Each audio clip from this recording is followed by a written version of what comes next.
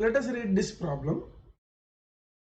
The following rating and valuation structure are available from the market.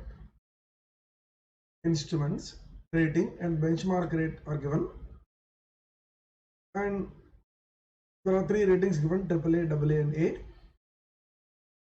An investor is buying a 5-year ₹1,000 face value A rated security which pays a coupon of 16%. The security is trading in the market at ₹1022.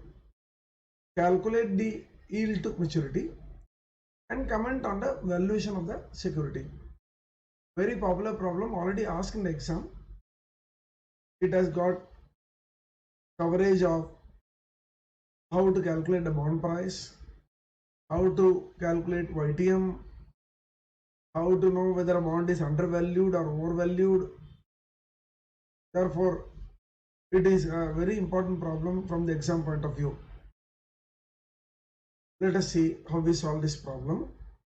We calculate bond price using the formula C into PVIFA K, N plus BN into PVIF K, N.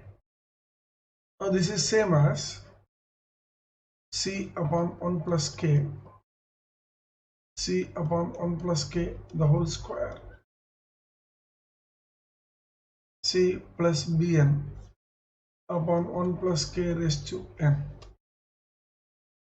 But this will be faster. Now let us see what is given to us. C is given as 16%.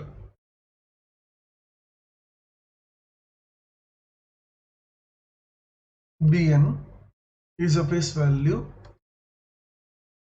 is given as 1000. N is 5 years. So we have C, we have N, we have Bn. Now what is K? So K is given as, so K is yield of singly rated bond.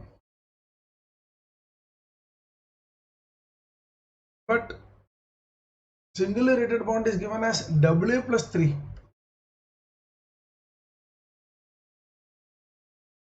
But AA is given as AAA plus 3.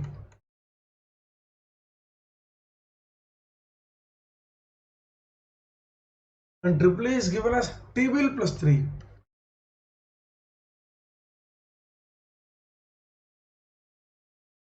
And T-bill is given as 6.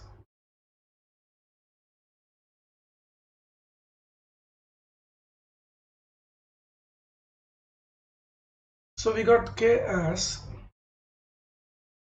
15%. So when we calculate B0, C is 16% or 160. So 160 into PVIFA K, 5 plus 1000 into PVIF K, 5. So we have to calculate the discount factor for 15%. So here PVIF factor 15%.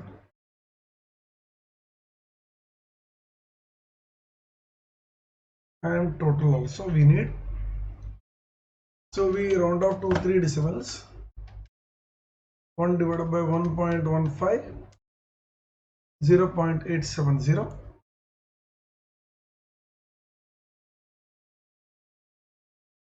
0.756,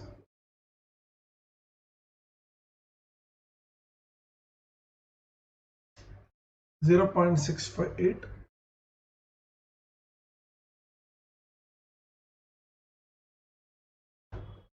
0.572,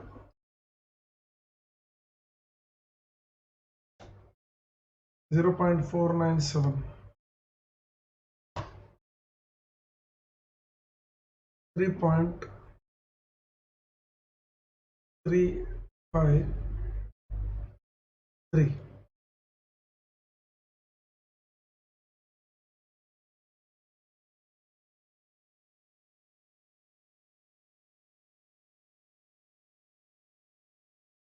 So we get 3.353. So this will be 160 into 3.353 plus 1000 into 0.497.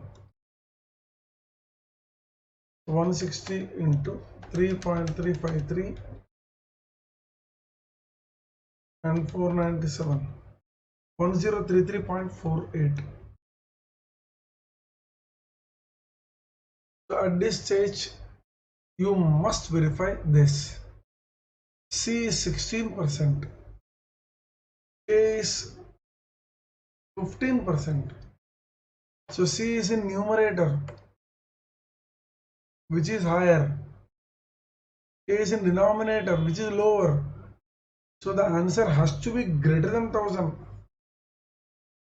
Greater than 1000, since C, or I'll write K is less than C.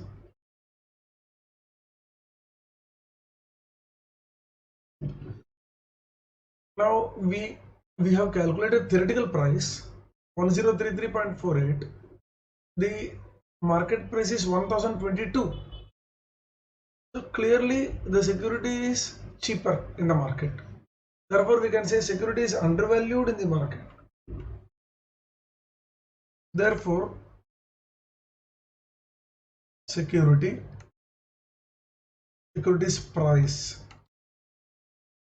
in the market is lower than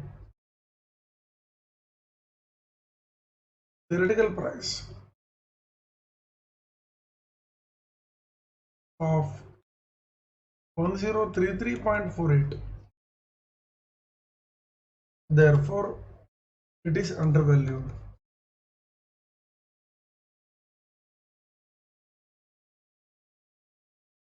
Now our next objective is to calculate yield to maturity for that 1022. Remember, the term yield to maturity is connected with market price. So whenever we have market price, suppose this is B0 market, then this K is yield to maturity.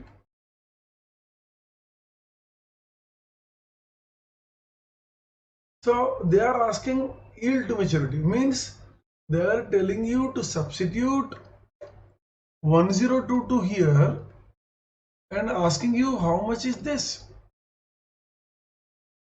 So for yield to maturity,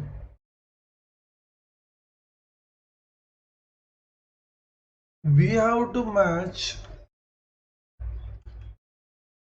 market price. Therefore 1022 equal to 160 into PVIF A K, 5 plus 1000 into PVIF K, 5. So we have to find this. Now this can be done by two methods. One is the approximate method, other is the interpolation method. So let us do first method. Method 1, approximate method.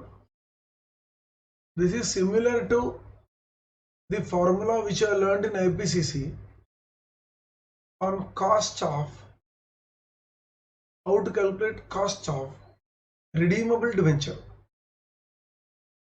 So the formula what we are going to use is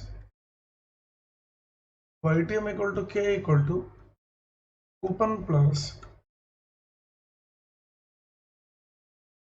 Bn minus B0 divided by N, Bn plus B0 divided by 2.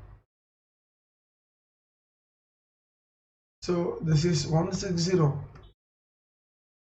plus Bn is 1000 minus 1022 divided by 5 upon 1000 plus 1022 upon 2. When you calculate, you get 15.39% or 15.4% approximately. So this is a simple method. This is your, in IPCC you would have learned this interest, this RV, SV.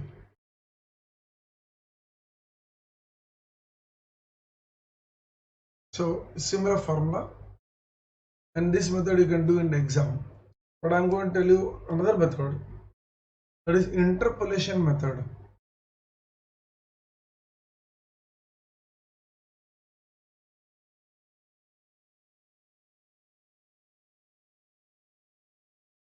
For interpolation, we need two values.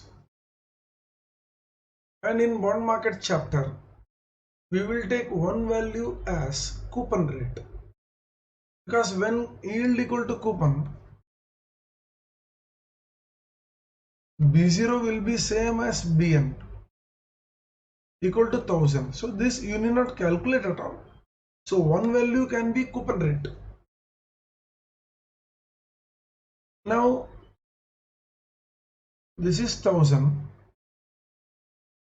This is 1k equal to C. Now when k is greater than C, k is in the denominator of bond pricing formula. You can see here, it is in denominator. So k is in denominator of bond pricing formula. So when k is less, bond price will be more. And when k is greater, bond price will be less. So when k is less, you will have greater than bond price. And when k is greater, you will have less than bond price. So here I want to find for 1022.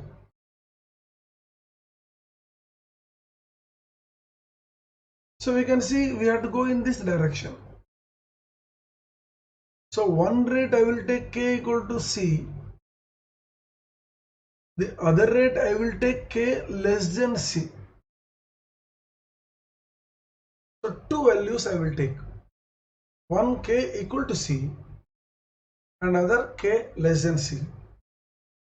So less than C, let us check. We have already calculated for k equal to 15%, and that value we have got 1033.48. So we can use this value.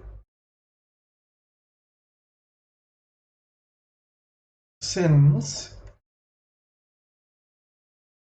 B0 is 1022, we use k equal to 16%, that is same as C, and k equal to 15%, that is less than C. So understanding this part is very important.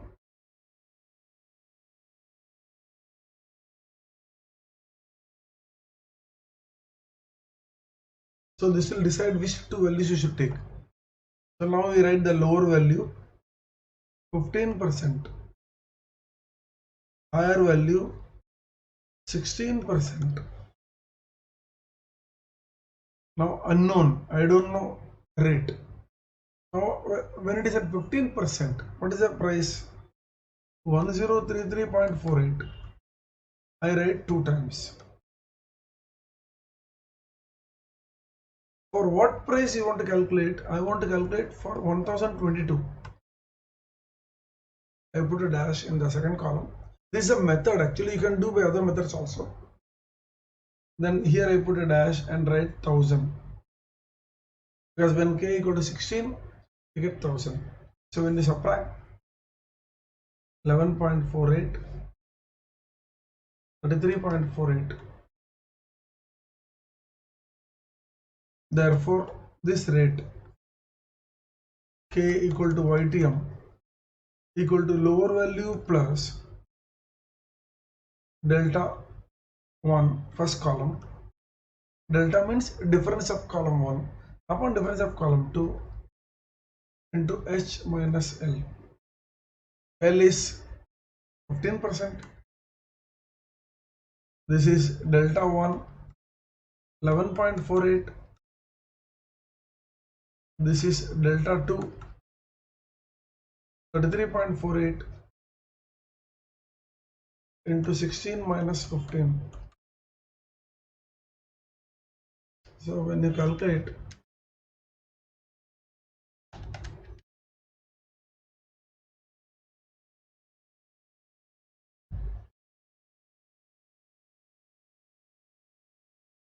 $15.34. Just verify once again.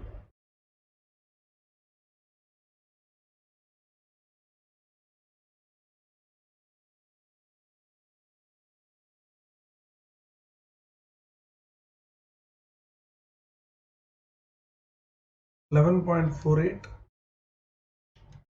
divided by 33.48. So we get this 15.34%.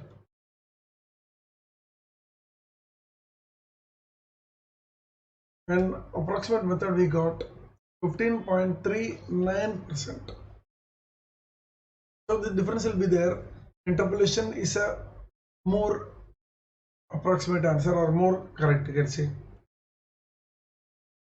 So this is how we calculate YTM and decide whether whether security is overvalued or undervalued, which we do by comparing theoretical price and market price. Hope you understood this problem.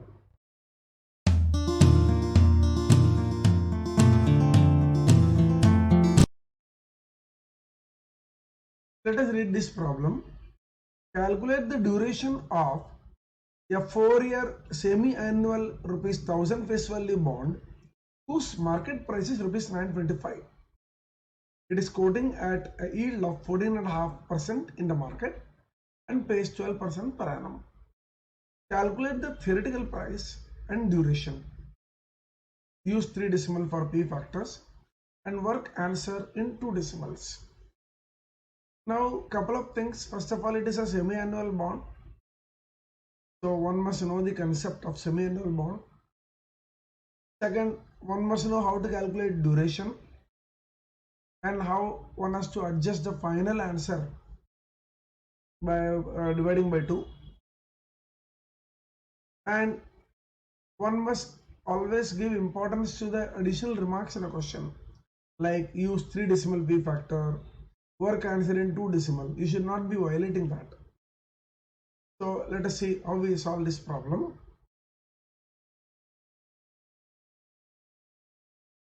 Duration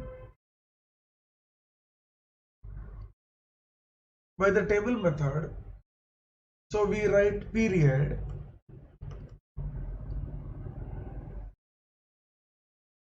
then we write cash flows,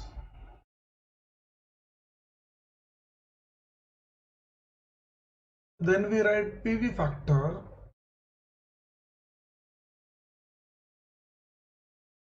we'll write the percentage shortly, then we write PV of cash flows. Now this total will give you the bond price.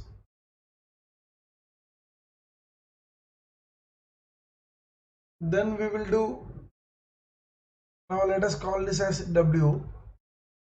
So W into PV of cash flows. So here periods are used as weights. So therefore we have put the term W for period, and this we will get this total. Suppose I call it as A, I call it as B. Therefore duration will be B upon A. So we can get both the answers simultaneously. So table method is preferable when they ask both theoretical futures price, theoretical price of the bond and what we call as duration. One more thing we want to find out is we should know that it is a semi-annual bond. So semi-annual bond, we will always get the answer in half years. Remember, I am actually going to write, it's a 4-year bond. So I am going to write 1, 2, 3, 4, 5, 6, 7, 8 periods. Remember, this each period is a half year because it is a semi-annual bond. So each period is a half year. So our answer will be half years.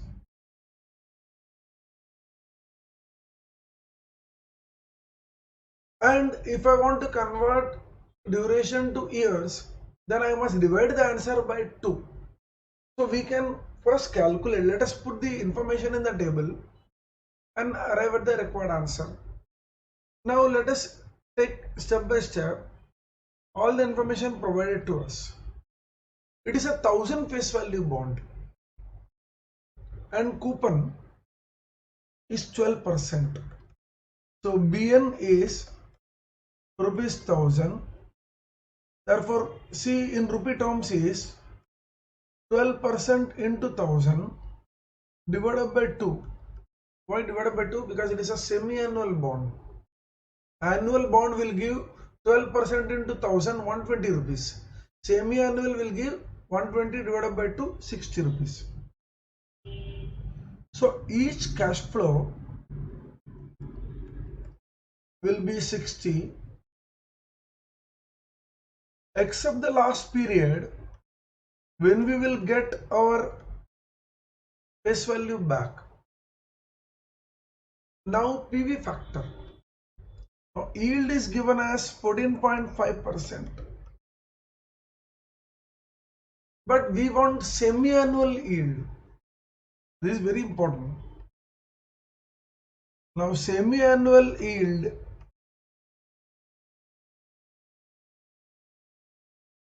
will be 14.5% upon 2, 7.25%. So this will be 7.25%. So we take P factor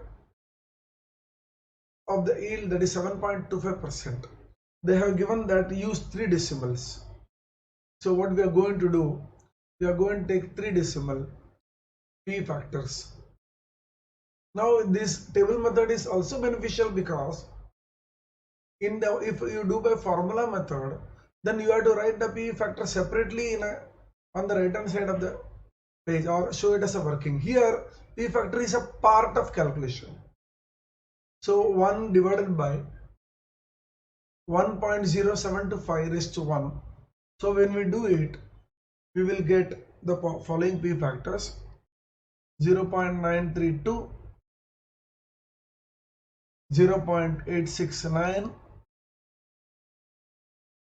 0.811, 0.756, 0.705, 0.657, 0.613, 0.571. Now we have to calculate PV of cash flows. So we multiply 60 with 0.932 and so on. And remember, they are given work in 2 decimals. So usually all these terms will be, because we have 61 0 is there. So we will automatically get the answer in 2 decimals.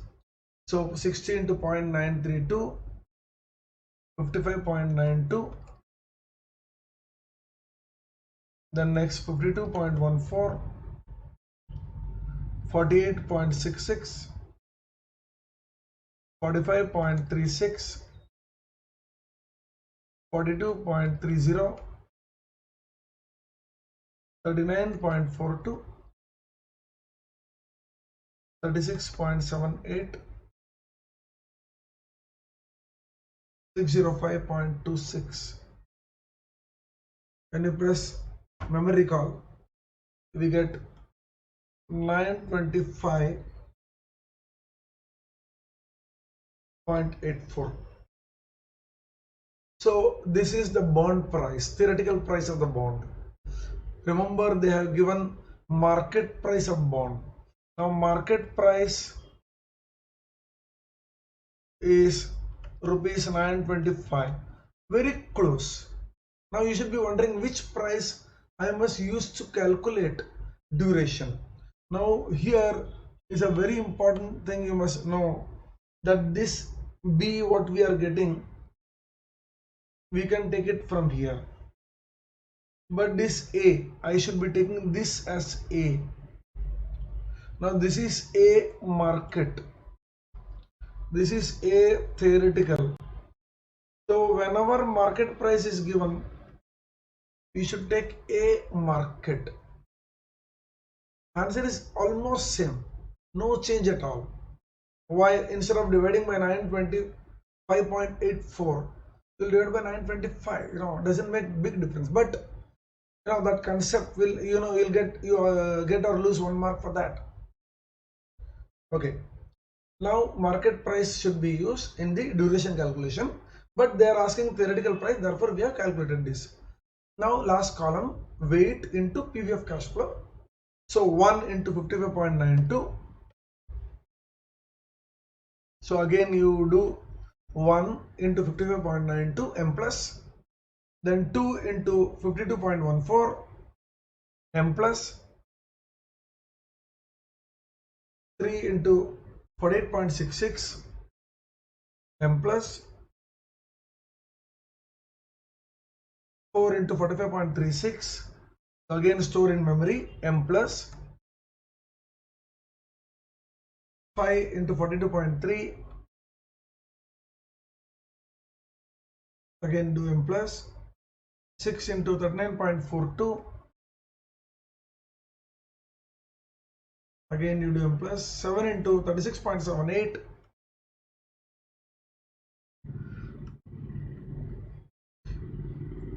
this also is stored in memory, and 8 into 605.26, 4842.08, again this also is a, now you do memory recall, you get 6035.18. So when you do this,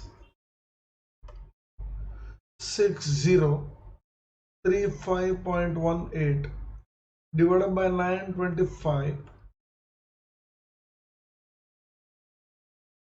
6.52 half years. It's 6.52 half years. Therefore, duration in years will be 6.52 divided by 2. So 3.26 years. So the correct answer is, theoretical formula is this and duration is 6.52 half years. Remember, if you want to state in years, it will be 3.26 years. Theoretical price, duration in terms of half years, and duration in terms of years. I repeat, whenever we are asked to calculate both, I repeat both, theoretical price and duration, the table method is slightly shorter. But I am not telling that you should do only by this method. What is the other alternative? Other alternative, if you are fast in the formula method, we can do that. What is that? We first calculate B0 is equal to C upon 2 into PVI of A K upon 2 comma 2n plus Bn into PVIF K upon 2 comma 2n. In this case, you will get 60 into PVIFA 7.25, 8 plus 1000 into PVIF 7.25%, 8. So you'll be writing the P factors in a column and then do the calculation, and you will arrive at the same answer, 925.84. Then you do the duration calculation, 1 divided by B0, and we will use this formula, summation of T into cash flow T 1 plus A raised to T. So this will be 1 divided by 925. Remember, I should use market price because they are given market price. They are given market price. Therefore, I should use market price into 1 into 60 upon 1.0725, 2 into 60, 1.0725 square, 3 into 60 upon 1.0725 cube, 4 into 60 upon 1.0725 raised to 4, 5 into 60, 1.0725 raised to 5, 6 into 60, 1.0725 raised to 6, 7 into 60, 1.0725 raised to 7, plus 8 into 1000 plus 60, 1.0725 raised to 8. You will get the same answer as 6.52 half years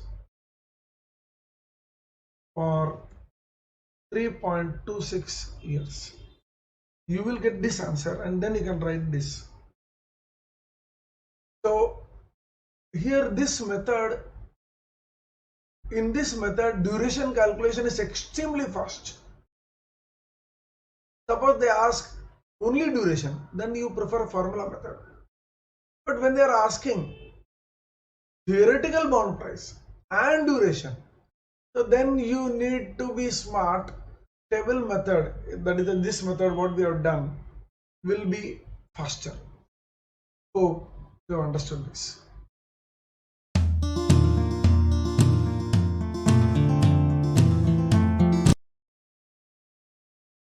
Let us read this problem. The following data are available for bond. Face value 10,000 to be redeemed at par on maturity.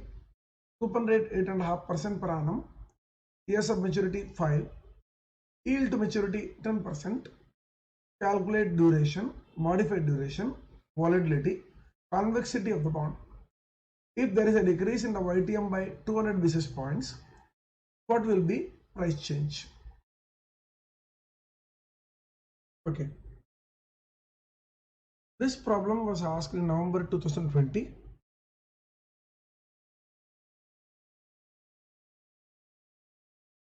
For the first time ever, a question came on convexity.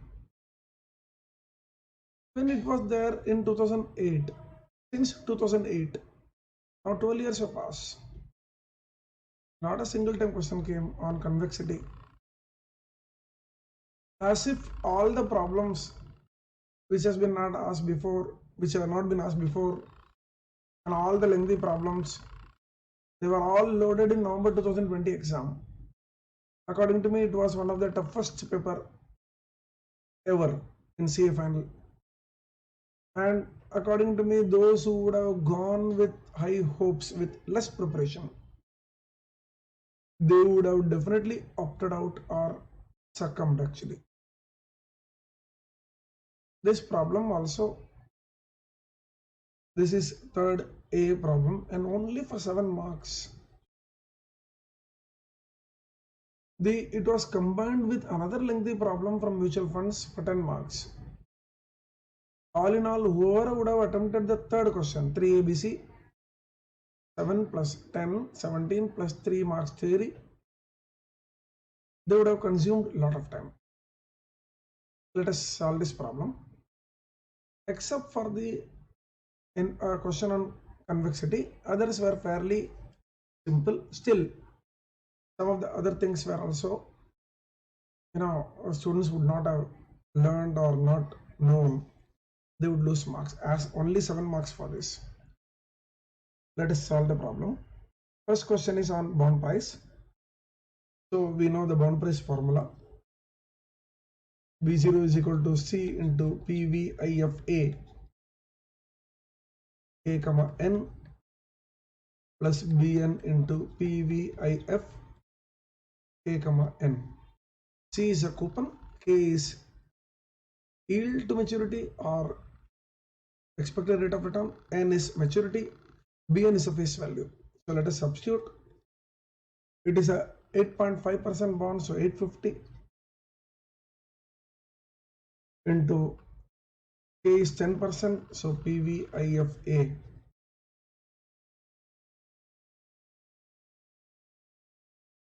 Maturity is 5 years. Face value is 10,000. So this is another trap. Now generally, we are used to solving problem Bn equal to 1000. So C is 8.5% of face value, that is Bn. So 8.5 upon 100 of 10,000, so comes to 850, and this is what you have used here. Since we are used to doing problem of 1000 face value, there is a danger of writing 85. Suppose you have been seeing something regularly, day in day out.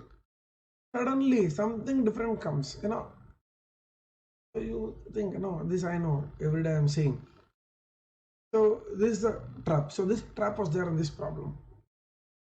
10,000 into PVIF 10,5.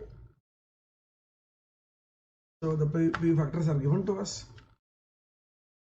So when you substitute,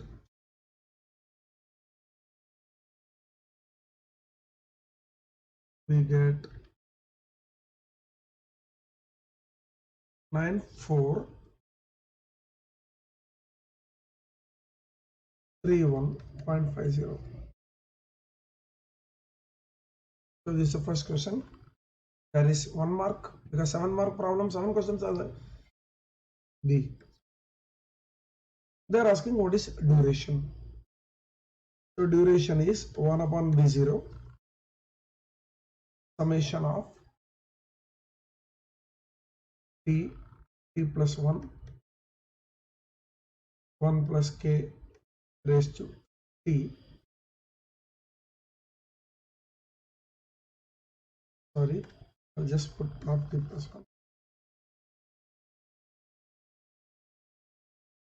T into cash flow T. T plus 1 would come in convexity, not in duration. So T into cash flow T means first year cash flow multiplied by 1, discounted once. Second year cash flow multiplied by 2, discounted twice. Third year cash flow multiplied by 3, discounted thrice. Same logic.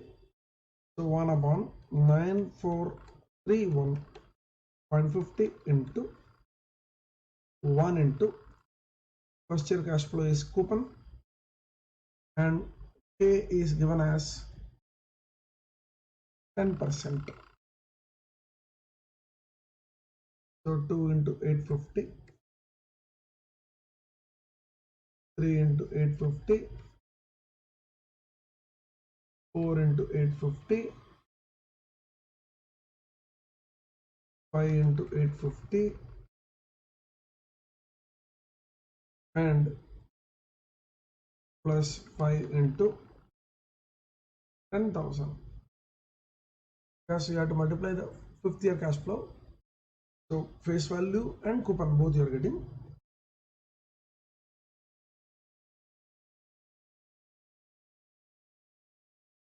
So when you calculate this, I've done the calculations already, you can easily verify, comes to 4.25 years.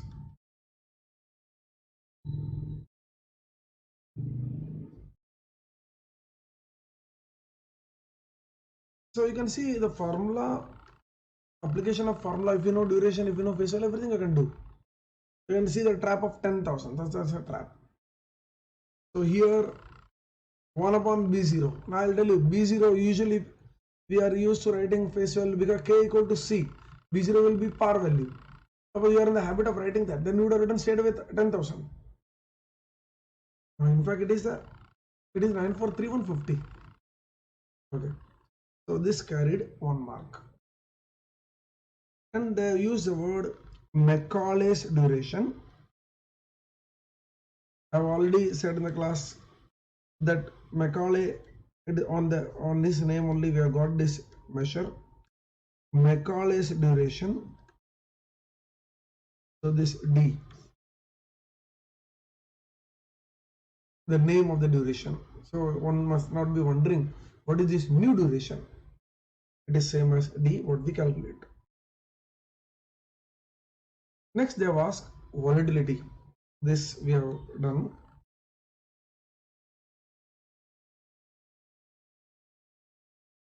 D upon 1 plus K.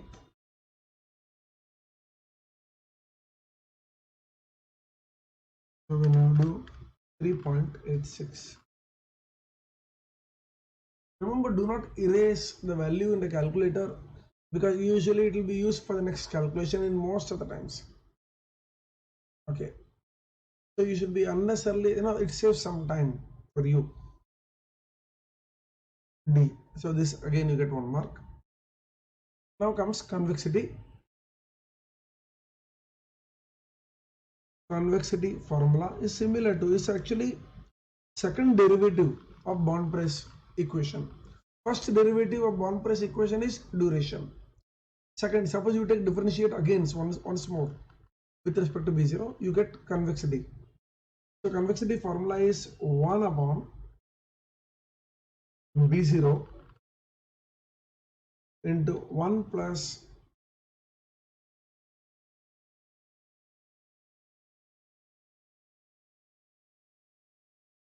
what we can do is, I'll write here next line.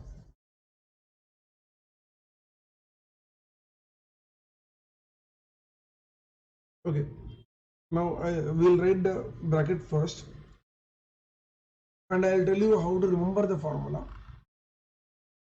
In duration we have T into cash flow times. So here we will have T into T plus 1. T plus 1, sorry.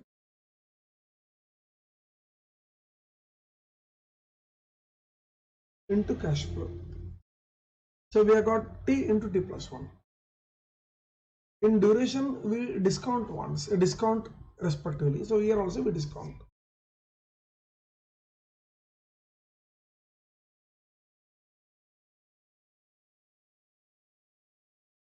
And in duration we don't do 1 upon 1 plus K, but here we have to do 1 upon 1 plus K square.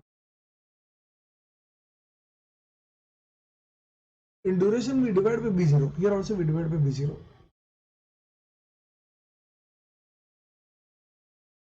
So what are the changes? Changes is this.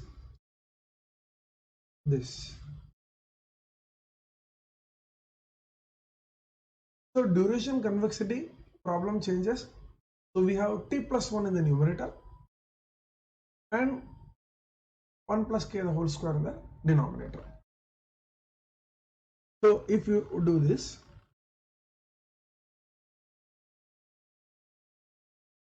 we get 1 upon 9431.5 1.1 square into 1 into first year 1 into 1 plus 1 1 into 2 into 850 discounted once. Second year 2 into 2 plus 1 2 into 3 into 850 discounted twice. Third year, 3 into 4. 3 into 4, 850 discounted. Fourth year, 4 into 5 multiplied by 850 discounted 4 times. 5 into 6, 850 plus 10,000 discounted 4 times.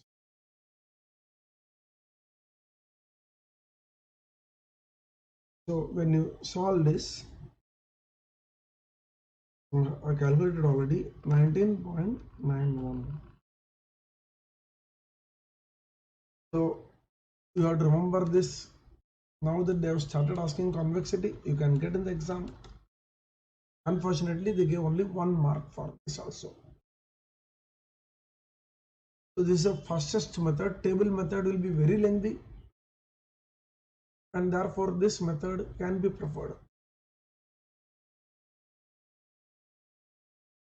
If you want to do in table form, I'll just show you. So we write here, or just writing table method. Now because there are students who feel this method is better, so we write here period. Remember, period is our T. Then we have got cash flows.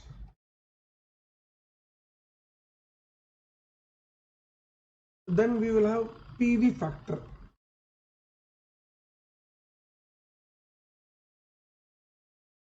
Now we will have PV of cash flow.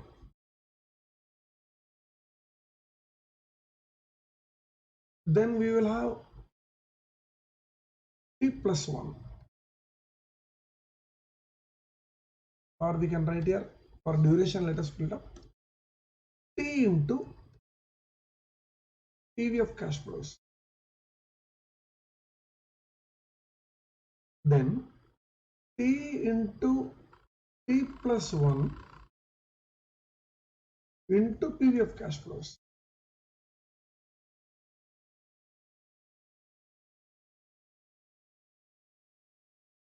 So we'll be doing 1, 2, up to 5. In 5th year, you can show, now this is 850. 5th year, you can show 10850.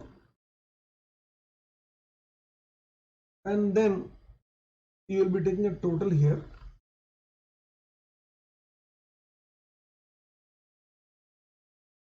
Now this total will be PV of cash flow. This will be B0. This is your answer for A. Then this total you will get. So let us call it as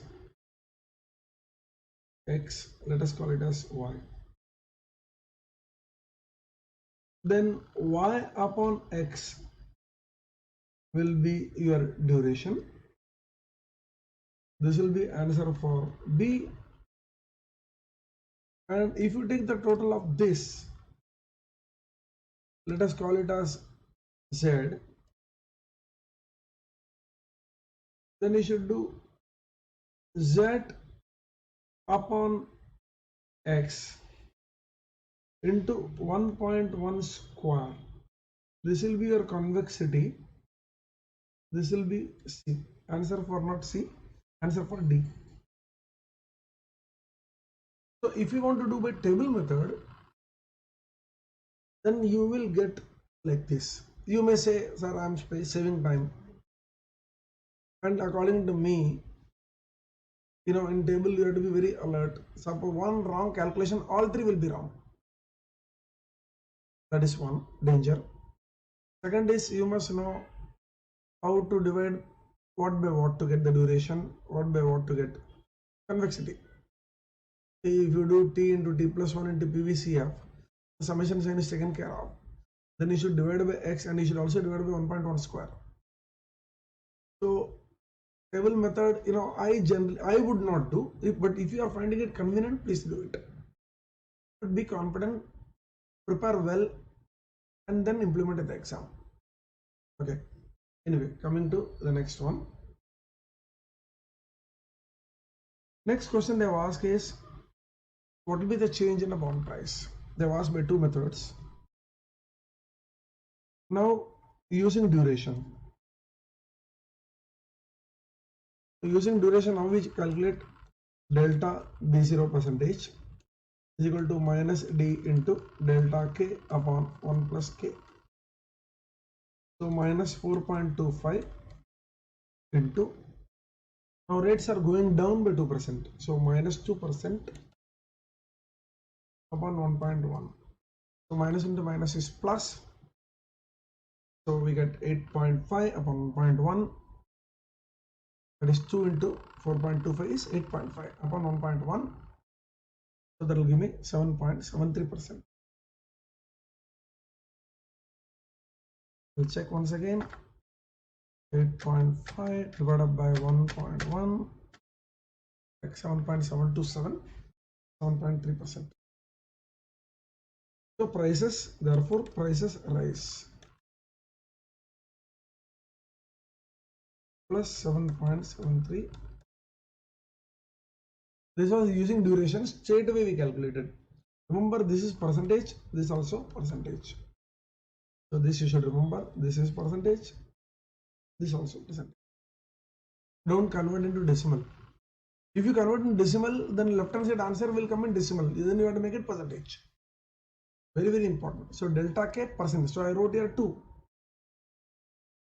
I didn't make 2%. I did not write 0.02. If you make 0.02, then left hand side you will get the answer in decimal. Okay, so a very important point here.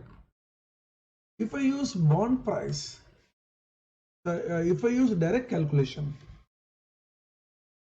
now direct calculation. Direct calculation means what? BN 10,000, C 8.5%, K 10% minus 2% equal to 8%, N 5 years.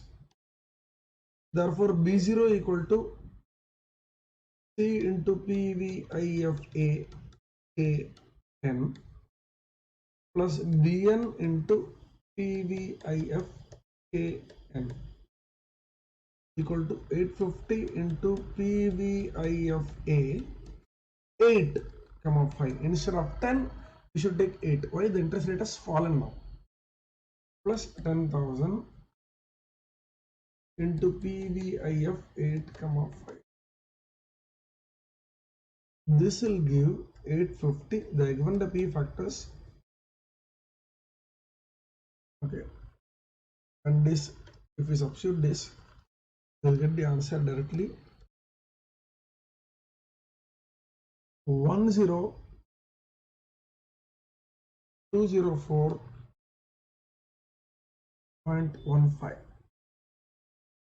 Now we are, what they are asking, they have to calculate a price. So here we have to write, therefore the new price will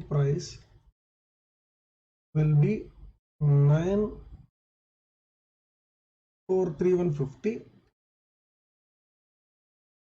plus 7.73%. If we do 9,431.50 plus 7.73%, 10160.55. 10160.5. And here we are getting new price 10204.5. Now you can see the difference. They didn't ask in the exam. So you can write A and this B. They are not asked why. Why price calculated using duration formula and direct price, they are different. They are different because of the concept of convexity. Okay, so it's a very lengthy thing. Just for information, you can write A and B are different due to convex due to convexity, you can write. The duration believes linear relationship between yield and maturity. Actually, the relationship is convex. It is not linear. Therefore, we are finding the difference. Anyway, they didn't ask this, but this is for information. So this lengthy problem came just for 7 marks. Hope you have understood this.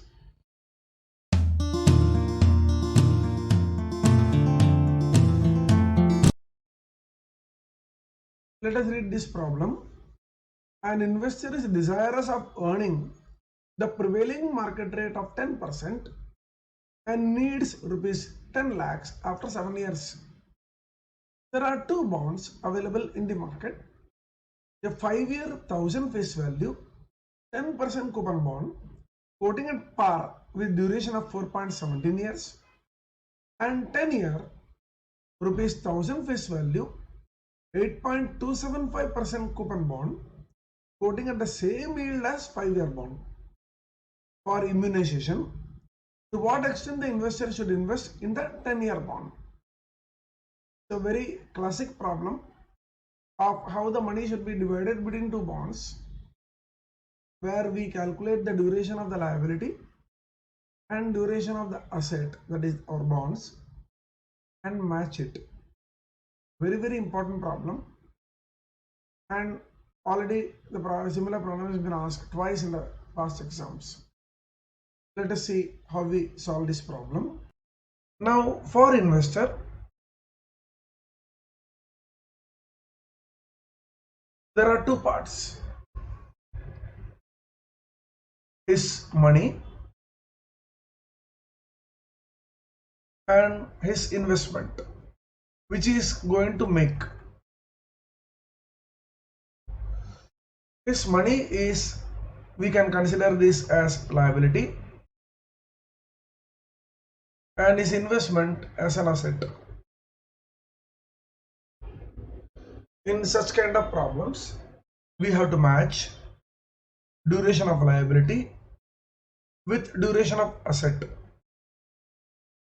So when we match duration of liability with duration of asset, then we are taking care of two risks simultaneously.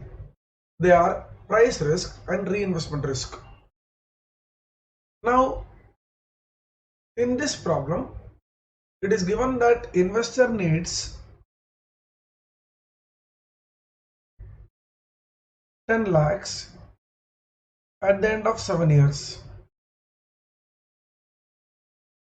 Now there is a gap of 7 years from investing X rupees minus X and getting 10 lakh at the end of 7 years. Some amount is investing, and is investing at the rate of 10% per annum over a period of 7 years. He needs 10 lakhs. So there is one inflow and there is one outflow separated by certain number of years. When there is one inflow and one outflow separated by a certain number of years without any intermediate inflow or outflow, then the duration is the number of years of that investment. So the duration of this liability, in the exam we can write directly duration of investors' money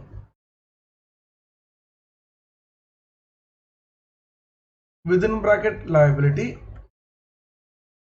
Please understand, for an investor there are two hands: giving money, investing. Investing is an asset, so that is a liability.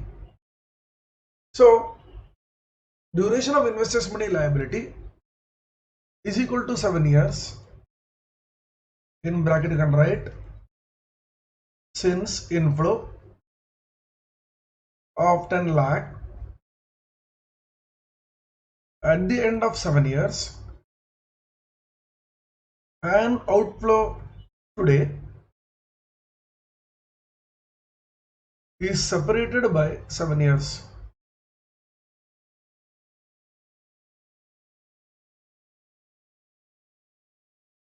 So therefore we have found duration of liability is 7 years. Now if I want to immunize, for immunization means protecting our investment from risk.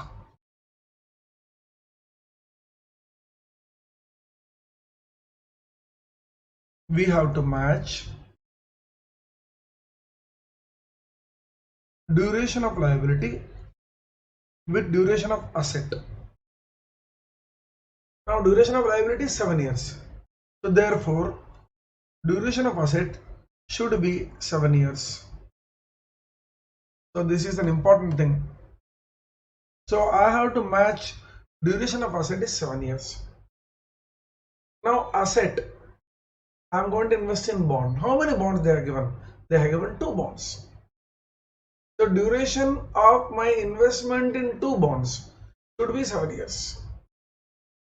So since we are investing or we are thinking of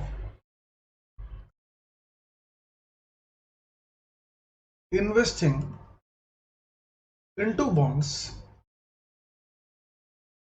they are not given the name, so we can give the name, say 1 and 2. We can or we need duration of 1 into proportion of investment in 1 plus duration of 2 into proportion of investment in 2 should be equal to 7 years. So we have to ensure that D1W1 plus D2W2 should be 7 years. What is D1? D1 is duration of, they are given 5-year bond.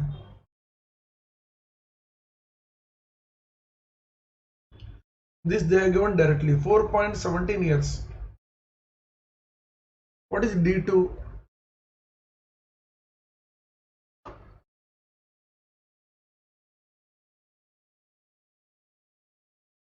D2 is duration of 10-year bond.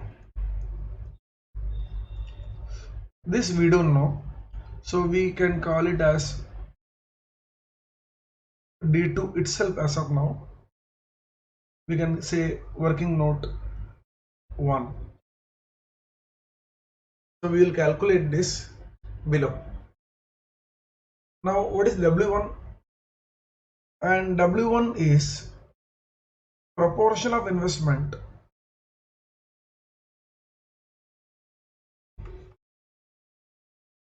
in bond 1,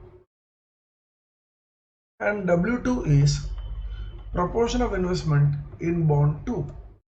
And we are interested in calculating this only because they are asking to what extent investors should invest in 10-year bond. So we have to calculate W2, and we know that also W1 plus W2 is equal to 1 because our entire investment is going to be only in 2 bonds.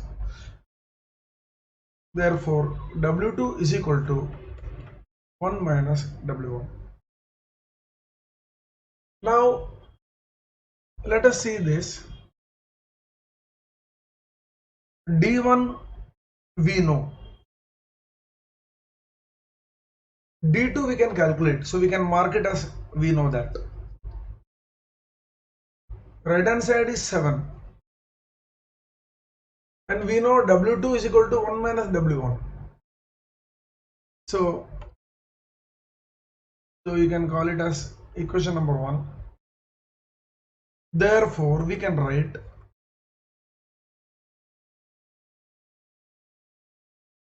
4.17 W1 plus D2 into 1 minus W1 equal to 7. Now what we do is we calculate D2 and then substitute there, which will give us answer of W1 and W2. and we can say how much we can invest in bond, 10-year bond. So now let us calculate duration of bond 2. So working note 1,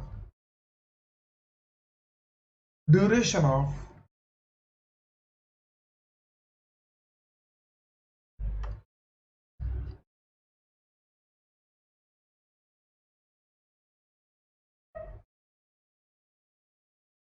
bond or 10-year bond.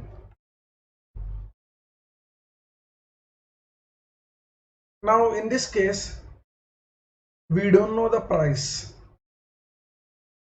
Since we don't know the price of the bond, the table method will be very useful. So in the table method, we can calculate the price, we can calculate the duration both.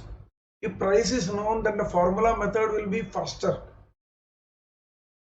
So let us calculate the duration, and since we need the price for duration, so we calculate duration using this table method. Let us write down the features of the bond. BN is 1000, C is equal to 8.275%,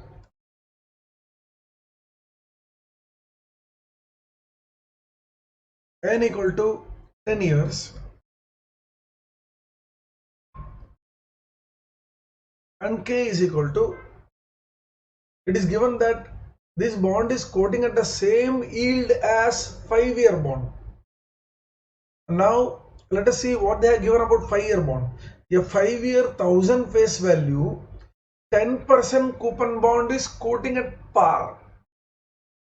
So since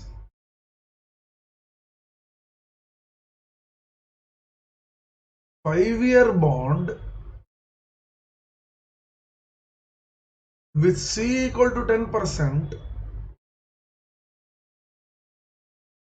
quotes at par, we have K equal to C equal to 10%. When a bond quotes at par, yield is equal to coupon. So we got 5-year bond yield as 10%. Now here they are given 10-year bond is also quoting at 10%. So therefore K is equal to 10%, same as 5-year bond.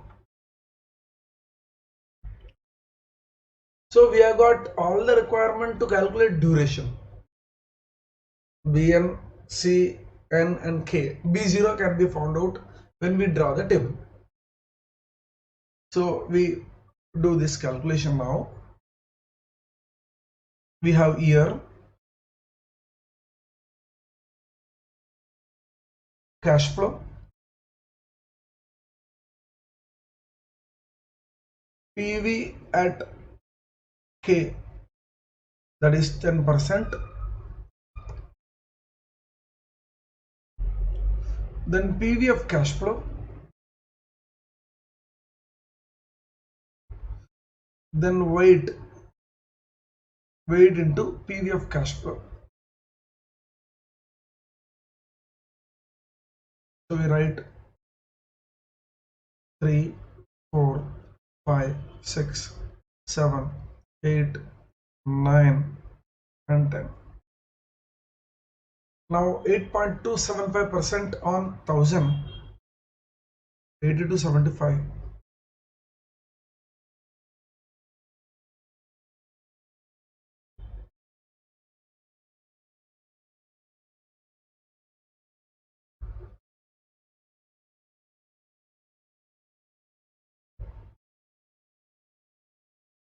And last year we get our face value back. So 108275. P factor for 10% we can calculate using 1 divided by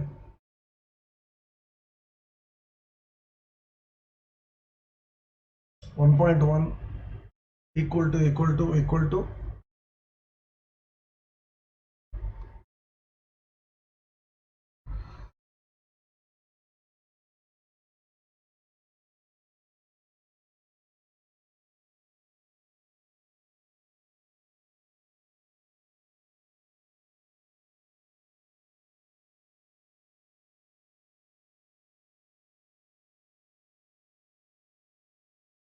Now PVF cash flows, multiply this. So when we multiply this,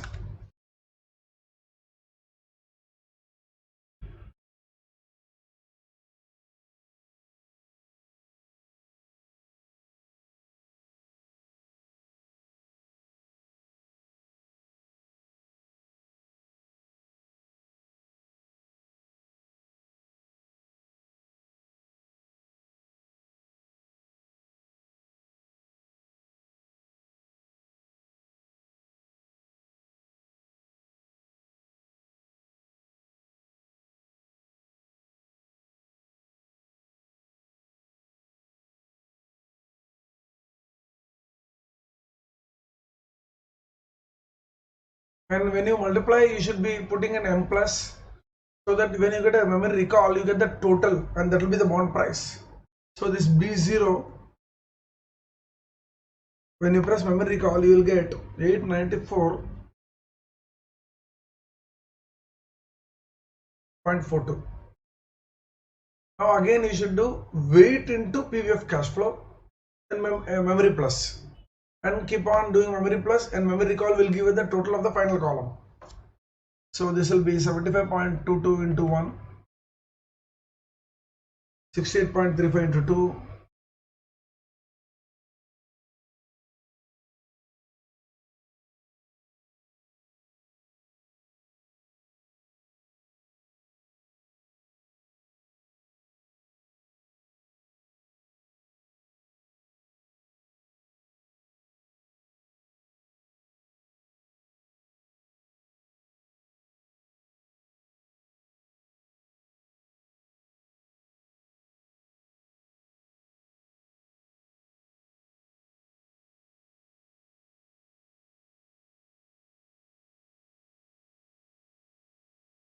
and when you do memory recall,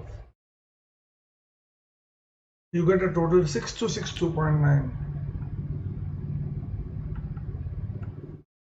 Therefore D2 will be 6262.9 divided by 894.42.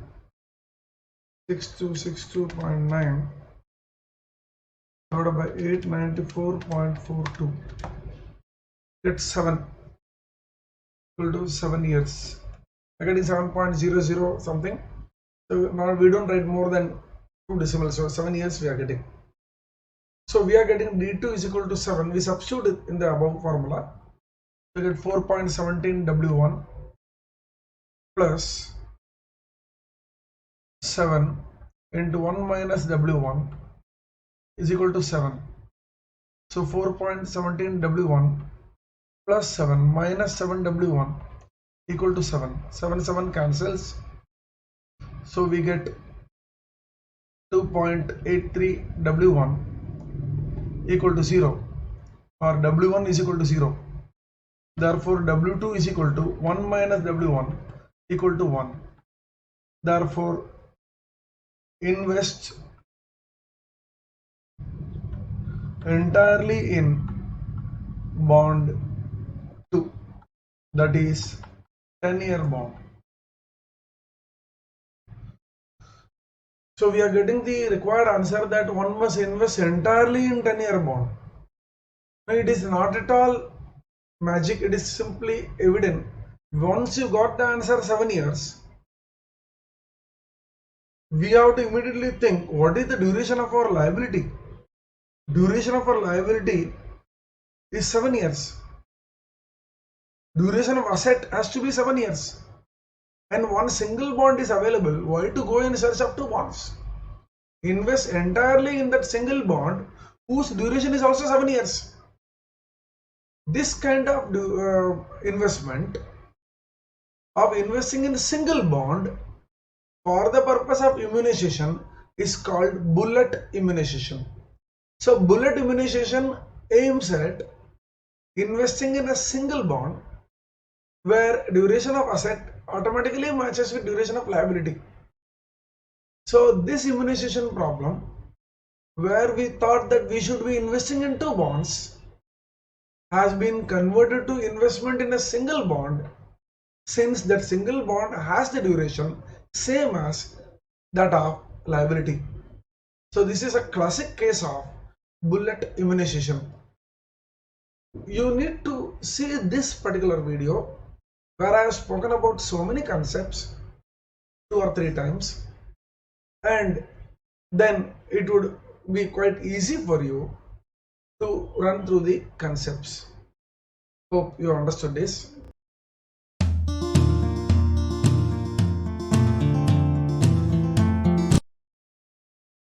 Let us read this problem. We are given a table of face value, interest rate in percentage, maturity years, and current price. We are able to see that 4 years maturity 1, 2, 3, 4. For 4 different years, information has been provided. Calculate the forward rate for year 4 approximately. So this is a classic problem of calculating forward rate of a bond. And we will be doing this activity 4 times. We will start with the first one, calculate for year 1. Then take the second row data, calculate for year 2. Then year 3 and year 4. Okay, let us see how we solve this problem. We have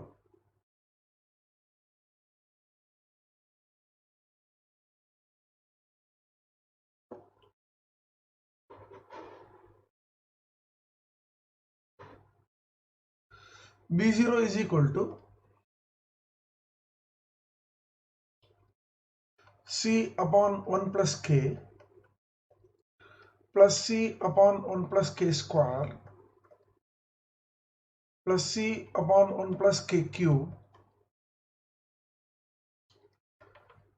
plus C plus Bn upon 1 plus K raised to N as a typical bond pricing formula. Bn refers to face value, C refers to coupon,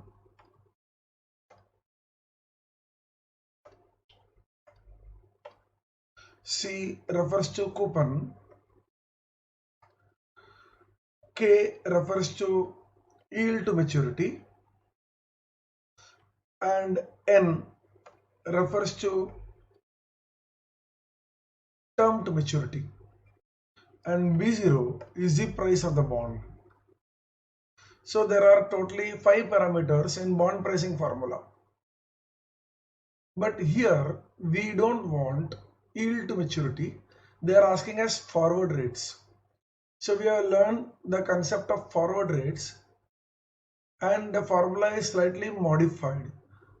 Forward rate is for 1 year, remember. So every year will have its own forward rate. First year forward rate, let it be R1. Second year forward rate R2, and so on. So we don't have a single K for every year. We have individual forward rates for each year. So this formula, as we have learned, B0 is equal to C upon 1 plus R1 plus C upon 1 plus R1, 1 plus R2. So in the second term, we can see instead of 1 plus K square, we have R1, R2, R1 for first year, R2 for second year. C upon 1 plus R1, 1 plus R2, 1 plus R3 plus C upon 1 plus R1, 1 plus R2, 1 plus R3, 1 plus R4. Remember, we are asked only up to year 4. So we will put a stop. We will write the face value in the last term. Now they are asking us to calculate R4. So we want to calculate this. Remember, we don't know R1 also, R2 also, and R3 also. Nothing is given. But what we are going to do, we are going to use the first row, that is zero coupon bond information, and calculate R1 first. Then you're going to use a second row data. We are having 2-year bond, we will calculate R2 using that, because R1 we already calculated using the first row. So using the second row 2-year bond, we will calculate R2. Using the third row data, 3-year bond, we will calculate R3. So like that we will do 4 times. First time using first row data, calculate R1. Again we start, write the bond price equation, calculate R2. Again we write the bond price equation, calculate R3. And finally, using the fourth row data, we write this formula and calculate R4. So it is slightly, mathematically you can say, if you want to talk of calculation, it may be lengthy calculation provided you don't know the technique. So let us see how we go about. So first, let us write for the first data. So we should write here year 1. So it is a 1-year bond and we are given 0 coupon bond. So we know the formula, B0 is equal to, there is no coupon, so C is 0. So it will be, usually we write like this, C plus Bn upon 1 plus R1. Now but C is 0, okay, given. So what is B0? So they are given 909 equal to Bn. They are given the face value as 1 lakh upon 1 plus R1. When you calculate this very simple calculation, we get R1 equal to 10%. So now we know R1. Now we can use the second row data to calculate R2. So then we write year 2.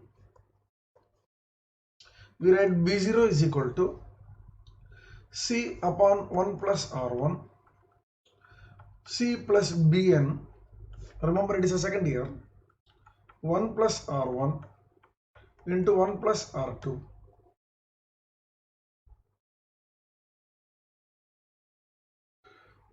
Now we can write B0, they are given as 10046 is equal to, now coupon, it is a 10.5% of 1 lakh. 10.5% coupon bond. 10.5% into 1 lakh is 10,500 upon 1.1, because we have calculated R1 as 10%.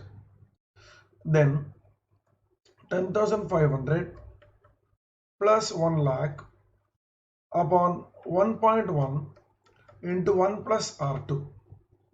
Now this calculation, troubles many students. But if you are good in using memory functions in the calculator, it will be extremely easy. So how we do this? We actually store, remember, we want to find this. So first we have to simplify this box. Now what we can do is, we will store this in memory plus first, and when we store this in memory minus, so the entire thing will be available here, memory recall.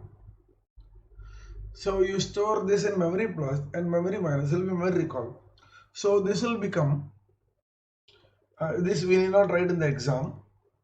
So memory recall, so whatever we have simplified this is equal to 10,500, or we can straight away write 1,10,500 upon 1.1 into 1 plus R2.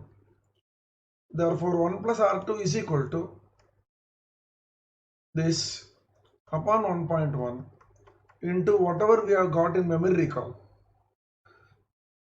Therefore R2 is equal to 1,10,500 upon 1.1 into whatever we are getting in memory recall. So what we do, 1,10,500 input in the calculator, divided by 1.1, divided by memory recall.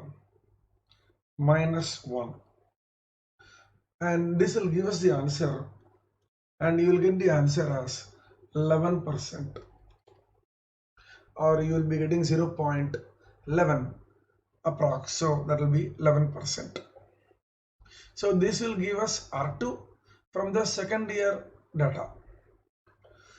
Similarly, we proceed to calculate R3. Year 3 is equal to B0 is equal to C upon 1 plus R1, C upon 1 plus R1, 1 plus R2, plus C plus Bn upon 1 plus R1, 1 plus R2, 1 plus R3. Price is given as 100,180 is equal to, coupon is 11%, so 11,000 upon 1.1 plus 11,000 upon 1.10, 1.11 plus 1,11,000 upon 1.10,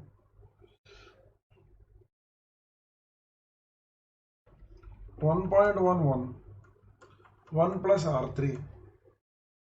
Again we put this memory plus, we calculate store in memory minus, we calculate store in memory minus. This entire thing will be available to us in memory recall. Therefore, we will finally get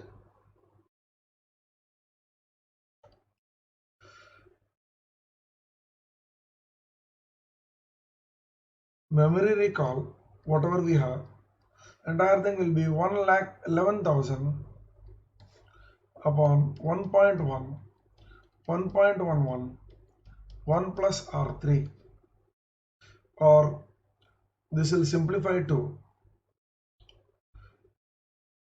R3 is equal to 1,11,000 divided by 1.1, 1.11, and whatever we have in memory recall minus 1. Now only this step, this memory recall, we will not be writing in the exam, but I am telling you how you should be calculating, because I have seen many students taking a lot of time to calculate this. The drawback of this problem is the time of calculation. So this is what you should be practicing 3-4 times, and remember, see on the last day also that this technique can save a lot of time for you. Then automatically this problems becomes very easy. So when we substitute this, and we will be getting the answer as 12%. Finally, we come to the required answer, that is year 4 calculation.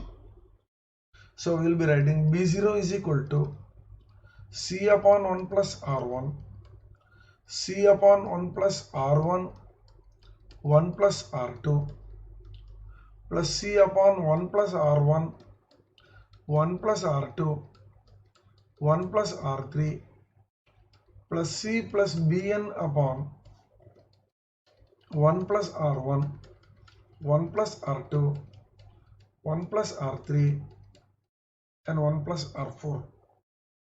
So we substitute, we get last is 100,440 is equal to bond 11,500, 1.1, 11,500 upon 1.10, 1.11.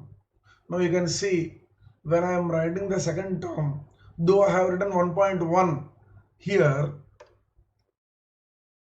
I am writing this 1.10 just to safeguard the silly error which we might commit while calculating. So we are able to see 1.10, 1.11. Now is quite important, because these are all very small techniques which you should actually practice while doing revision. Plus 11,500 upon 1.10, 1.11, 1.12, plus 1,11,500 upon 1.10, 1.11, 1.12, 1 plus R4. So again, you put this in memory plus, memory minus, memory minus, memory minus, and in the exam we should show this substitution, and straight away we can write by solving. We should be writing like this: by solving we find R4 is equal to 13%. So in the exam at the CA final level, they don't want to verify whether you know 2 plus 3 is equal to 5. This calculation, very important is you have to write the formula. Secondly, you must show correct substitution. So this step is very important. So this is important, this is important, this is important, and finally this is important. So you need not show the intermediate calculation steps. But if intermediate calculation steps involve some substitution in the given data, suppose they are given exponential value, you have to show substitution, then one more step will come. Otherwise, we straight away write this. So we get R4 equal to 13%. So the required answer is 13%. So this is problem from bond market chapter, where we have calculated forward rates using multiple data given to us. Hope you have understood this.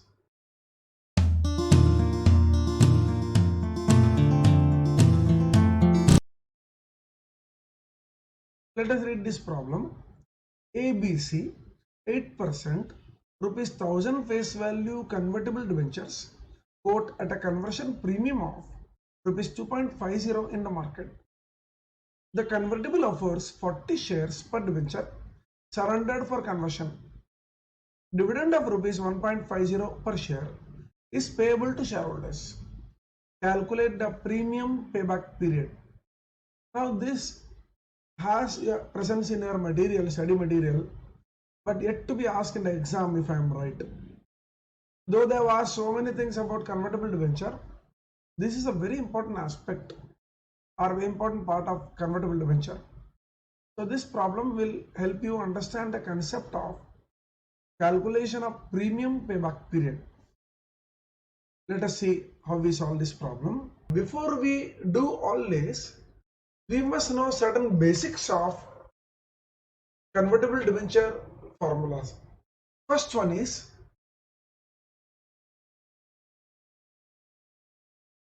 conversion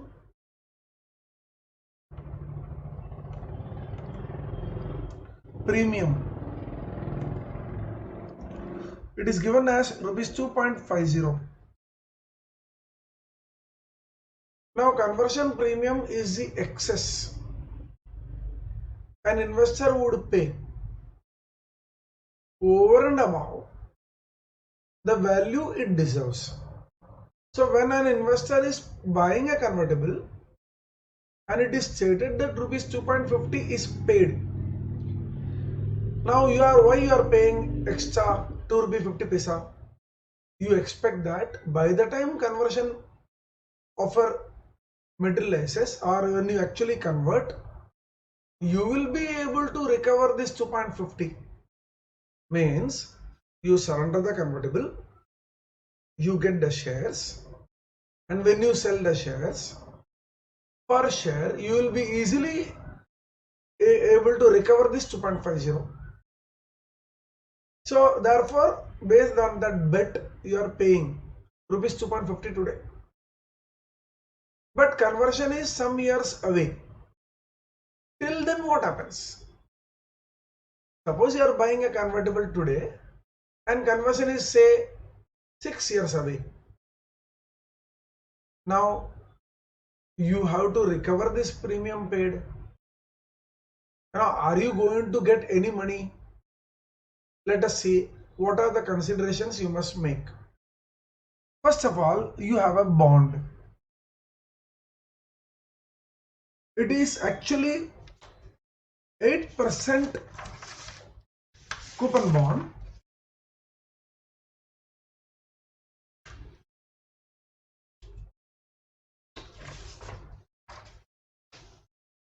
Thousand face value.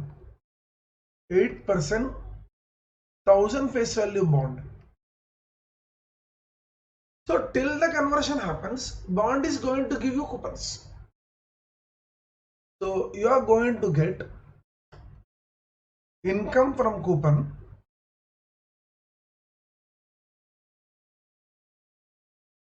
equal to 8% into 1000 equal to rupees 80 per annum. So you have bought a convertible, you paid premium 2.5, and till the conversion happens, which may be some years away, you are likely to get rupees 80 per annum. Now, had you converted into shares, how much income you would have received? Suppose you can do conversion today itself. Suppose you get conversion today itself, then one bond will give you 40 shares. It is given that 40 shares will be given. So per bond, the conversion ratio is equal to 40. Therefore, if we convert today, we would get rupees 40. Sorry, we would get 40 shares.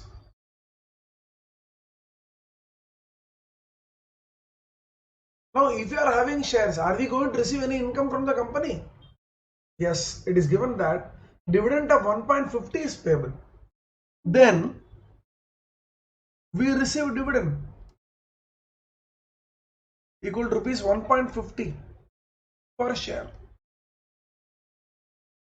Therefore, what is the dividend? Total dividend. So total dividend, so rupees 1.50 per share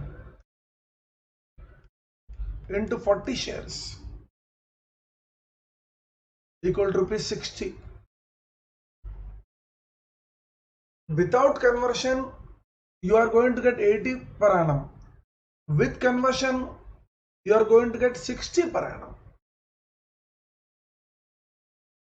And therefore, what is a favorable income? Favorable income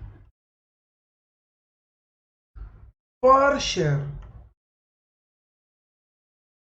means by holding the bond, what is the increase in income on per share basis?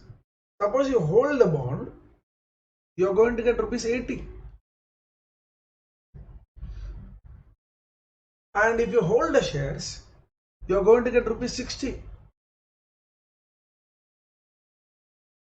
Now 60 is calculated on 40 shares. Therefore, you are going to get incremental 80 minus 60. But I want to calculate per share. Remember, 60 rupees is on 40 shares. Just see, we have multiplied here. 1.5 into 40 shares.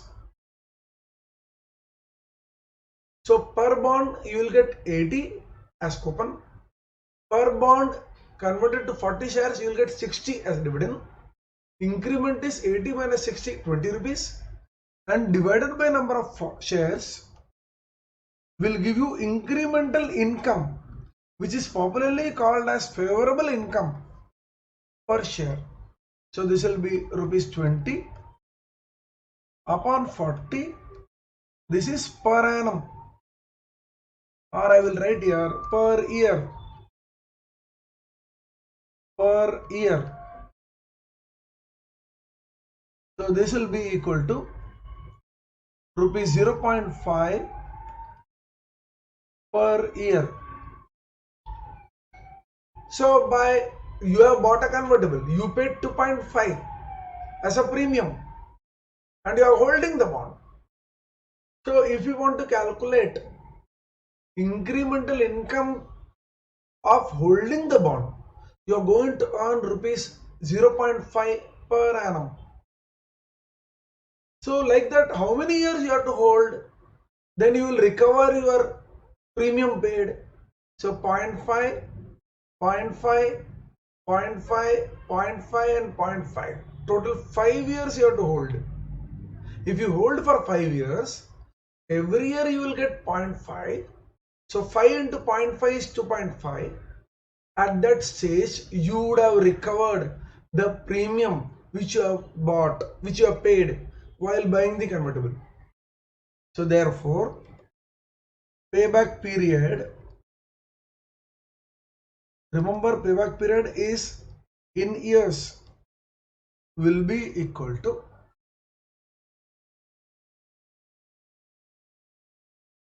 premium paid divided by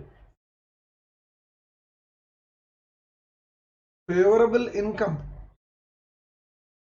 per share. See, premium paid, this also per, right? You can do like this, favorable income per year. So this will be rupees 2.5. This will be rupees 0.5 per year. Remember, the year is denominator of denominator. We will go to numerator. So you will get the answer in years. 2.5 by 0.5 is 5. So payback period is 5 years. So what we have learned in this problem? First one, convertibles are traded in the market and we have bought the convertible and paid 2 rupees 50 paisa as premium. Now this premium we must recover. Is it possible to calculate whether we can recover 2.5 before the date of conversion? And that's what this problem addresses.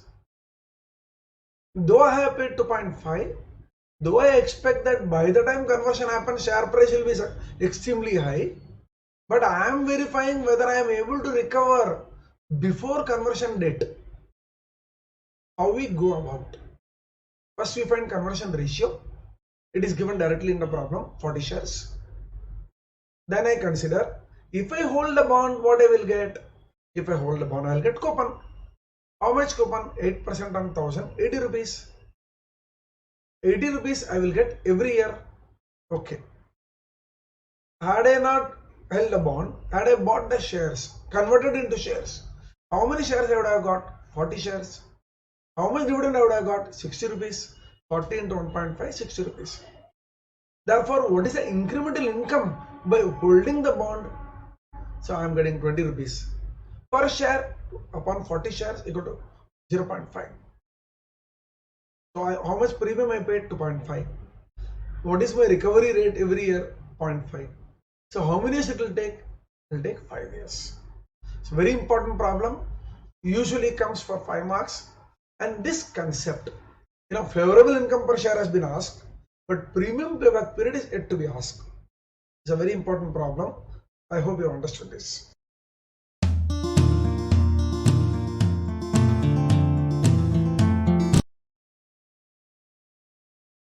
Let us read this problem.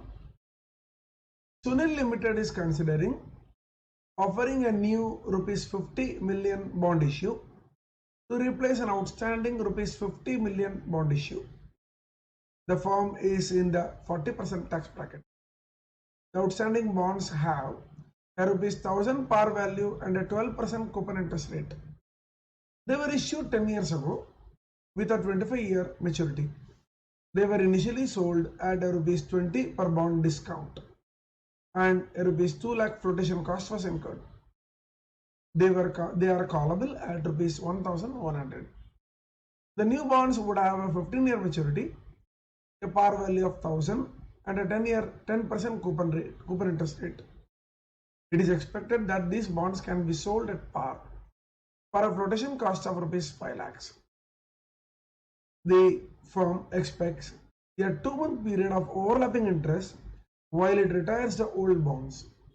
If the firm uses its after-tax cost of debt of 7% to evaluate low-risk decisions, the net present value of the bond refunding decision will be how much? Okay. So given PVIFA 7% 15 is 9.108. So this is a popular problem. In fact, it is a comprehensive problem involving everything. Means discount. Bond is issued at discount. Then whenever you are, then there is a call premium. Then there is a overlapping interest. Okay, generally when the problem of reissue of bond was asked in the past, discount was not there, overlapping interest was not there. So this problem encompasses everything, all examinations. Very, very important problem. Let us see how we do this. It relates to reissue of bonds. Very popular problem which comes in say around once in 5-6 attempts. And this problem is an exhaustive problem covering every aspect of reissue, including issuing a bond at discount, including payment of overlapping interest. I would tell briefly about this bond. This bond was issued 10 years ago for 25 years. So it has got 15 years to go. This company, Sunil Limited, has found that the interest rate has fallen in the market. So it want to replace the old bond which was paying 12% with a 10% bond. Why? Interest rates have fallen.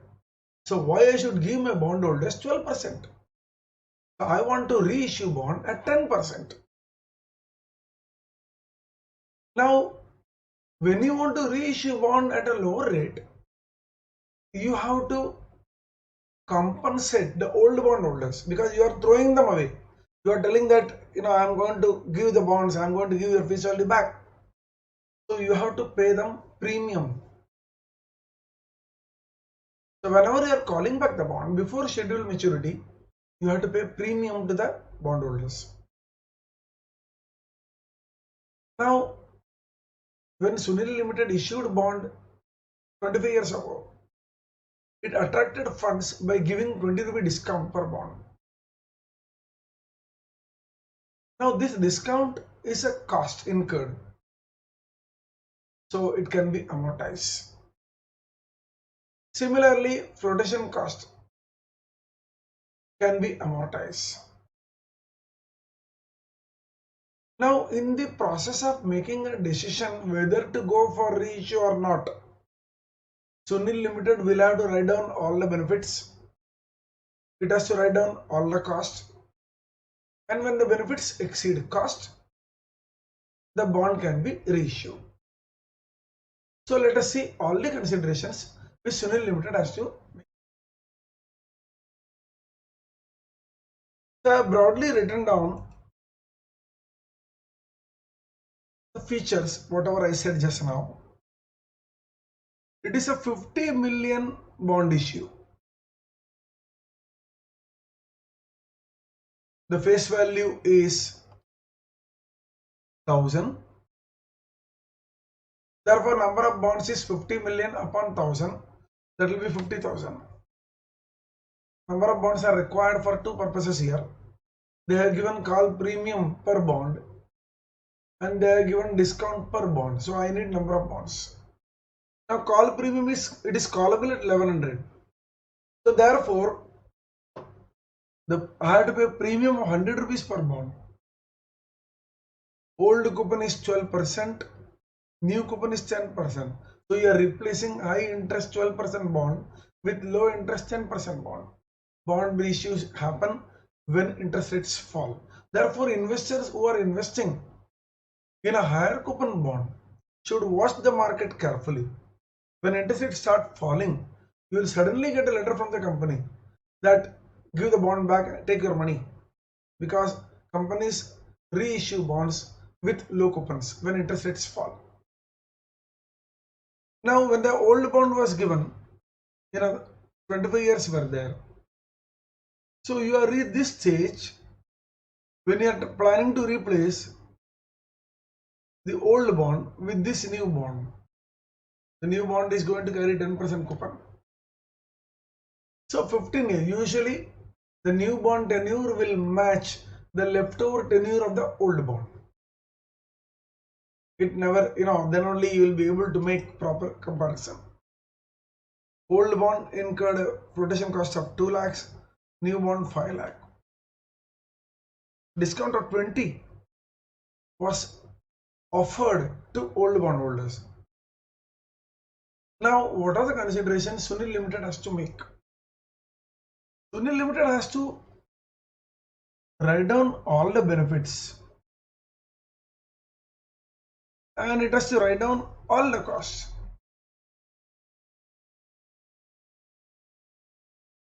Now, what are the costs and what are the benefits? First benefit you can write 12% is going to be replaced by 10%. So 2% benefit Sunil Limited is going to get. So, and it is going to get for 15 years now because bond has got another 15 years to go. Every year 2% benefit. Interest paid on bond is tax deductible. So we can say that on 50 million issue,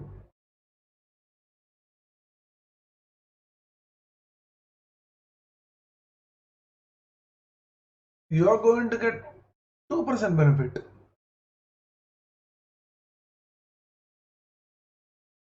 And this is going to be tax deductible.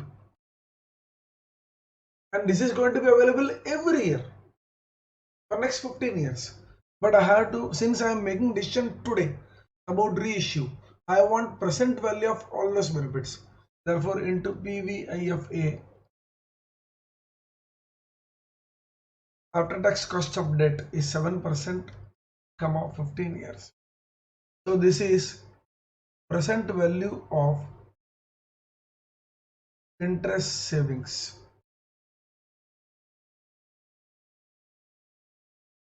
So this we can calculate. This will be 50 million into 0.02 into 0.6 because T is 40% into the given P factor 9.108 5464800.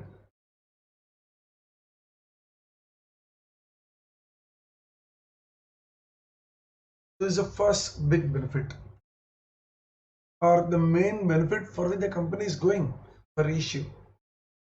Now when you are calling back the bond, you have to pay a premium. So that premium you have to pay today itself. So cost of premium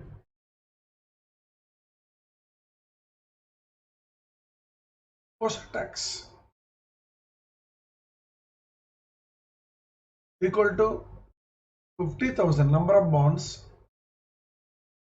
into, it is callable at 1100, so 100 rupees the premium into rupees 100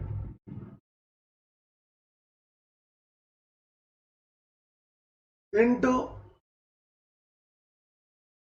now this is a cost, company can claim tax reduction. So therefore the actual cost is not this much, actual cost is 40% less. So into 1 minus T, this will be 50,000 into 100 into 0.6. This will be 30 lakhs.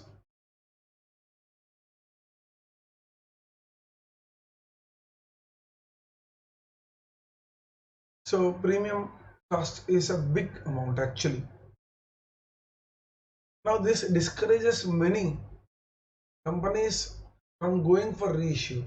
They're going to eat away. You can just see interest saving is coming, though we are having other adjustment which are more accounting. This is a major thing. We'll put one for cost also. We can put separate serial numbers. Second is flotation cost of new bond.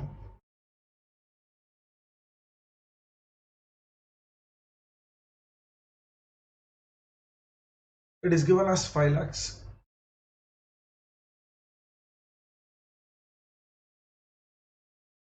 Now this flotation cost can be amortized. It's a new bond. New bond is having 15 years. So how much I can amortize? Now I can amortize 5 lakh. So 5 lakh divided by 15. Every year I can amortize this. So I can amortize 5 lakh divided by 15. Why? Cost is incurred today. Bond is having a tenure of 15 years. Therefore, bond benefit is available for 15 years. Cost is incurred in time 0. Benefit available over 15 years. Therefore, amortize the cost over 15 years. So 5 lakh upon 15. I am going to get tax benefit of 40%. Now 5 lakh upon 15 is every year. So for 15 years. But I want present value. Therefore, into PVIFA,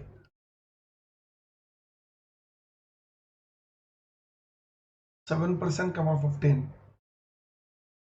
This will be 5 lakh divided by 15 into 0.4 into 9.108.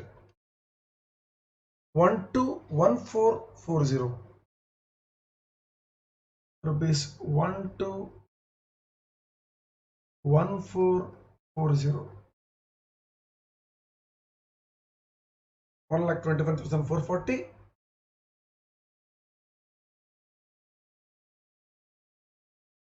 So what we can write? This is, I am taking present value. PV of what? PV of amortization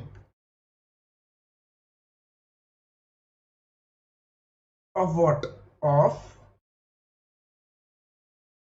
flotation cost of new bond. Now writing the narration for every calculation is equally important because examiner has to understand what you have calculated.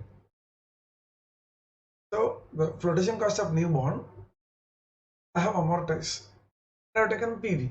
Therefore, PV of amortization of flotation cost of new bond. Third, now that old bond you incurred 2 lakh flotation cost. So I'm writing 2 lakhs flotation cost, and you are eligible to claim amortization 2 lakh divided by 25. So 2 lakh divided by 25, if you do simple calculation, 8,000 rupees you could amortize every year. So 8,000 rupees you could amortize every year. So like this you did for 10 years. That is gone, forget. But another 15 years is there, yet to be amortized. So into 15 is yet to be amortized. So this much amortization is left. So what you will do today, that is when you are reissuing a new bond, you will amortize this entire thing. So you will get a big benefit of 0.4. 40% of this amount will be your benefit. But accounting norms do not permit the firm to take this benefit. It says that had the company done amortization normally, what would have been the present value of it? Let us write that. Had the company done normal amortization, then it would have amortized 8,000. It would have got 40% tax benefit, and the present value of it would have been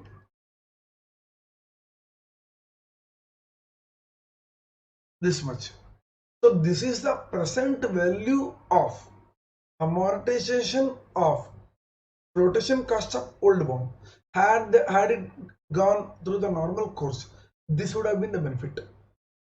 So if I call it as A, if I call this as A and this as B, please understand the difference between A and B. A is instant amortization of leftover flotation cost of old bond, because I am going to issue new bond, old bond is going to be killed, it's not going to be there. So whatever amortization cost, whatever flotation cost of old bond was left unamortized, you would amortize at once. That is A, but you don't get that benefit. What is B? B is present value of flotation cost of old bond done in normal course, and tax benefit is available to the extent of A minus B. So you can get only this benefit, A minus B. So we write here present value of, or we can write here incremental benefit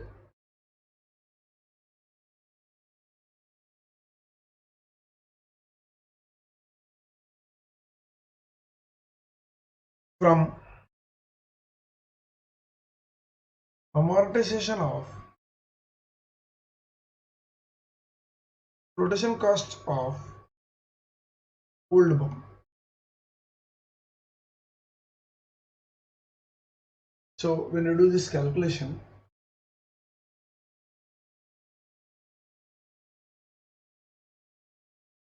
is equal to 2 lakh divided by 25, that is 8,000, into 15 into 0.4 m plus, then the next one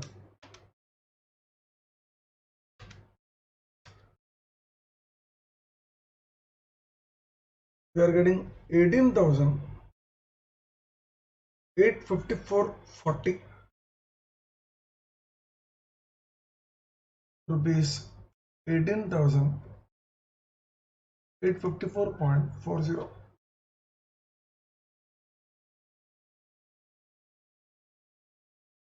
Now flotation costs was incurred when the old bond was issued. Similarly, company incurred another cost. What is that cost? Discount. To attract funds from investors, it offered discount, 20 rupee discount on 50,000 bonds. So that is 10 lakh rupees. So 10 lakh rupees was the money spent by the company in offering discount. So 10 lakh is a cost. So like flotation cost, you would amortize that because you are giving a discount today. The benefit of the bond is available over 25 years. So here also, in the same way, you are done for flotation cost. So 10 lakh was the cost incurred, and you are eligible to amortize per annum 10 lakh divided by 25, that is 40,000, and 15 years amortization is left today because bond has crossed only 10 years. Another 15 years is left.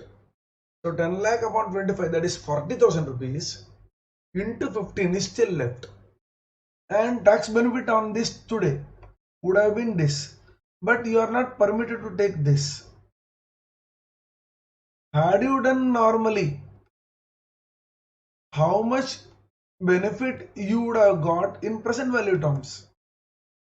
You would have got, had I done normally, I would have got 40,000 into 40% into PVIFA 7% comma 15, and this will be equal to, this will be approximately 5 times. Still we'll calculate.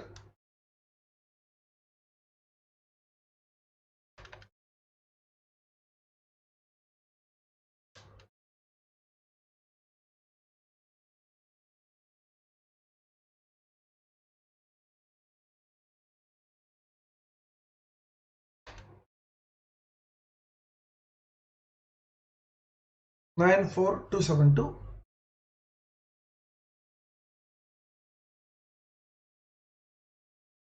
So you can see that it is 5 times the flotation cost, because flotation cost is 2 lakh and this 10 lakhs. So incremental benefit, you may write the word tax benefit. Incremental tax benefit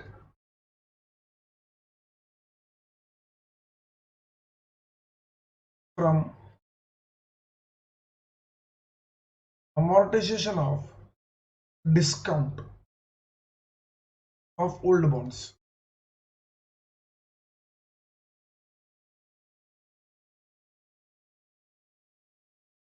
Now all the benefits have been taken. Now we have got one more cost. Now that one more cost is overlapping interest. So let me explain below here. This is time 0.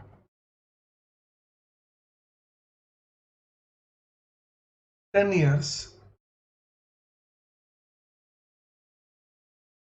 25 years. Now this is old bond. Now new bond,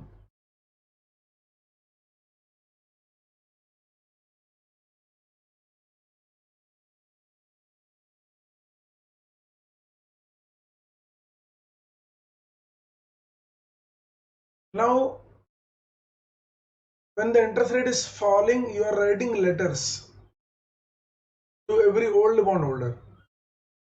Dear bond holder, we were paying 12%. Now we are not in a position to pay 12%. We will pay 10%. Please return the bond. We will give you money. But you will give money, but where is the money? There is no money. So Sunil Limited will have to issue new bond first. So new bond will be issued first. Money collected. And to collect the money, do the processing, it will take 2 months. So first issue new bond, and from the date of issue of new bond, 2 months will take for the entire amount to come in the company's account. While you have written letters to old bond holders, return the bond. So even that will take time. Every bond holder will return the bond, you will process it and keep it. And then you will give them the face value. By the time the new bond proceeds would have been collected. So you are going to pay interest to new bond holders from this date. You are going to complete all the processing of old bond and new bond only on this date. So on this date only you are going to refund your face value back with premium. So 1000 plus 100 rupees you are going to give only on this date. So we can see this period of 2 months you are paying to old bond holders also. You are paying 12% to old bond holders. Bond has actually ended on this date. But since you are paying the money, actual money 2 months later after calling the bond, so you have to pay 12% interest to old bond holders for 2 months. Remember, we have compared this. difference on interest saving from this date. So we have compared this for 15 years. So this has been taken into account. So while you are writing letters to old bondholders, the actual 1000 plus 100 you are paying only 2 months later. So for the 2 months, you have to pay overlapping interest. That is 12% you have to pay. So third, overlapping interest cost rupees 50 million into 12% into 2 by 12 into, you will get tax benefit 1 minus t. So 12% per annum for 2 months, so 2 upon 12. So this will be 50 million into 0.12 into 2 divided by 12 into 0.6, 6 lakhs.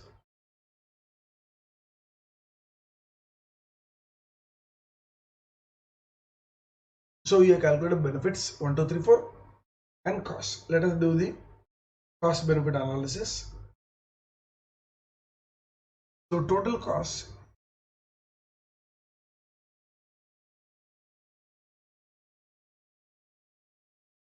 so we'll write the total cost here.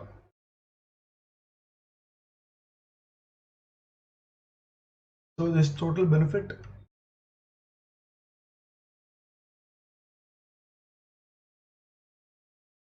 when you add all the benefits,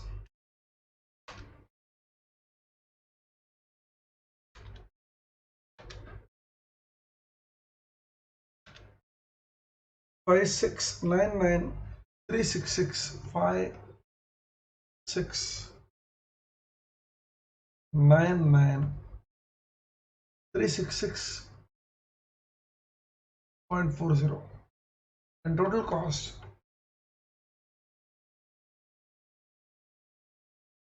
35.41 lakhs.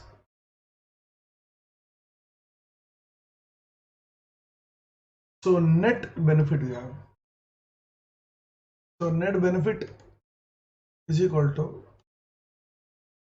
15,99,366.4.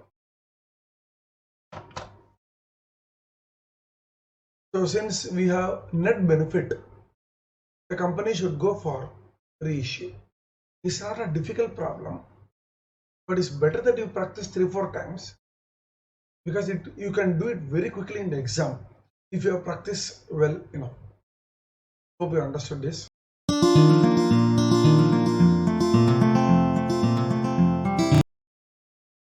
Let us now start the next chapter, portfolio management.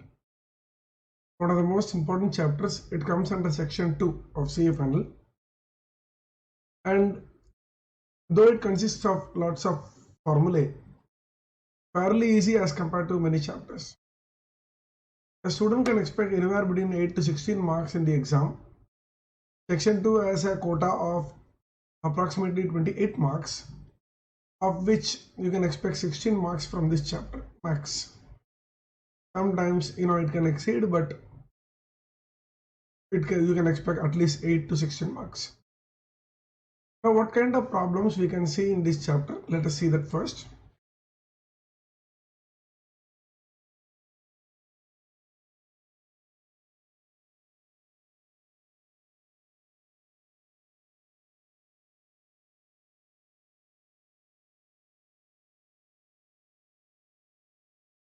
Now there are various subtopics in portfolio management.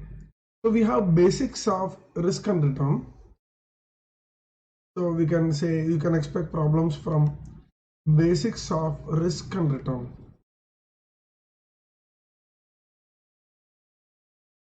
Then you can expect problems based on CAPM. And when I say CAPM, I will also include pricing using CAPM, means using DDM and CAPM. You can expect problems on beta, calculation, characteristic line, etc. Portfolio beta, those kind of problems. You can expect problems on sharp single index model.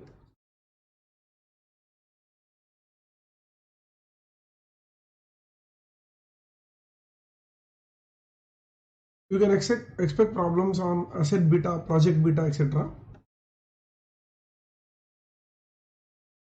You can expect problems on asset allocation.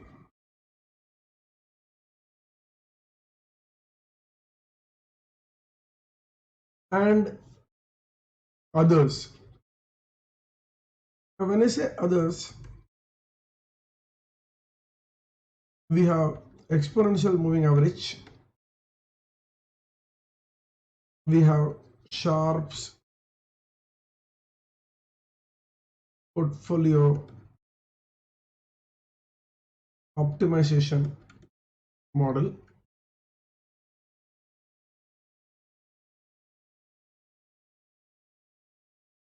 these are all the things you can expect in this chapter of portfolio management. Now, such a vast chapter actually, so many things to learn. I have missed out one more thing, that is APT. Now, whatever I have written, see, of this, the most important is this. 80% of the times, I repeat, 80% of the times you get questions on this. Now, if you do this chapter, you have to do completely. As I told you, if you take any chapter in section 2, then you should do all the chapters of section 2. Now, that is wise and makes sense. It is not, institute never tells that I will ask, suppose they will ask 28 marks in section 2. But they may ask 0 marks in portfolio also. And they will ask remaining in valuation of DDM, preference share valuation, convertible debenture, bond market. So they can include 28 marks from there. Nobody can stop. But it generally doesn't happen. So if you are selecting a chapter to do well, ensure that in that particular section, you do every chapter well. So that will protect you. It's not that if it is not done properly, it doesn't harm you, but sometimes it can backfire. So this CAPM beta sharp single index model, they form the heart of portfolio management. So you expect problems from these three. So you should ask yourself whether you know this better and do all the problems wherever these are involved. Sometimes problem come from here, so we can say around 5%. Sometimes problem come from here, say around 5%, 5%, and remaining 5%.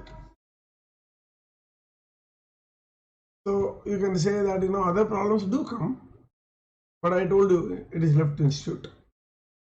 They have every right to test a student on any part of the syllabus, and nobody can question, and absolutely fine. If we are good at portfolio, we must be good at every part of the portfolio chapter. So let us see what are all the things you must learn. So there is a formula video after this chapter summary. There you might find so many things I am repeating, and that is required. Revision means what? Revision. So you will again see, but let you just go through the process. Then only you are actually fortifying or strengthening your case to pass with flying colors. So let us see the first thing. Now we have historical data.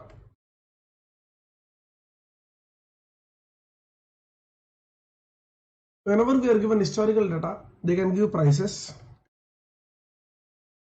or they can give returns. Remember, with prices I cannot do anything. I repeat, with prices I cannot do anything. First I have to calculate return. Calculate returns. Now how to calculate return? Now return using historical data, we write RA bar is equal to summation of RA divided by N. Remember, it's historical data, so I may give 5 year, 10 year, 11 year, etc. Suppose I got 10 prices, 10 data, so you will get 9 data of returns. Suppose I got 3 prices, I can calculate only 2 returns, 1 less. So from prices you have to calculate return, and once you calculate return, you have to calculate the mean, and this is return. Then you can calculate risk. Risk is nothing but your standard deviation. This is standard deviation. Is given by the formula summation of deviation. Deviation from what? Deviation from mean. So deviation from mean. Now this is your mean. So deviation from mean. Then you have to standardize. Standardize means you have to take a square. Standardizing means you have to take a square. And then you have to divide by n. And finally you have to take a square root. So this is your sigma A. So we can write as SD also. Standard deviation. So this is your return and this is your risk. So when you are given historical data, we can calculate return and risk like this. Now square of standard deviation will be sigma square A. This is called variance. Now you must know certain facts about return, risk and variance. So I am going to tell that, listen carefully. Now returns are calculated in percentage. Returns are calculated in percentage. Suppose I have prices 10, 12, sorry, I'll write like this, 10, 12. So this is a price. How I calculate return? You must know this. Assume it is P0. This is P1. How to calculate return of stock? Return of stock RA is equal to 12, that is P1 minus P0 plus D1. What is D1? D1 is a dividend. Stock can give dividend. Divided by P0. So this is your capital gain. This is your income. This is your investment. Into 100 will give you RA percentage. So we are calculating return in percentage. So if it is a stock, we calculate return like this. What about index? If it is an index, return of index.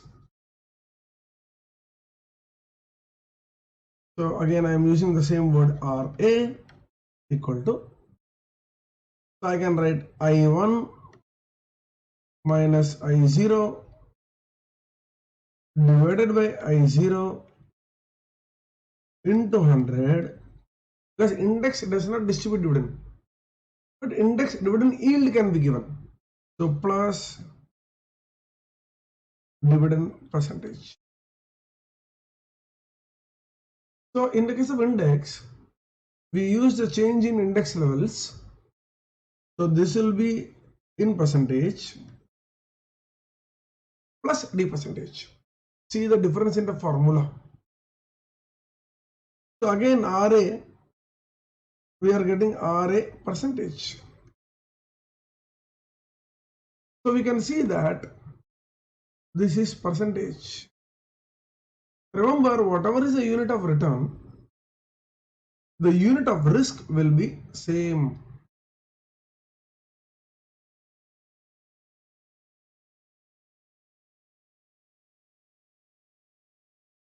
Suppose the original data is inch, then standard deviation will be inch.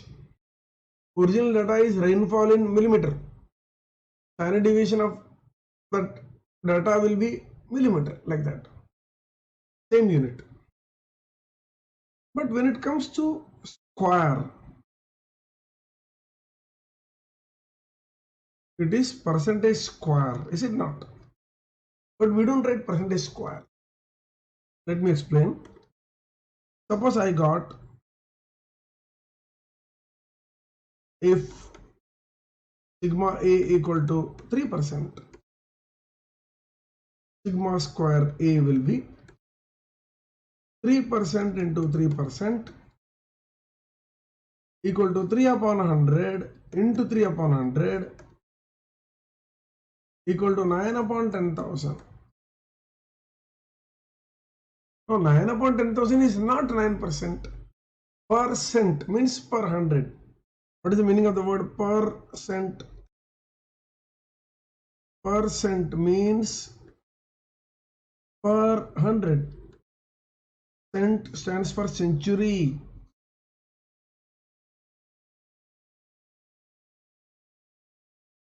So is it is it 100? No, it is not 100. So sigma square A is not written as percentage. Neither it is written as percentage square. Sigma square A, or we will write here,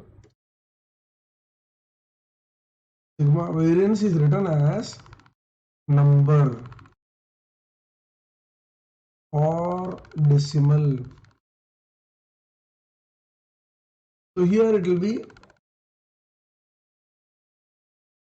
9 or 0.0009.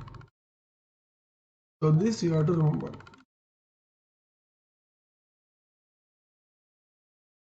So variance will never be written as percentage. I'm extremely sorry to inform that in the examination, couple of examinations, institute did put a percentage sign for variance and created confusion in the minds of students. So then what happens is students also tend to believe whatever institute has stated is correct and they do it and they end up with wrong answer. Now some of my students got 0 marks by wrongly interpreting it. They couldn't do anything. They were not given marks as a compensation. So just ignore it, finish. Mistake has happened, ignore it. But never take percentage for variance, because when returns are percentage, sigma A is percentage, sigma square A is not percentage. I've explained with an example here. Okay, let us go ahead.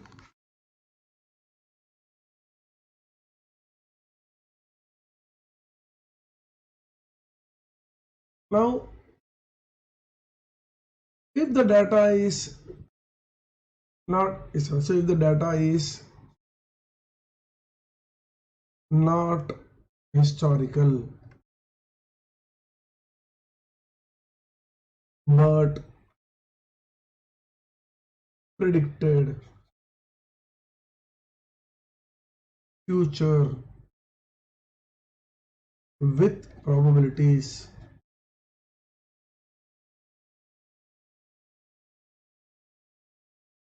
suppose the data is not historical, Now suppose one investor is coming. Sir, how you like this stock? Sorry, I don't have history because the stock got listed just now. So I don't have historical data. But I can predict this way. The stock can give 10% return. Chances are 40%. Stock can give 20% return. Chances are 60%. So probabilities will be given. Or you will say if the situation is normal, stock will give 10% return. If the situation is abnormal, it will give 20% return. Normal percentage is 40% and abnormal percentage is 60. Like that, they will give probability. So when the probabilities are given,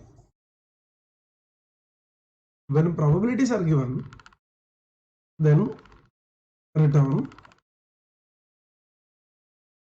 So we are at RA bar is equal to summation of PI RAI. I stands for every situation. Suppose they give 4 situations and I will be 1, 2, 3, 4. So there will be 4 data. So RA bar will be PI RAI. Risk in that case would be, again our normal definition, risk means standard deviation. So deviation means RAI minus RA bar. So this is the deviation. Standard deviation. Now deviations, they don't occur every time. They have certain percentages given by probability. So PI. So here we have to multiply by the respective probability and put a square root equal to sigma A. So the formula is similar. Instead of divided by n, we have multiplied by pi. So this is sigma square A, variance is same for both. So if the data is not historical, we use this. So return, risk for historical and predicted. We have seen what is the meaning of the word variance. We have seen how variance can be expressed. Now in a portfolio there are more than 2 stocks. You don't have just one stock, You talk about portfolio manager, you have 50 stocks, 70 stocks. So the 2 stocks, any stock in the portfolio will have some behavior with the other stock. When I say behavior, suppose you become CA and you buy 2 stocks. Say one is Cipla, other is Reliance. Cipla is a medicine making pharmaceutical company. Reliance is a petrochemical and geo, etc. All those things. Totally different business. So the 2 companies' returns will not be same. The way returns behave. In 1 year, Cipla returns will be high, Reliance returns will be low, and vice versa. So the behavior of the returns of the 2 stocks will be different. So the behavior is very important.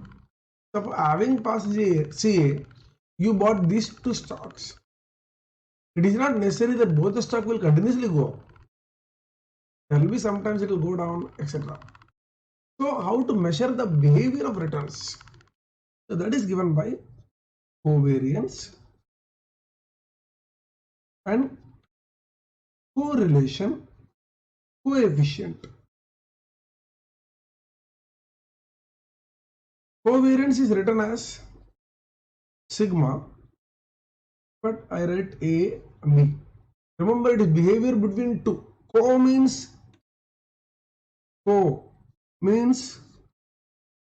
behavior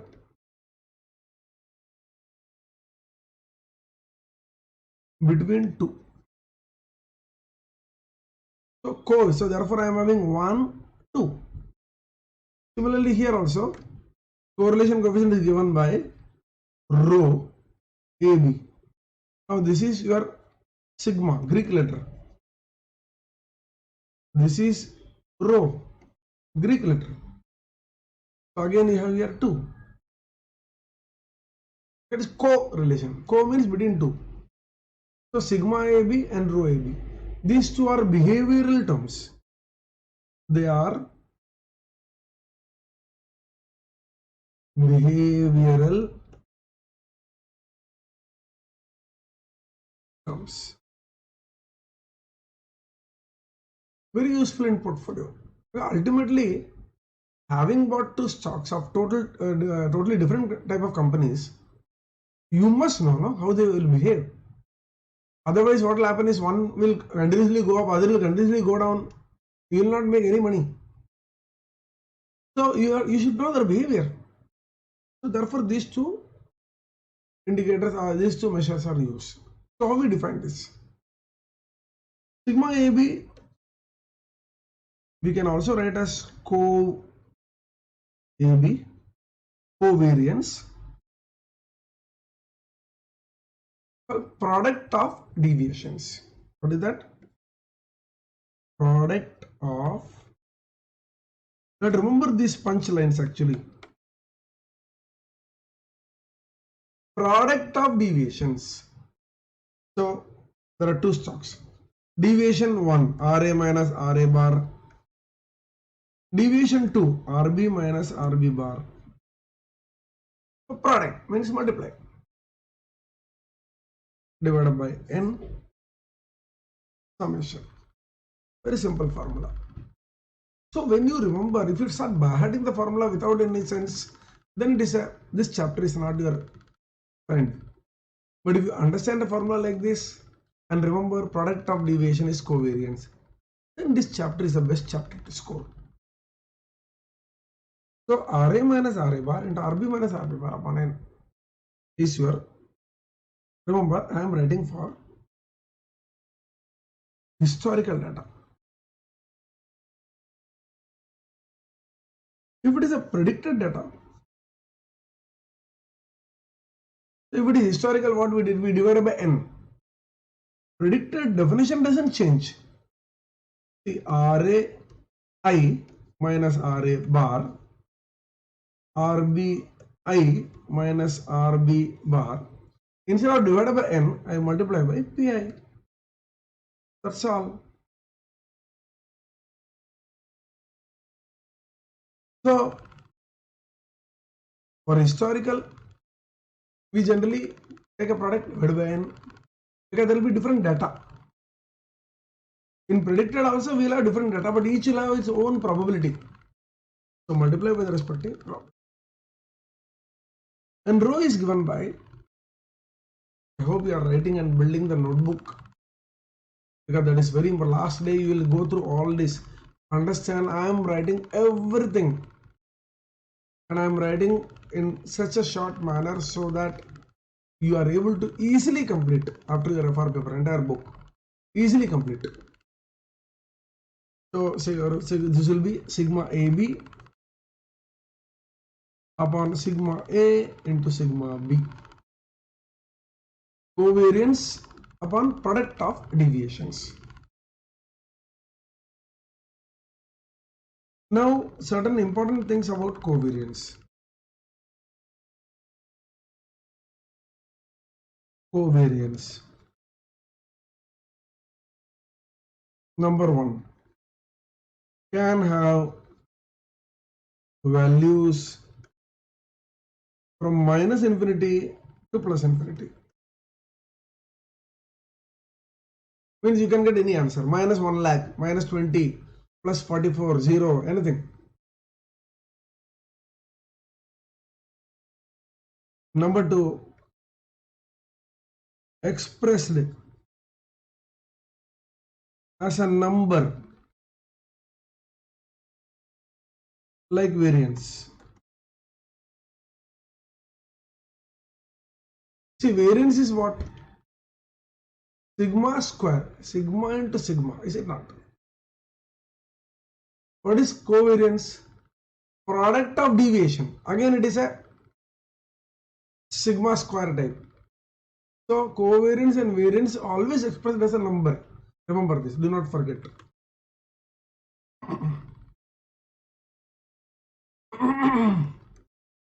Sorry. What about correlation?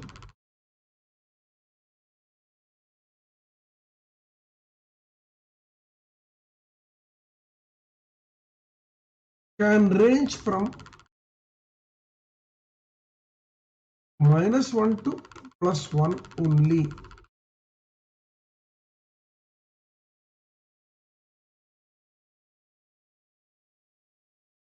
So lowest value is -1, highest value is +1.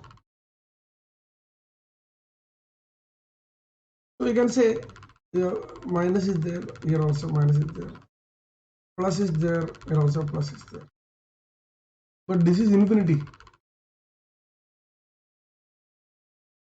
So infinity means unbounded value. 1 means bounded value. So therefore correlation as a boundary.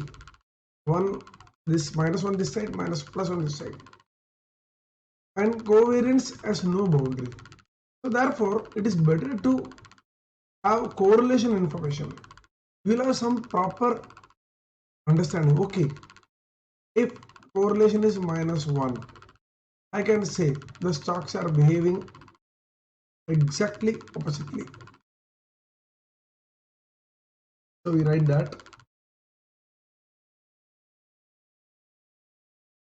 if covariance or correlation is positive, means stocks behave similarly. If it is negative, then stocks behave oppositely. If it is 0, no predicted behavior. So no predicted behavior means, or no, can't say. Understand, in statistics there is one big rule. The result is as good as the data. What do you mean by that? Suppose I got A or B. Remember, there is no place for price at all. Everywhere it is written. Suppose we have period 1, period 2. In period 1, RA gave 10%, RB gave -8%. In period 2, RA gave -5%, RB gave +12%. Now you can see the period, when RA increases, RB decreases, and vice versa. So your answer will be 0. Because one time this is going up, other is coming down, and vice versa. So answer will be, so it is not predictable, unpredicted. So we can say there is no correlation. But if it is like this, +10, +8, +15, +12, you can say yes. If RA is positive, RB is also positive, though it is slightly to a lesser extent. So they are moving together. So with the data you have -12, so -10. So they are moving together. So when they move together, our correlation and covariance will be positive. If they are moving oppositely everywhere, suppose this is minus and this is plus, and like that we have 20 data, then you will get negative. Whenever they go up, this come down, like opposite behavior. Now with two data, 1 plus 1 minus, it depends on the data whether the answer will be coming close to 0 or showing negative. So it depends. Don't take just two data as a proper information. So what I'm trying to say is the data, the result what we get depends on the data. In statistics there is a rule. The data is the result is as good as the data. So if your data is good and covers a large period, then your result will be more beneficial for your future action. If you take just little data and you get a skewed result or a poor result, then that will not give proper, that will not be useful to make proper decision. So now then there is a particular word. If rho AB is equal to plus 1, remember when I say rho AB, it is to be read like this: correlation between returns of stock A and returns of stock B. Remember, returns everywhere, no prices. So correlation between, when I say rho AB, it means correlation between returns of stock A and returns of stock B is plus 1. Then we call it as the two stocks are perfectly correlated. So the two stocks are perfectly correlated. Now if it is minus 1, then we write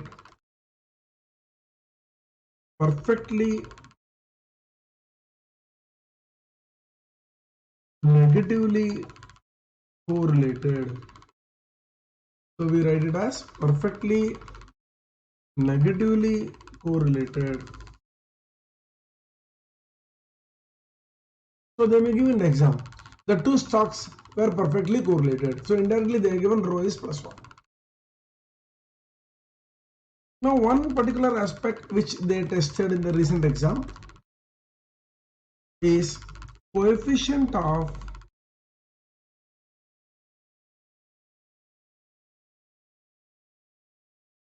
determination.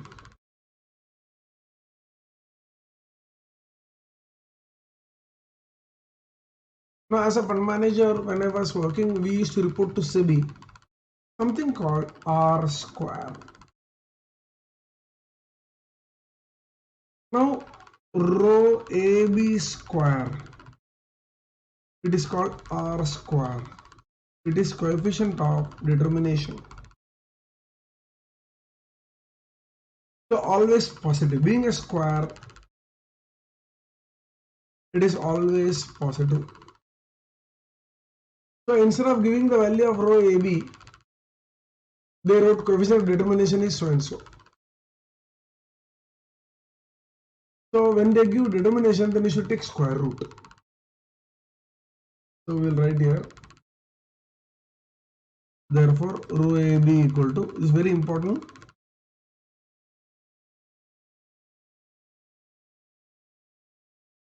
Square root of R square. So coefficient of determination, coefficient of correlation, covariance, they all depict the behavior between returns of two stocks. They are very useful in understanding how the stocks in the portfolio will behave once the actual market prices will move. Okay. Couple of things you must know about rho. The interpretation of rho is so important that if you understand rho, though it is not going to help you immensely in the exam, but knowing everything, knowing anything correctly is of vital importance. So what is rho? Now if you see, I can tell with an example. Rho AB is say plus 0.4. It means returns of stock A and returns of stock B, they move together because plus sign is there, so they move together 40% of the times. So rho AB equal to plus 0.4 tells that returns of stock A and returns of stock B move together 40% of the times. So the data reveals only this information. What is happening in the remaining 60% of the time, that is not answered. So rho AB plus 0.4 means 40% of the time they move together, that's all. If rho AB is, suppose if rho AB is equal to minus 0.8, it means the returns of stock A and returns of stock B move in opposite direction 80% of the times. So it gives you information, okay, if I have these two stocks 80% of the time, my portfolio, one stock is going to eat away others' returns. So you know that. So that is the interpretation of rho. Another point you must remember is about covariance. Now rho AB is defined as product of deviation. So which we wrote sometime back upon n summation. Suppose I replace this with A, means covariance of stock with respect to itself. Then what will happen? I will replace this with A because B is replaced with A.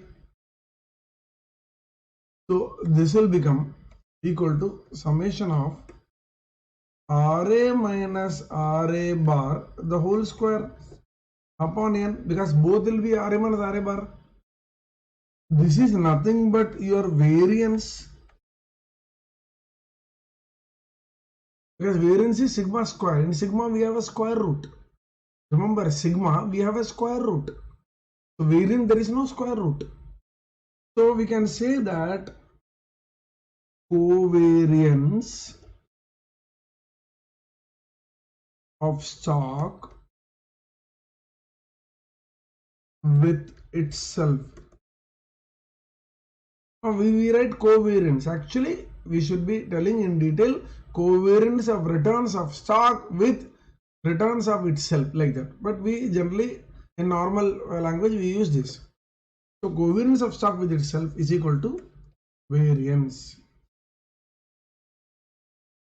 So so many things. This is important to know. This is important to know. Similarly, rho AB. So we wrote rho AB is equal to sigma AB upon sigma A sigma B.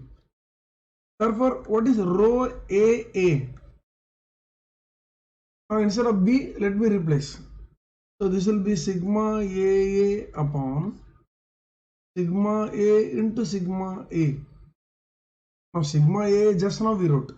It is sigma square A. And denominator also we have sigma square A. Cancel equal to 1. So therefore, correlation of stock with itself is equal to +1. So this is also important.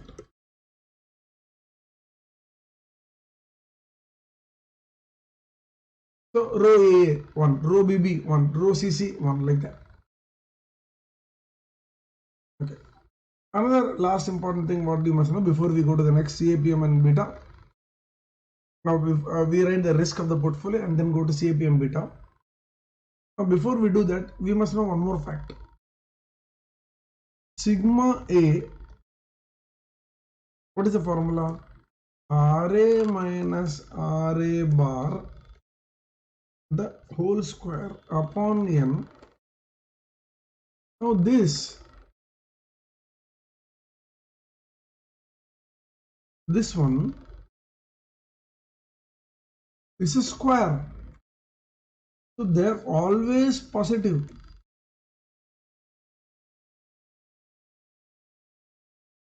So therefore sigma A always positive, it cannot be negative. Why? It is calculated using squares. The square of a negative number is a positive number. Square of a positive number is a positive number. Therefore square can never be negative. Therefore sigma is always positive. When sigma is positive, sigma square A variance is also positive. Remember, so these are all very, very important things. Sigma cannot be negative. Okay. Now we move on to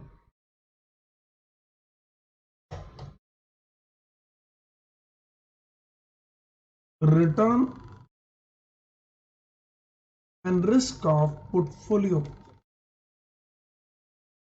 Had it been a regular course, entire thing I would have derived. But being a rapid revision course, we must write the formula. So let me first write return. Return of the portfolio is equal to how much you have invested in each and what is the return given by each. How much you have invested in each stock and what is the return given by each stock. Just multiply that proportion into return. So this is your proportion. This is individual stock returns. What about risk? Risk we have for 2 stocks and 3 stocks only.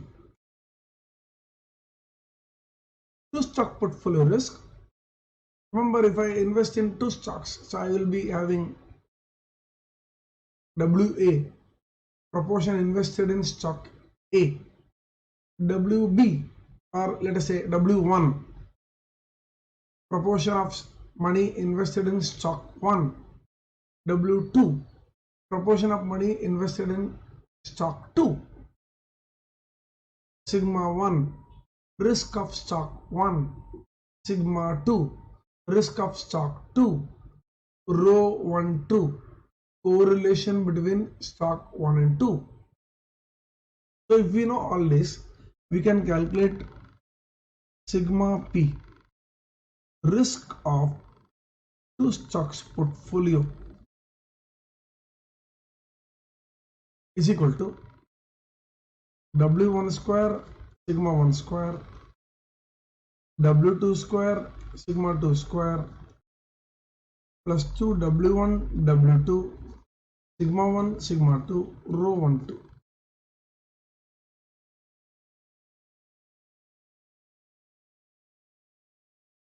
Now since rho 1 2 equal to sigma 1 2 upon sigma 1 sigma 2, therefore sigma 1 2 equal to sigma 1 sigma 2 rho 1 2. Just cross multiply. This is by definition. So you can see that this is here. So I can replace. So I can have a formula W1 square sigma 1 square plus W2 square sigma 2 square plus 2 W1 W2 sigma 1 2. So this is the risk of portfolio. You can see P for portfolio. Of how many stocks? Only 2 stocks. So either you can write in terms of correlation or you can write in terms of covariance. So you must know each other, the relationship between each other. Now there are some special cases. If rho 1 2 equal to plus 1, mean this. So I am going to put this as plus 1. Then equation will be simplified. It will be W1 sigma 1 plus W2 sigma 2 the whole square root equal to W1 sigma 1 plus W2 sigma 2.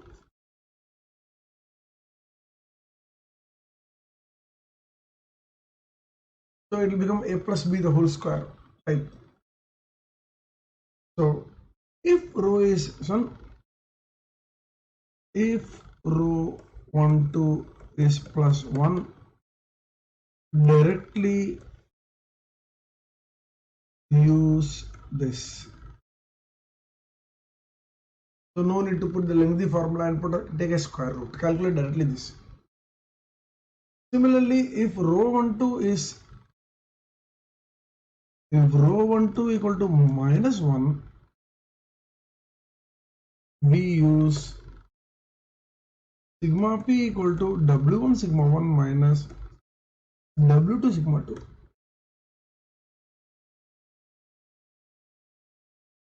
So again, you need not use the entire big formula and square root. This is extremely important, do not forget.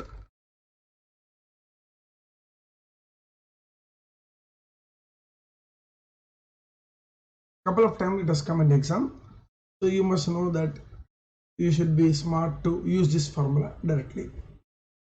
And remember, note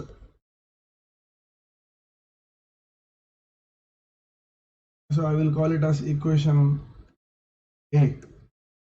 In equation A, even if sigma p is a negative value, write as positive value. Now for some combination you will get negative value. Means suppose W1 sigma 1 is less than W2 sigma 2. Then this will give you a negative value. This will give negative value if W1 sigma 1 is less than W2 sigma 2. Then you are not supposed to write negative value. You should change the name of the stocks. Change the name of first stock as stock 2. Change the name of second stock as stock 1. Then automatically answer will become positive. So that's how it is. So never write sigma negative. See, we wrote sigma is always positive. We wrote here, correct? Sigma always positive. Extremely important. So never write the value of sigma as negative. So standard deviation is always positive. Next we come to risk of 3 stock portfolio.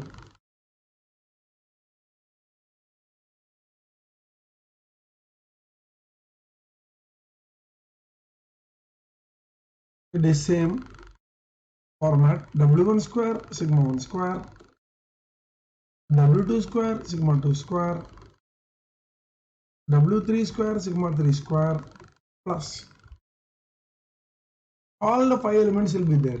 See, remember in 3 stock portfolio we have combination 1 3 3 1, 1 2 2 1, 2 3 3 2. Okay, so when I derive I can write a lengthy thing, but this is beyond the scope because we have short time to learn. So we write W1 square sigma 1 square, W2 sigma 2 and plus 2 W1 W2 sigma 1 sigma 2 rho 1 2. So 2 W1 W3 sigma 1 sigma 3 rho 1 3 plus 2 W2 W3 sigma 2 sigma 3 rho 2 3 square root sigma 3. So what is the difference now? This is what 3 stock, now 2 stock. Let me take this formula so that you can see what is the difference here.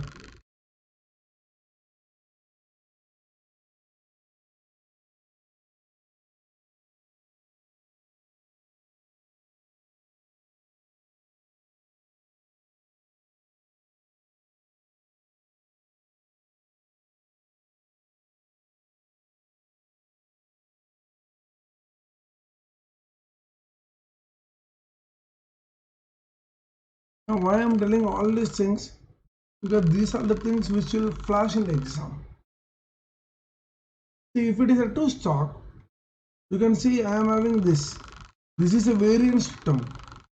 Stock 1 variance. I am having this. It is a stock 2 variance.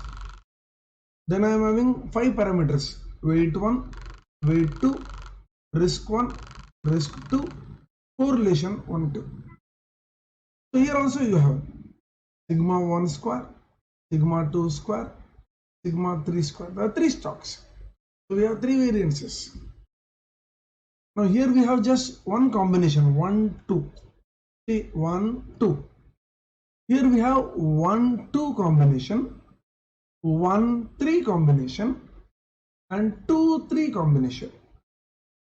But we have all the 5 parameters, 1, 2, 3, 4, 5, 1, 2, 3, 4, 5, 1, 2, 3, 4, 5. So we have got total 3 combinations. So this is the difference between the portfolio risk of 2 stocks and 3 stocks. Again, I can write this as sigma 1, 2. I can write this as sigma 1, 3. I can write this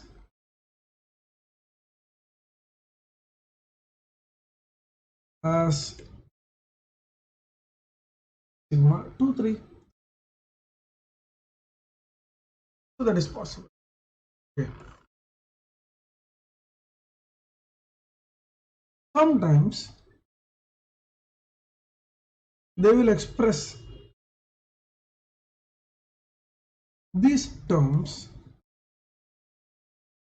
in matrix form.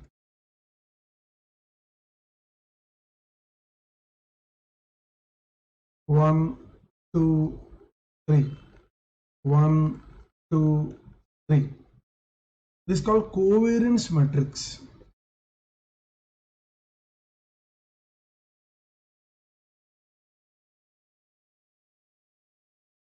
Now covariance of 1 with 1, covariance of 1 with 2, covariance of 1 with 3, covariance of 2 with 1, covariance of 2, 2, covariance of 2 with 3, 3 with 1, 3 with 2, 3 with 3. Now we know very well covariance of stock with respect to itself is variance. Covariance of stock with respect to itself is variance, and here also variance. So the diagonal elements are variance terms.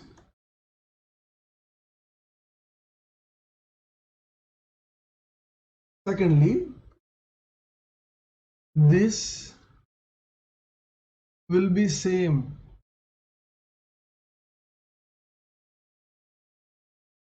This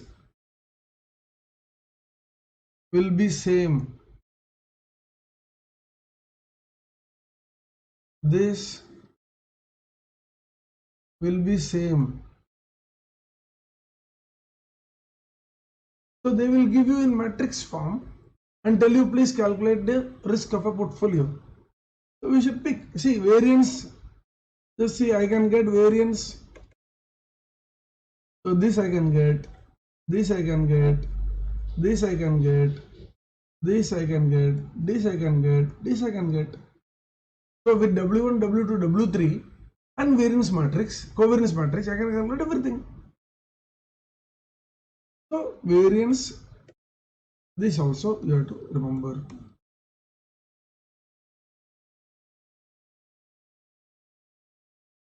Now final thing in this is minimum risk portfolio.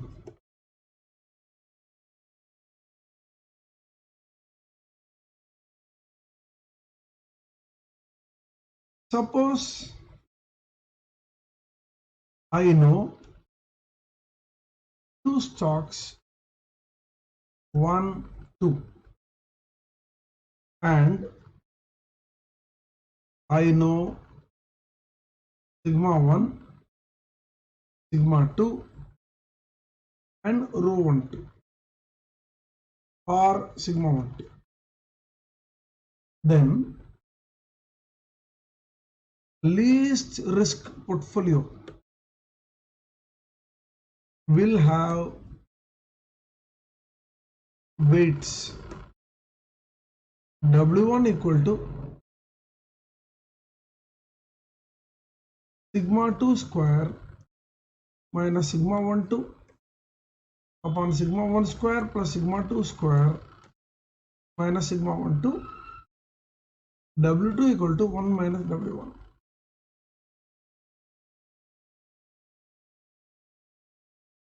So very important formula.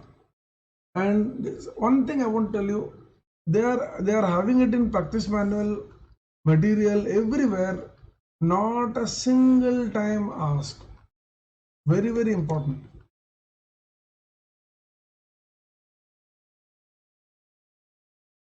So if you know two stocks 1 and 2, if you know their standard deviation, if you know their covariance or correlation, then I can calculate W1 and W2 like this. In a regular course, generally I derive this formula. When you differentiate the portfolio risk formula to stock portfolio risk formula with respect to W1, then we get this answer. Okay, so this completes the basic part. If I go to first page, so this part is over. Now we move on to this part.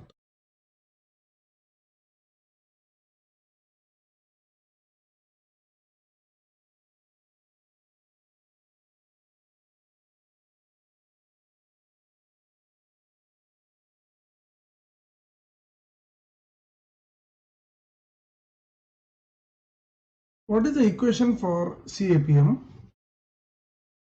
Very popular equation you have learned in IPCC also. Return of stock. Now this is a theoretical return.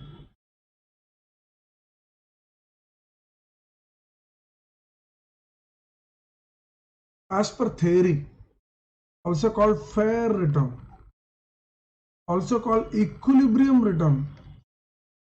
Now these are all the words which institute uses. Is given by risk-free rate plus beta of stock. Remember, when I am writing stock here, I write here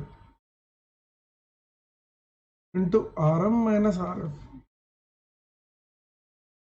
Now RM minus RF is called market risk premium.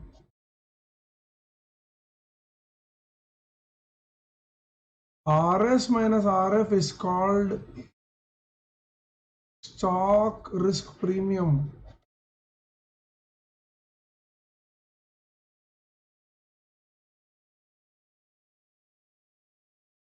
So CAPM states that investing in stock S will get risk-free return plus risk premium.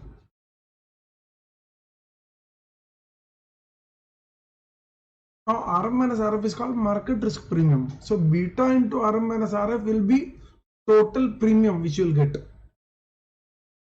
So this is a popular equation for CAPM. Now what is beta? Beta of stock is defined as rho SM sigma S upon sigma M. Remember, sigma is always positive. This is always positive. This can be negative or positive. Rho can range from -1 to +1. Therefore, beta S can be negative also. Because in one exam they gave the problem where beta was negative. Suddenly one would, if somebody doesn't know the concept, how beta can negative?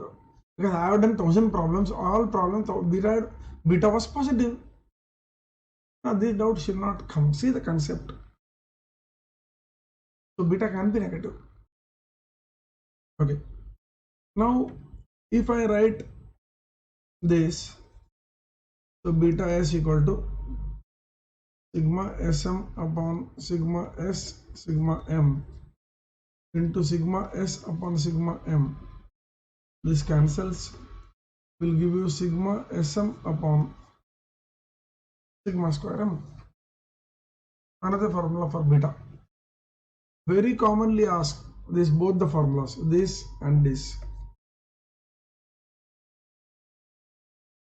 Now if I have a portfolio of 20 stocks, what is the beta of the portfolio? Beta of the portfolio is summation of WA, proportion of stock in the portfolio, multiplied by beta of the portfolio. So beta of the portfolio is given like this. Now what is actually, what is beta? Now when we draw a graph of RS RM, and we have this line which is called characteristic line.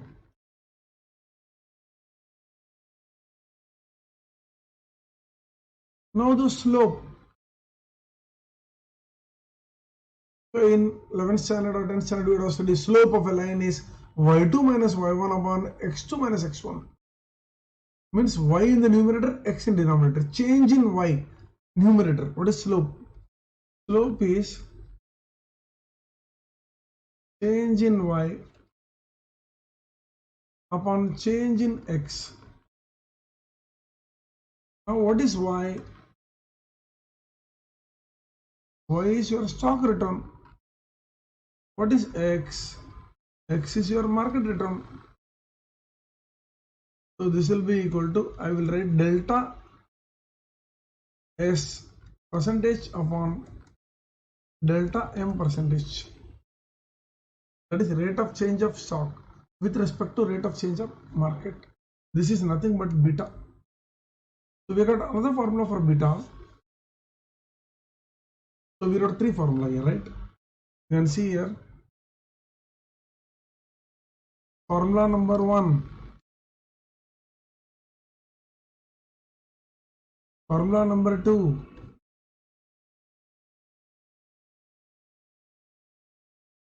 So you can see here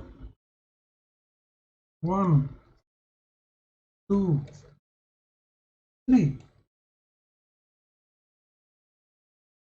So we got three formula. Now what is the equation of line? General equation of line. Equation of line, again you have learned in 11th standard, y equal to mx plus c, where m is the slope. So we can write, therefore, what is y? This is y axis. What is x? X is Rm. What is c? C is this intercept. Y intercept is your c. And this is called alpha. Okay. So we can write y equation of characteristic line is equal to y equal to mx plus c, and y axis is rs, m slope is beta s, x axis rm plus alpha s. So this is the equation of characteristic line. So equation of characteristic line is this. Very popularly, asked very frequently in exam, and it's a popular question. Calculate beta, write the equation of characteristic line. So we do, first we calculate beta using the formula. So one of the two formulas can be used. Let us see how we calculate beta.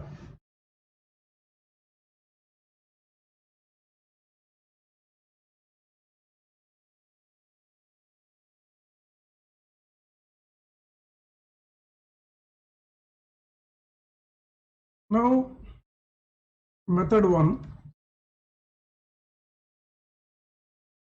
depends upon historical data or predicted data, there is slightly different formula. The way we have covariance, just see here, beta of a stock is equal to covariance of stock with market upon variance of market.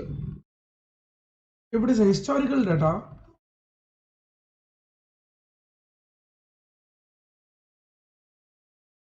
then it is summation of RS minus RS bar, RM minus RM bar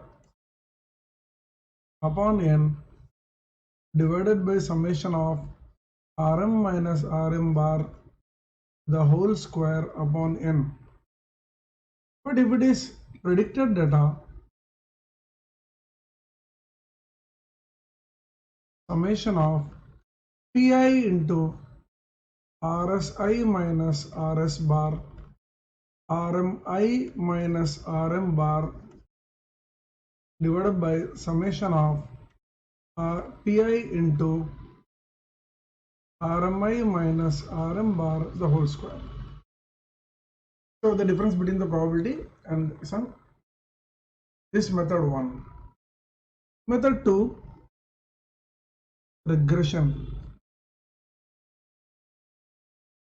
Beta of the stock is equal to n summation of xy minus summation x summation y divided by n summation of x square minus summation x the whole square. Now what is x and y? You have to understand. See, when we draw a characteristic line,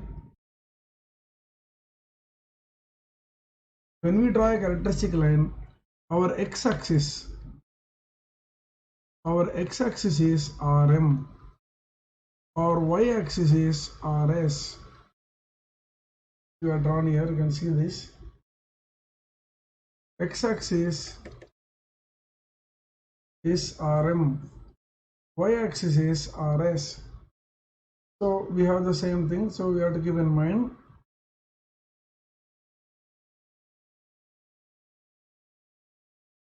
Therefore, our x is represented by Rm, y is represented by Rs.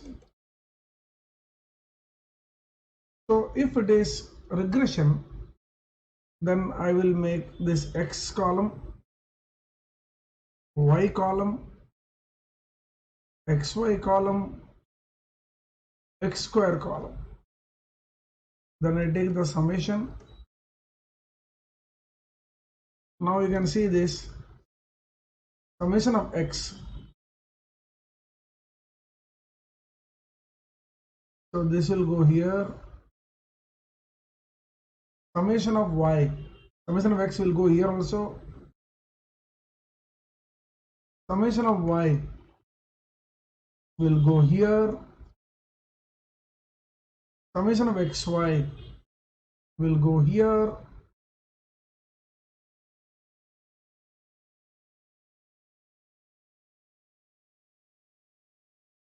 And summation of x square will go here.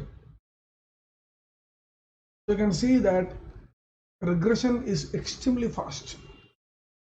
Whenever you are getting some odd number, decimal, minus sign, prefer regression method. So for odd means decimals, prefer regression. Minus sign, negative sign, prefer regression. Now suppose mean is coming negative, so deviation will be negative, subtracting negative will be a problem using this method. So when it is a proper positive numbers with positive mean, then you use method 1, otherwise prefer method 2. Okay, so it's better that you write this and learn properly and be prepared for both. Because this will consume time. Method 1 will consume time if the data is odd, having negative mean, etc. But method 2 will not consume time. So you have to just take total summation, total of x, total of y, total of xy. You can do in calculator extremely fast. The regression is reliable. Okay. Now This is how we calculate beta. We already said that beta can be negative. Now we come to one concept that is called security market line. Security market line is the equation of CAPM. So when I say it is equation of CAPM, then it is RS equal to RF plus beta into RM minus RF. So when they ask write the equation of security market line, so you may have to calculate this. Suppose this is 8, suppose this is 5. Then we write, therefore equation of SML will be RS equal to 5 plus 8 beta.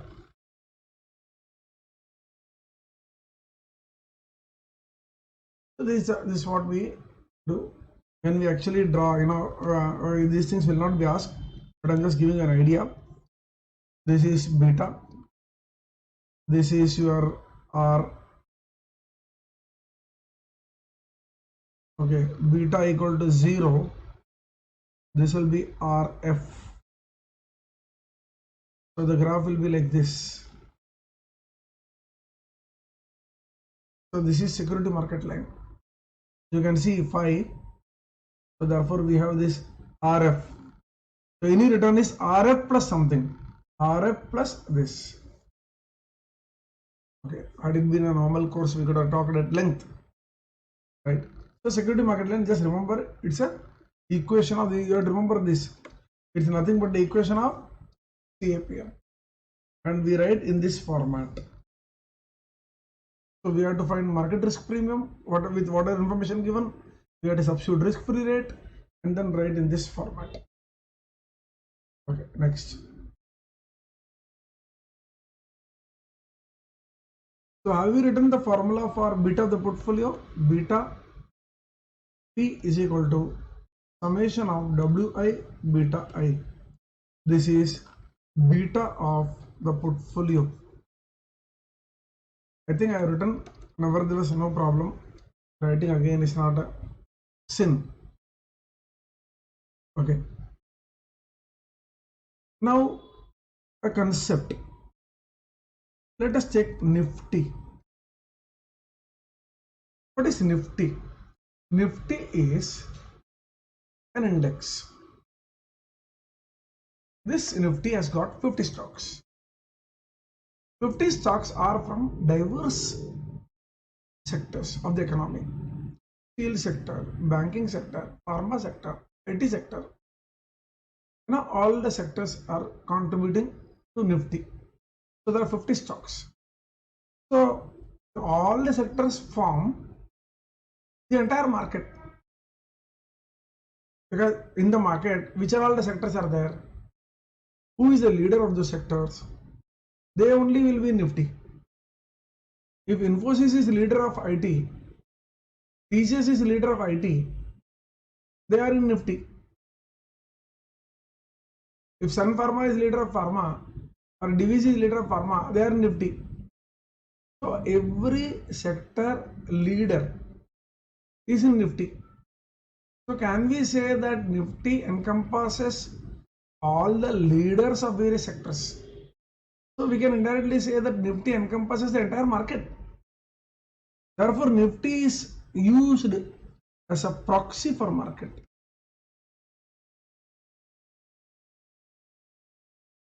So if I want to find RM percentage, I can get from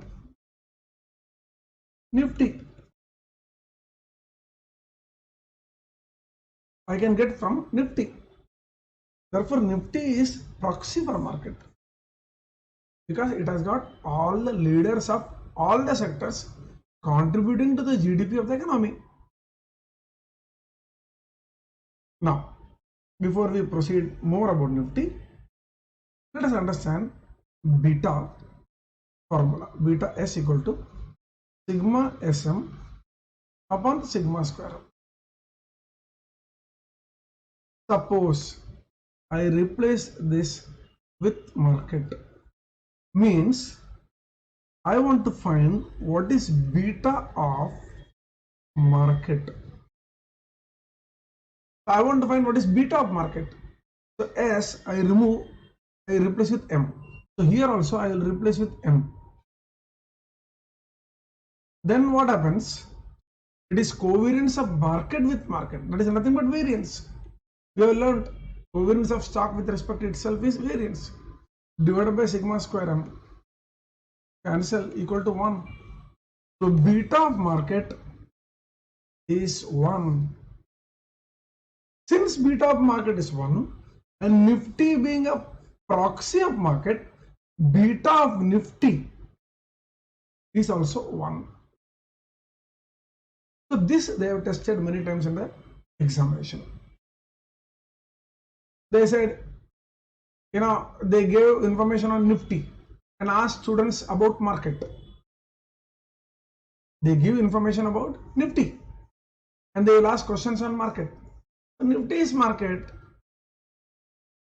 So Nifty is a proxy for market since Nifty is an index, a consolidated index consisting of all the companies. Now beta of market is 1.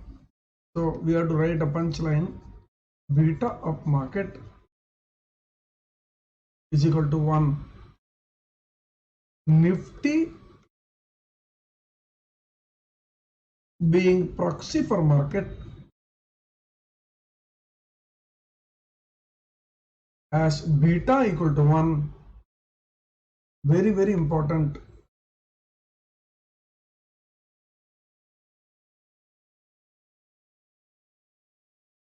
Now if a stock has beta of 1, now let us take a CAPM formula. Consider CAPM formula. Now whatever I am writing down one by one, you write down. See, when you write down, it doesn't take much time to study. You listen, write. Consider CAPM formula. What is the formula? RSERS, expected return of a stock, is equal to risk-free rate plus beta of stock RM minus RF. So this is the CAPM formula. Now if RF equal to 5, RM equal to 12, beta of stock equal to 1, how much return stock will give? Let us see. Therefore ERS is equal to 5 plus 1 into 12 minus 5 equal to 12% equal to RM. So when beta is 1, stock is giving same return as market. So therefore when beta of stock is equal to 1, RS equal to RM. A very, very important principle. When beta is greater than 1, RS will be greater than RM. You can easily substitute and see. Suppose I substitute 1.2. Now 1.2 is greater than 1. So in this case I will get 784, 13.4. So I will get 13.4, which is greater than 12% RM. So we can easily verify this. Similarly,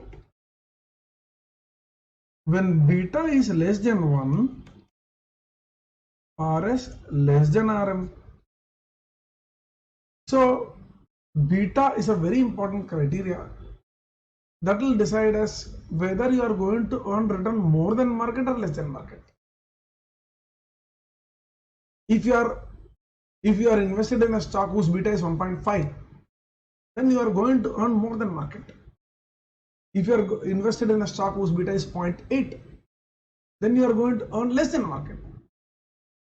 If your beta of a stock is exactly equal to 1, then you are going to earn as good as market.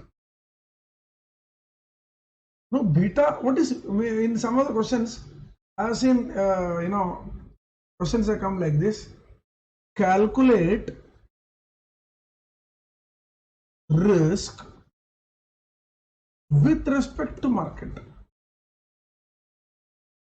It's nothing but beta. So when they give calculate risk with respect to market, see what is beta formula? Beta is equal to sigma sm upon sigma square m. So are you not finding the covariance of stock with respect to market? So you are finding covariance of stock with respect to market. So beta is actually risk with respect to market. Now another concept, what is the difference between beta and sigma? Now beta represents what kind of risk? Now let us now understand this very clearly. Sigma means total risk. That is our standard deviation. Now understand this. Suppose I am having 1 crore rupees. I invest in Reliance. Entire money Reliance. Some negative news comes, Reliance price falls. I wonder why I should invest entire Reliance. Let me put 50% in Infosys, 50% in Reliance. Now some bad news comes in Infosys. So Infosys falls, but Reliance doesn't fall. Then I said, why to actually put 50% large money Infosys? Let us make 1/3, 1/3, 1/3. Reliance, Infosys, Sun Pharma. Then bad news comes in Sun Pharma. My portfolio value falls. Then I divide further. Fourth, I am taking the fourth stock. Okay, Tata Steel. So now what is happening? Bad news comes in Tata Steel. When bad news comes in Tata Steel, only Tata Steel is affected. Neither Reliance, nor Sun Pharma, nor Infosys. Then what I am trying to tell you, that any event specific to that stock affects only that stock. It doesn't affect other stocks. So these, whenever any event strikes a particular stock, assume that mean return of Reliance is, say, RS bar equal to 10%, and some negative news comes in a stock. As a result, the stock return falls to 7%. So 7% minus 10% is minus 3%. So there is a deviation created. So an event has happened, stock return has fallen, and the deviation has been created with respect to mean. So we are finding this deviation is caused by an event which is affecting only Reliance, not the other stocks. So this risk, which is contributed by the deviation, which is contributed by the event happening only in Reliance, is called unsystematic risk. So unsystematic risk is also called unique risk. It is also called stock specific risk. It is also called diversifiable risk. Means I can eliminate it by spreading my money across many stocks. If I spread my money across, say, 25 stocks, and one bad news happens in Reliance, in the 25th stock, some good news might take the share value up. So if you have sufficiently distributed your money across 25-30 stocks, means you are said to have diversified. Therefore this risk can be eliminated by diversification, by spreading your money. Therefore this risk has got a name, diversifiable risk. You can eliminate it by diversification. It is also called residual risk.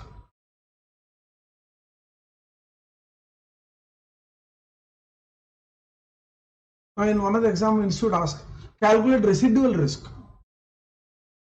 The residual risk is this risk. So unsystematic risk, unique risk, stock specific risk, diversifiable risk, residual risk. Now assume that I created a portfolio of 30 stocks and one event in any company in my portfolio is not affecting the portfolio at all. But when finance minister increased the corporate tax rate, all the stocks fell. I tried to diversify, then also nothing, everything fell. So this risk, which is affecting all the stock without any bias, is called systematic risk.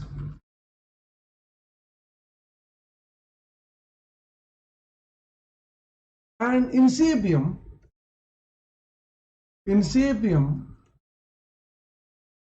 beta measures systematic risk. Why so? William Sharpe gave capital asset pricing model. He said, if there is a single event happening and your stock is getting affected, then you can diversify it away or eliminate it by spreading your money across many stocks. So that single event should not affect your portfolio because you can always eliminate it. But this other event, which is called macro event, like decrease in GDP, increase in inflation, increase in interest rate, increase in tax rate, all those macro factors which will affect all the companies in the portfolio without any bias, that risk cannot be eliminated. Therefore, if you are assuming that systematic risk, you will get reward. And that reward is only this one. RS equal to RF plus reward. Please understand, if you invest in Reserve Bank of India, we get RF. Reserve Bank of India pays me RF. There I am not taking any risk because Reserve Bank of India is government's bank. I give money, it gives RF. RF is what? RF is the compensation for time value of money. Reserve Bank is paying me because it is compensating for the time. I gave money to the Reserve Bank for 3 months. RBI is paying me for using the funds for 3 months. So when I am investing in a stock, I must get something extra apart from risk-free rate, and that is reward. And that reward is given by beta into RM minus RF. So this is a reward. William Sharpe says you will get reward only for systematic risk, which is contributed by, which is known as beta. So beta is a measure of systematic risk. So an investor will say, I have invested in only one stock. Sorry, you will have unsystematic risk, you will have systematic risk both. For the unsystematic portion, no reward. For the systematic portion, you will get reward as per CAPM formula. Another investor comes, I have invested in 50 stocks across various sectors. Good. You are carrying only systematic risk because you have eliminated all unsystematic risk by spreading your money. So systematic risk is always going to be there, whether you diversify or not. But unsystematic risk will be there only if you are not diversified. So our sigma total risk has unsystematic risk USR and systematic risk SR. So sigma has two branches, systematic and systematic. Unsystematic can be eliminated. Systematic, you will get reward as per CAPM. Okay, this concept I have done deeply because you have to understand the question. Till now, Very intelligent questions which will test students has not come, don't worry. Okay. Now,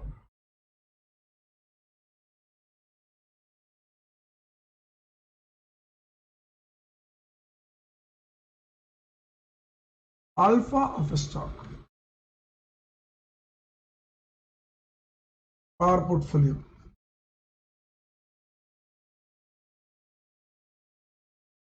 So what is alpha of a stock or portfolio? Suppose stock gives return equal to RS, or portfolio gives return equal to RP. CAPM says, according to CAPM,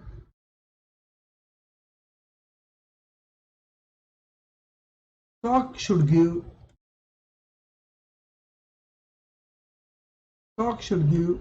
ERS.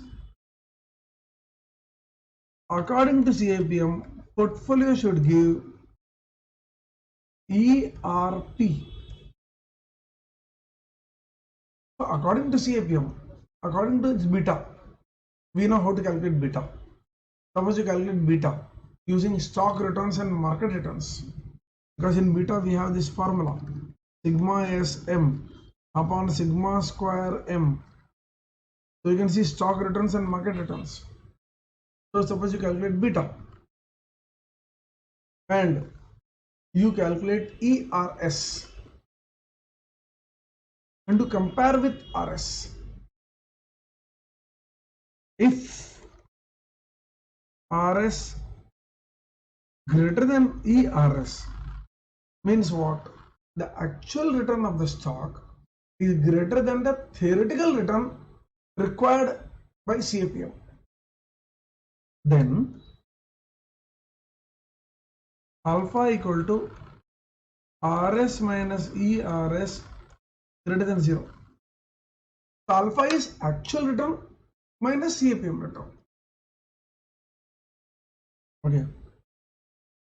If RS is less than ERS, if RS is less, alpha will be less than 0. So in market, we are supposed to invest in a stock whose alpha is positive. Alpha positive means what? The stock is giving better return than CAPM. What is CAPM? It is a theoretical return. Theoretically, I know it must so much return should be given. Okay. Next. So this alpha. There are problems covering whatever you are speaking. Almost every concept you will have problems where I will explain again. But this is for your writing so that sometimes you will find it difficult to write from a problem. So therefore I'm just revising. Now let us find out the price of theoretical price of a stock. So we can see that P0 assume perpetual model, assume dividend discount model, perpetual.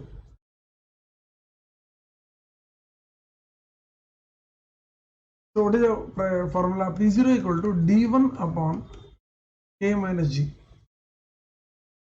So this is the formula. P0 equal to D1 upon K minus G. Now this K is expected rate of return.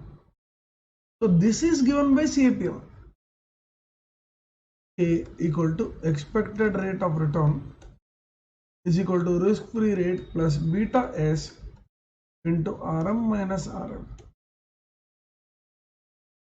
So you can see that CAPM helps us to find K, which ultimately helps us to find P0.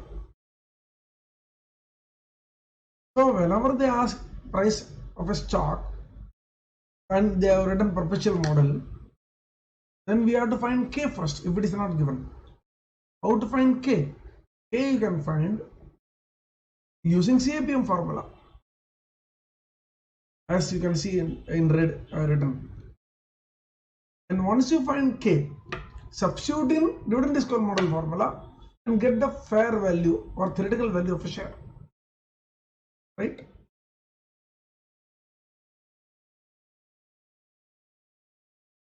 Okay, so this completes our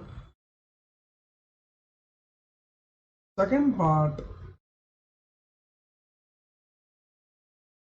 this one. Now we come to sharp single index model.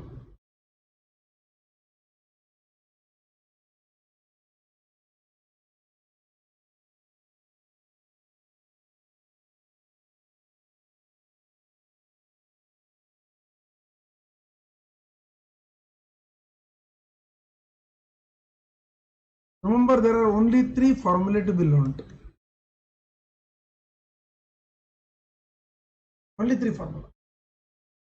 Number one, portfolio risk.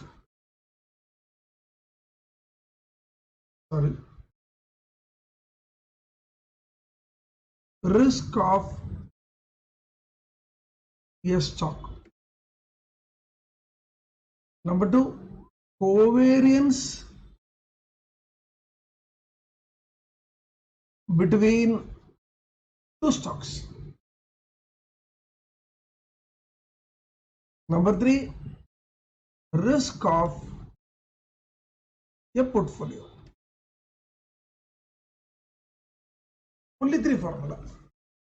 Now, how to find risk of a stock? Risk of a stock, sigma square P is equal to, remember here we have variance. Advantage of variance over standard deviation is I can add and subtract variances, but I cannot add and subtract standard deviation. So here we are going to have risk of a stock, sigma square P is equal to beta square P sigma square M plus sigma square EP. Sorry, I'll use S, the stock, correct? S. So this formula you must remember. Now in regular course usually I derive this also. Now this is total risk. This is systematic risk. This is unsystematic risk.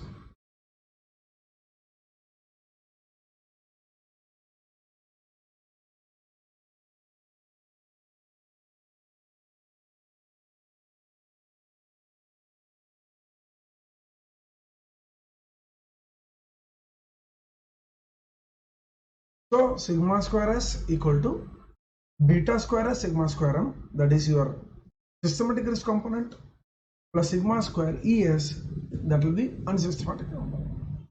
Next is covariance between two stocks, sigma AB equal to beta A beta B sigma square M. So sigma AB, covariance between two stocks, is nothing but the product of betas multiplied by the variance of market. And third is risk of portfolio. Sigma square P is equal to beta square P sigma square M plus sigma square EP. See, I have not changed anything. If you see, only the variables have changed. You can see S, I have written here P, S, P, S, P. This is systematic risk. This is unsystematic. This is total risk. So these three formula you must remember because it's extremely important. Formula number 1, formula number 2, formula number 3. Here we have two information. Beta P is equal to summation of Wi beta I. So this is a bit of portfolio formula. Then sigma square EP is equal to W1 square sigma E1 square sigma E2 square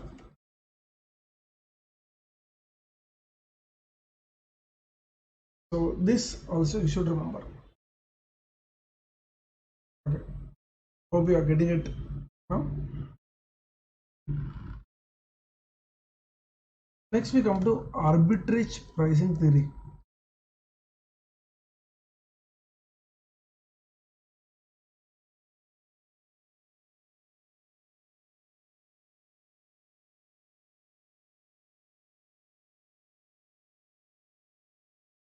APT,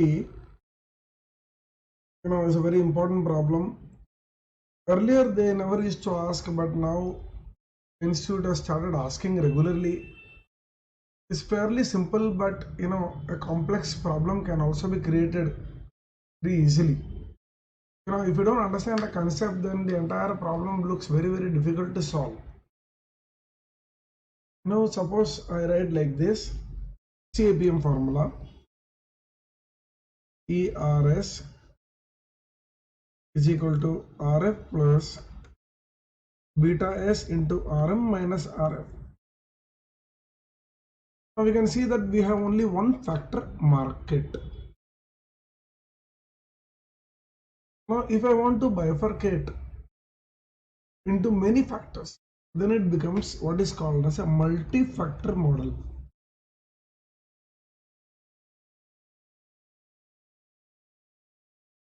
Now we don't write, how we measure beta? We measure beta like this: beta is equal to sigma sm upon sigma square m. So we are measuring beta of a stock with respect to market. So we are supposed to write actually beta sm. We are supposed to write, but we don't write. Yes, beta means it is measured with respect to market.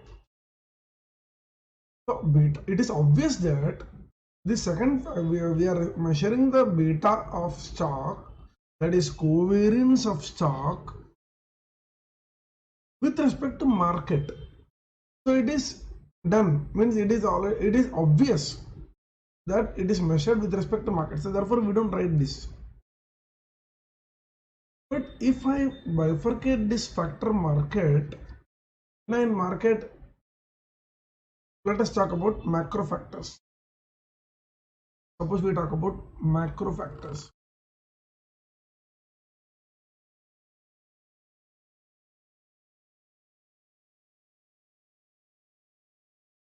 Or macroeconomic factors: interest rate, inflation rate, GDP, index of industrial production.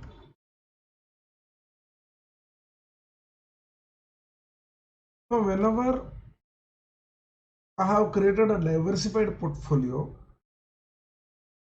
and the factors, or I'll say events happening in the company, in any one company, will not affect my portfolio, I have eliminated one risk, that is unsystematic risk.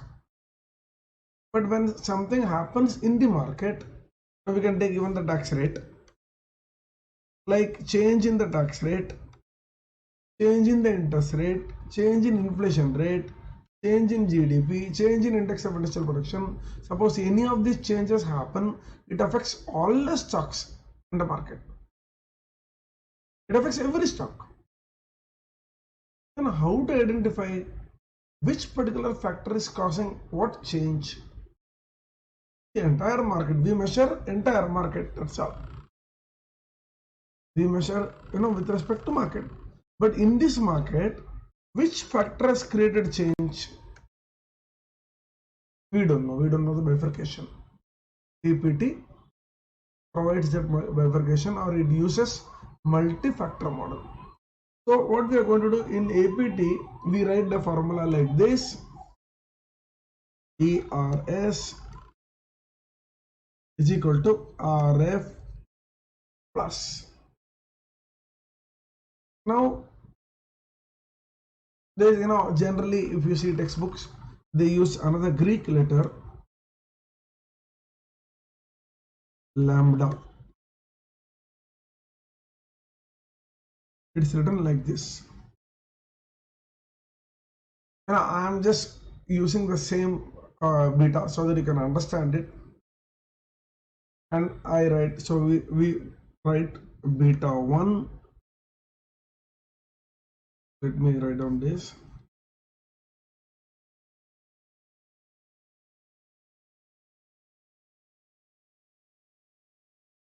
Into RP1 beta 2 into RP2, etc. What is 1? 1 is factor 1. 2 is factor 2. Factor 1 could be interest rate. Factor 2 could be inflation rate, like that. RP1 is risk premium arising due to factor 1, like that.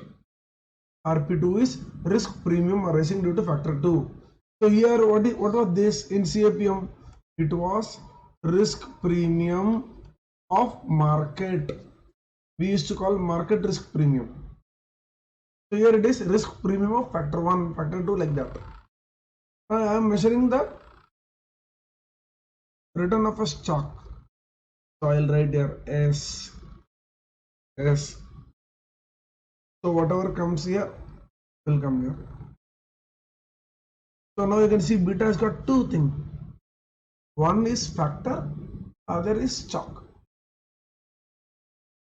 So now beta in APT we have multi-factor model, we have two prefix, you can say, or two subscript. So this is the general formula for APT.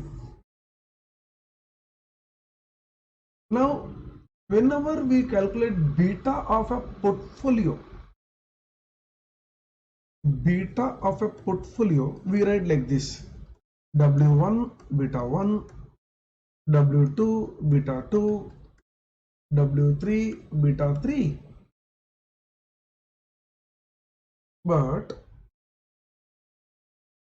if we have to, this is a general formula we write, etc. Don't write this. Beta of a portfolio we write this. Suppose beta of stock A. Suppose I write beta of stock. 1 minute. Let me give you example. You will understand because it's very important. So I am writing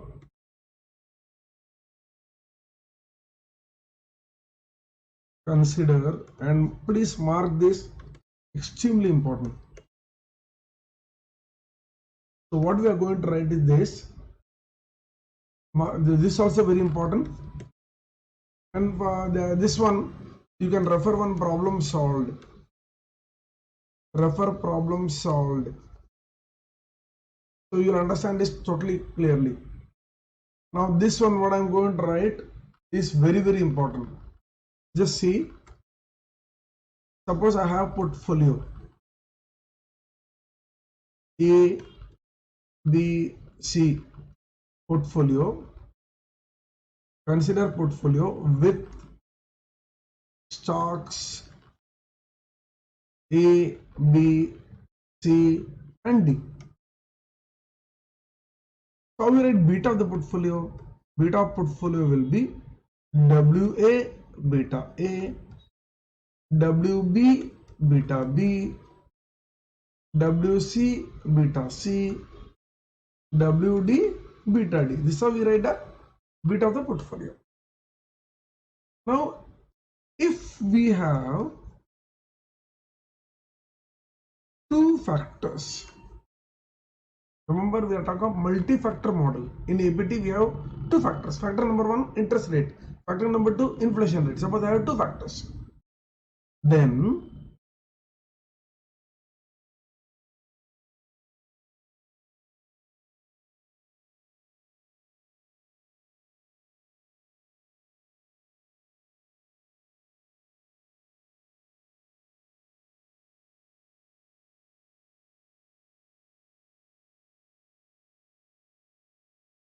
then what we'll have is we will have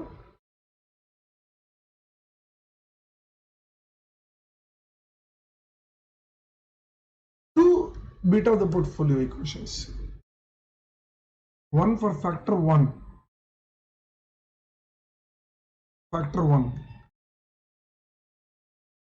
other for factor 2. So in CAPM we had only one CAPM, and in APT we have two factors, therefore two betas. Very, very important. I wrote CAPM also so that you understand. In CAPM we used to write beta P equal to WA beta A, WB beta B, etc. Here also you same formula, but you have to calculate two terms. One using factor 1 data, second using factor 2 data. Just listen to this particular thing again, you will understand. So the entire APT, first one is solved in a problem nicely. If you go through it, you will understand. And this also you will easily. And nowadays they are asking, therefore it is very important, therefore I mark quite important. Then we have in this chapter, in this big chapter, what is called as asset beta, or we can say project beta.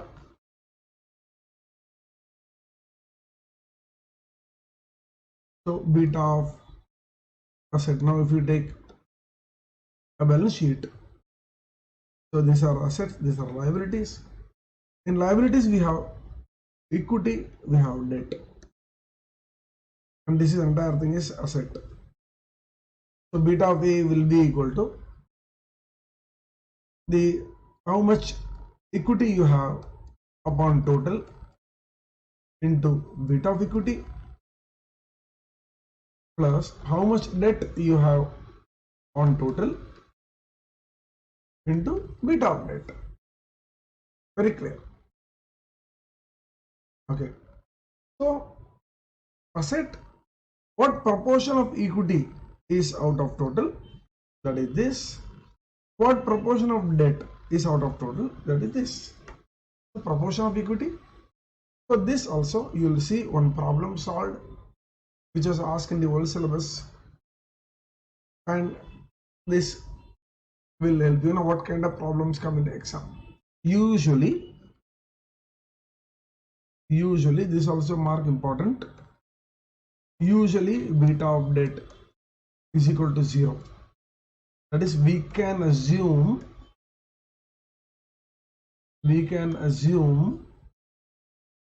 if no other info is given. In old exam, that is in old syllabus exam many years ago, they did not give beta of debt. In many examinations, they don't give beta of debt. You should not wonder why they are not giving. You should just simply assume beta of debt equal to 0.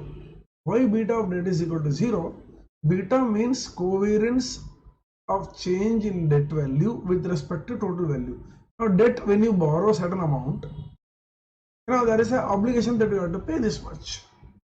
So therefore there is no deviation, that doesn't change. Therefore, at this level, in rapid revision course, just remember the debt obligation which is supposed to be paid doesn't change once you have borrowed and the fixed amount, whereas the equity holdings keep changing with the share price in the market. So therefore beta of debt is considered as 0. Think this way, that's all. So this is asset beta formula. So we can see the problem which is solved, that can give you further insight. Now remember, in this chapter summary I am writing all the important formulae and I am telling you what are the things you should keep in mind. Then in the formula video you will see again revision of the formulae, exact only formulae. Then in the problem both will be covered, so it will be total preparation for you. Then project beta. Now whenever I have a company whose beta is to be found out. Suppose there is an aluminum company. I want to find its beta. Now, how to find aluminum company's beta? No problem. Go to stock market. Find 3 aluminum companies which are trading in the market. Use their prices. Use Nifty price. Using stock prices of those 3 companies and using Nifty prices, calculate beta of the 3 companies. So when you calculate beta of the 3 companies which are listed in the market, you find the average beta. And once you find the average beta, assuming, as of now assuming, that they all pay same tax and they have same debt equity ratio, which you can get from the exchange information, from their financials, how much debt they carry and what is the tax they pay. So from that beta, this is the average beta of peer companies. Peer companies mean similar companies operating in the market. Remember, I want to find a beta of an aluminum company. I don't know. So what I did, I go to stock market. I go to stock market and found 3 companies, A, B and C. So I took A stock price, I took Nifty stock price, calculated beta of A. I took B stock price, took Nifty stock price, calculated beta of B. I took C stock price, Nifty stock price, calculated beta of C. Then I took average, beta A plus beta B plus beta C divided by 3. I got average beta. Assume that all the 3 companies are paying same tax rate. Because they are the same industry, we can easily assume that. Assume that all the 3 companies are same debt equity ratio. So this average beta of peer companies I write here 1 plus 1 minus tax rate what they are paying, debt equity ratio what they are having. So this is debt equity ratio of peer companies, the tax rate of peer companies. And if I do this, I get beta unlevered. This is unlevered. Unlevered means no leverage. This is levered. Now what is the use? Now I am going to find. Now just see. Now if same formula, I will cross multiply now. So using beta UL calculated above, I calculate beta L. Now this is of my company. Now I want to find out the beta of my company. So what I will do, I will take this beta UL multiplied by 1 plus 1 minus T. Now tax rate of my company, debt equity ratio of my company.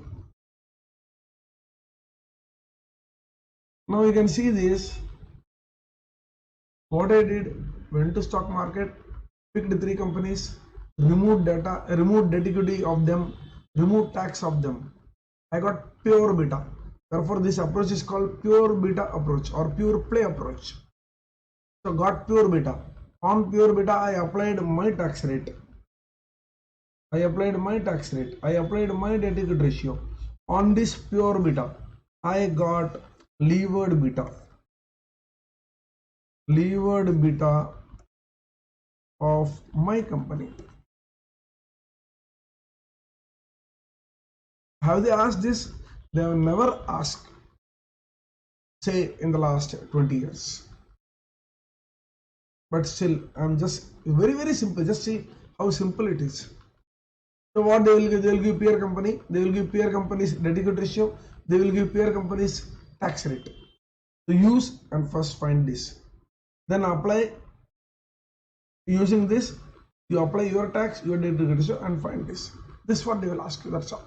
Simple question. Then we have two more things left in this chapter. Next we come to asset allocation.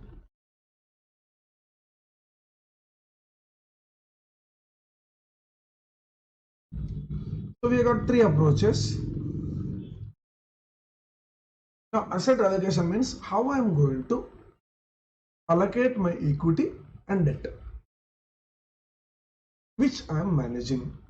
Suppose I am having equity. Suppose I am having bond. Investor is coming and giving me money. Take this money. Please manage my assets. Please allocate my capital. Then I will take, look, I am going to adopt buy and hold policy. Now buy and hold means just buy equity, whatever you want to buy, say 70% and debt 30%. So 70-30 you invest, and when the market changes, goes up or down, you don't do anything, you hold for a long time. So number one, allocate to debt, equity. Number two, with changes in market, do not rebalance the portfolio.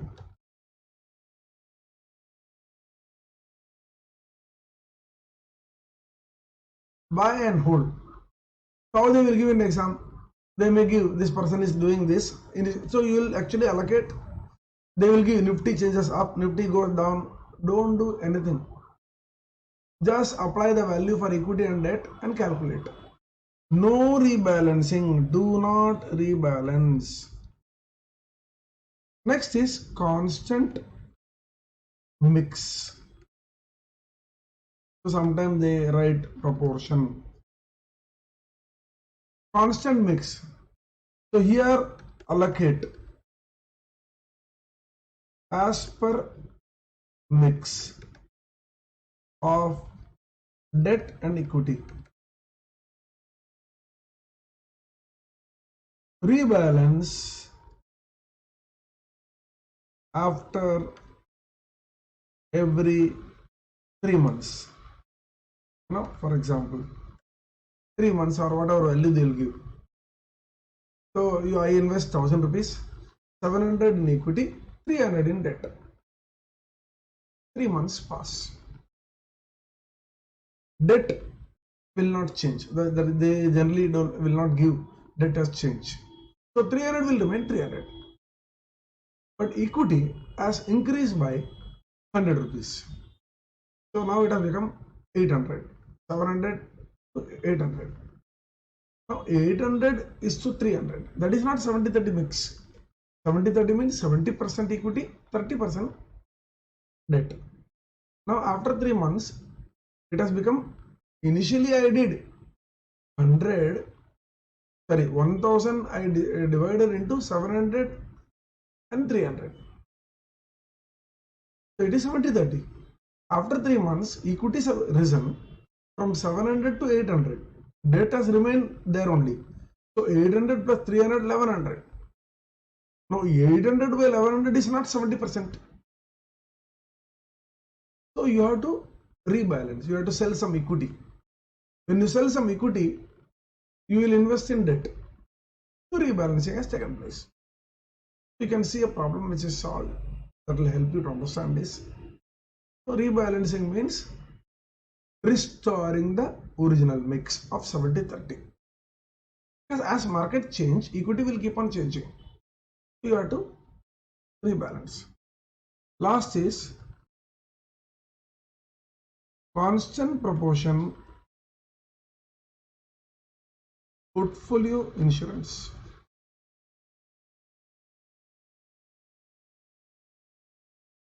CPPI.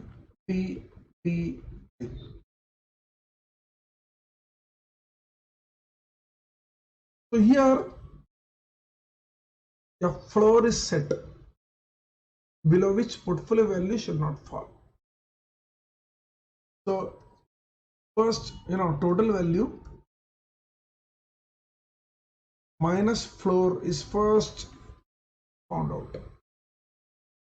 This is called as cushion. Now this word you will not find in material study, but this is a word we use. So you find cushion, floor, total value of the money. Suppose investor has given me 1000 rupees and he has told, remember 800 should be floor. Your activity, you do anything, portfolio value should never fall below 800, means 800 becomes our floor. So first you subtract 800, so you have got a cushion of 200. Then there will be something called multiplier. So multiplier is say 2. So 1000 minus 800, 200 into 2, 400. So 400 you put in equity. So this is equity. Balance debt. So what do you do? How you invest in this form? Total investors money minus floor, cushion, into multiplier, put in equity. Remaining money, put in debt. That's all. Market will change. When market changes, this total value will change. Initially it was 1000. So after change in market, it will become 1200. Again you do 1200 minus same 800. Floor will remain constant throughout. Constant throughout. In absolute terms. Absolute means once you calculate 800, it will be 800 throughout the problem. Market may swing up, down. The total value will keep on changing up, down. But this floor which you use initially will not change. So total value. So once it changes, again you do this activity. Perform 1. When you perform 1, you will know the value of equity would have changed. Now this particular thing, this is equity, this will change. Why? Because this has changed. So when you perform 1, the amount to be put in equity would have changed. And do rebalancing. And do rebalancing. So you can see that in this method, we are doing rebalancing. Here we are doing rebalancing. Here we are not doing rebalancing. So I covered the theory aspect also. So we have a problem, go through the problem where I have solved these two. So you'll understand. Just do the problem, it is enough. So this is asset allocation. Last we have EMA. Exponential moving average.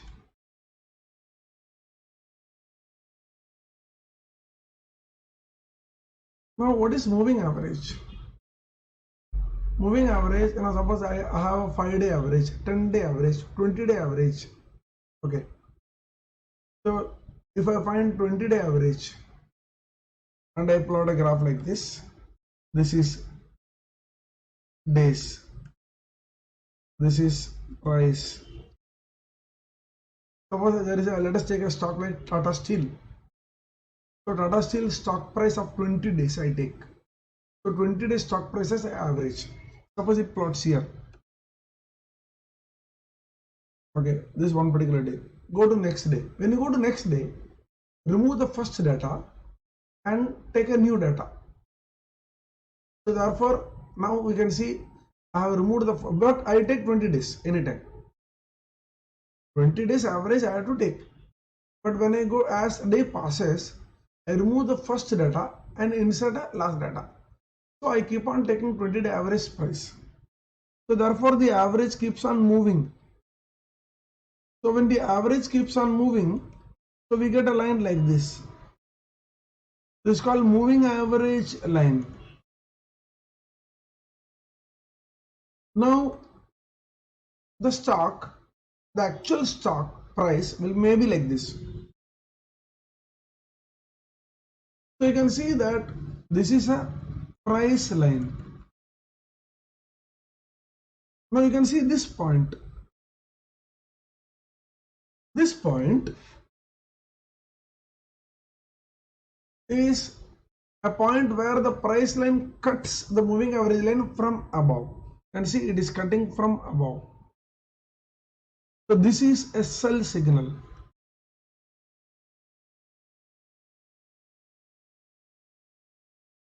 And this point, it is cutting the moving average line from below. It is a buy signal. Remember, price line should cut the moving average line from above. For sell, price line should cut moving average from below. That is a buy. In the exam, in real world, moving average is difficult to calculate. Suppose I want 200-day moving average for 10 years, but I have only 5-year data. I have only 5-year data. I want to draw for 10 years. It becomes very difficult. So we are coming out with exponential moving average. So the formula is, so you have to remember the formula. Exponential moving average of today is equal to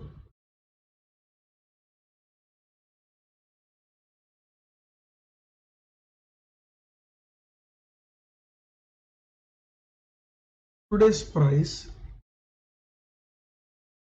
into exponent plus previous day's EMA into 1 minus exponent. Now let us understand each. Today's price, that will be given to you. What is the price? For every day you have to calculate. So they may give 1, 2, 3, 4, so up to 14 days they will give. So this will be day and price will be given.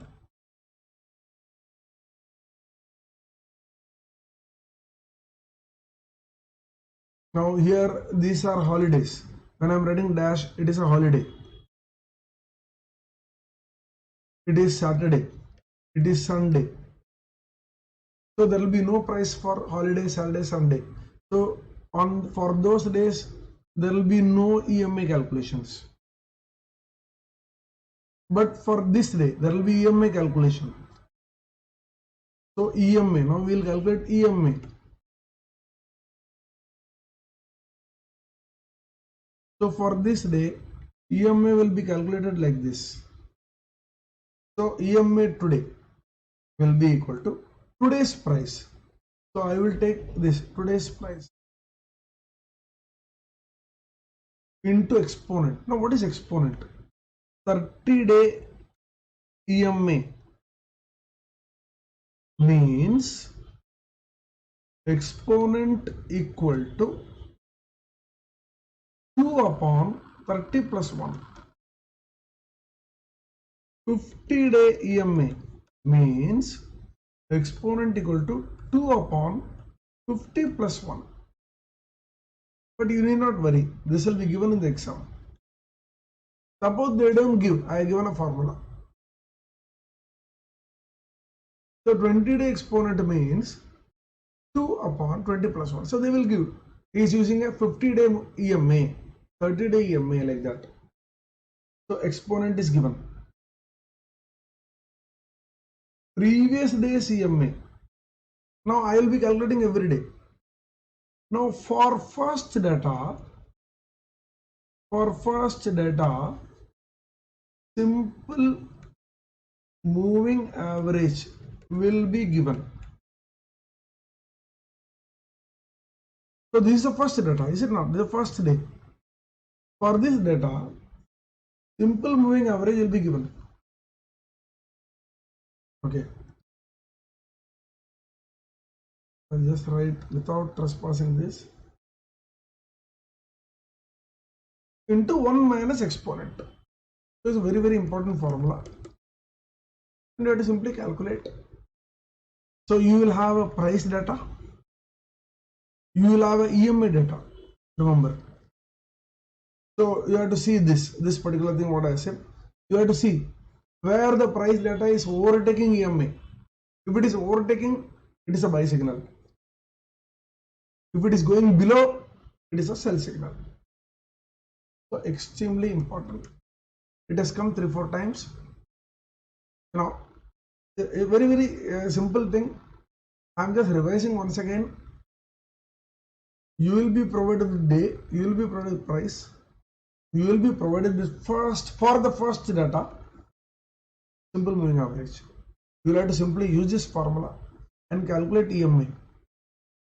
EMI will be calculated only for days where there are prices. Holiday, trading day, you will not calculate. Once you calculate EMI, you will have two columns, price column, EMI column. See the column where price is overtaking EMI. Means at a particular trend, price will be below EMI. Suddenly it will become more than EMI. So you can see it has become now price line has increased here. You can see price is overtaking EMI. So there you write on this day it gave a buy signal. Now till now they have given only buy signal in the exam. Next exam they will give sell signal. So see on which day initially price may be continuously above EMI. One day it will go below. If it goes below, sell signal, right like that. Okay. So we have covered everything in portfolio except sharp portfolio optimization. So that we cover, and then this chapter will be over. Let us see the last part of portfolio chapter, the one which is least likely to be asked. It is very much in the syllabus. It is appearing in your syllabus for many years. Not a single question has been asked. If I am right, it was asked in old syllabus before November 2008. We are not sure. In fact, I am not sure whether they will ask. It will consume a lot of time in the exam. But if we take November 2020 as a benchmark, where every question consumed at least 20 to 25% more time than required, because they were all different, reverse calculation questions, they can include this also. Now, what is this model? This model is about investing in right combination of stocks which carries least unsystematic risk, least systematic risk, and if it carries high systematic risk, you get reward. So the model filters out bad stocks automatically, and we are getting finally the right stocks for our portfolio. What is the first step? Now you will be given some 6 stocks or 10 stocks, whatever it is. You will have to calculate RA minus RF upon beta. So when you calculate RA minus RF, that is stock return minus risk-free return upon beta, you will get different values. The highest value rank 1 and the lowest value will be given the last rank. So what you should do, after you calculate, you will have to rearrange the table as per rank, because when you calculate rank 1 could be the 6th stock or 6th row stock. So in the next table, 6th row stock which has rank 1 should be appearing in the first row. So rearrange the table based on ranks with highest rank at the top. Once you do that, your next objective is to calculate C. Now C, you cannot calculate at one stroke. First you calculate RA minus RF. Then you calculate beta I upon sigma square EI. Then multiply them. And then take cumulative. Summation means cumulative. So you take cumulative. So as you progress down the table, you will be taking cumulative. And finally multiply by sigma square M. That is variance of market, which will be given. So that takes care of numerator. Similarly, do for denominator. Remember, numerator has beta upon sigma square ei. Now, sigma square ei is unsystematic risk, which will be given. Denominator is having beta square upon sigma square ei, so they are not same. So, remember that. And multiplying with market variance and adding 1 will give a denominator. Then you get C star, C, value of C. So, our last row will have C. The value of C will actually increase and then decrease. So the peak value will be your C star. So you can see identify C star, highest CI. Select all stocks that lie above C star in the table. Reject the remaining which are below C star. So we may get 1, 2, 3, 4, 3, 2. So highest value is this. So this is your C star. So select this, and this. Reject this and this. Then once we have identified this, we must know what proportion of investment should be in each stock. So that proportion W is calculated as ZI upon summation ZI. Now what is ZI? ZI is beta upon sigma square EI, which you already calculated here.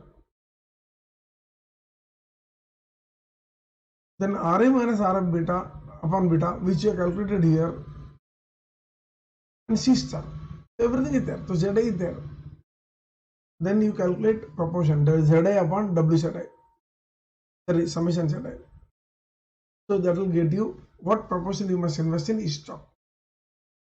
If you are extremely confident about the formula, remembering the formula, executing well, okay, in any situation, then only attempt the problem. If you are time consuming and any miscalculation or wrong writing of this complex formula can be dangerous. Okay, hope you understood this. With this, we have completed the chapter of portfolio management.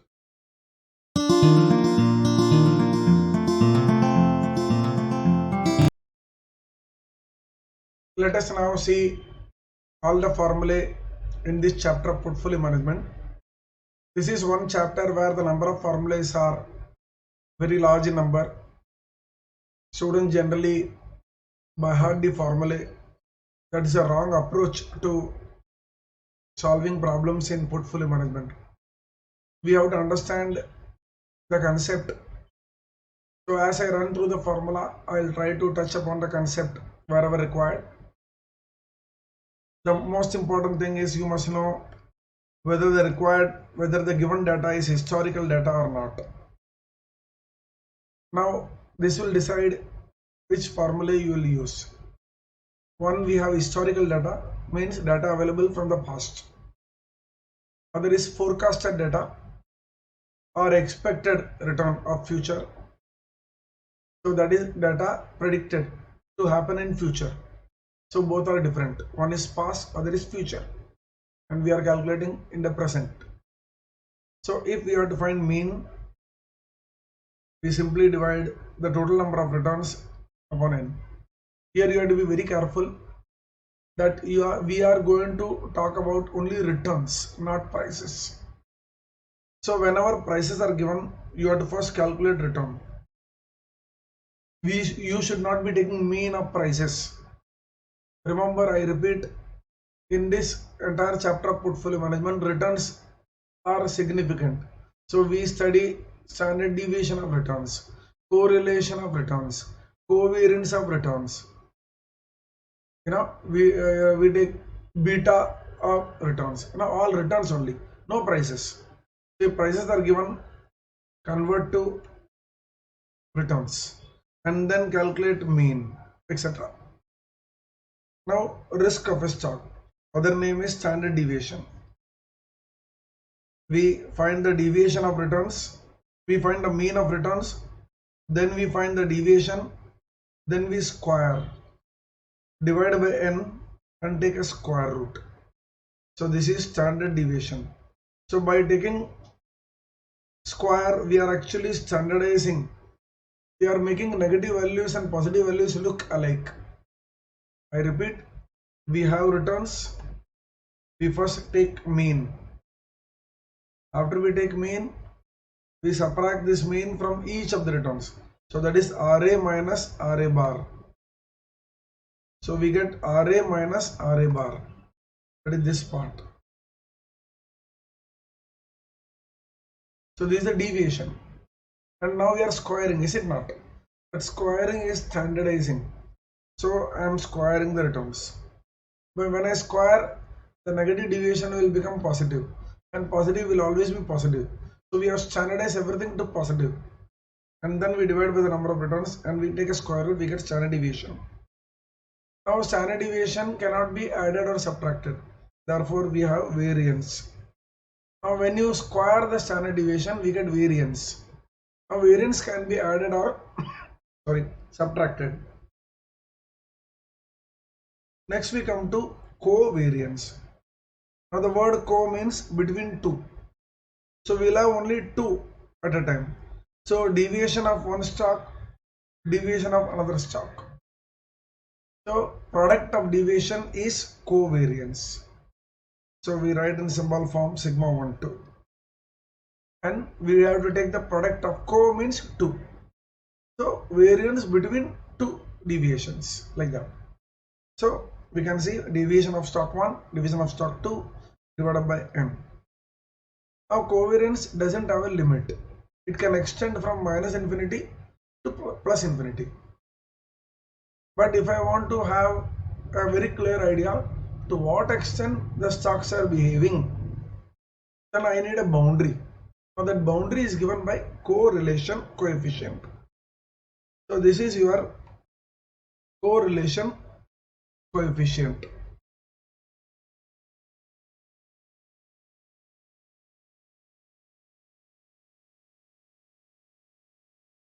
This formula is very important. Now we write correlation as rho 1 2. Rho 1 2 is equal to covariance upon product of deviations. Now sometime in the exam they will give covariance, you have to find correlation. Sometime they will give you correlation, you have to find covariance. So it's a very, very important formula which comes in most exams. Now after having seen historical data, we now see what difference in the formula if it is a forecasted data.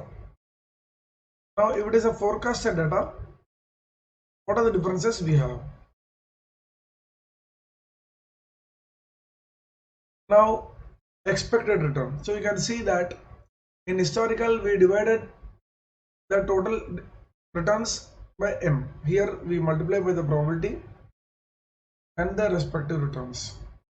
So we have three situations: bear, normal, bull.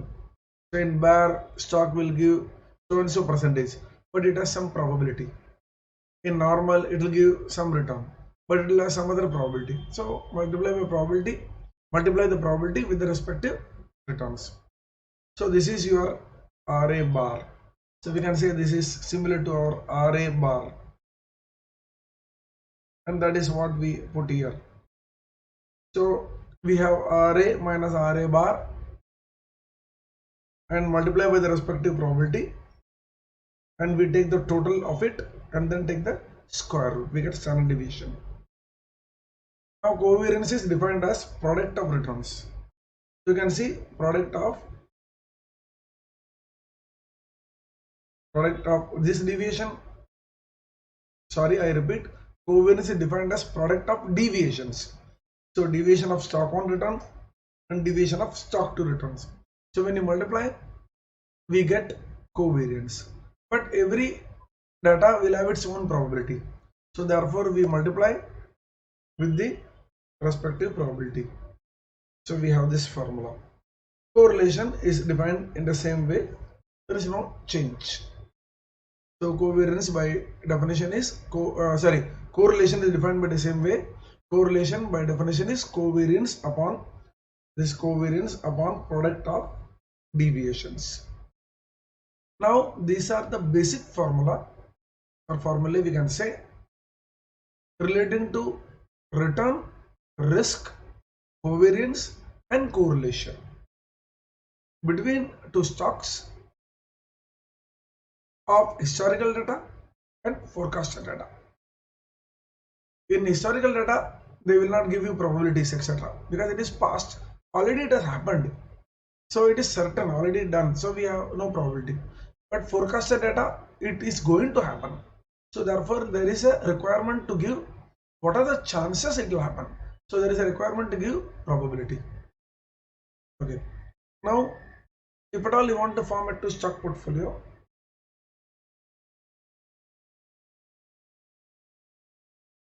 then let us see the following formula. First, how to find the return of the portfolio. We find the return simply what is the proportion you are investing. So xi is the proportion of investment. Now we must have written the class wi. So wi is also okay. So just a proportion multiplied by the return is the return of the portfolio. Now risk of two stock portfolio. Now this formula has been given by Markowitz. So in the exam they ask calculate risk using Markowitz formula. So this is the formula. So this formula will give you stock two stock portfolio risk W1 square sigma 1 square plus W2 square sigma 2 square plus 2 W1 W2 sigma 1 sigma 2 rho 1 2, and we know that this is nothing but sigma 1 2. So we can as well write sigma 1 2 in place of this. I'll come to this formula after I go through the remaining part. We'll come back to this. Now this is Markowitz formula for two stocks. You can see two stock portfolio.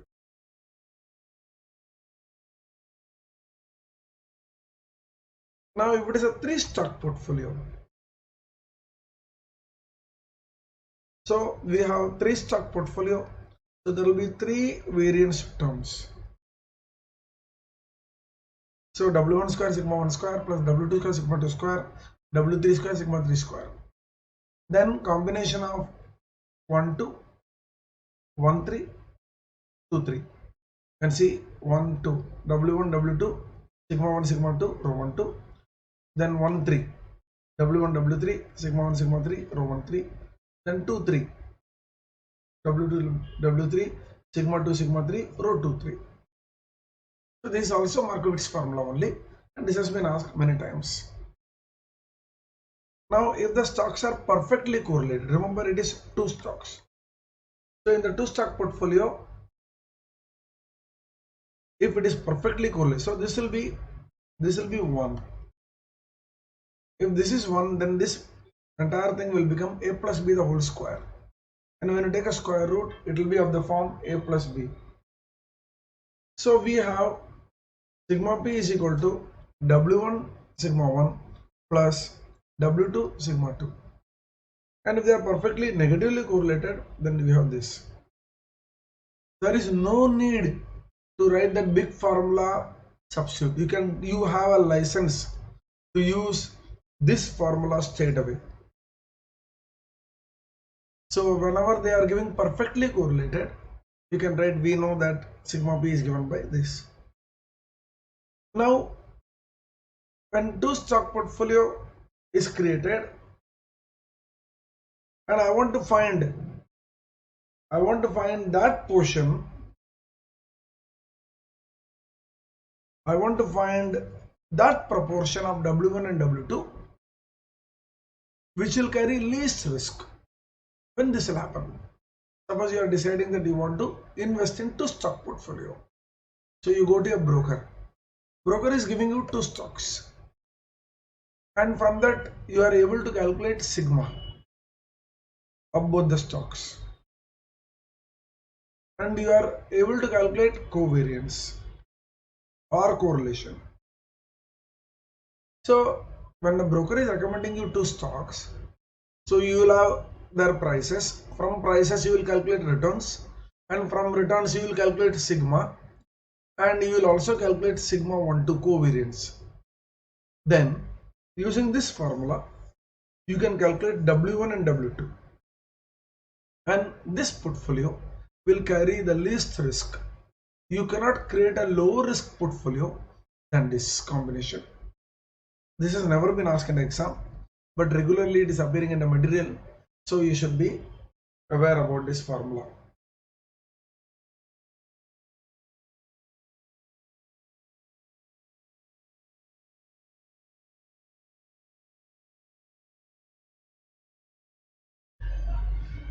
Next we come to beta of the stock.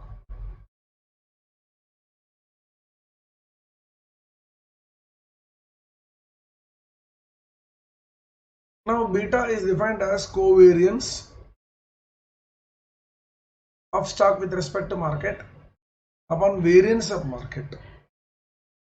Now we can also write this way, where sigma sm is rho sm upon sigma sm. So both this formula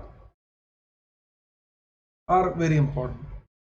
Formula number 1, formula number 2.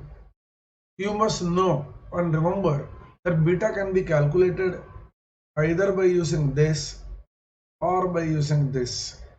An institute has regularly asked calculation of beta by one of these. So you should be aware that this relationship helps you to give you two formula for beta. Now what is covariance? Now this is explained here. Covariance is product of deviations. We have seen that divided by n. And what is variance? Variance is square of standard deviation.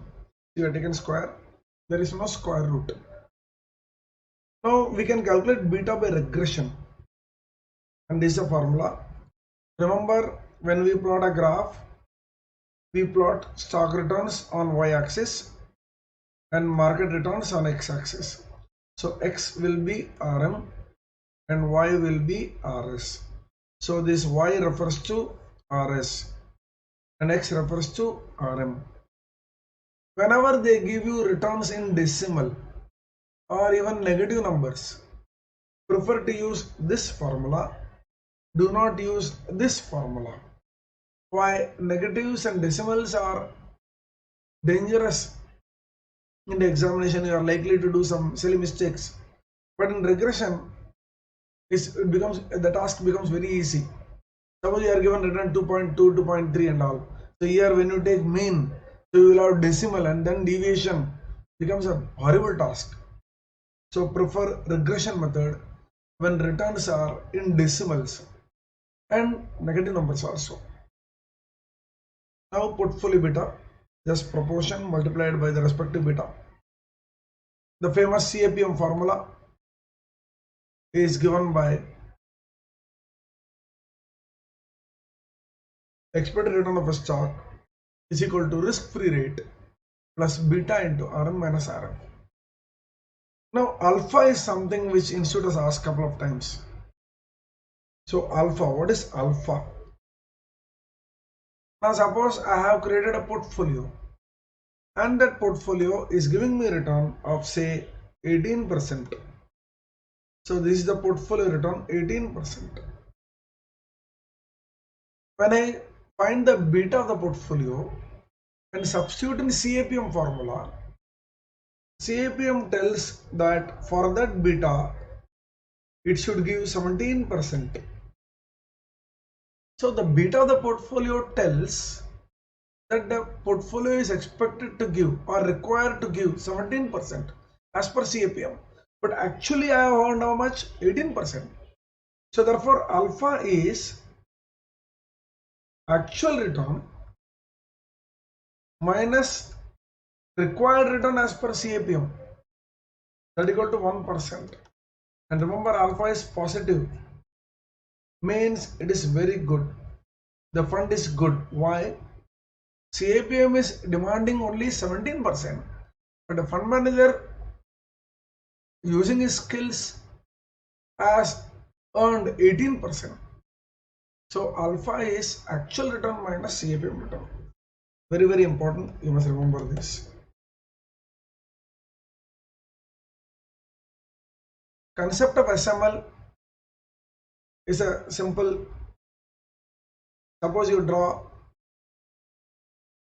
return versus beta graph,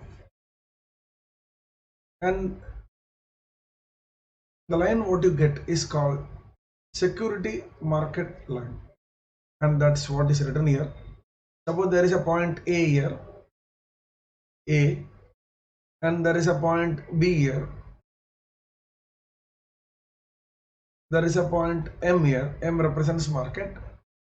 So when you take slope, what is slope? Now this is, remember beta is 0, so this point will be risk-free rate, because risk-free rate is 0 beta. So x-axis is 0 here and y-axis risk-free rate. So risk-free asset will have 0 beta and it gives some return, that is RF, and this is your RB. Suppose you have this beta, this is beta of stock B, and this is RB. Similarly, this is beta of market, which is 1, and this is RM. Similarly, this is beta of stock A, and this will be RA. Remember, it's a straight line, and the slope of the line at any point will be same. You take slope here, or you take slope here, or you take slope here, it should be same, it can't be different. So therefore, what is the slope? Slope is given by formula y2 minus y1 upon x2 minus x1. This is the slope formula which I learned in 11th standard or 10th standard. So the slope of point B will be RB minus RF upon beta B. So that is the slope at point B. What is the slope at point A? RA minus RF divided by beta A. What is the slope at point M? RM minus RF. See, we are doing beta B minus 0, is it not? And beta A minus 0. This is 1 minus 0. So you can see that we get this RA minus RF upon beta A, RB minus RF upon beta B, and R minus RF. So this has never been asked in the exam. Just thought we run through this small concept. APT formula is given by expected return of stock plus, the expected return of stock as risk-free rate plus factor sensitivity into factor risk premium of first factor. So this is your first factor, second factor, third factor, and so on. We have a very good problem in this revision video series. Try to do that, and where these concepts will be discussed again. And you have to remember this, very important. The number of factor sensitivity will be equal to number of factors. 4 factors, 4 beta. Now we are still using beta. Some books use lambda, some another Greek letter, just to differentiate between beta. Beta is generally used in CAPM when we calculate sensitivity with respect to market. Therefore, whenever you want to study sensitivity with respect to individual factors, you want to give a different name. Therefore, some books use lambda or other Greek letter. We continue to use beta, and we know that we are in the APT environment, so we do accordingly. Next is a very important concept in portfolio, that is sharp single index model. 3 main formula. First is risk of a stock. Second is covariance between two stocks. And third is risk of a portfolio. Now this is systematic risk. So total risk of a stock, total risk is what? Variance is equal to, now you can see I am adding variances. We can't add standard deviations. I can add variances. So when I have total risk is equal to systematic risk plus unsystematic risk. So this is how we bifurcate. We have got problems in the video series explaining this very well. So go through that. Covariance is given by product of beta multiplied by market variance. So beta product, whatever is the product of first stock, second stock. Remember covariance. Again, co means between two. So we have got only two stocks. So multiply their product, multiply their beta, and then multiply with market variance. Remember covariance, what you calculated in the previous case will be different from this value. Then risk of the portfolio. Risk of the portfolio will be, see, same formula. Instead of I, we will have P. You can see instead of I, we have P. But we will have bifurcation. What is beta P? Beta P will be the same formula what you have learned, product of weight and respective beta. And sigma square EP, this is a very important formula. You should not forget. It is W1 square sigma E1 square. And those who are my students, I have derived the entire thing and given you proof also. Means the reasoning why we are getting this. Now this is the most important part of this chapter, Sharp single index model formula. Next we come to Sharp portfolio optimization. If at all you want to leave something in the last moment due to shortage of time, then this should be the one. What are the chances they will ask this? Quite less, but we have done this in a class and we have seen that it doesn't take that much time if you have remembered the formula correctly, but it involves a lot of decimals, so there is a chance of mistakes when you do this in the normal environment also. So in the exam you have to be extremely alert. So this is all related to Sharp portfolio optimization. CPPI and constant mix along with buy and hold strategy. There are different strategies which we use to allocate the assets. When I say assets, we are treating equity and debt or bond. How I should allocate my money between equity and bond?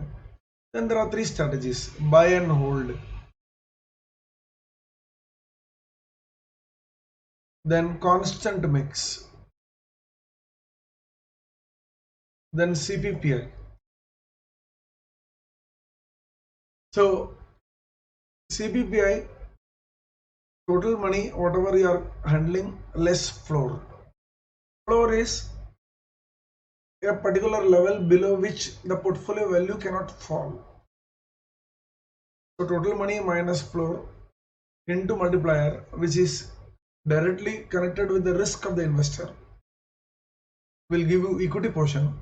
The remaining money will be invested in bond.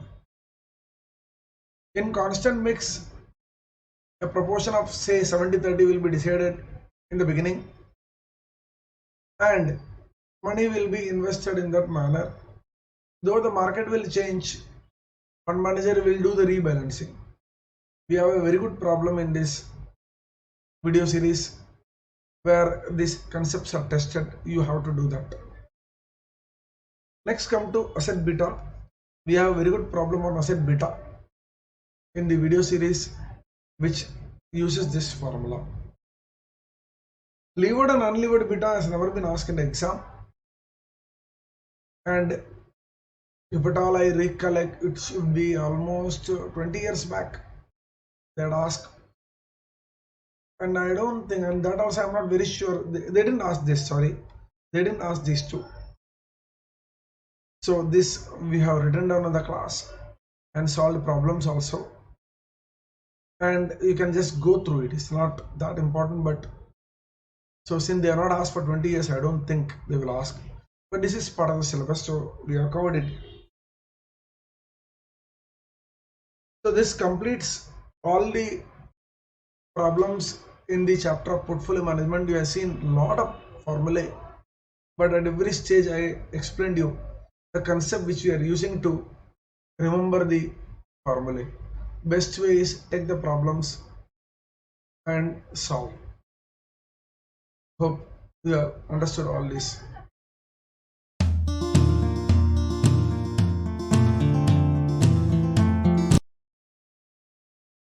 Let us read this problem. Using the following variance covariance matrix, calculate the portfolio risk of equal weighted 3 stocks portfolio. So matrix form information is given and one has to know which is the variance and which is the covariance and which formula one has to use to calculate the portfolio risk. Very, very important problem. Though it may not command 8 full marks, it will definitely command 4 marks and it will come as part of a bigger problem. Let us see how we do this. We write sigma p is equal to square root of w1 square sigma 1 square plus w2 square sigma 2 square plus w3 square sigma 3 square plus 2 w1 w2 sigma 1 sigma 2 rho 1 2 plus 2 w1 w3 sigma 1 sigma 3 rho 1 3 plus 2 w2 w3 sigma 2 sigma 3 rho 2 3. And we also know that correlation coefficient and covariance, they are linked by this formula. So we can write rho AB is equal to sigma AB upon sigma A sigma B. Therefore sigma AB equal to sigma A sigma B rho AB. So covariance is nothing but product of two individual standard deviations and correlation coefficient. So we can see here that this sigma 1 sigma 2 rho 1 2 can be written as sigma 1 2. Similarly, this can be written as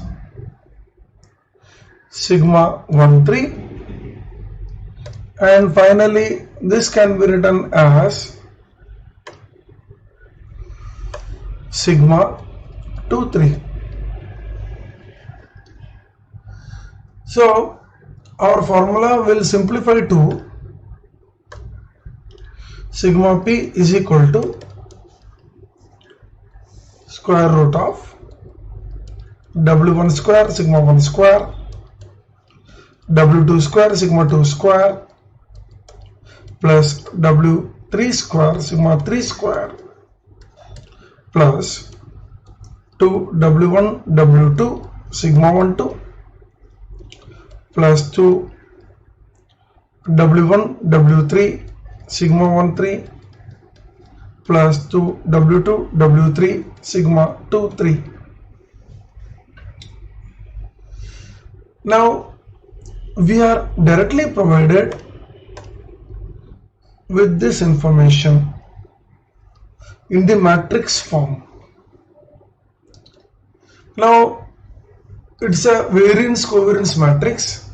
If you see the matrix 1 2 3 4 5, and 6.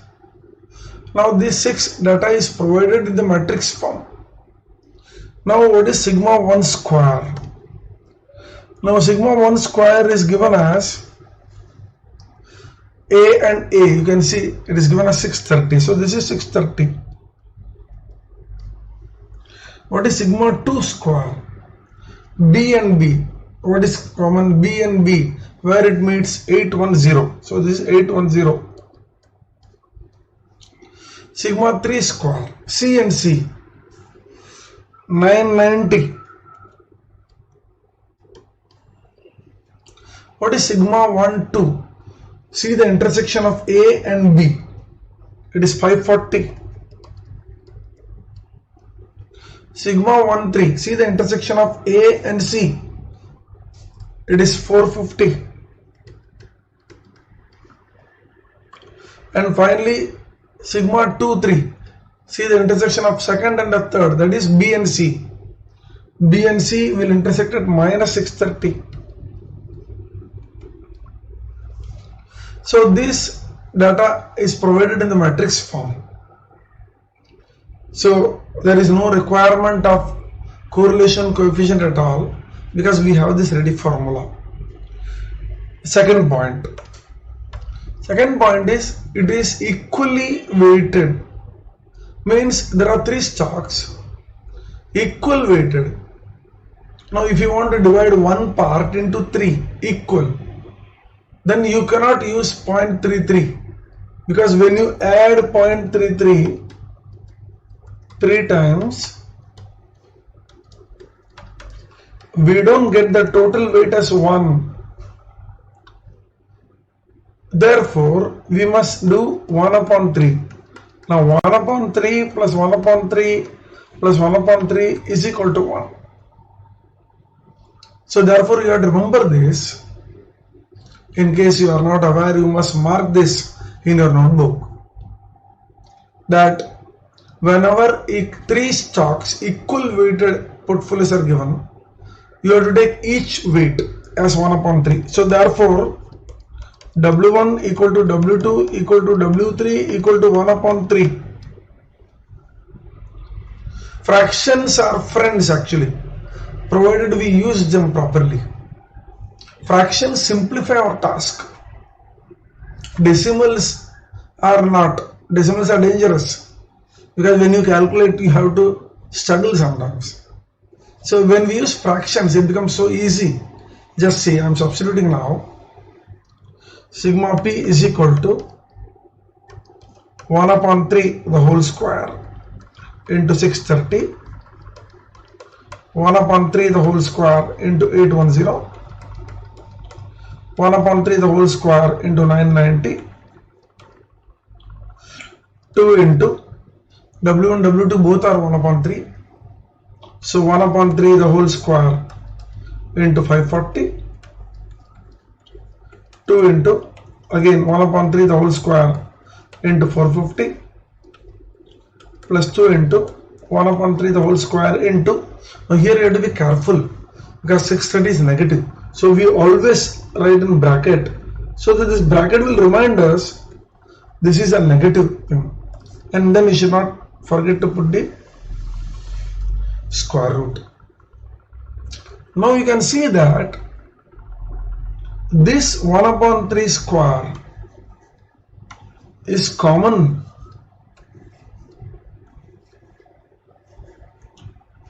Now when you actually do this, you can remove it out. So 1 upon 3 into square root. Now just see how beautifully it simplifies into a simple problem or calculation. So 630 plus 810 plus 990 plus 540, sorry 1080 it should be,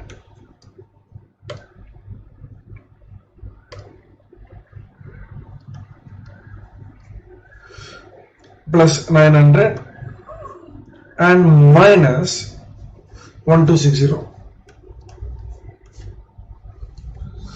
So when you actually do this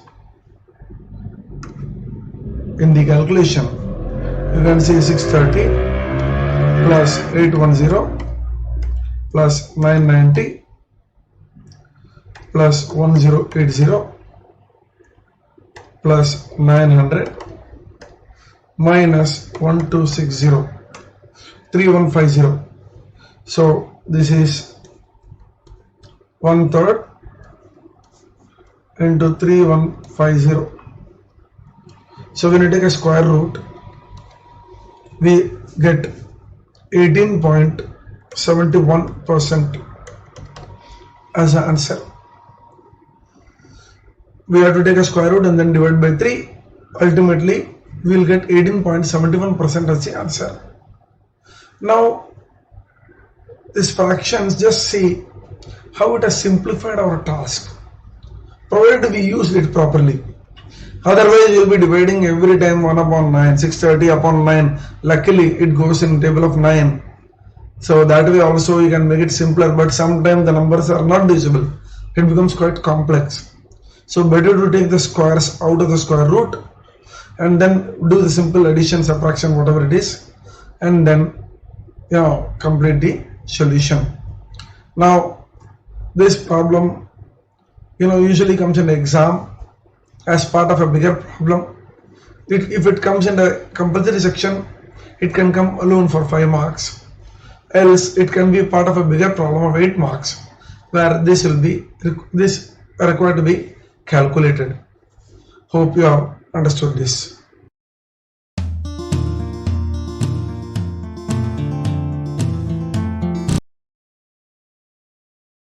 Let us see this problem. We are given period of 10, we can say it as years, days, weeks, anything. Return on stock X is given in percentage, return on stock Y is given in percentage, return on market portfolio is also given. Compare the beta and overall risk of stocks X and Y. So this involves having a knowledge of calculation of standard deviation and beta. Though one cannot expect a 10 period problem in the exam, definitely 5 or 6 period can be asked, and it has been asked. Let us see how we do this problem. Now, which are the formulas that are going to be used? How we calculate overall risk of any stock?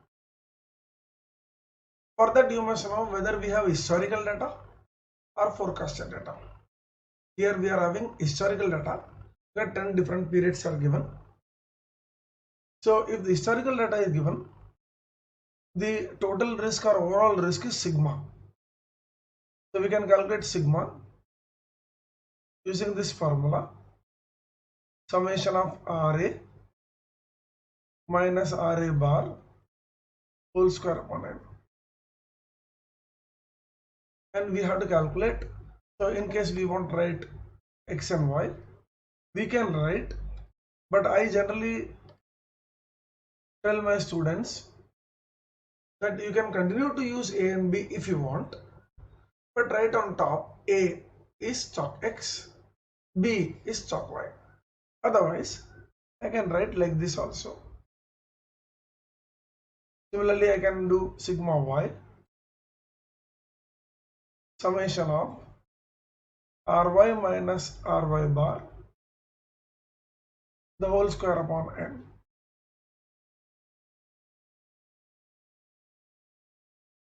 And this will give us overall risk of stock X and Y. We have to find beta also. Beta can be calculated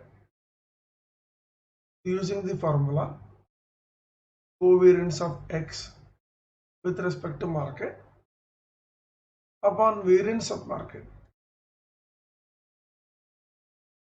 So this will be summation of Rx minus Rx bar into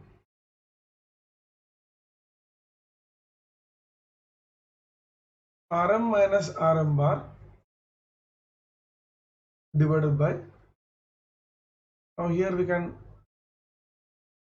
I'll just show you one step. which you can omit, but we can write it upon n divided by Rm minus Rm bar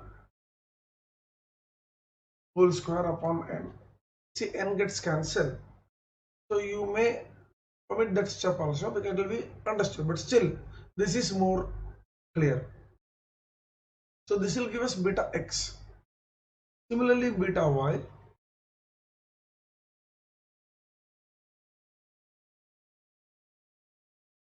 Summation of Ry minus Ry bar, Rm minus Rm bar divided by n divided by summation of Rm minus Rm bar the whole square by n. So this problem tests the knowledge of student, whether student knows how to calculate total risk and how to calculate beta. Now we are given returns. So what all we need? We need Rx minus Rx bar. See, it is used here also. We need Rx minus Rx bar and Rx minus Rx bar square. Similarly, we need Ry minus Ry bar. Again, we need Ry minus Ry bar and Ry minus Ry bar square. Finally, we need Rm minus Rm bar and Rm minus Rm bar square.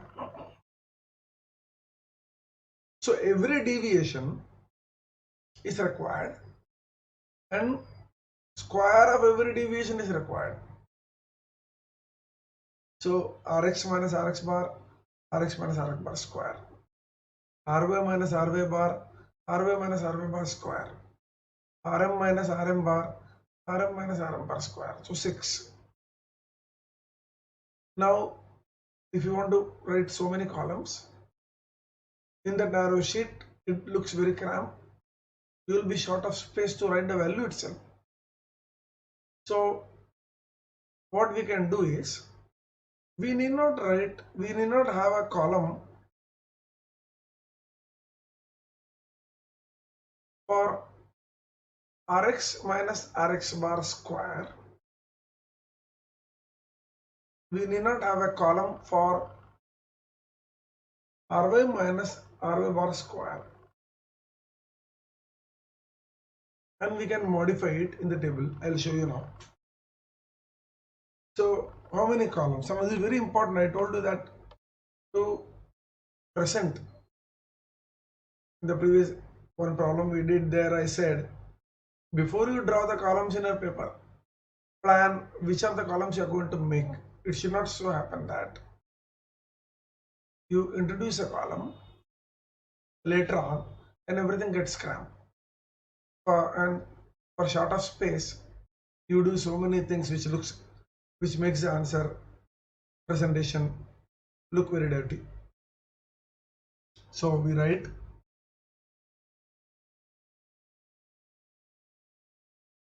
period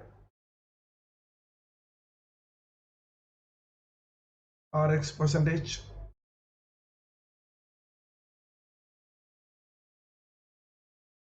now Rx percentage, the total will give us, will help us to will help us to calculate mean. Then once I get mean, I can calculate Rx minus Rx bar. Now I will not do Rx minus Rx bar. I will do directly square.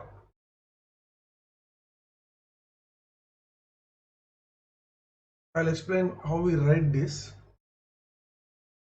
Similarly, Ry percentage, Ry minus Ry bar square.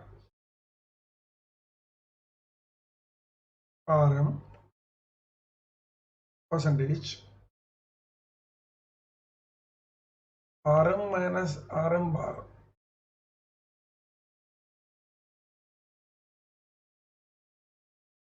square. So we will not write the individual values. Now write the deviations.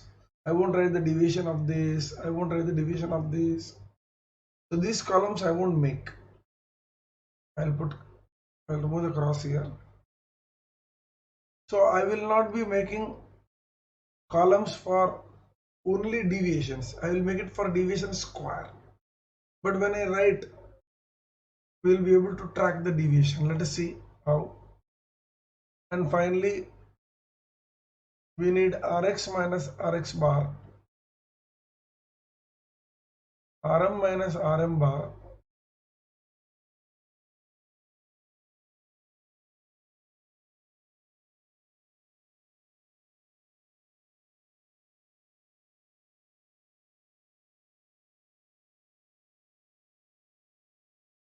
and Ry minus Ry bar into Rm minus Rm bar. Now, when you present the solution in the paper, you will be writing the formula below this table. And I wrote this formula first to explain to you which are the columns you have to make. Now here also we can reduce the size. Just see here. Suppose I don't want to write like this. I want to narrow the column. What I do? I write into Rm minus Rm bar, Ry minus Ry bar into Rm minus Rm bar. So we can use all these techniques to use narrow space to write the values. Now let us see how we go about calculating. So 1, 2, 3, 4, 5, 6.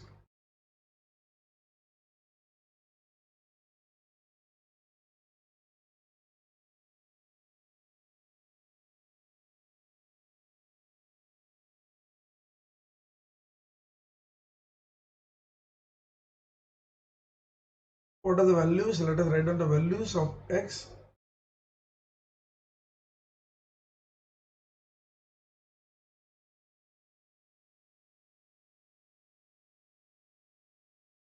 Negative numbers are dangerous. You have to be very careful.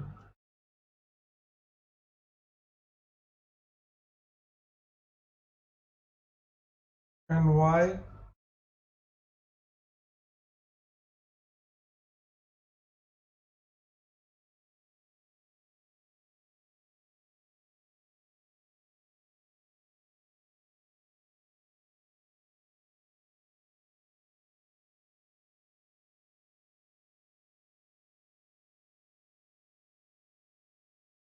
And m.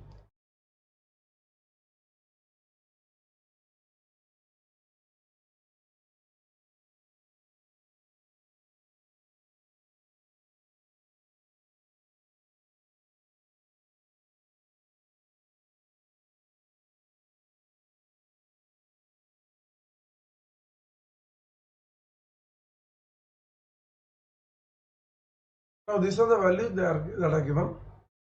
I need Rx bar. So Rx bar is summation of Rm divided by n, that is 10. So when you take the total of this, you will get 149. So this will be 149 divided by 10, so 14.9. Similarly, Ry bar, when you take the total, you will get 81. So RY bar is equal to summation of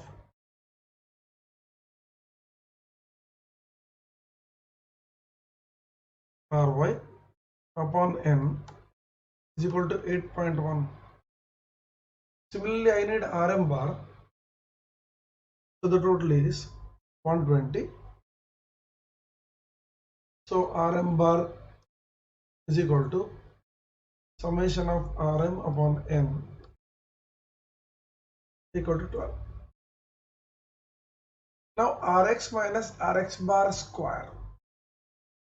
Now here you should write in such a way that we are able to use this value here. Similarly, we are able to use this value here. And similarly, we are able to use this value here. So 20 minus 14.9. So 20 minus 14.9 is 5.1. So I will be writing here 5.1 square equal to 26.01.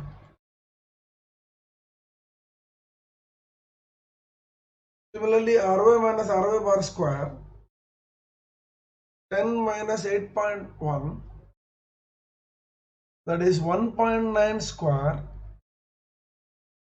equal to 19 square is 361, 3.61. Then 22 minus 12, 10 square equal to 100. Now you can see we have carefully written 10. We have written 1.9. We have written 5.1. So we got 26.01, that is square, and we have carefully written this.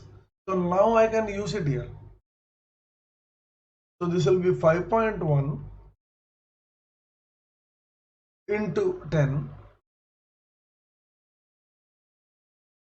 1.9 into 10, 19.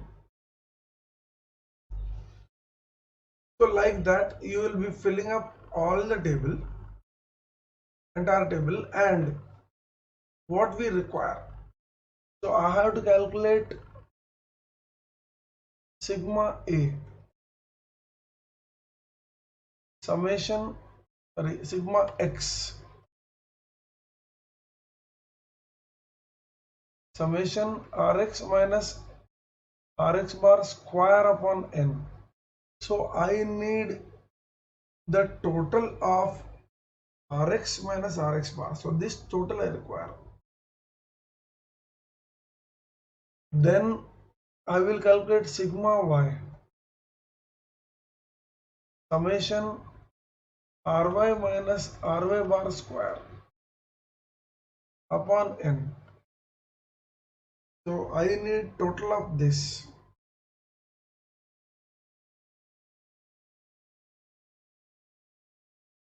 Then I can calculate beta X, Rx minus Rx bar, Rm minus Rm bar divided by N upon summation Rm minus Rm bar square upon N. Similarly, beta Y, Ry minus Ry bar, Rm minus Rm bar upon N, summation Rm minus Rm bar square upon N. Therefore, I also need the total of this, this, and this.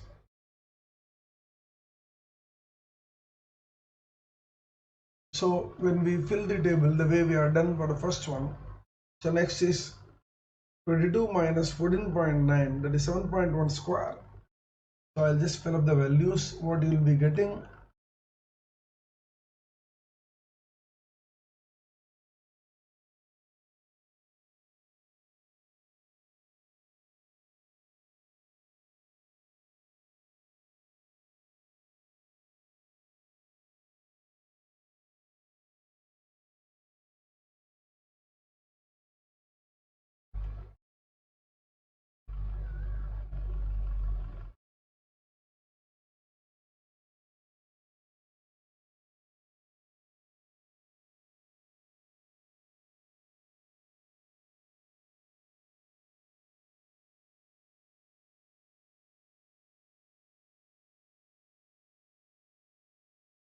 While I do the calculations, you can verify each value,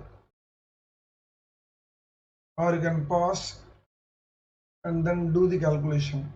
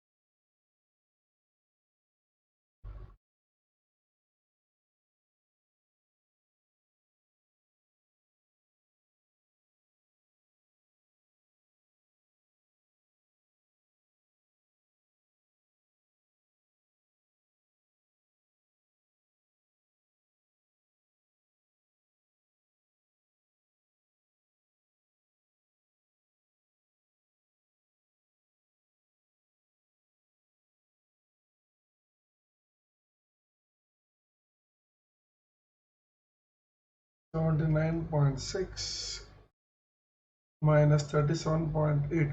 Here I want to caution you, when you do calculation of covariance, be extremely careful with the negative sign because covariance can be negative. So you have to see, okay, if I am going to multiply this Rm minus Rm bar, now here in this case you will be getting 18, and Rx minus Rx bar. Now Rx minus Rx bar is 17 minus, you can just see this,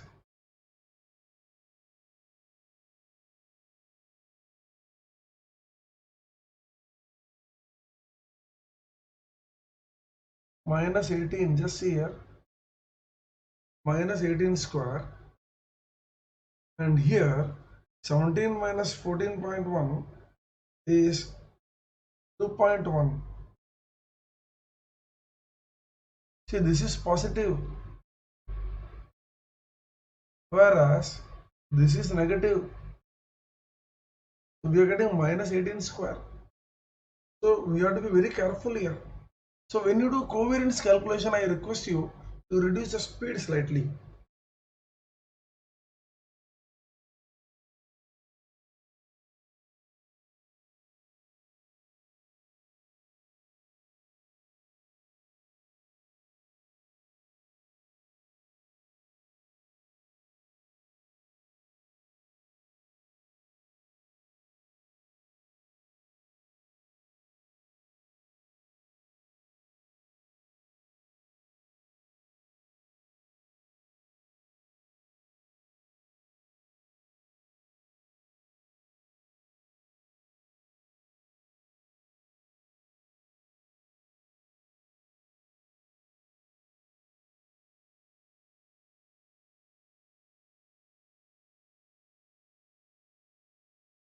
So this is what you will get when you calculate, and then when we substitute, so we get sigma x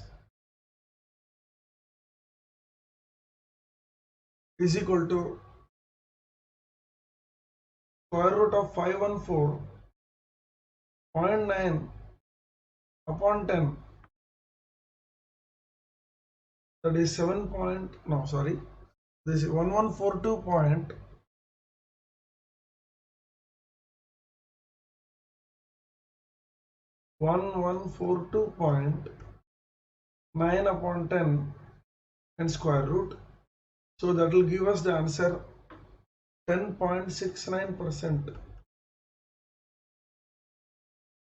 Similarly, sigma y will be square root of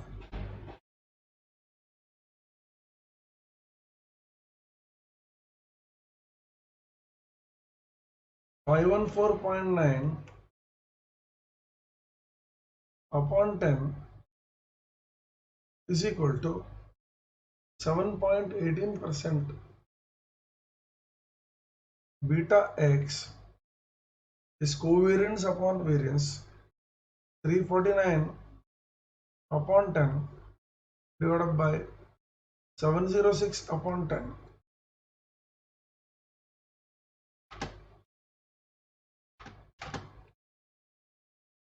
Zero 0.4943 or 0.494. Similarly, beta of y is again same because covariance and variance both are same.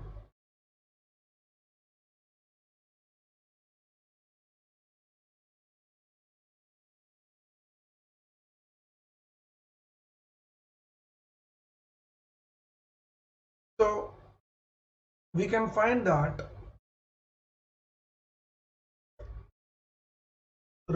overall risk of stock X is more than that of Y. So overall risk of stock X is more, and beta of stock X and beta of stock Y is same,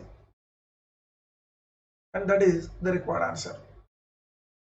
So in this problem, you are required to know this formula 1, 2, 3 and 4 and be slow and perfect in calculation.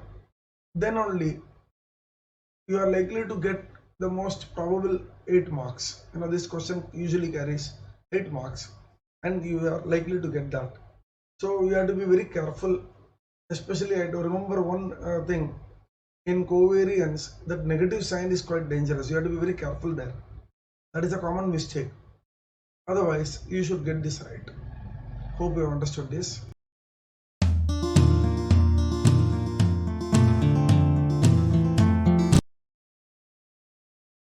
Let us see this problem.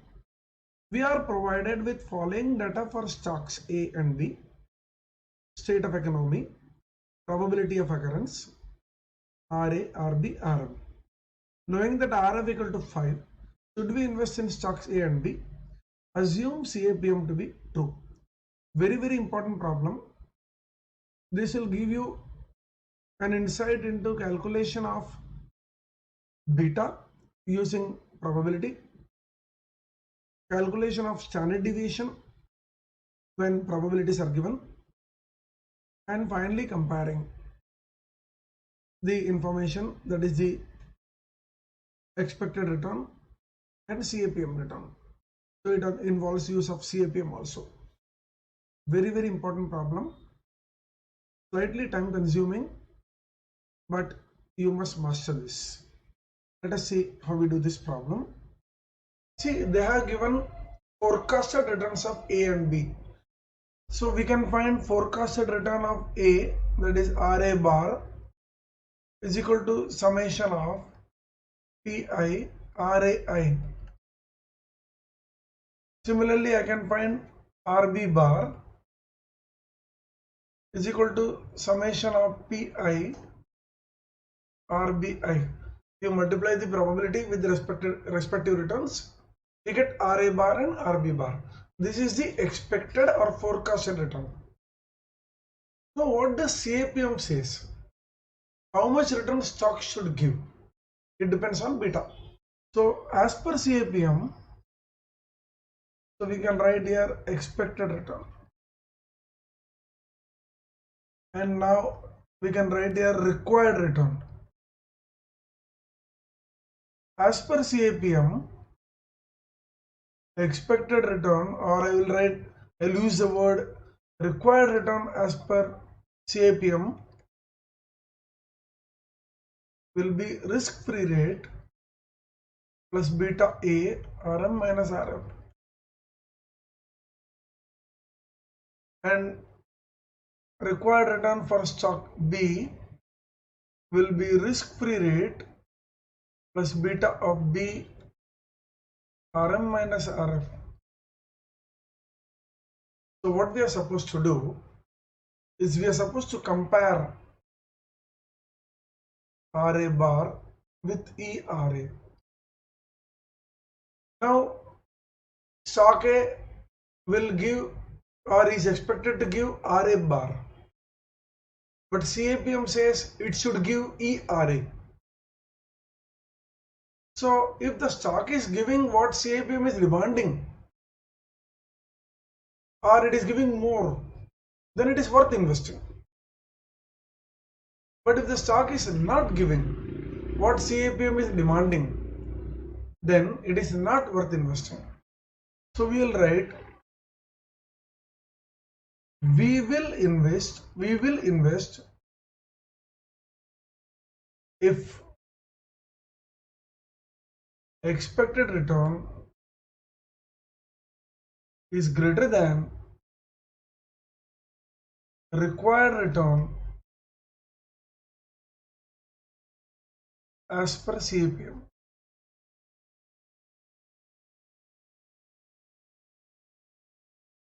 Now we have to calculate beta A and beta B. Now beta A, beta B will be useful to calculate ERA and ERB.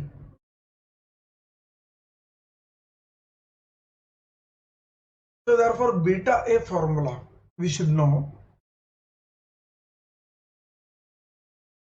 summation of PI RAI minus RA bar RMI minus RM bar summation of RMI minus RM bar the whole square. Similarly, beta B will be summation of PI RBI minus RB bar RMI minus RM bar, that is the covariance. So this is nothing but covariance of market, stock with market upon variance of market. Similarly, this is covariance of stock and market upon variance of market. So summation of PI, you should put PI into RMI minus RM bar the whole square. So for calculating beta, we want to know RAI minus RA bar. We want to know RMI minus RM bar. We want to know RMI minus RM bar the whole square. We want to know RBI, this one. Then we should know the product of 1 and 2. So very lengthy calculation. So let us calculate beta first and then substitute in CAPM formula and get ERA, ERB. And this we compare with RA bar and RB bar and make a decision. So let us calculate now.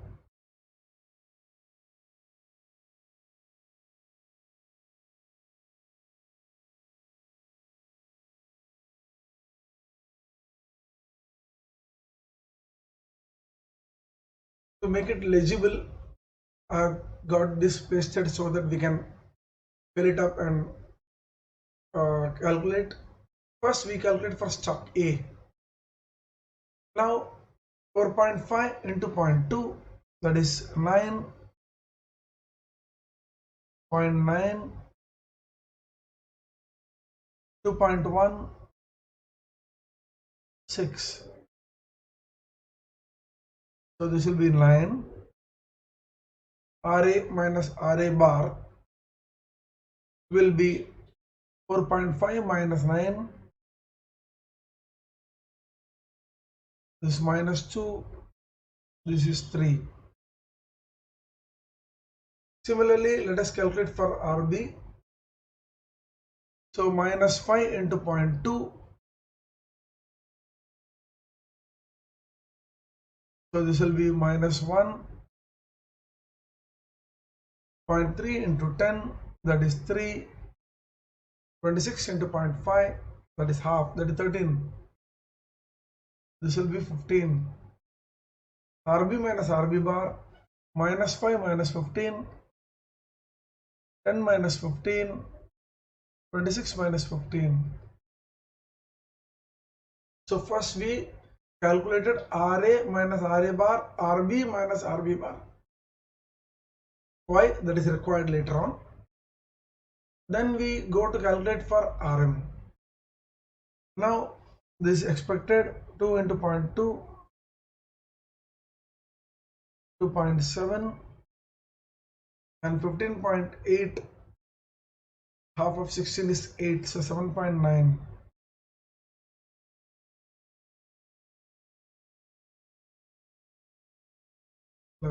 RM minus RM bar, 2 minus 11,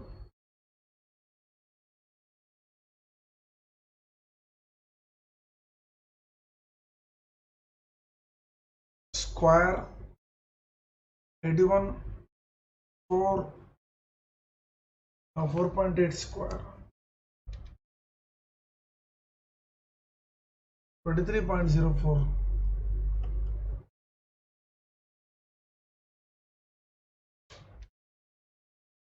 108.04.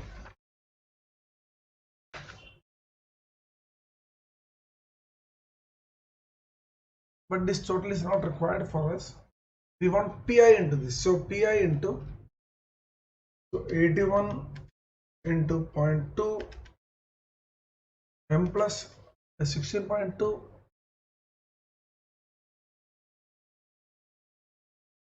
then 4 into 0.3, 1.2, 23.04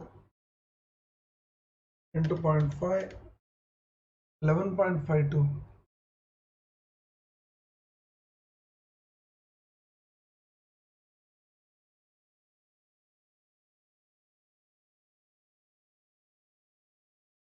You get 28.92.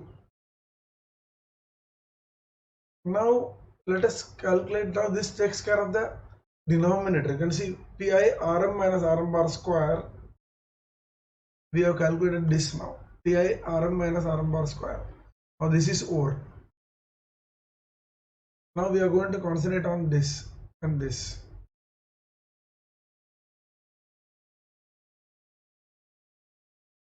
So this will be RA minus RA bar minus 4.5, RM minus RM bar minus 9. So product 0.2 into 4.5 into 9.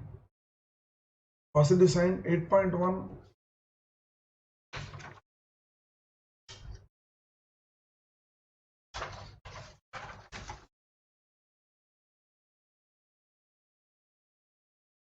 Then next RA minus RA bar is minus 2. RM minus RM bar is again minus 2. So 2 to the 4, 1.2. Next is 3. RM minus RM bar is 4.8. So 0.5 into 4.8 into 3. 7.2. Total will be 16.5. So this will give me beta of A is equal to summation of PI RA minus RA bar into RM minus RM bar divided by summation of PI RM minus RM bar the whole square. 16.5 divided by 28.92 will give you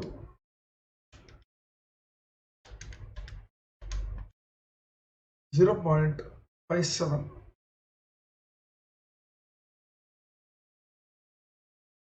Now let us fill RB minus RB bar is minus 20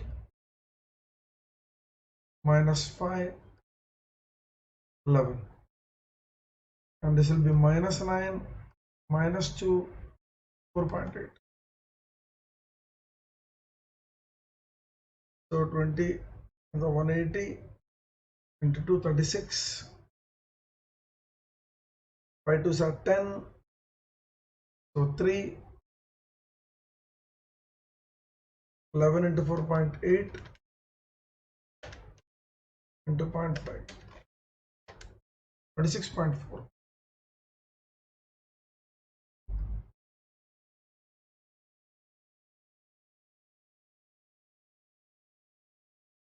65.4. So therefore we can get beta B is equal to summation of Pi RB minus RB bar RM minus RM bar. You can write this I, which is perfect representation. If you don't write, it's okay. Summation of Pi RMI minus RM bar, the whole square equal to 65.4 upon 28.92. 65.4 divided by 28.92, 2.26. So we can see that ERA is equal to required return is equal to risk-free rate is given as 5%, 5 plus 0.57 into, now market return is 11. You can see here 11. So 11 into 11 minus 5. This will be 6 into 0.57 plus 5. 8.42%. ERB is equal to required return equal to 5 plus 2.26 into 11 minus 5 will be 6 into 2.26 plus 5, 18.56. Now how it compares with RA bar? Now this is less than RA bar, or I will put the other way, that is the correct way to write expected return. So therefore expected return, which is 9% greater than ERA, therefore invest. And it is 15%. CAPM is telling stock B is required to give 18.56, but it is giving only 15. You can see here B is giving only 15, A is giving 9. CAPM says it should give 8.42, but it is giving 9. So therefore we invest. So here we write, therefore expected return 15% less than ERB. Therefore do not invest.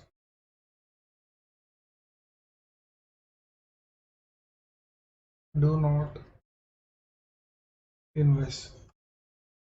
So final answer is invest in A. Do not invest in B.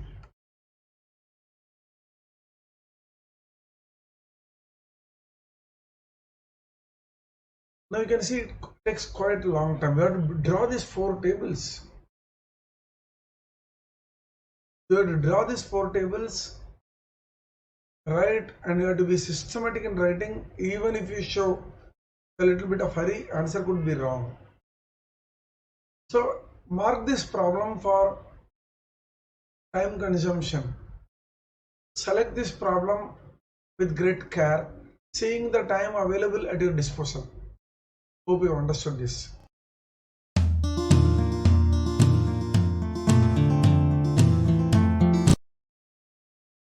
Let us read this problem. The following are returns in percentage of securities A, B, and the market in excess of the risk-free rate. What is the equation of characteristic line for securities A and B? Very important problem on characteristic line, and this will help you to calculate beta also. And for your information, this line in excess of risk-free rate should not be confused with, because in the practical world we draw with respect to in excess of risk-free rate and calculate beta. Okay, though we can draw without also. Let us see how we solve this problem. Suppose I draw a graph of stock return minus risk-free rate versus market return minus risk-free rate. Suppose I plot all the points, say for 100 days or 200 days, as the case may be, and then I fit a line, and this is called your characteristic line. So y-axis is stock return over risk-free rate, that is RS minus RF. X-axis is RM minus RF. And we can draw a graph of RS versus RM also. In this problem, it is given that returns are in excess of risk-free rate. So this is what is drawn. So we are supposed to find the equation of the line. Now equation of the line is y is equal to mx plus c. Now y-axis is your RS minus RF. So here what we do is, whatever returns we get, we take the mean of the returns is equal to the slope of this characteristic line is beta, and x is your RM, that is mean. So we have so many data. So what we should take? We should take RS bar and RM bar plus this is called alpha. So this will be the equation of line. So they are asking us to find this equation. I told you that characteristic line can also be plotted using RS and RM. Now we can think that we are getting this particular equation from this line. Now we are given RS, that is our stock A. They are asking for two stocks. So let us take stock A. Returns are 12, 15, 18. So we get RA bar 33 plus 12, 45 divided by 3, 15. Now we need beta of a stock. For beta we need, our beta of a stock is given by the formula sigma AM upon sigma square M. We are having historical data, so we use that formula, summation of RA minus RA bar, RM minus RM bar upon 3 divided by summation of RM minus RM bar the whole square upon 3. So RA minus RA bar, so minus 3, 0, 3. So we need this, and we also need RM. So RM is given as 14, 16, 18. So RM bar is 16. So RM minus RM bar will be minus 2, 0, 2. So we need a product of RA bar, RA bar, RA minus RA bar, RM minus RM bar. So we need a product. So when we take product, we get 6, 0, 6, 12. And we also need, so we have got this. Now we need this. So RM minus RM bar, the whole square.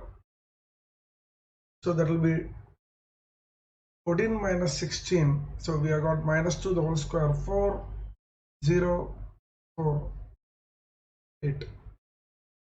So therefore beta of stock A will be 12 upon 3 divided by 8 upon 3. So 12 upon 8.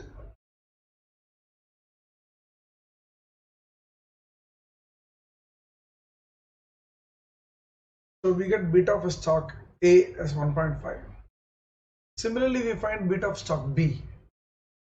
Now, once you find beta of stock, so we can write characteristic line equation.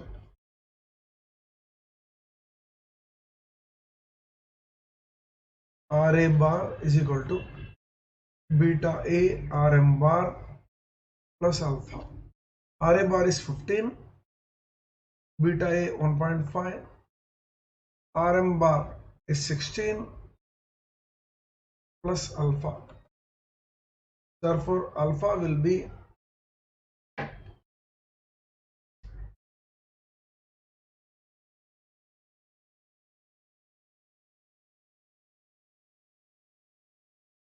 16 is 240, 24, 15 minus 24 is 9, minus 9. Therefore, equation is RA bar equal to 1.5 RM bar minus 9. Now, you can see that they are given 1.5 M minus 9. So, the equation of characteristic line is this 1.5. So, this can be written as or 1.5 M minus 9, where M is market return. So, we got the answer for A. It is 1.5 M minus 9.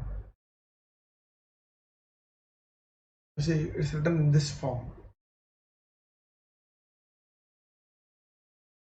Now, similarly, we have to calculate for B. Before that, let us see what we did.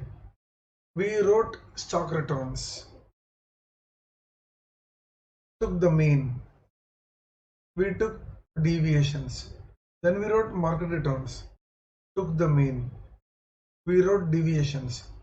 We had a product of two deviations that gave us the numerator here. So this 12 came here, and we took square of market deviation. This came here, and we got beta. Once we got beta, we substituted in the formula and got this. Let us do for stock B. RB bar, first we write RB, that is 16, 18, 20. So RB bar is equal to 18. RM 14, 16, 18. So RM bar equal to 16. RB minus RB bar, 16 minus 18 minus 2, 18 minus 18 0, 20 minus 18 2. RM minus RM bar, 14 minus 16 minus 2, 0, 2. Now product RB minus RB bar into RM minus RM bar, 4, 0, 4. We want the total of this, which is 8. RM minus RM bar square, which is again 404. Again total is 8. So beta of B is equal to summation of RB minus RB bar, that is product of deviations, divided by 3 upon summation of RM minus RM bar square divided by 3.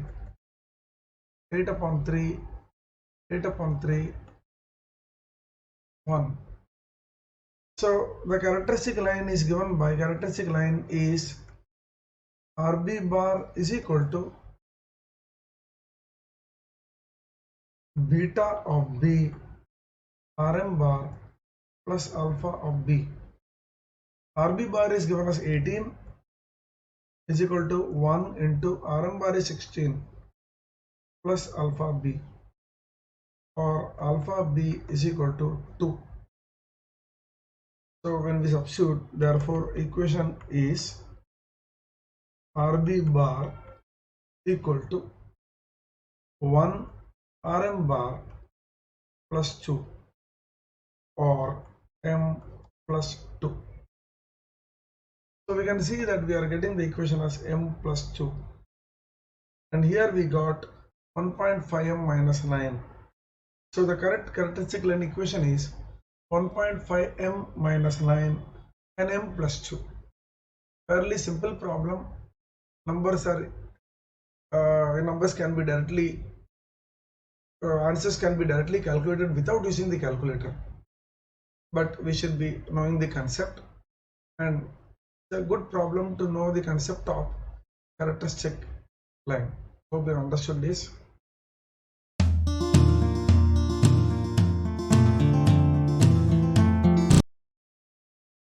Let us read this problem.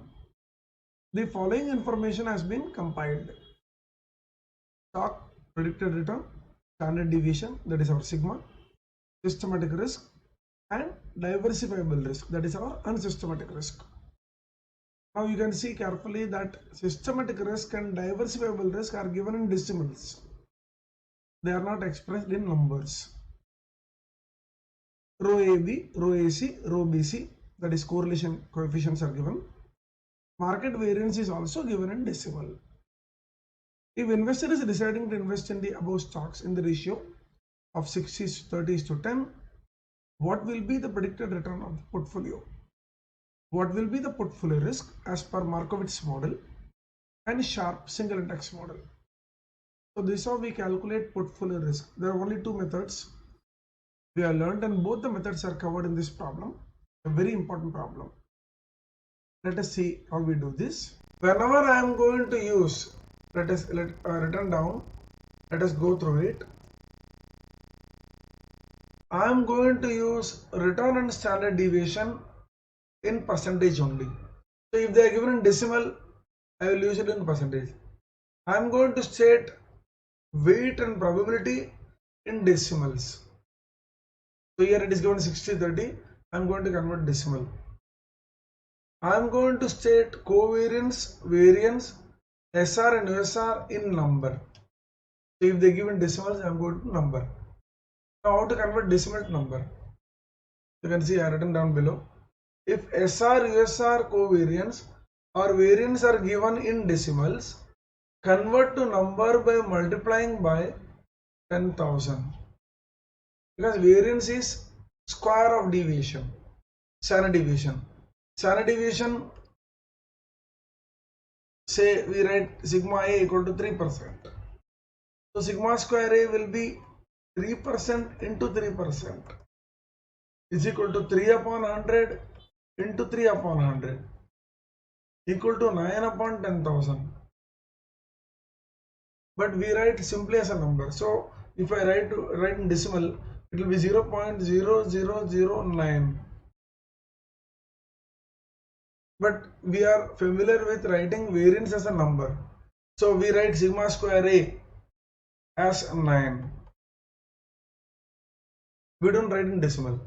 So you can see that if they give in decimal, we multiply with this 10,000 and convert to number. So what we have done is we have written that stock A, B, C, return. They are given in decimal. I wrote in percentage. Standard deviation is already given correctly. Systematic risk is nothing but beta square sigma square m, and USR 200, 500 and 200 respectively. And they are given row AB, row AC, row BC, and they are given variance of market. Again, they are given in decimal. I multiply by 10,000, I get is 400. And weights, I wrote in decimal. So what we have done is, we have restructured the data according to our preference, so that we can straightaway substitute in formula and get the answer. Now what is it they are asking? First they are asking portfolio return. So portfolio, predicted return of portfolio. So predicted return of portfolio is summation of WI RI is equal to 0.6 into 20 plus 0.3 into 25 plus 0.1 into 15. So 12 plus 7.5 plus 1.5 equal to 21%. So we get portfolio return. Next they are asking what is the portfolio risk as per Markowitz model. Now what is Markowitz formula of a 3 stock security or 3 stock portfolio? Sigma P is equal to W1 square sigma 1 square, W2 square sigma 2 square, W3 square sigma 3 square, 2 W1 W2 sigma 1 sigma 2 rho 1 2. So here we are writing stock A is equal to 1, stock B 2, stock C equal to 3. Better to write in the exam so that we can straight away use 1 to 3 in the formula. Plus 2 W1 W3 sigma 1 sigma 3 rho 1 3, 2 W2 W3 sigma 2 sigma 3 rho 2 3. Now W1 is 0.6 square into 11 square, 0.3 square into 20 square, 0.1 square into 15 square, 2 into 0.6 into 0.3 into 11 into 20. Now row AB is 0.32 into 0.32 plus 2 into, now 1 and 3 combination, 0.6 into 0.1, 11 into 15, AC is 0.74, 2 into, now 2 and 3 combination, 0.3 into 0.1 into 20 into 15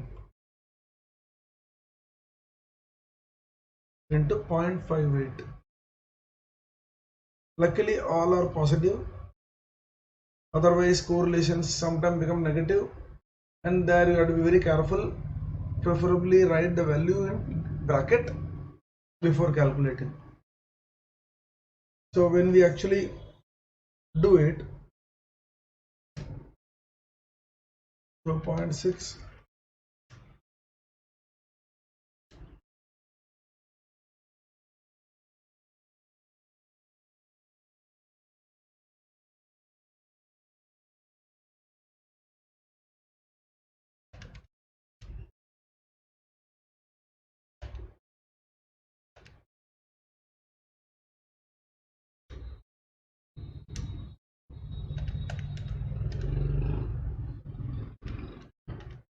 after multiplying everything, you should store in memory and then use memory recall and finally take square root.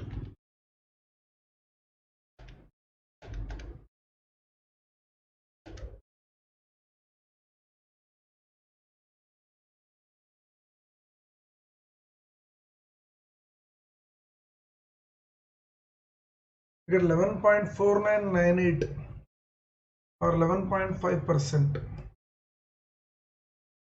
So this is a portfolio risk of this is a portfolio risk as per Markowitz formula. So we can write this Markowitz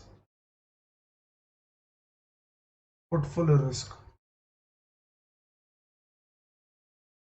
Now we have to calculate portfolio risk as per Sharpe single index model. Sharpe single index model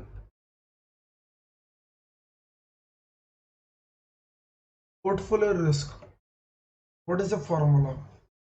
Formula is sigma square P is equal to beta square P sigma square M plus sigma square EP.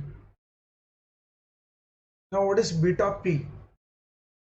Beta P is equal to summation of Wi beta I, which is, now we have to calculate beta P first for each stock. Now for that we can write, now you can see that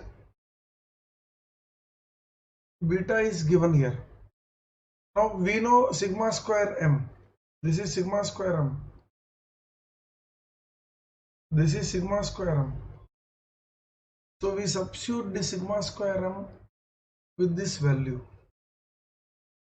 and systematic risk is given. So we can get beta square and from there we can get beta. And then using the weights I can calculate beta square P. So that is this part. Sigma square M is given 400. Now we need sigma square EP. Sigma square EP we are given this individual sigma square E, A, E, B, E, C, and we know the weights. So we can calculate that. So let us proceed. Stocks A, B, C. Systematic risk. So they are given systematic risk 50, 100, 300.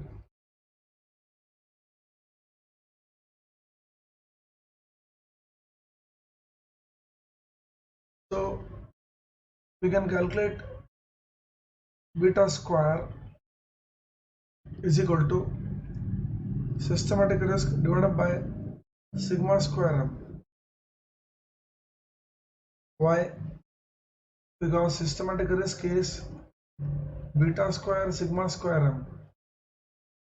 Therefore beta square is equal to systematic risk upon sigma square M.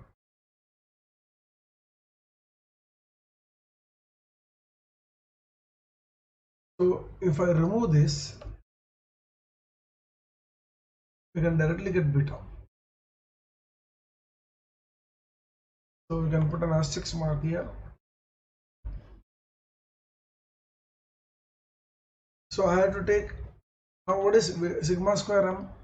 Sigma square M is given as 400, 0.04 or 400. So I should be doing 50 upon 400 square root. 50 divided by 400 square root 0.354.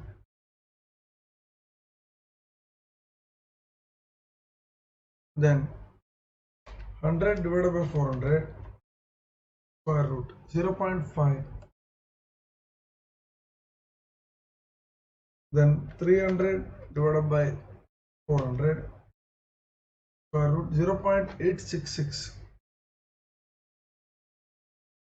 Now weight is given 0.6, 0.3, 0.1. So we can calculate Wi beta I. The total will be your beta of the portfolio. So 0.6 into 0.354, 0.212, 0.3 into 0.5, 0.150,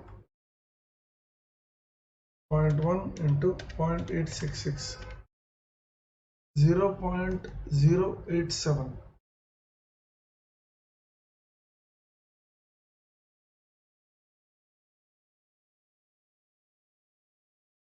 So 0.449 or 0.45 you can take.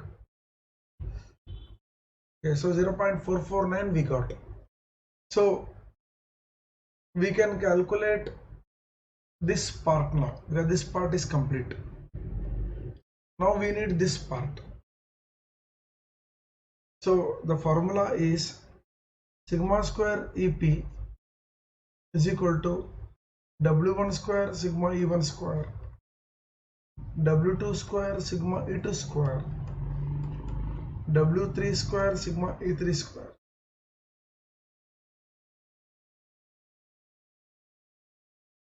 So W1 square is 0.6 square into sigma E1 square. So they are given 200. W3 square, sorry, 0.3 square into 500. 0.1 square into 200.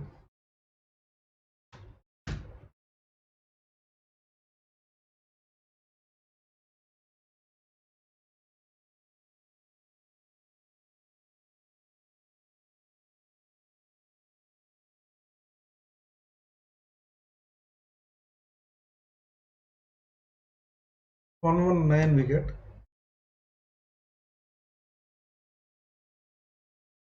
So therefore sigma square P is equal to beta square P sigma square M plus sigma square EP. Now beta square P sigma square M, the beta P is 0.449.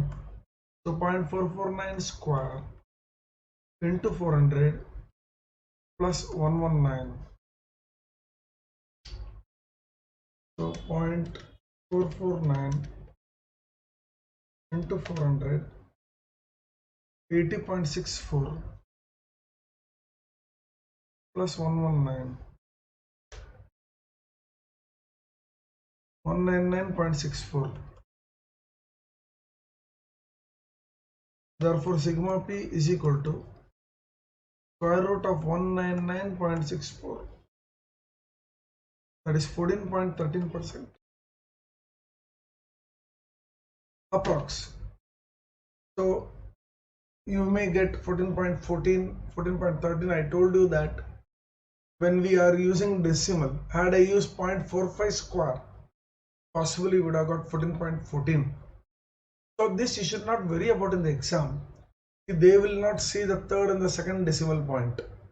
They will see what is the formula you have written, how you have substituted it, and what decimal, because it's very difficult in finance to tell at every step how many decimals you should take. So therefore need not get worried that your final answer doesn't match exactly. Instead of 14, now 199.64, had I used 0.45 square, I would have got 14.14. So we can accept this answer.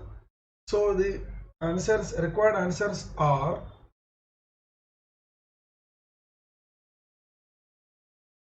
%, which is portfolio return. Then sigma P as per Markowitz is 11.5%. And finally, sigma P as per Sharp 14.13 or 14.14. Very good problem for practice. And as I told, problem is not that difficult. Hope you understood this.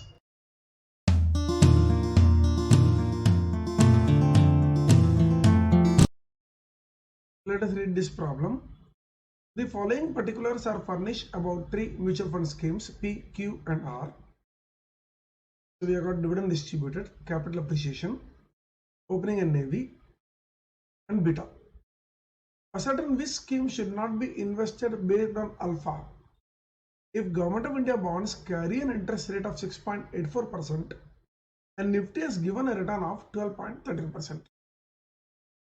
Now this question is a mixture of portfolio management concept and mutual funds. Now, since this is a revision course, and at this point, I'm assuming that you know the basics of mutual fund returns and also the basics of portfolio, that is CAPM. So, very important problem where we use alpha. Now, alpha is excess of stock return over that required by CAPM. This is, we use Jensen's alpha in mutual fund performance. So absolutely similar thing. So we have to find out which scheme should be preferred. Let us see how we do this problem. Suppose we have a stock or index. How we calculate return? So I'll use the word P. So I do P1 minus P0, that is change in price, plus D1, that is dividend given divided by P0 into 100. End price minus beginning price plus dividend got between this beginning and ending period divided by the beginning price. This is how we calculate stock index return. So this we calculate stock return. Sorry, I'll write here stock return. Now how we calculate index return? Now index does not give any dividend, but there is a dividend yield available. Formula is slightly modified. So index return, if we write index as a proxy for market, so we can write RM percentage is equal to end index minus beginning index divided by beginning index into 100. So this will give me percentage change in index, end value minus beginning value, plus dividend yield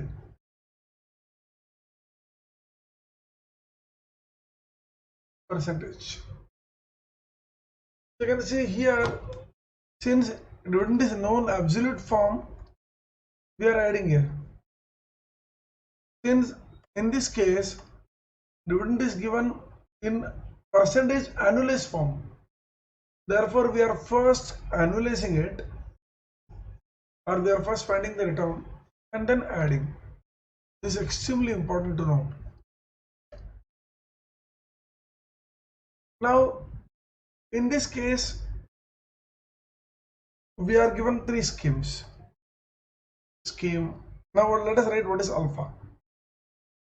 Now alpha is defined as excess return of stock, or I can write RS percentage, over required return of stock as per CAPM.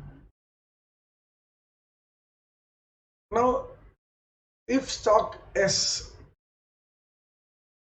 has to be evaluated for alpha, first find out what is the return that stock should give as per CAPM.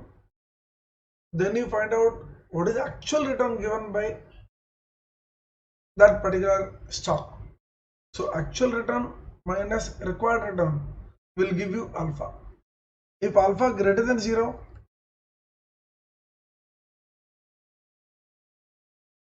the stock is good. Stock is good for investment.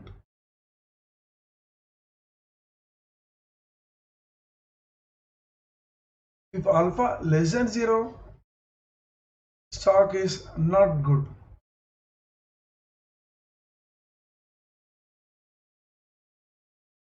So we will be rejecting that stock whose alpha is less than 0. If alpha is equal to 0, you can be indifferent. So alpha is your return, what you are going to get from the, or what the fund is going to give, minus what it is expected to give as per CAPM. So for the three schemes, we will calculate this. So it is given that scheme P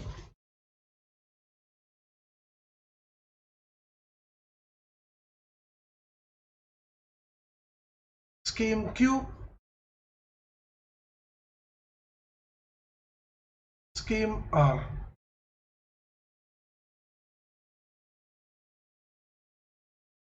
Opening NAV 32, 27.15, 23.5. Dividend plus capital appreciation will be 1.75 plus 2.97, so 3.72, 4.72.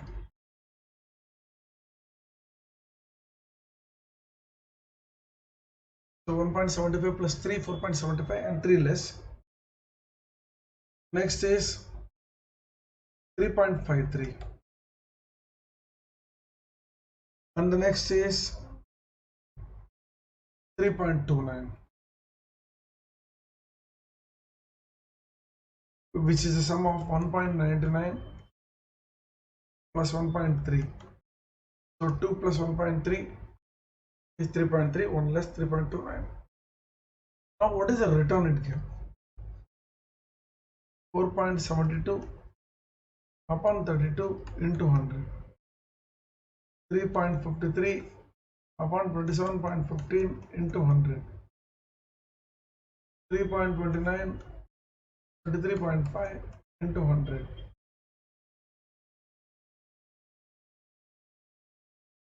So when you do this, 4.72 divided by 32, 14.75.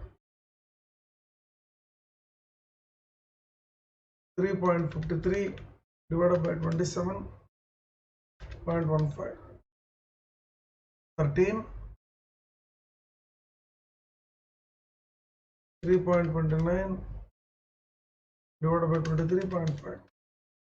14. So now this is the actual return. So this you can write actual. Now we have to calculate CAPM return and then compare. CAPM return is equal to risk-free rate is given as 6.84%. So write the formula first. RF plus beta into RM minus RM. 6.84 plus beta is 1.46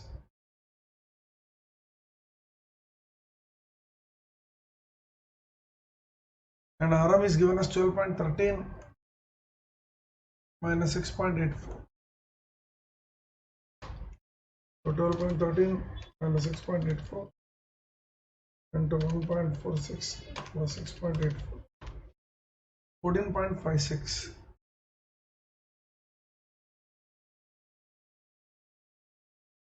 Similarly, here it will be 6.84 plus 1.1 into 12.13 minus 6.84.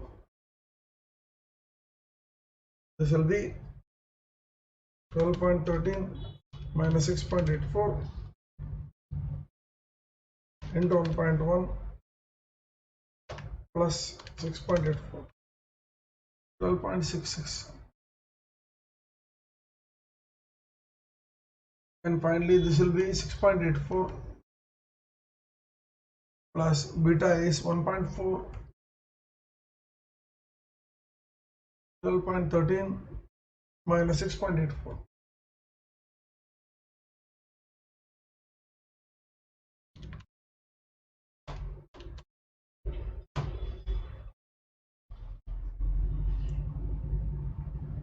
Into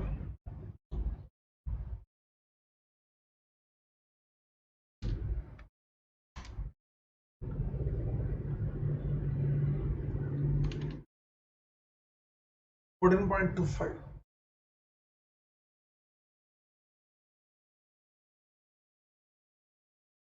Therefore, alpha is,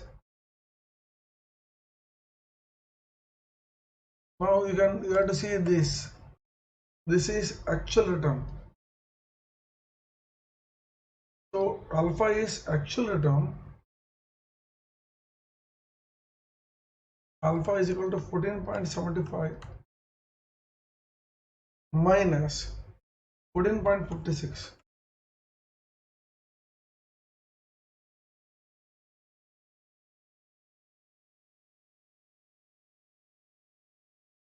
So we are getting alpha as plus 0.419. You should write plus and minus for alpha. Minus alpha means not worth investing. Plus means good for investing. So we can see that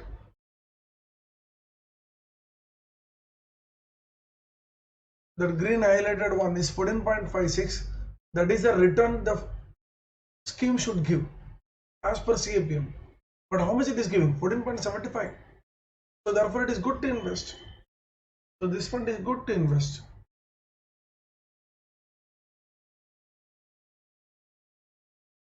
Good to invest since alpha greater than 0. Then let us take alpha for this one. So alpha will be actual return minus CAPM return equal to plus 0.34%. Again alpha positive, therefore good to invest.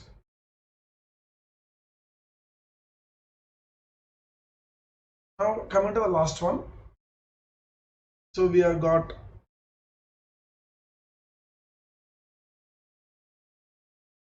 alpha is equal to actual return 14% minus CAPM return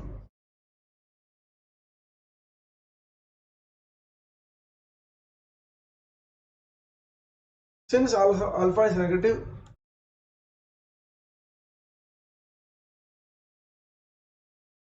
scheme R is not worth an investment.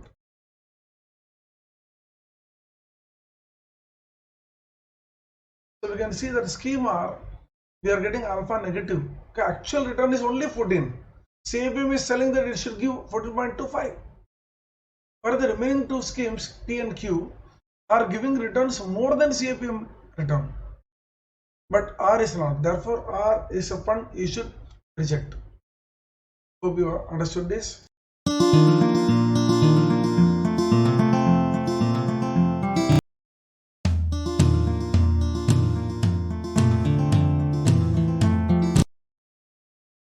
Let us see this problem.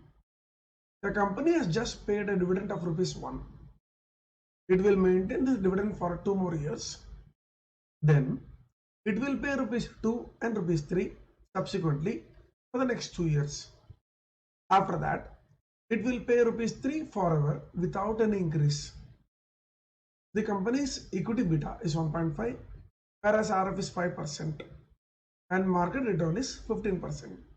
If the shares are trading at the market at ₹12, what is your comment on the share price?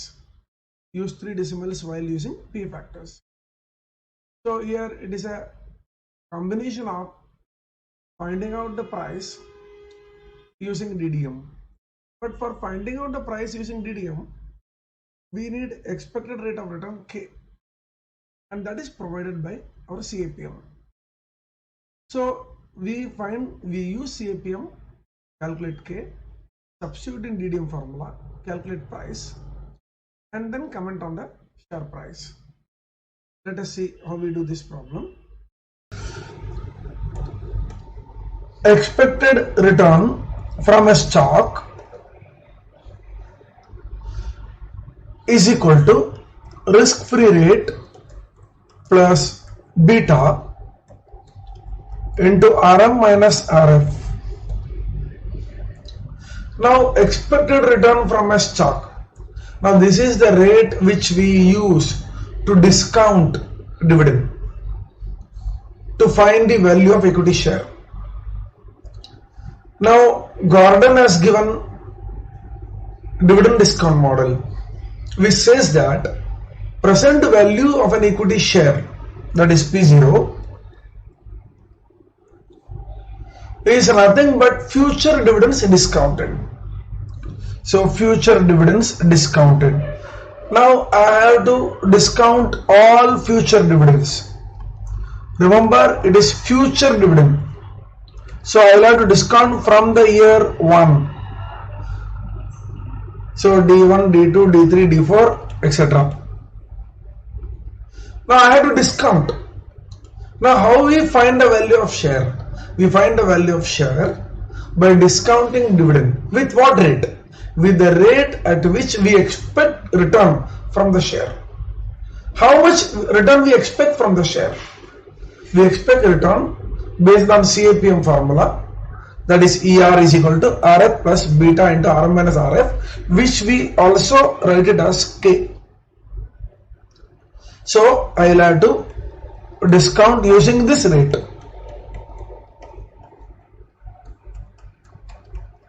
So I discounted first dividend 1 time, second dividend 2 times, and so on.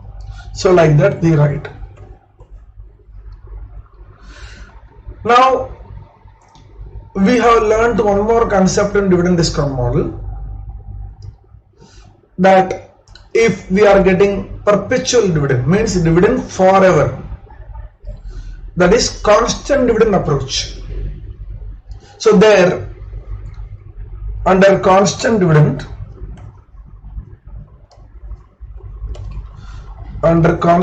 approach, P0 is equal to D upon K. So whatever constant dividend we are going to get forever, so we will be discounting that D with expected rate of return K. Now let us use all these concepts and try to build the price of an equity share. The best way to do such kind of problems is to draw a timeline diagram. So this is time 0, then time 1 year, 2 year, 3 year, 4 year, 5, and so on. Because we are not drawing beyond 5 since they are given data up to 4 years. So the company has just paid dividend 1. So this is dividend. So it has just paid dividend 1. It will maintain this dividend for 2 more years. So it will maintain for 2 more years. Then it will pay 2 and 3 subsequently. So it will pay 2 rupees and 3 rupees subsequently. After that it will pay 3 forever. So it will pay 3, 3, and so on. So we can see that we have what is called as a 2-stage growth approach. Means there is a first stage where dividend is going from 1, then 2, 3, and second stage 3 forever. So we can actually see if we can actually do this by 2 methods, but I'll take one of the methods and I'll then explain how it can be done by another method. So if we draw this stage 1, so this is stage 1 for us, and from here this is stage 2. So stage 1 where they have actually given 1, 1, 2 and 3. So we write it as P0 is equal to first dividend D1, discount once, second dividend D2, discount twice, third dividend D3, discount thrice, fourth dividend D4, discount 4 times. Now we have taken care of first dividend, second dividend, third dividend and fourth dividend. Now we can see that at this stage, from here it is constant forever. So we write it as simply plus P4. Now P4 means price of a share which accounts for dividend from 5 till infinity. Okay. P0 means, see, this is P0. This is P0. P0 means price of share today accounting for dividend from year 1 to infinity. P1 means price of share at the end of year 1 accounting for dividend from year 2, that is available at the end of year 2 till infinity. Similarly, P4 means D5 which accounts for dividend D5 till infinity.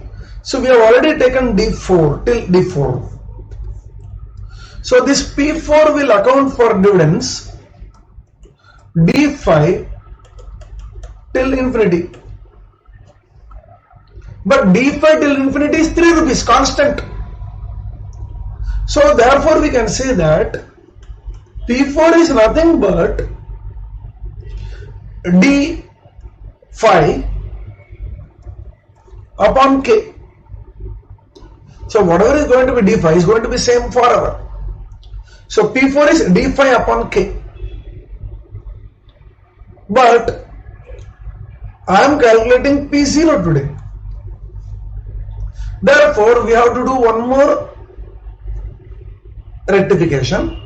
So this will be into 1 upon 1 plus K raised to 4. Why? Because we are calculating P4. When P4 is calculated? P4 is calculated 4 years from now. But are we calculating for P4? No, we are calculating P0. So therefore we have to discount P4 4 times. So P4 will be D5 upon K into 1 upon 1 plus K raised to 4. So if we substitute this, we will get P0 is equal to 1 upon 1 plus K, 1 upon 1 plus K square, 2 upon 1 plus K cube, 3 upon 1 plus K raised to 4 plus P4, which we will write it as 3 upon K into 1 upon 1 plus K raised to 4.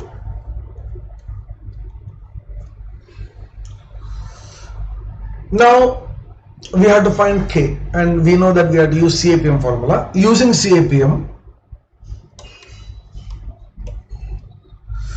our expected return is equal to K is equal to risk-free rate plus beta into RM minus RM. Now risk-free rate is given as 5% plus beta is 1.5, RM is 15% minus 5%. So 10 into 1.5 is 15 plus 5, 20%. So we have got K is equal to 20%. And you can see that we are going to discount for 4 years. So we need P factors for 20%. So we write that because we need to show the calculation to the examiner what P factors you use. So this year PVIF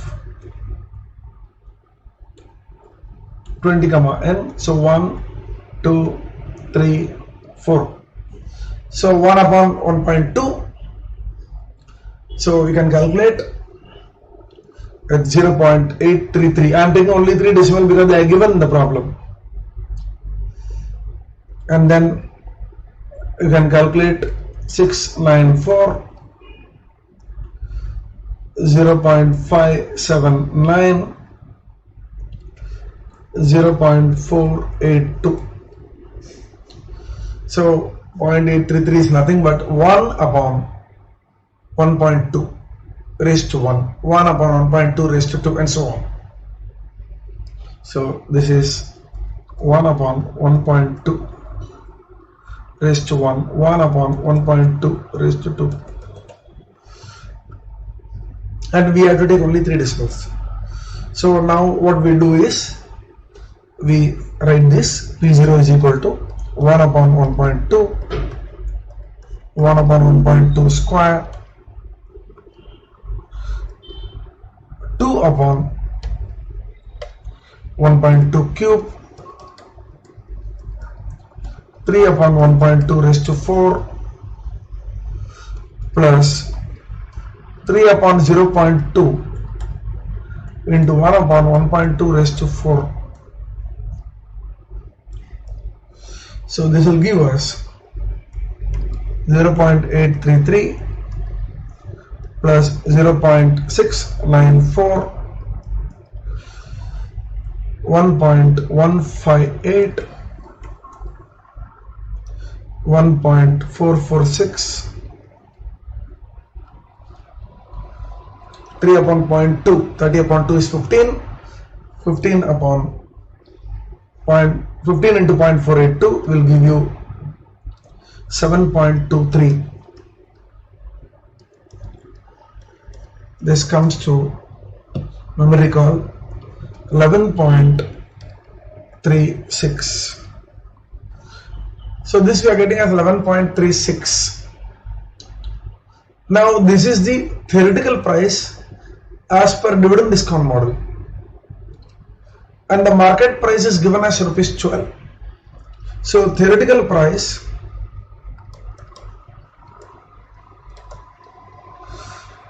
is equal to P0 is equal to rupees 11.36, market price is equal to rupees 12. Therefore share is overvalued in the market, because it should be quoting not beyond 11.36.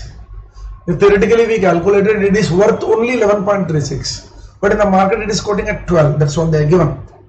So therefore the share is overvalued. The correct answer is share is overvalued. Now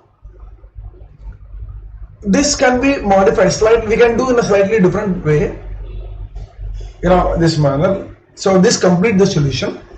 So I'm just trying to draw the next, the alternative method. So we have time 0, 1, 2 years, 3 years, 4 years, and so on. Dividend is 1, so there will be 1, 1, 2, 3, 3.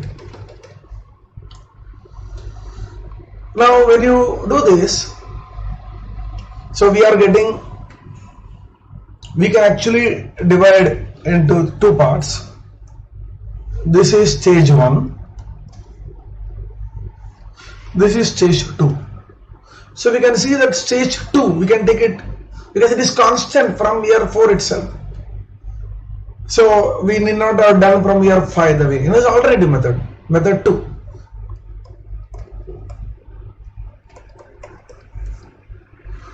So in this case what we do is, we do P0 is equal to D1 upon 1 plus K, D2 upon 1 plus K square, D3 upon 1 plus K cube. So we took this dividend, and this dividend. We individually discount because there are different values. Now we are having forever same. So we simply write P3, that's all. So it is getting constant from year 3. So we individually after year 3, sorry. So we write plus P3. What is P3?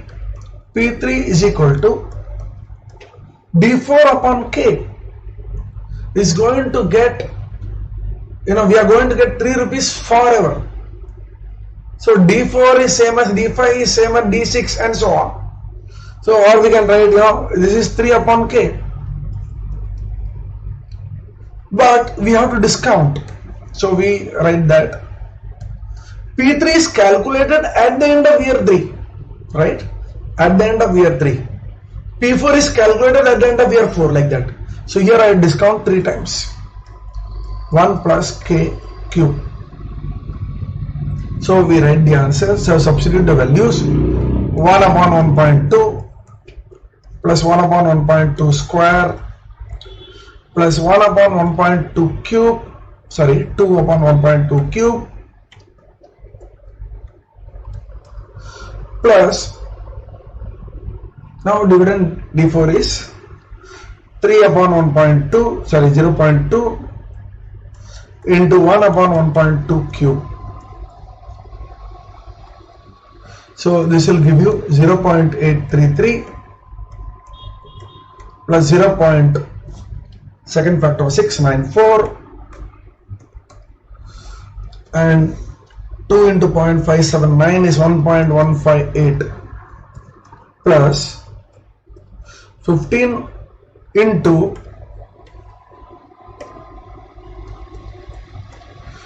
0.579. So when we add this in the calculator,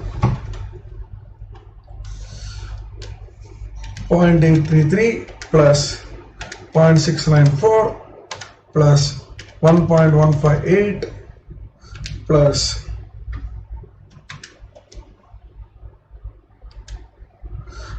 15 into 0.579, we get approximately 11.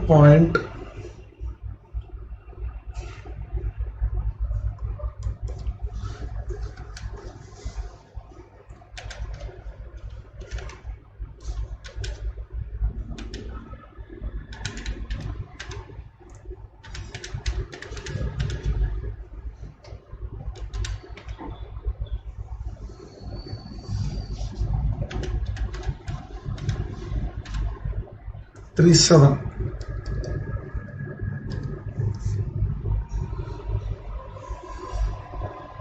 This is very close to 11.36, the actual answer. So the round of difference would come. So this is the second method of doing the same problem. So you can do either by this method or by the first method. Both are acceptable. Both use the same concept of dividend discount model devised by Gordon, which says that price of a share is nothing but future dividends discounted.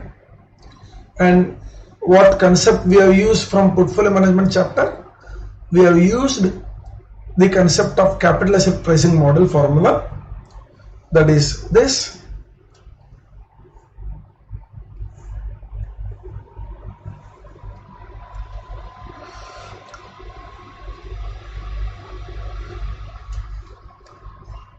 RF is equal to expected return R equal to RF plus beta into R minus RF. Okay, I hope you have understood this, and this is a very important problem. Most of the exams you have one question where we are supposed to use the concept of DDM.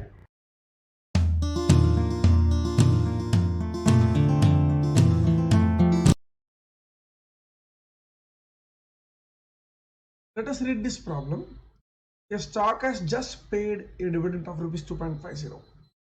This is expected to grow at 8% per annum over the next 4 years and then 3% forever. An investor is thinking of investing in the stock at the current market price of rupees 35. Nifty return has been stable at 12% and the investor has found that the stock carries same risk as that of Nifty. Should the investor invest? Now this problem is a mixture of the concepts from the valuation chapter concepts using concepts of Nifty, and ultimately we have to tell whether the stock is worth investing. So very important problem, as it will actually give you insight into the concept of DDM and what we call as Nifty.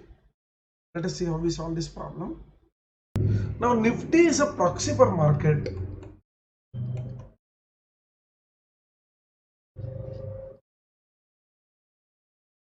Now market consists of so many stocks.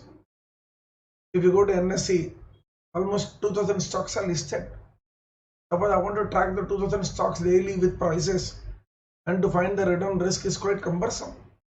So what we do? We take very popular index which account for more than 50% of the market capitalization and which consists of leaders of all major segments contributing to the GDP of the economy, and that is nothing but Nifty. Nifty has got 50 stocks. It has got leaders of all the top businesses. So tracking Nifty is considered to be tracking market. So Nifty is a proxy for market. Now beta of market is 1. Therefore you can say beta of Nifty is also 1. Similarly, it is given that Nifty return has been stable at 12%, and investor has found that stock carries same risk as Nifty. The same risk here, not only they are telling about beta, they are telling same risk means total risk. So total risk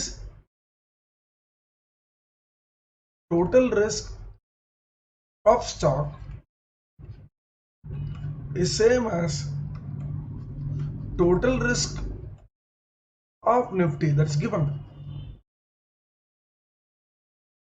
Now when the total risk is same, what about return? Therefore return of stock should be equal to return of Nifty. So return of stock should be equal to return of Nifty. Risk is same, therefore return should be same. So therefore we are given expected return. Therefore expected return of stock is equal to Nifty return is equal to 12%. So this is how they are given your stock return as 12%. So therefore in our valuation exercise, K is equal to 12%. Now which is used to calculate the price of share using dividend discount model. Now here we have stock which has paid dividend of 2.5. Expected to grow at 8% for next 4 years. 1, 2, 3, 4. So when you take 8% of 2.5 and round off to 2 decimals, you get 2.7.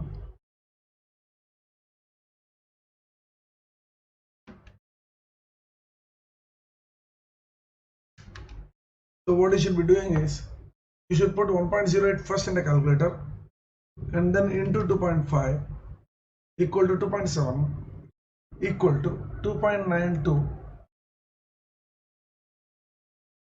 Then you should put 2.92 in the calculator into 1.08, or if you do 1.08 into 2.5 equal to, but the round off problem might come, so we should be taking only 2 decimals. So when you do it, you get 3.15,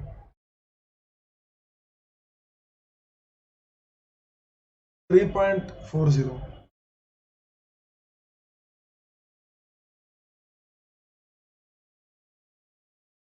So we got these dividends for years 1 to 4. and then 3% forever. So year 5, 3.40 into 1.03, 3.502. So we take only 3.50. So now price of a share is nothing but future dividend discounted. So I'm not going to take this because future dividend I want. So we start from D1, D1 upon 1 plus K, D2 upon 1 plus K square, D3 upon 1 plus K cube, D4 upon 1 plus K raised to 4. Just see, we have taken this, this and this. Now from this period it is perpetual. So what we do is, from where it is perpetual, we just write P4. Now what is P4? P4 is the price of a share accounting for dividend from year 5 till infinity. Now we have got P0 is equal to D1 upon K minus G. What is P0? Price of share today accounting for dividend from year 1 till infinity. Now if I remove P0, I write P1, it will be from 2. What is P1? Price of share at the end of year 1 accounting for dividend from year 2 till infinity. So therefore what is P4? Similarly, therefore P4 is D5 upon K minus G. Now P4 I don't want. Actually I have to discount. I want P0. So that P4 has to be discounted 4 times. So P4 upon 1 plus K raised to 4. So P4 is calculated at the end of year 4. So I have to bring it back to year 0. So P4 upon 1 plus K raised to 4. Now P4 is this. Now what is D5? So this is 3.5 divided by 0.12 minus 0.03. Remember, dividend is growing in the perpetual period at 3%. So when you do this, 3.5 divided by 0.09, 38.89. So therefore P0 equal to 2.7 upon 1.12, 2.92 upon 1.12 square, 3.15 upon 1.12 cube, 3.40, 1.12 raised to 4, 38.89, 1.12 raised to 4. Now we need the PE factors. So we calculate and write down here. You need to show what PE factors you have used. So we write 1, 2, 3 and 4. So 1 divided by 1.12 equal to 0.893, 0.797, 0.712, 0.636. So this will be equal to P0 will be equal to, so 2.7 into 0.893. So we round off 2.92 into 0.797,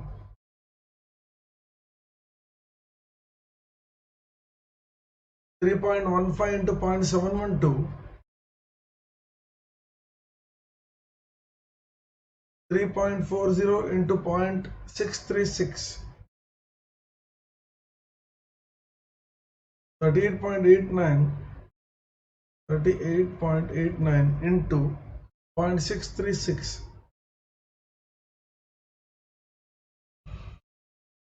Therefore P0 will be equal to rupees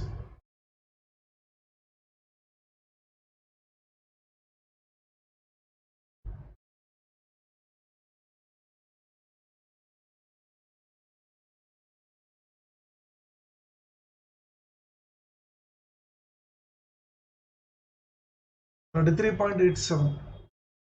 So this is the intrinsic or theoretical value of share. This is theoretical price or fair price. What is market price? The market price is rupees 35. Since market price is more, market price greater than fair price, share is overvalued.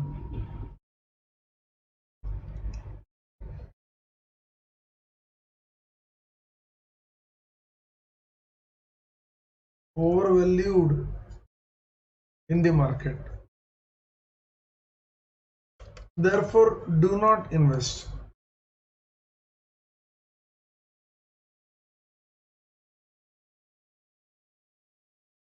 Hope you understood this.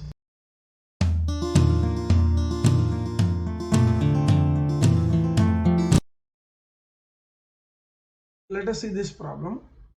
We are provided with period RA percentage, RB percentage, RM percentage. Using the above data, comment on SR, that is systematic risk, USR, unsystematic risk, and beta of the two stocks. So, very popular problem involving sharp single index model. Question can be asked in various forms. Now here, this is, you can say it is a primer or the introduction problem where we use sharp single index model formula and compare the risk of both the stocks A and B. Let us see how we solve this. First of all, sharp single index model tells us that, now remember we are talking about a stock here. It is not about a portfolio. So sigma square S is equal to beta square S sigma square M plus sigma square ES. Now this is your systematic risk. This is your unsystematic risk. And this is your total risk. Now unsystematic risk of a stock, we don't have any formula. I repeat, unsystematic risk of a stock, we don't have any formula. What we do is, we need to know total risk of a stock, that is variance. We have to calculate systematic risk of a stock, that is beta square S sigma square M. And when we subtract systematic risk from total risk, we get unsystematic risk. Therefore, USR is generally evaluated after knowing TR and SR. USR of a stock, I repeat, USR of a stock, not portfolio. So USR of a stock is generally found out after calculating TR and SR. So we can say that USR will be total risk minus systematic risk. So we have to evaluate between stock A and stock B, which has got more unsystematic risk or which has got more systematic risk. In other words, we have to calculate 1, 2 and 3 for A and B, stocks A and B, and then make our final decision.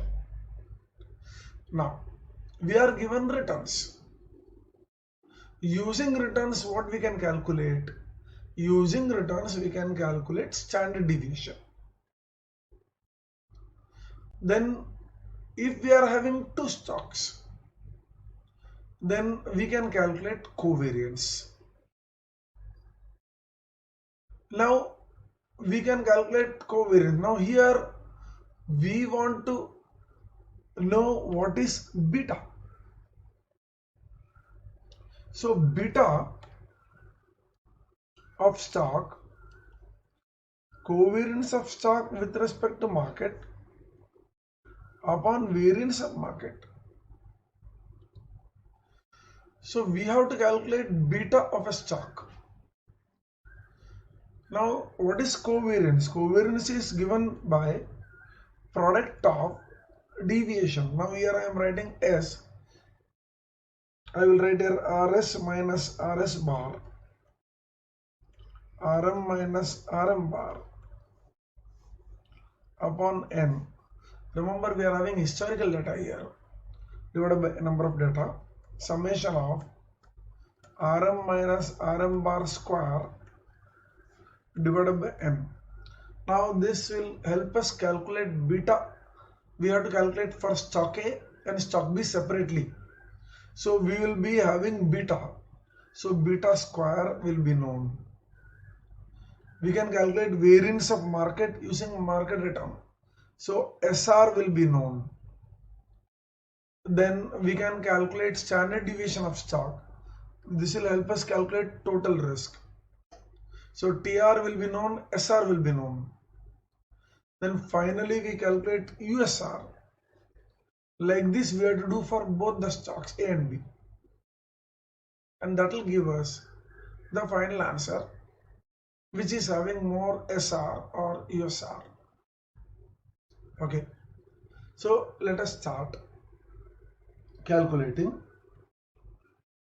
First, let us write down.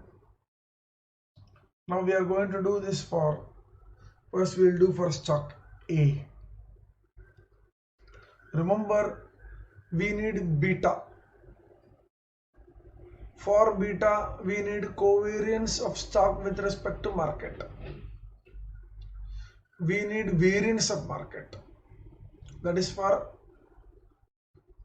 beta and variance of market. That will give us SR. We also need standard deviation of stock because we need variance of stock. So what are all the columns you have to draw? I advise you all to write down in the rough sheet or on the side. Don't draw the column straight away. Sometimes what will happen, you will draw one column, then you need to have introduce some space.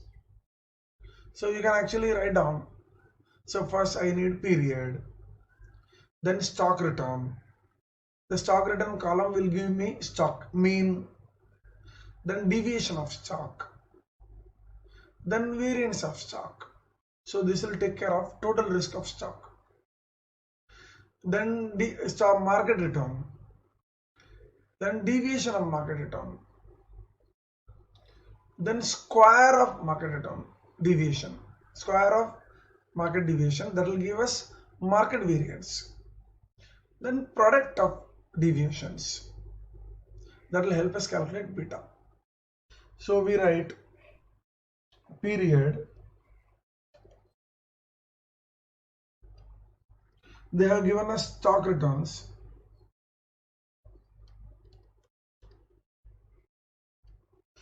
they have given us market return. So we can calculate RA minus RA bar.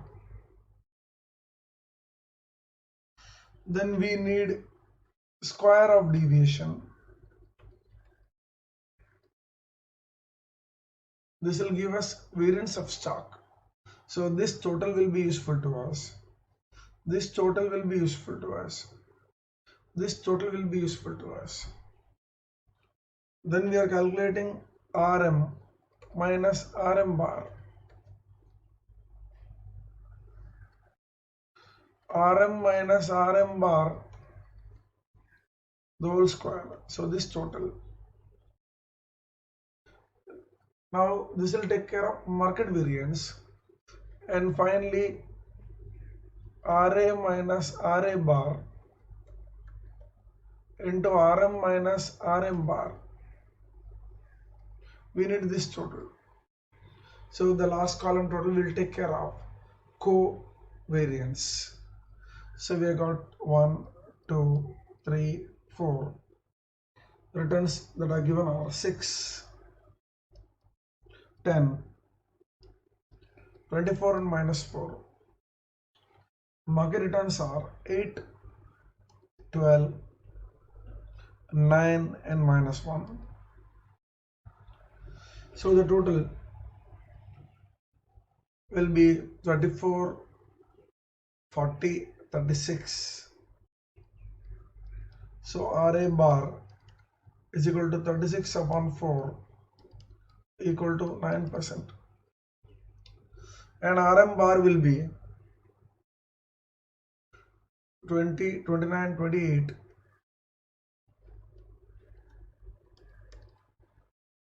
upon 4 is equal to 7%. RA minus RA bar, so 6 minus 9.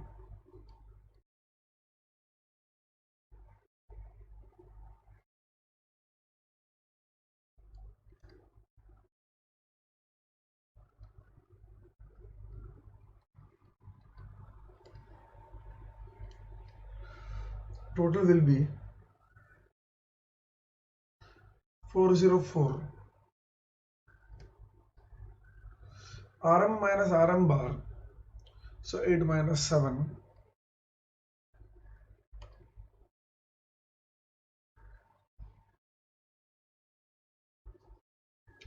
Square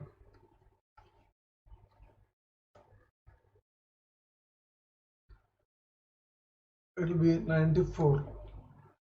Now product of deviations, so we will be taking this column and this column.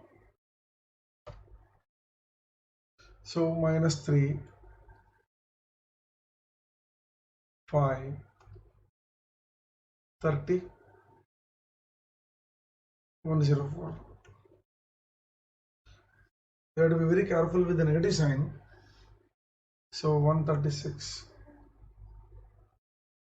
Therefore, beta of stock A is equal to sigma AM upon sigma square M. This is summation of RA minus RA bar, RM minus RM bar upon N, summation of RM minus RM bar, the whole square upon N. So that this will be 136 upon 4 upon 94 upon 4. So this will give you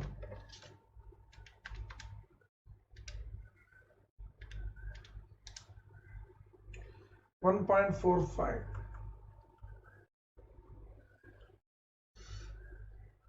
So we are getting 1.4468. So we need not write all the decimals. Remember, beta are restricted to decimals. So now SR is equal to beta square A sigma square M. Now sigma square M is 94 upon 4. Now beta square A is 1.45 square.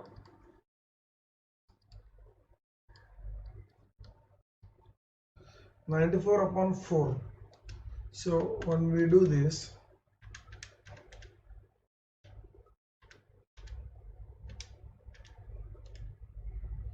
(49.41).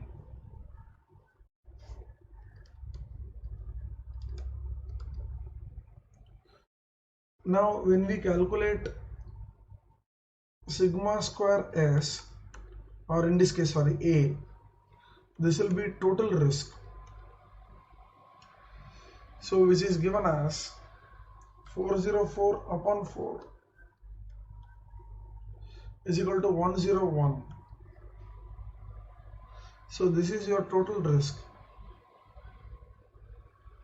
So what is total risk? Total risk is, how we got this? Let me write one more step between this.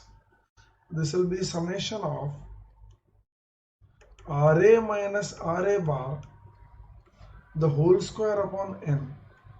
So from the total, so we can see this 404, and there are 4 data. is equal to 101. So we will get TR is equal to SR plus USR.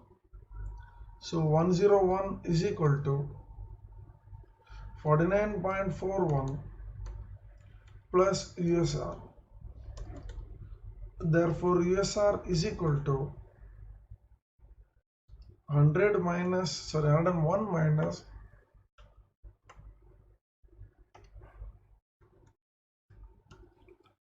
49.41, which will be 51.59. Now in a stock, total risk is 101. What percentage is SR? So percentage of SR, percentage of SR in total is equal to 49.41 upon 101 into 100 will give you 48.9%. Percentage of USR in total will be balance, that is 51.1%. Now this is for stock A.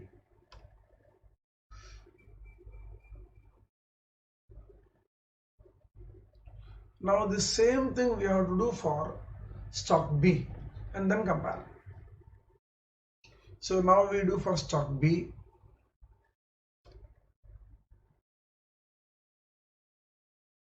Stock B.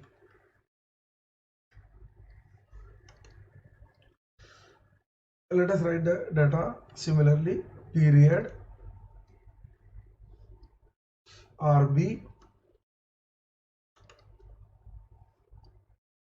RM,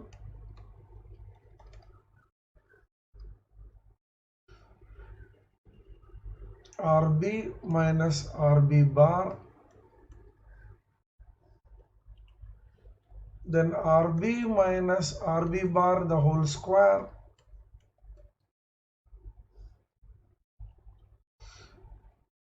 then RM minus RM bar, which is same as the previous one, RM minus RM bar the whole square,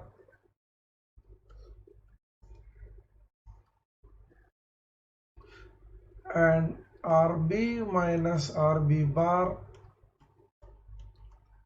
into RM minus RM bar. When you do the calculations the way we have done for stock A, you would be getting a similar table as it is shown here.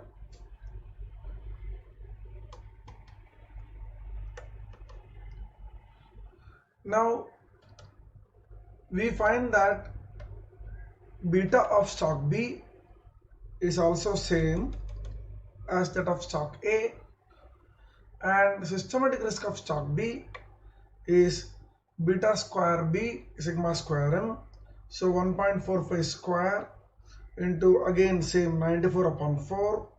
So numerically systematic risk of stock B is also same. I say numerically, so 49.41 is what we get. In stock A, you can see that here we are getting systematic risk of stock A 49.41 and systematic risk of stock B 49.41 here. So you are getting same. Now total risk of stock B is summation of RB minus RB bar square upon n. So that is 340 divided by 4, that is 85. So total risk of stock A was 101, whereas total risk of stock B is 85. Now total risk is nothing but systematic risk plus unsystematic risk. So we get 85 equal to 49.41 plus USR. Therefore we get USR as 35.59. Now what is the percentage of systematic risk in total?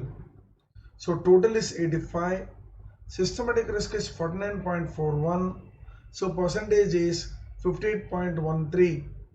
So we are getting 58.13 percentage. What is percentage of unsystematic risk to total? So the remaining, so 41.9%. So we can see that percentage of unsystematic risk in stock B is 41.9%. Now, though beta of stock A and B are same, the percentage, suppose I write systematic risk, unsystematic risk, percentage of stock A and stock B, and we write beta. Beta is 1.45. Same. What is percentage of systematic risk in stock A? So we got that as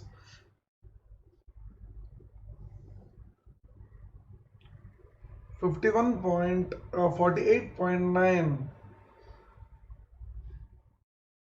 48.9. Balance 51.1. What about B? We got 58.1. Balance 41.9. So though the total risk, the total risk of A is 101. What is the proportion of unsystematic risk? 51%. So A has got more unsystematic risk. What is unsystematic risk? Unsystematic risk is that part of risk which is contributed by company specific events. So in stock A, suppose you are investing in stock A, your returns are going to show more deviation due to company specific events. And whereas in stock B, the proportion of USR is lower. So the deviation of returns of stock B is more guided by the market. So our required answer is stock B, the proportion of unsystematic risk in stock B is 41.9%. So this was the correct answer which was to be written. So the remaining, the answers that are given, they are incorrect. So 41.9% is the total risk, or the percentage of total unsystematic risk in stock B. So we are getting, now we can write one more column here to enhance our understanding. So we got here total risk, this was 101 and this was 85.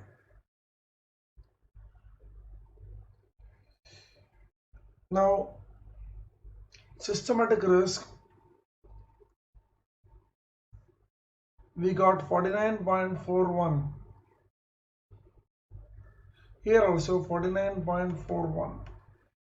You can see numerically systematic risk is same in stock A and B, but percentage wise, since total risk of stock B is only 85, the proportion of USR is lower. Okay, hope you understood this.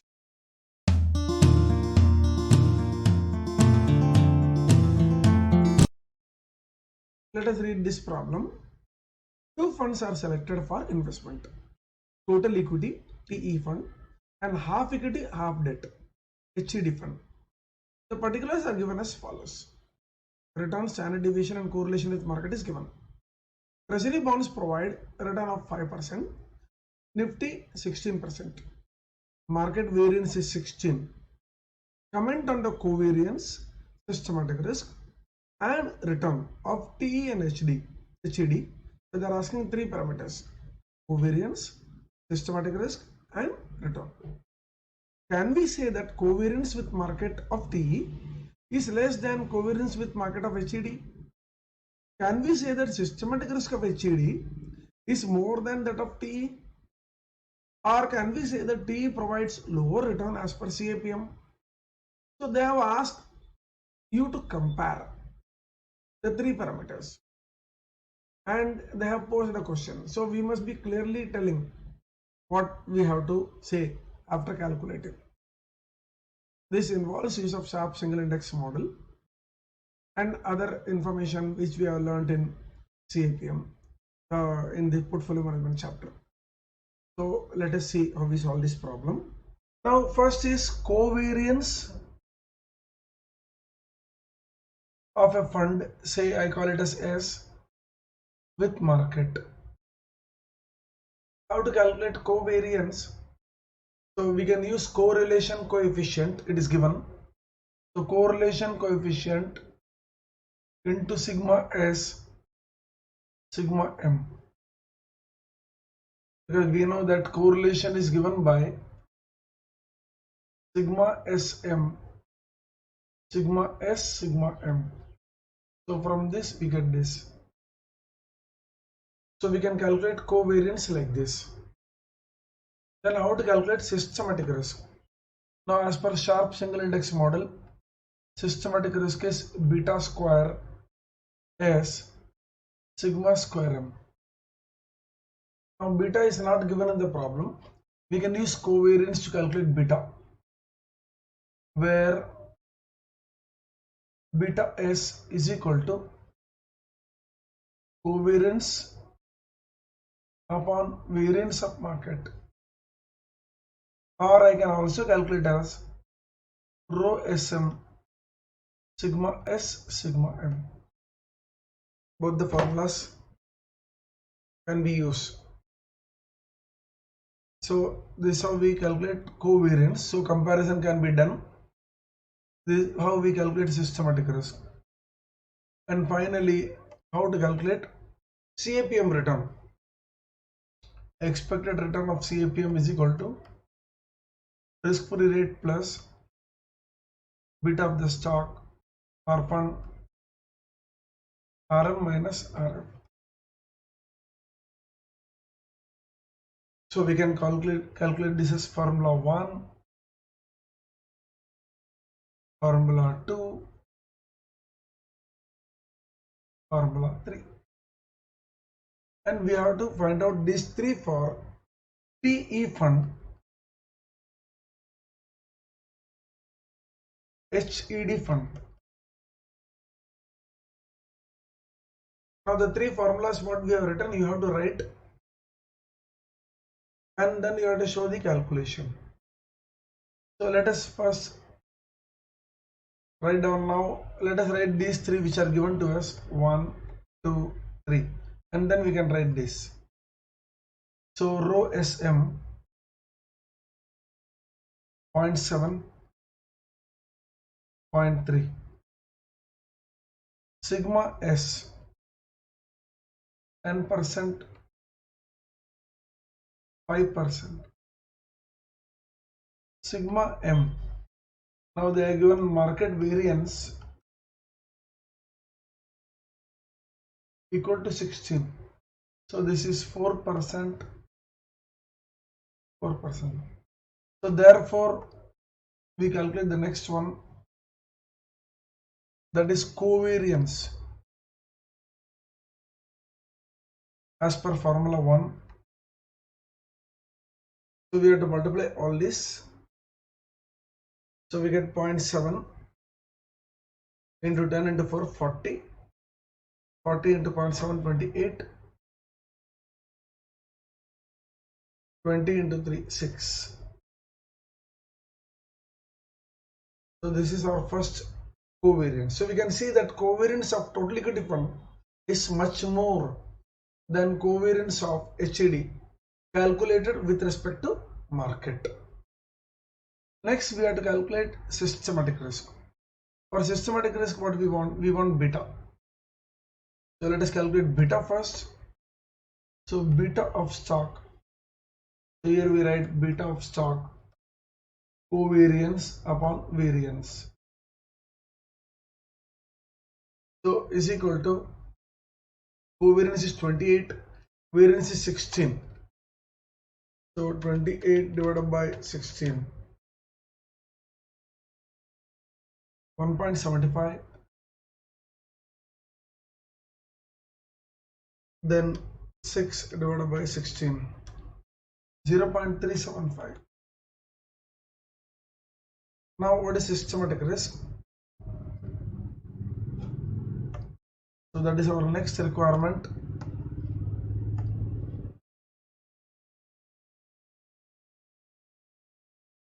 Number 2, systematic risk. So the formula is written here. So systematic risk equal to beta square S sigma square. Now this is sigma square M, 16. Now beta square, so 1.75 square into 16, 49.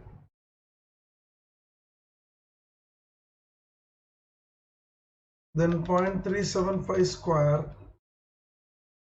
into 16, 2.25.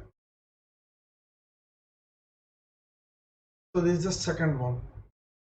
Let us write the CAPM informations. RF is given as 5%.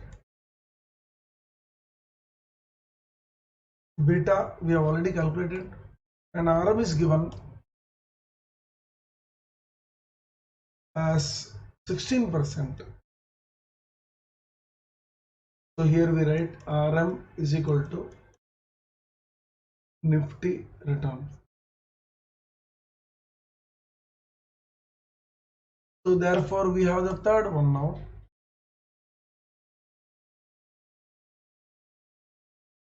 CAPM return.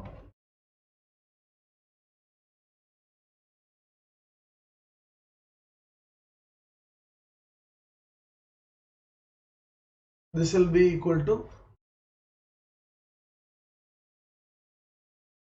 ER is equal to RF plus beta is RM minus R.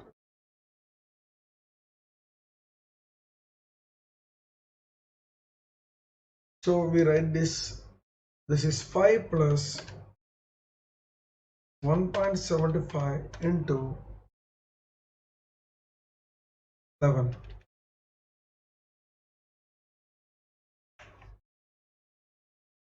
By 1.75 into 11 plus 24.25.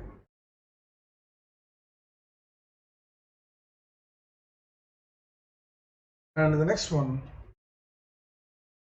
5 plus 0.375 into 11.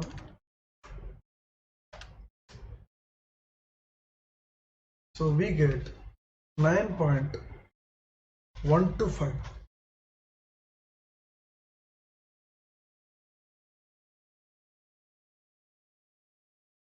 Now we can see that covariance of PE is greater than covariance of HAD.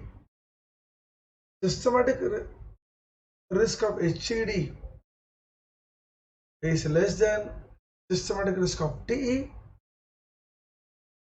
and TE provides greater return than HAD in CAPM terms. So therefore we can see that all the three statements given are not correct. So these are the correct values. This problem is a simple problem involving three formulae, and you have to be alert while selecting the correct answer. Hope you understood this.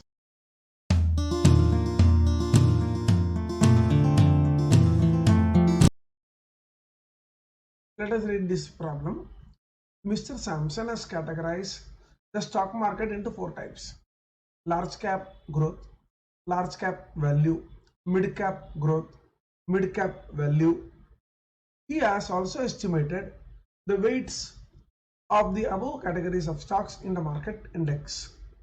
He has the following data available about the sensitivity of these stocks with respect to 3 factors: 1, 2 and 3. So there are 3 factors given. and the weights in index of each of the categories are provided. Rate of return on treasury bonds is 4.5%. As per APT, that is arbitrage pricing theory, what will be the expected return on the market index? Now, market index according to Samson is a combination of these four categories, and they are given 25% should be weightage should be given to large cap, 10% should be large cap value, like that. So it's a very simple problem, but we have to do very carefully. There are a lot of numbers are there, and the concept is quite plain and simple. Okay, very important problem in APT. Let us see how we solve this. Now, in fact, it uses just simple formula, and we are supposed to use that formula 4 times, and then finally multiply with the respective weights. Let us see which formula. According to arbitrage pricing theory, the expected return is given by risk-free rate plus, so we have got factor sensitivity multiplied by factor risk premium.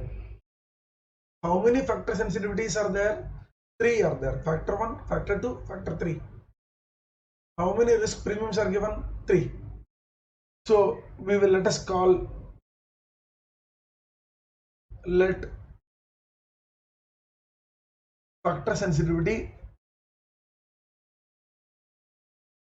be, let us call it as beta, though we can safely use lambda or any other Greek letter. Textbooks use lambda also. We can be safely using the known factor sensitivity which we are using in CAPM. So we called it beta.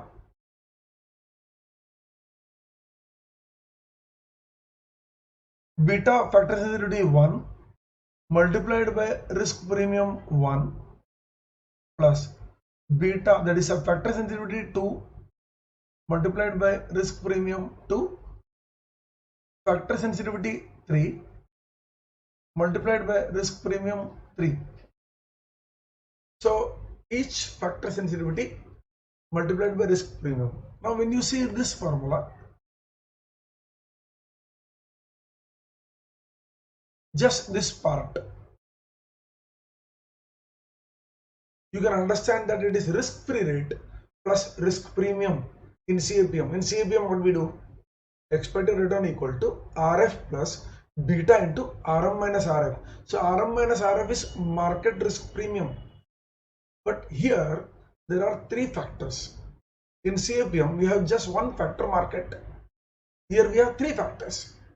So which are the factors? 1, 2 and 3. So we have RP1. So beta 1 into RP1, beta 2 into RP2, beta 3 into RP3. Now this is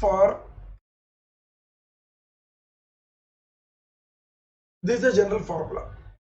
Now we should calculate for each factor. Now first we can calculate for large cap.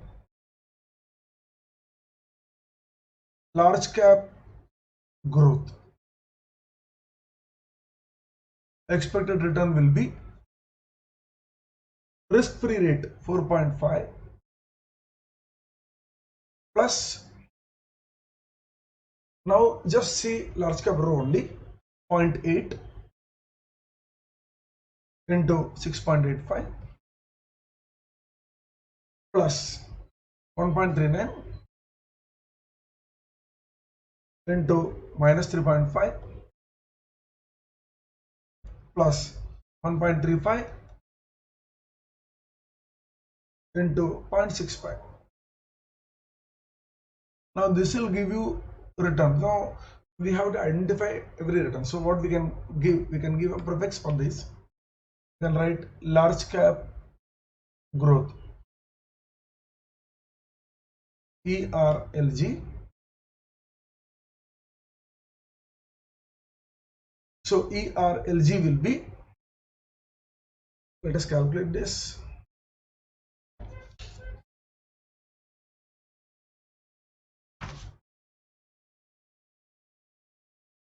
0.8 into 6.85, 1.39 into 3.5 negative,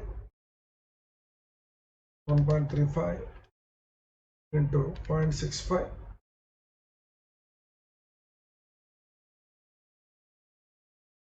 and finally plus 4.5. 5.99 to 5, so we can write 5.99%.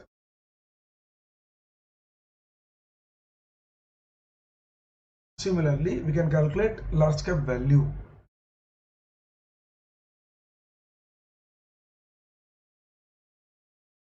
E bracket R large cap value 4.5 plus, now second row, 0.9 into 6.85, 0.75 into minus 3.5, 1.25 into 0.65. So let us calculate this. 0.9 into 6.85 m plus 0.75 into 3.5 negative m plus 1.25 into 0.65 m plus memory recall plus 4.5, 8.85. The next mid cap growth, E R mid cap growth 4.5 plus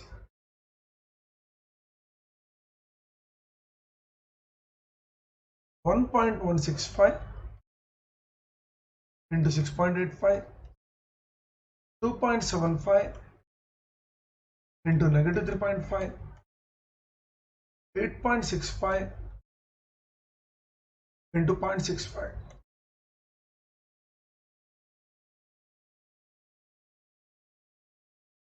$1.165 into 6.85 m plus 2.75 into 3.5 negative m plus 8.65 into 0.65 m plus memory recall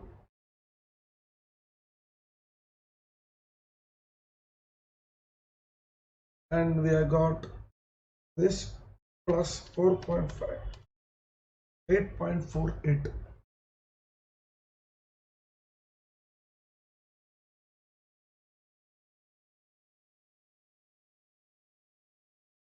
Verify this once again. 1.165 into 6.85 m plus 2.75 into 3.5 negative m plus 8.65 into 0.65 m plus memory recall plus 4.5, 8.48, correct. Last is mid cap value, ERMV 4.5 plus 0.85 into 6.85, 2.05 into minus 3.5 and 6.75 into 0.65. So 0.85 into 6.85, 2.05 into 3.5 negative, 6.75 into 0.65, memory recall plus 4.5, 7.54. Now each of these have their own weights. Now these four comprise of your market. Now this is your market index. Samsung has considered these four with the weightages of 25, 10, 50 and 15 respectively as market index. So we are asked to calculate what is the expected return on market index. Therefore, expected return on market index will be 0.25 into ERLG plus 0.10 into ERLV, 0.50 into ERMG plus 0.15 into ERMV. So this will be equal to 0.25 into 5.99 plus 0.10 into 8.85 plus 0.50 into 8.48 plus 0.15 into 7.54. So 0.25 into 5.99, 0.1 into 8.85, 0.5 into 8.48, 0.15 into 7.54, 7.75.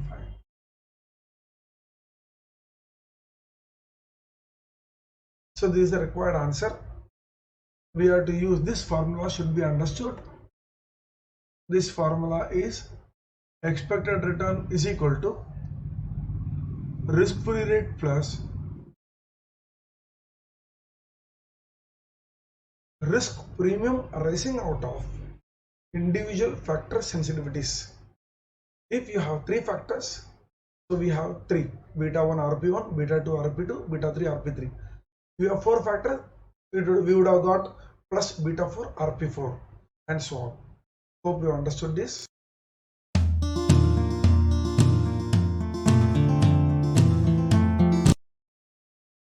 Let us see this problem. A company named KGF Limited, KGFL, has equity worth 410 crores and debt worth 170 crores. It has two divisions: printer division, spares and consumable division. So the contribution is given and asset beta is given. Assuming debt beta to be 0.24, calculate equity beta. The company has now decided to buy back equity and raise debt, so the debt equity ratio increases to 1.9. Assume that the present debt beta is 0.35, and for any further funds raised by way of debt, we'll have beta, that is beta D2 of 0.4. Assuming that the overall asset beta does not change due to this capital restructuring, ascertain the revised equity beta. If I recollect correctly, this was asked in the old syllabus examination. But a very good problem to calculate asset beta. And ultimately we are going to very good problem incorporating asset beta and calculating equity beta. Okay, so let us solve this problem. It involves use of just a couple of formula. Let us see that.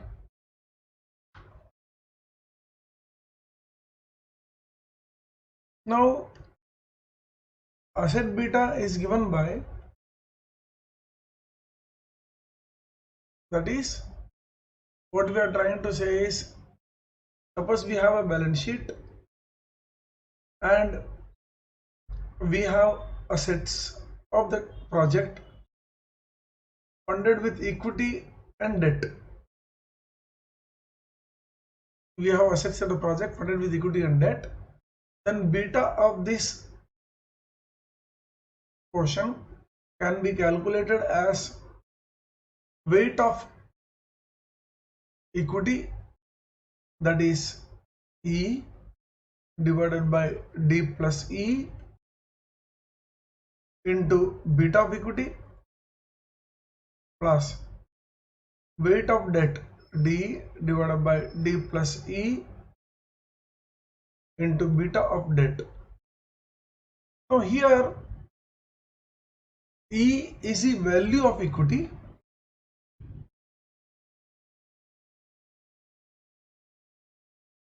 and D is the value of debt.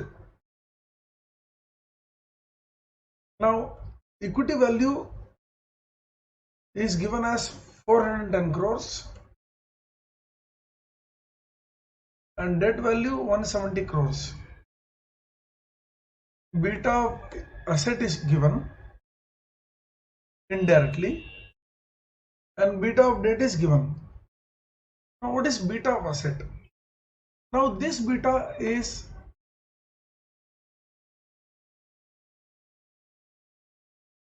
the entire beta. Now, we can think of this is beta printer division and this is beta of spares division and this printer division is 74%, spares division is 26%. So 74% into 1.45 and plus 26% into 1.2.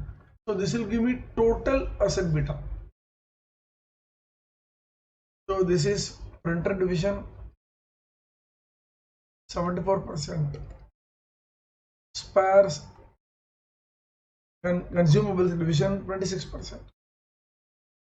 So we can write beta of asset is equal to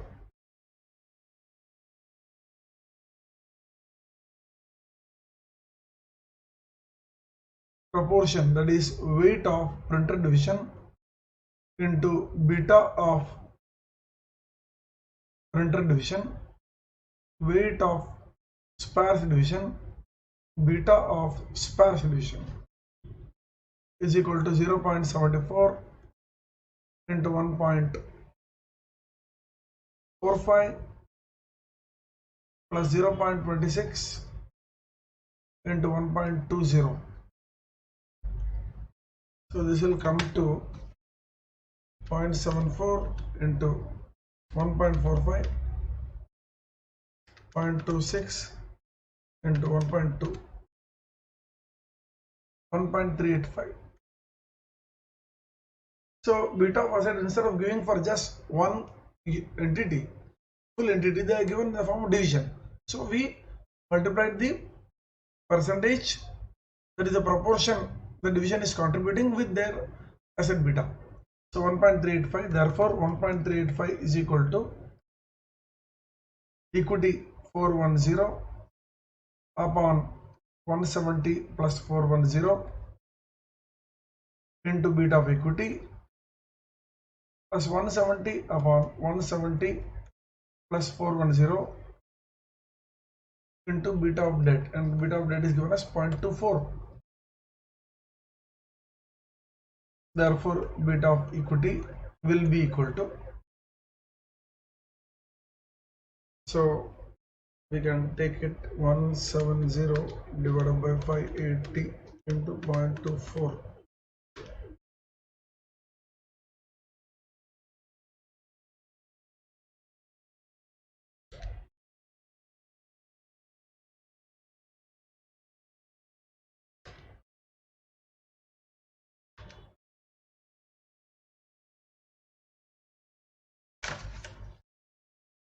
.859, so we can write 1.86,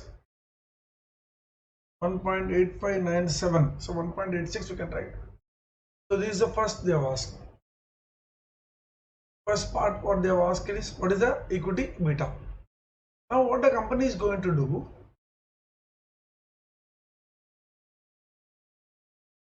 company is going to buy back equity, so this is going to reduce, and for the purpose of buyback they are going to use debt, so this is going to increase. So what you are going to do is, I am going to raise debt and announce buyback. When I announce buyback, equity shares will be extinguished, so weights of equity will come down, weight of debt will go up, and they are given one condition here, the debt equity ratio increases to 1.9. So now desired debt equity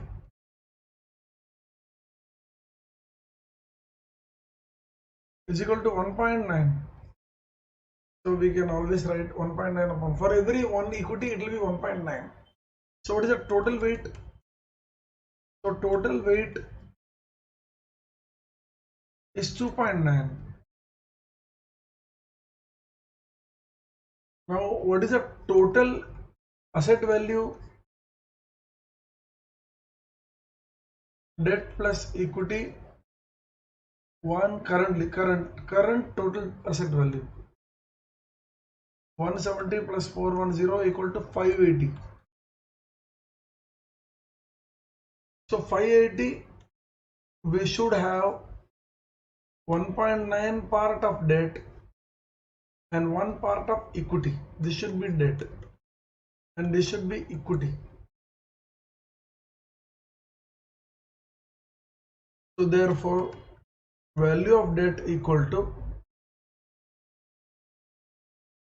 1.9 upon 2.9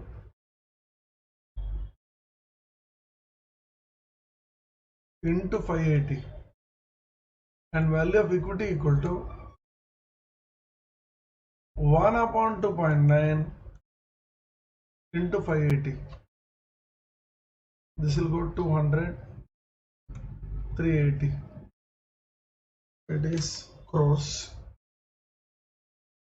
This will go 200 equal to 200 crores. So equity should be this much. Debt should be this much. Oh, but current debt is how much? Current debt is only 170. But so this is desired. But current debt is only 170. Therefore, raise further debt equal to 380 minus 170 equal to 210. So you had raised debt. So how we are going to do it? So actually we are going to reduce equity. We are going to buy back. So raise debt, use it to buy back. Therefore equity reduces by 210, that is 410 minus 210 equal to 200. So what we have got now is, we have got equity 200, debt first tranche, that is earlier what we were having, that is 170, and the second tranche, that is 210. So let us write that. So we can say that it is given this way. First equity, so we can write finance or source of finance,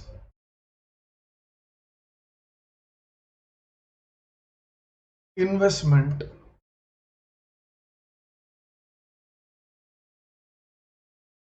weight, beta, and weight into beta. So source of finance equity, how much it is? 200. Debt 1, how much it is? 170. Debt 2, it is, so we need 380 of debt and 200. So this total comes to 580. Now let us calculate the proportion. 200 divided by 580, 0.345.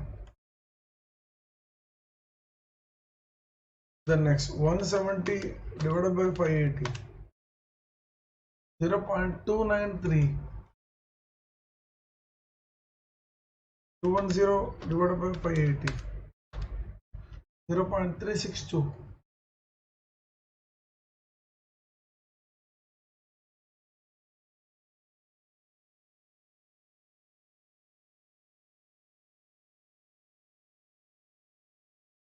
Better to check so that we avoid round of errors. Now beta of equity. Now beta of equity we have calculated previously. Sorry, beta of equity we want to calculate, so let us call it as x. And beta of debt 0.24 first trans. Now they have written take beta as 0.35. So we take 0.35. After restructuring, they are told clearly take 0.35 for the first debt and 0.4 for the second. So this will be 0.345x.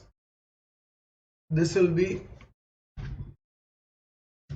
0.35 into 0.293, 0.103 and 0.362 into 0.4, 0.362,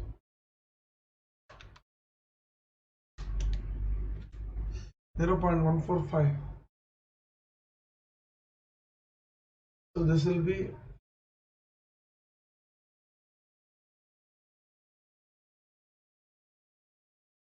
now we want to find this. Now they are given that total beta, that is, let us read the exact sentence. Assuming that overall asset beta does not change. Now the asset beta, what we calculated 1.385. You can see here. We calculated asset beta 1.385. Now this overall asset beta does not change. So this entire thing will be 1.385.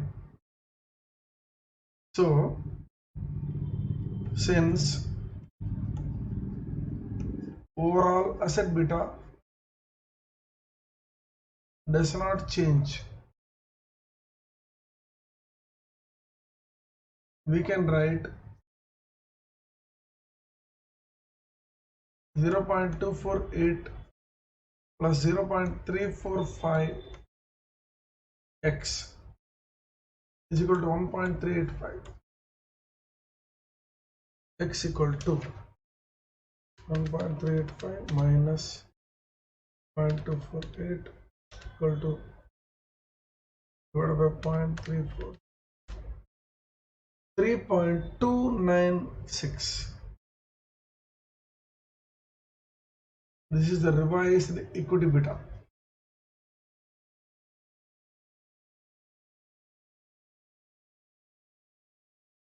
This problem will not be easy for you to implement in the exam.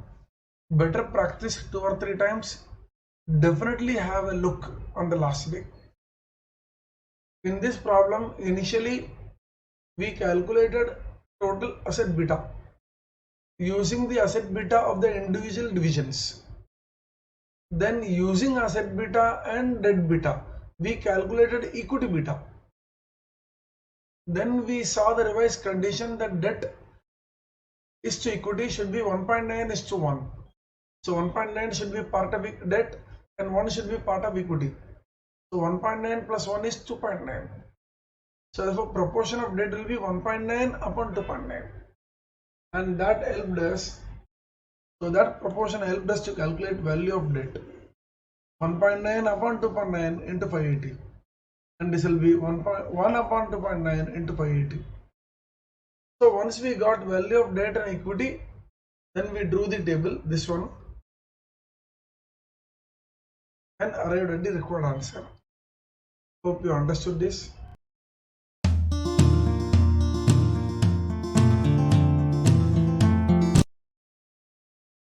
Let us read this problem. An investor is desirous of investing a portfolio of equities and bonds. The amount available is rupees 50 lakhs. Instead of investing in direct stocks, he would prefer to invest in Nifty, which is currently quoting at a level of 10,000.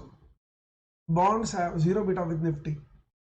He plans to adopt either the constant mix 70-30 in equity and bonds strategy or constant proportion portfolio insurance CBPS strategy with floor 70% and multiply 2.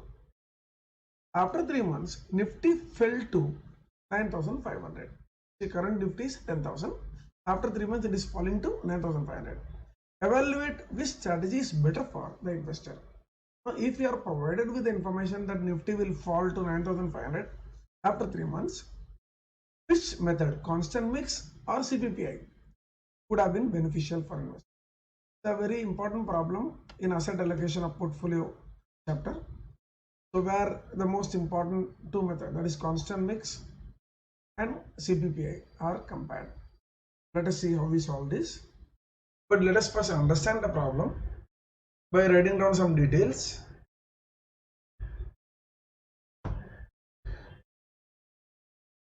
Now money available is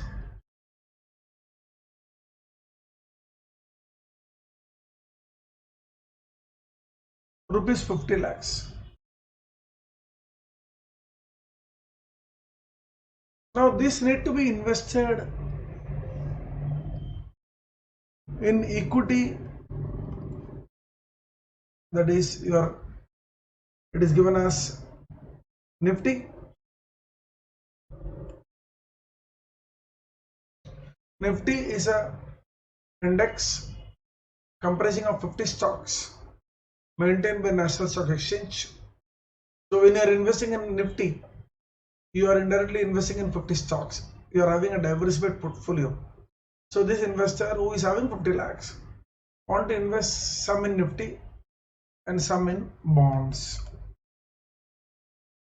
Now beta of Nifty is 1 and beta of bonds is given as 0. Means when market changes, Nifty also will change by same quantum, because Nifty is a proxy for market. But bonds will not change in value because bond beta is given as 0. Now two alternatives are given. First is constant mix. So let us do constant mix first. And the proportion is 70-30. 70 is to 30 in equity and bonds. So I am going to invest 70% of 50 lakhs in equity. So therefore initial equity investment is equal to 70% into 50 lakhs, 35 lakhs. And initial bond investment 30% into 50 lakhs equal to 15 lakhs. Now currently Nifty is at a level of 10,000. At the end of 3 months it is going to fall to 9,500. So current Nifty 10,000. After 3 months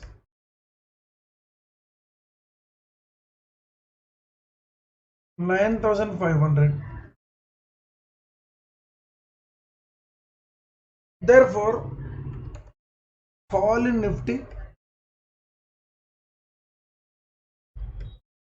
9,500 minus 10,000 upon 10,000 into 100 minus 5%. So fall of 500 on 10,000 is 5%. So Nifty is going to fall by 5%. So what is going to happen to your equity? Equity, you are investing in Nifty, so it will also fall by 5%. Therefore new equity value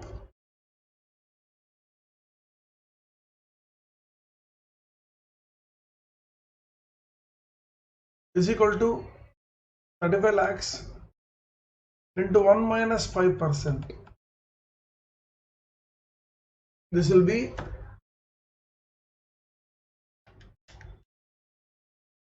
33 lakhs 25,000.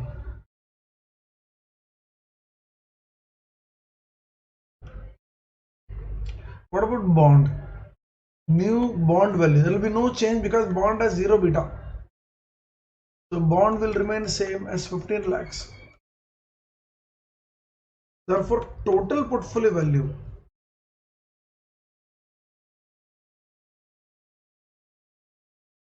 48 lakhs 25,000.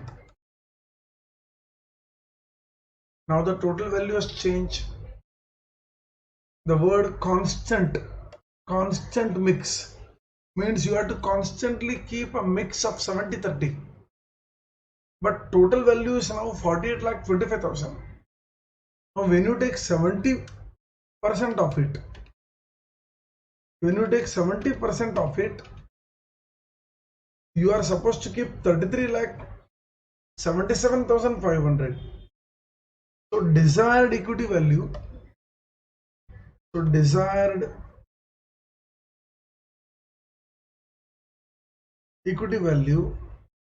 after fall in Nifty is 70% into 48 lakh 25,000 equal to 33 lakh 77,500. So if you want to maintain that mix, now you should be having this much, that is 33 lakh 77,500 in equity. Then only it will be 70% of the new total value. So what about the balance? Therefore, balance bond will be 48 lakh 25,000 minus 33 lakh 77,500. So bond should be having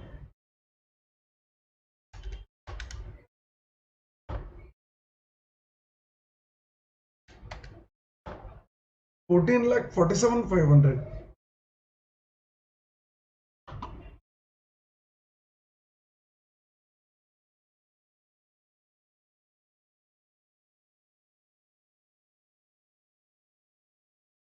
So we can see that the current equity after fall, this is current equity after fall, will be 33 lakh 25,000. Desired is 33 lakh 77,500. Similarly, bond after fall, bond doesn't change, so it is 15 lakh only. But what is desired? Desired is 14 lakhs 47,500. So desired minus current. So this will be 52,500 plus. This will be 52,500 minus. So your equity should be higher by 52,500 and your bond should be lower by 52,500. So what you do? Sell bond, buy equity as part of rebalancing. Therefore, rebalancing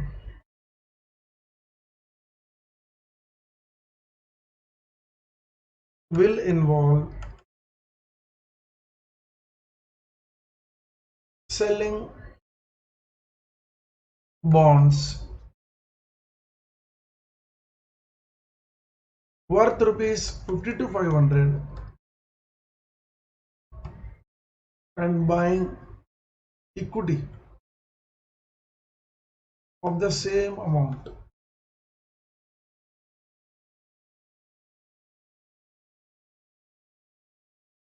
Now you have seen that market has fallen. You are investing in equity. So in constant mix, you have to remember this. In constant mix strategy, market fall, invest in equity. Market rise, sell equities. Means when market falls, you do bargain hunting. and when market rises, you do profit booking. So this is a feature of your constant mix strategy. So therefore we got this only carries maximum mark. Sell bonds of 50 to 500 and buy equity of the same amount. So this completes our constant mix strategy. So in the answers, actually you can find that as part of rebalancing strategy, investor would buy equity worth 50 to 500. So that statement is correct actually. Now let us do constant proportion portfolio insurance. Now CPPI, constant proportion portfolio insurance, CPPI.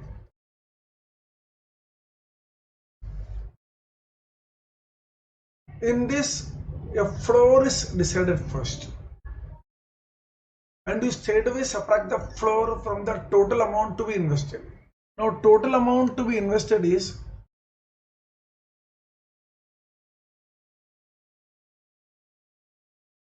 50 lakhs. Now we have to subtract floor. Floor calculated in the beginning will remain constant in absolute term throughout the problem. Suppose I calculate here 70%. Now 70 floor is 70%.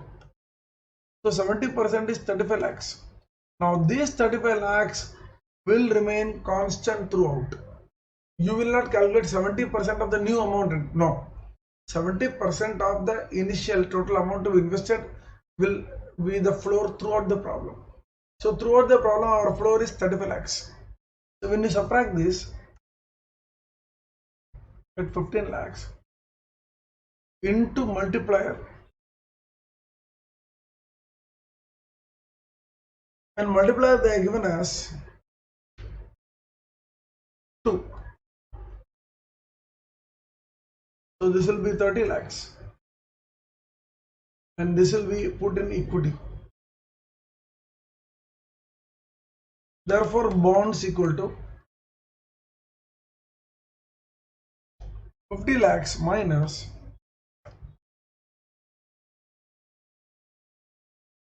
30 lakhs equal to 20 lakhs. So this is the initial position.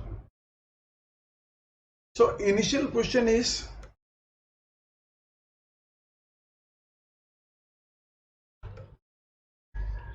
equity 30 lakhs, bonds 20 lakhs. Now market is going to fall by the same level, that is 5%. After market fall, equity will be equal to 30 lakh into 1 minus 5% equal to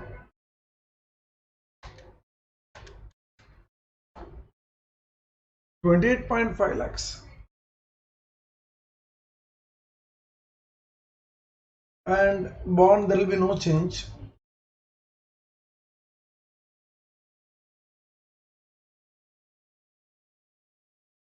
What is the total? Total is 48.5 lakh. So after market fall, the total value is 48.5 lakh. Now we have to apply floor and multiplier on this and calculate desired equity and bond value. So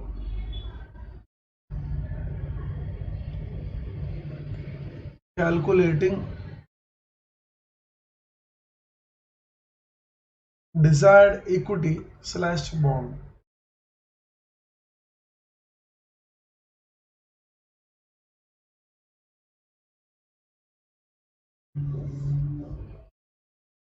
So get total value after Nifty fall.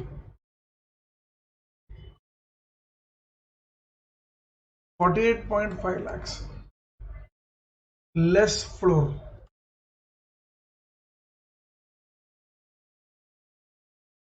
Floor, we said that it will be constant throughout. It is given as 70% of 50, that is 35 lakhs. So this will give you 13.5 lakhs into multiplier.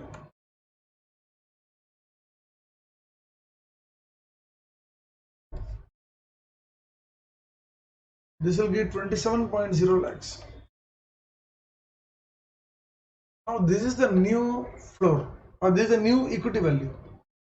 So therefore, new equity value.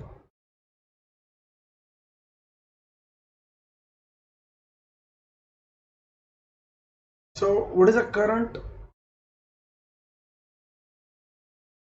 equity bonds? Currently, what is the value of equity? Now we have to find out. Currently you are holding 30 lakhs and 20 lakhs. But after the market fall of 5%, equity is 28.5 lakh and bond remains at 20 lakhs. So total is 48.5 lakhs. Now what is the desired? Desired is 27 lakhs. And 48 minus 27 is 21.5 lakhs bond.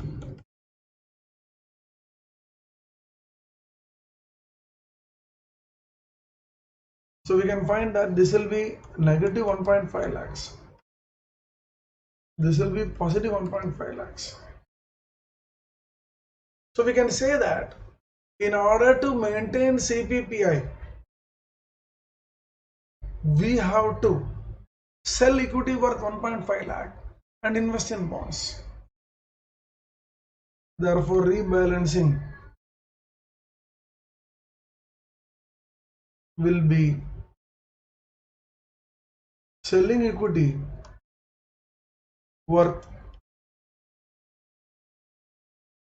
1.5 lakhs and invest in bonds.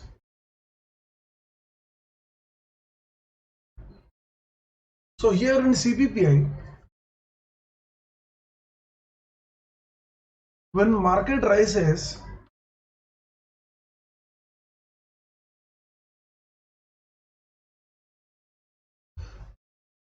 you do investing.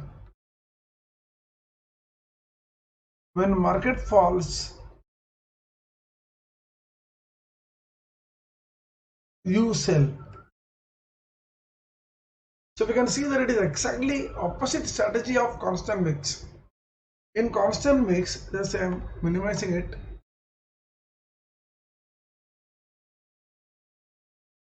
Market fall, you invest. And here market fall, you sell. On market rise, you sell. Means you do profit booking. Here market rise, you invest. Now when the market falls in CPPI, you sell. Means you are anxious that you will make more losses and therefore you will be selling.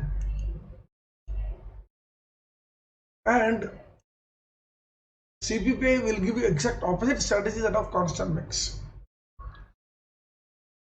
Okay, so we have seen how CPPI and constant mix strategies are to be worked out if they are given a problem. Hope you understood this.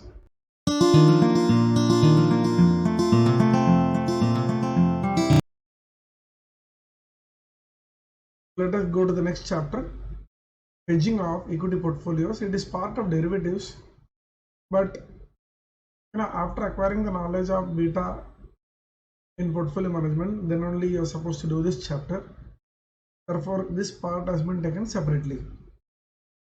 Now, usually, we get one question on hedging equity portfolios. I can say once in 3 attempts or 4 attempts.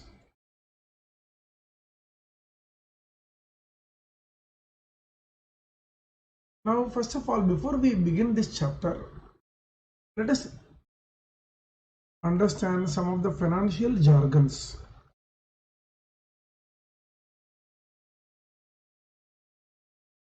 First of all, let us talk about bullish. So these are the terms which will be used when they give question in derivatives. Now, what does bullish means? Bullish means view or expectation, or we can say sentiment that prices will rise. I am bullish on RIL, means I am expecting RIL price to go up. I am bullish on RIL futures, expecting RIL futures to go up. I am bullish. Now, what is the opposite of bullish? Bearish.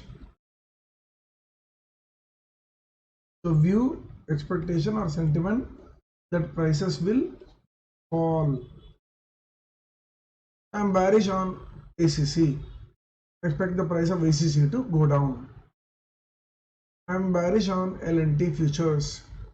So like that, the term will be used. Now, if you are bullish, so you are expecting price to go up. Suppose this is 0, this is 1 month, and you are expecting price to go up in 1 month time. So you would be, if at all you want to make money, you will buy here and you will sell here. So buy at a lower price, sell at a higher price. So buying initially is called going long. So when I buy initially, initial trade, if it is a buy, see there are 2 trades. One is, you are opening a trade. Opening a trade. Here you are closing a trade. Opening a trade means it is my first activity. What is that? I am buying. So when the first activity is buy, we call it as long. I went long on RL, and after it went up, I squared my position. So squared means sell. Provided you are gone long, nobody will say I squared. Then somebody will ask, did you go long? So only if you have gone long, you can square. So you don't use the word, I squared without nothing. So first of all, you go long, means you have bought, and then after some time you square. When you square, it doesn't mean the prices have gone up only. No, the prices could have gone down also, who knows? Your view was bullish. You are not God that your view will come true. So the prices could have gone down also. So you thought the price will go up. Therefore you bought or you went long. So you are bullish. You went long. After a month, the prices went up. So you squared. So long square. So this is for when you are bullish. If you are bearish, this is 0, this is 1 month, the price would have fallen like this. So if you are bearish, you expect the price to fall. This is 0 period, the price is up. 1 month period, price is down. So what do you do? How to make money? Sell at higher price and then buy at lower price. So here you do the first trade is sell. Now you would ask me, sir, how to sell if I don't have anything? You can borrow quantity from a friend or a custodian or from the market and sell. And once it goes down, you buy at a lower price and return the stock. The gain what you have made is yours. So selling first is called going short. And after it comes down, you buy. That is called cover. So long, squared, short, you can write covered. Or you can just say square, cover. You can remove the past tense.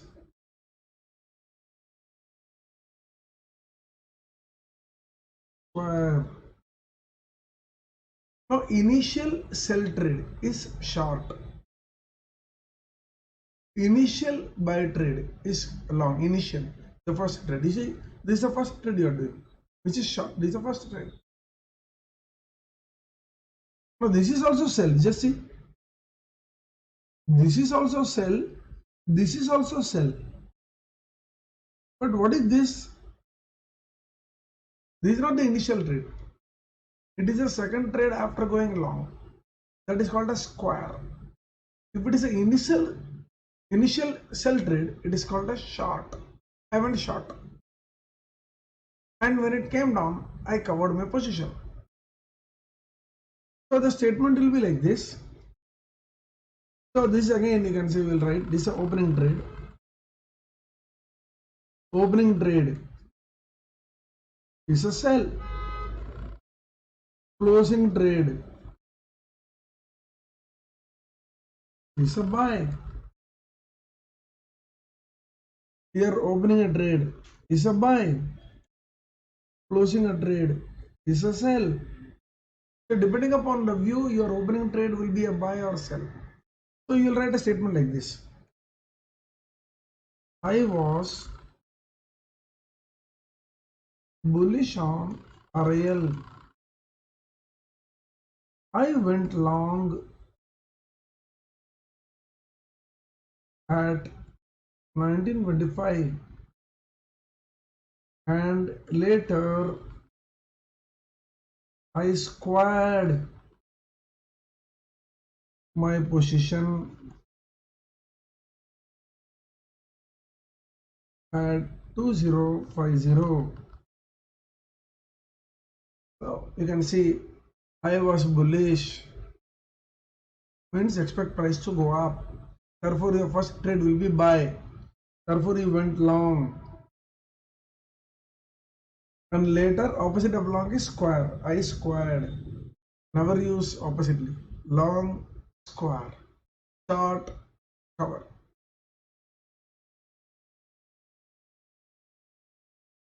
Now the certain terms are used in the market. Close out. Close out means close the opening trade.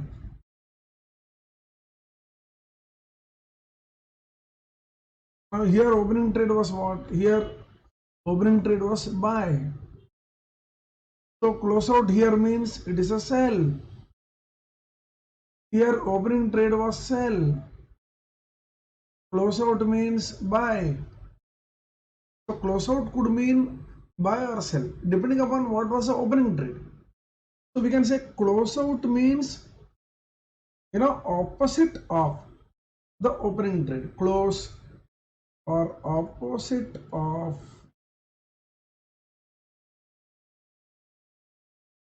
the opening trade. If the opening trade is buy, close out means sell. If the opening trade is sell, close out means buy. So sometimes they use close out, then they will use offset. E offset is position. So these terms will be used in the question paper. So this will be very, very useful, important to understand. In Forex, This long square short cover will be frequently coming. So you should be aware what is bullish, bearish, long square, short cover, close out, offset.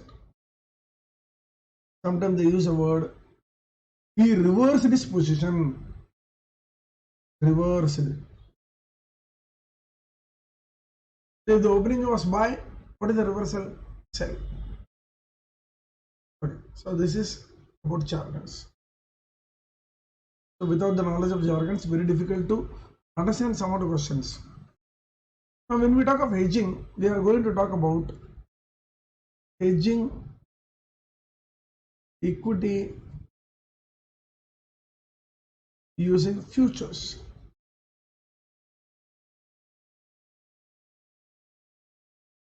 Remember, I am talking about future. Using futures, sorry. Suppose I have created a portfolio. Pay attention. I have created a portfolio of 100 crores. Last year, the value of the portfolio was only 50 crores. Over 1 year, I put a lot of effort and I bought stocks in such a way that my portfolio value, which was 50 last year, has become 100 today. Now, today it is 100. What is my motive? I should maintain this 100. I should not allow it to fall below 100. If I am able to make further money, it is okay. But one thing which I cannot accept is this 100 value should not fall. Means I must protect this 100 crores. So hedging means protecting the current value. Protecting the current value of portfolio.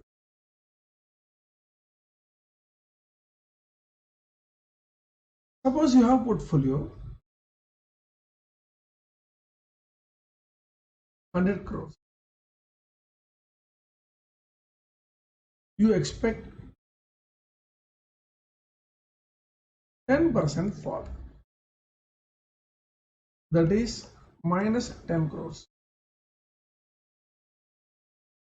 In hedging, what we do?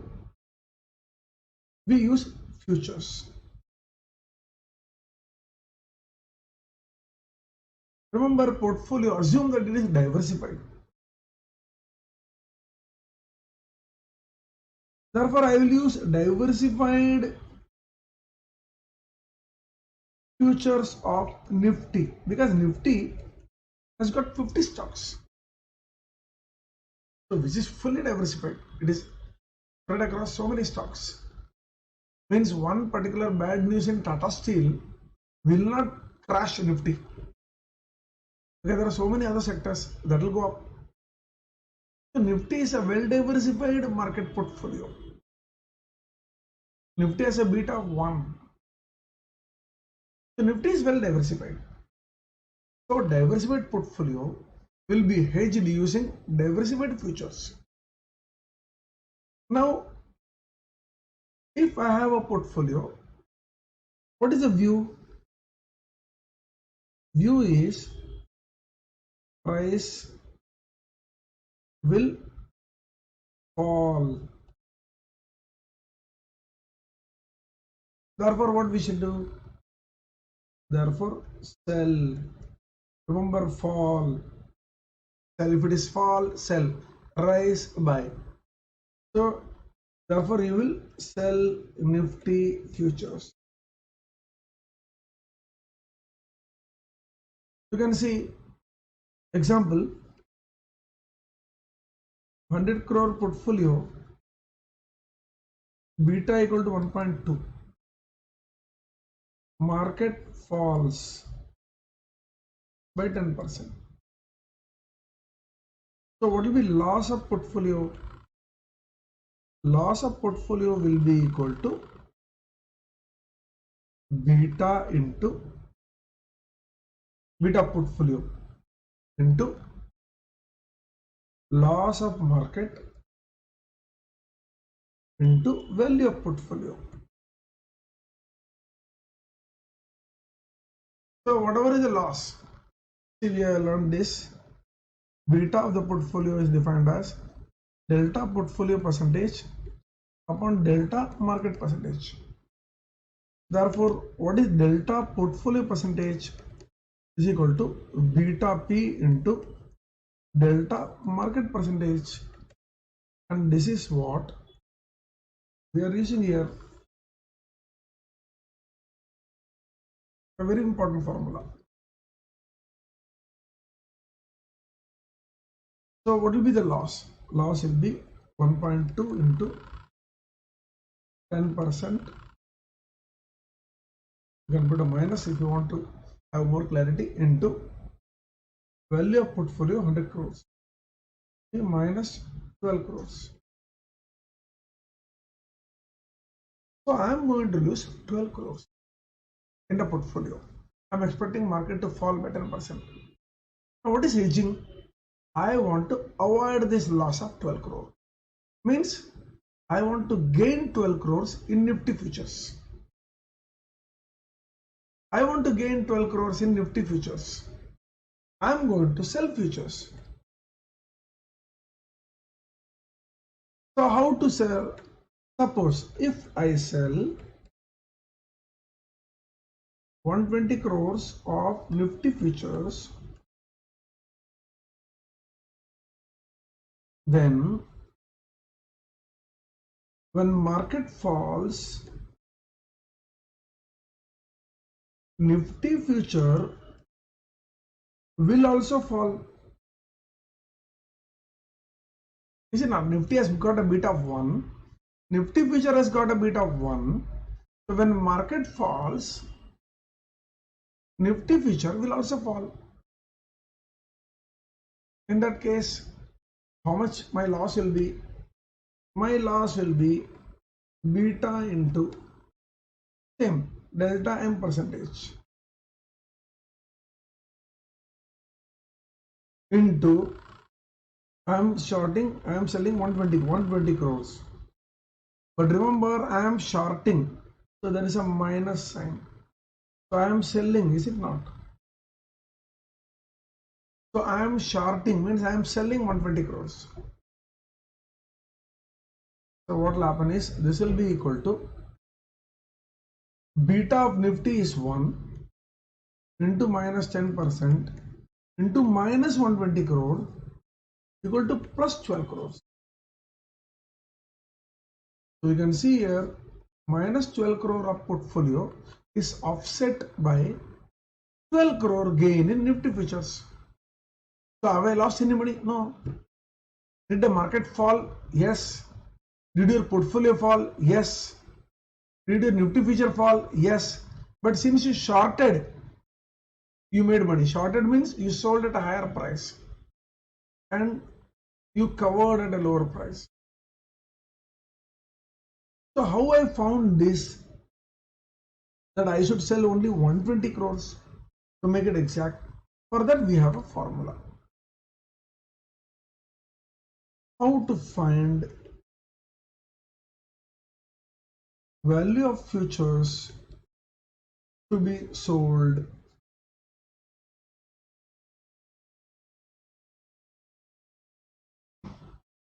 Now we use this formula, portfolio value into beta of portfolio plus n into underlying into f equal to, now this is the value of portfolio, this is value of future, sorry. So this is portfolio, this is futures. Now I want 0. What is 0? I want gain of portfolio, sorry, loss of portfolio, and gain in future should be 0. Means all the losses are erased. Yes, I am not making any. Suppose my view goes wrong, market has not gone down, market went up, then portfolio will go up, but I lose money in futures. Remember, you are shorting the futures only for protection, not to make extra money. For extra money, you will not do this. The aim should be to protect, that is hedging. Aim is not to make any extra money. So don't look for extra money when the market is going up. When the market goes up, portfolio will gain, but your future will eat away all the gains. It will not show two colors when market rises and market falls. So in this case, I write 100 crores into beta portfolio 1.2 plus number of contracts. I'm just writing n into underlying into f equal to 0, or I will replace it with value of futures. This is a formula for value of futures. Therefore, value of futures will be equal to minus 120 crore. So minus tells that I must short, and this is the value to be shorted, and this is what we got, and this is what we wrote here. Sell 120 crores. So this 120 crores was found using this formula. So this formula is the main formula. So whenever you are given a problem in the exam, you will use this formula. You will write the portfolio value, you will write beta of the portfolio, you will write underlying units of future contracts, you will write future contract price, and you will be asked to find N. Find out N so that it is perfect hedging. Now this 0 means perfect hedging. Perfect hedging refers to complete offset of loss. So that we'll write perfect hedging refers to complete offset of loss in portfolio.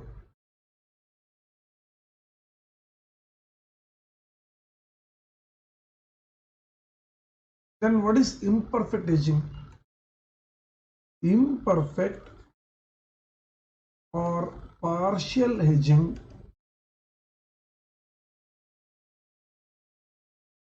refers to partial protection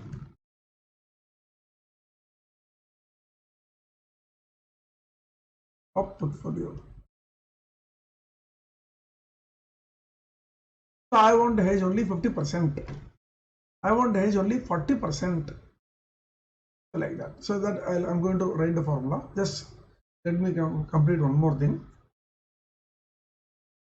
Now this particular formula can be written like this.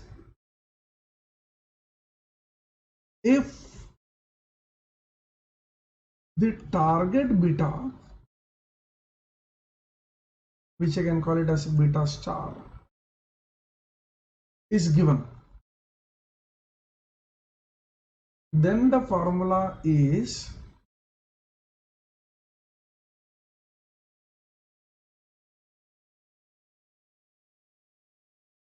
portfolio value into beta P plus N into underlying into F is equal to portfolio value into beta star. Now means what will happen is they will give like this. The fund manager is holding a portfolio with beta equal to 1.2. He want to convert the beta to 0.8. So then we should write here 0.8. So for our example, if we want target beta to be 0.8, then 100 crore into 1.2 plus N into underlying into F is equal to 100 crore into 0.8. Therefore, N into underlying into F, which is value of futures, will be minus 40 crores. Therefore, now minus means short. Therefore, short 40 crores. So when you short 40 crores of Nifty futures, the beta of the portfolio, which is 1.2, now will behave like 0.8 beta portfolio. So this, whenever they give target beta, you will write this. Suppose they give percentage hedging. Now if we are given percentage hedging desired, then the same formula, portfolio value into beta P plus N into underlying into F is equal to portfolio value into beta P into 1 minus percentage hedge required. So whenever they give fund manager wants 40% hedging, so then you should try to see the same thing. This is same, remember. Now this portfolio value, beta P, same. But only thing is into 1 minus. So here it is not, here it is, here you can see it was beta P, but here is beta P star. Here it was beta P star. So beta P is current beta. Beta P star is target beta. Suppose they give target beta directly, then use this formula. If they give percentage hedging required, use this formula.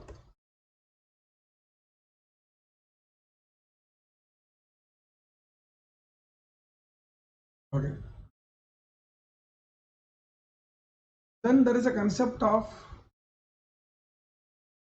using the same formula. We can write value of portfolio. Okay, we can write imperfect hedging. Value of portfolio into beta P plus value of futures is equal to 0. The perfect hedging means 0, is it not? This should be 0. Therefore, beta P is equal to minus value of futures upon value of portfolio. Now what is futures? It is a hedge. So minus hedge value upon portfolio value. This is nothing but hedge ratio. The numerator is hedge, denominator is underlying. So this is called hedge ratio. Now, but hedge ratio is equal to beta P.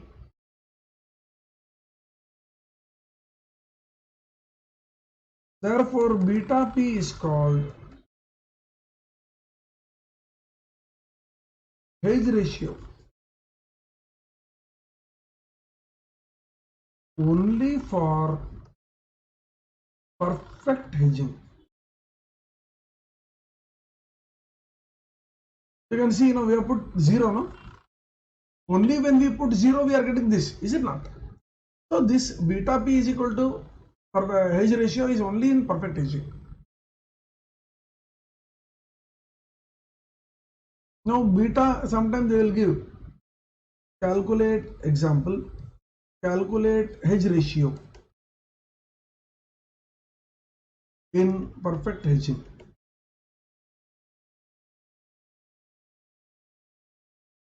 And they will give sigma of C is equal to 10%, sigma of M equal to 8%, rho of CM equal to plus 0.5.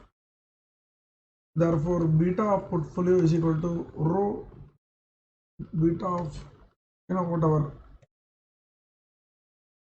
commodity or anything will be equal to rho CM into sigma C upon sigma M.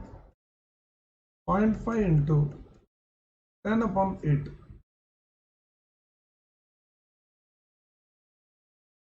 Equal to 5 upon 8. 0.5, correct?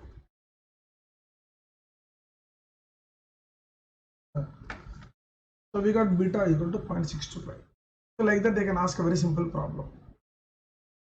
Okay. Now another thing. Remember, hedge is created to protect against uncertainty and market fall.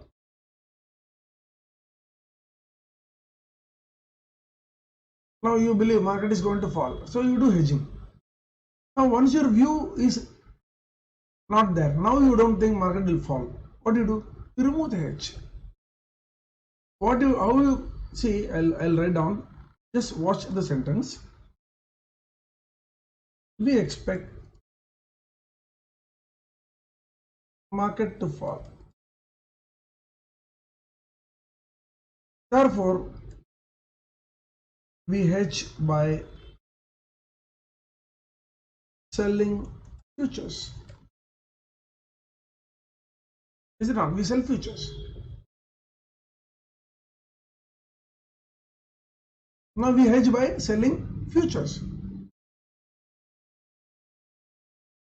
After a month, we do not expect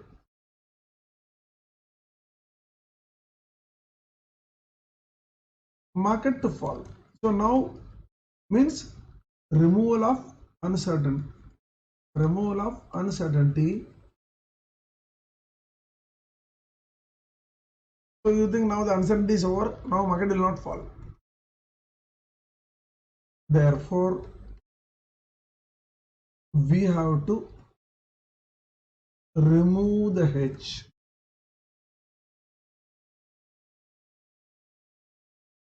Meaning, close out or reverse hedge trade. That is buy futures. Or we'll say we should cover futures because we already sold. That is cover, or we can say buy back sold futures.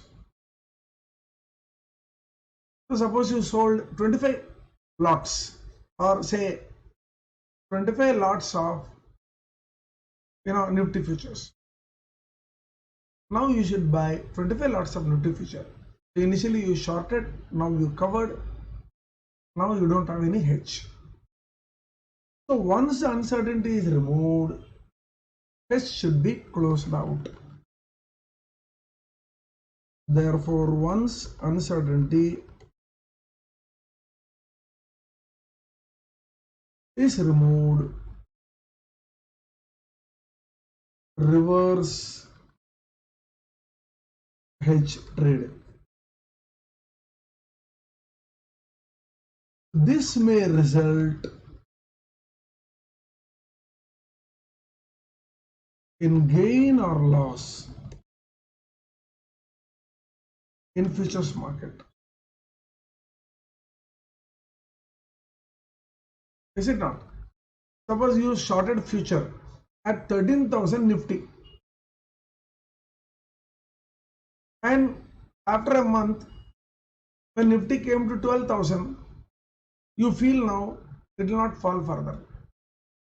So you cover back your position at 12,000.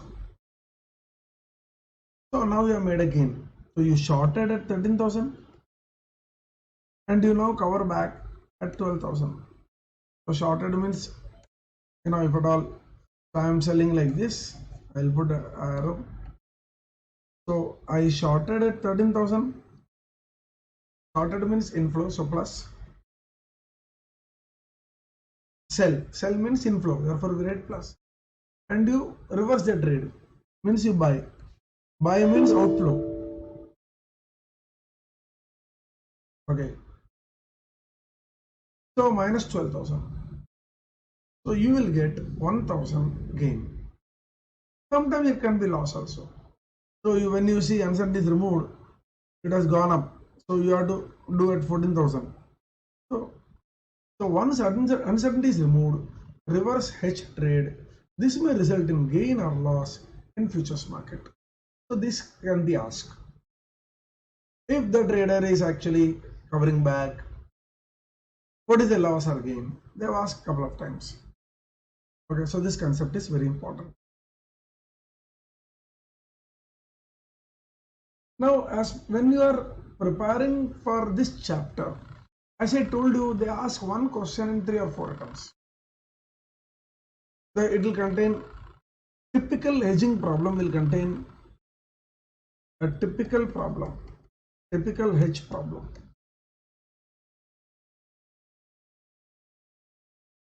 First, it can contain calculate beta portfolio. So they will give 5 stocks. They will give value. Sorry, quantity, price. So you will calculate value, you will calculate proportion, multiply by beta, you get beta portfolio. So out of 8 marks, 2 marks will be for beta portfolio. Then they will ask calculate contracts to be sold. Usually they will expect market to be volatile, so he want to hedge. So you are having portfolio. So how you hedge? What is the view? View is fall. Therefore sell futures. So you have to show contract to be sold. Now when you calculate contracts to be sold, number of contracts, very important. Number of contracts will be rounded off to integers.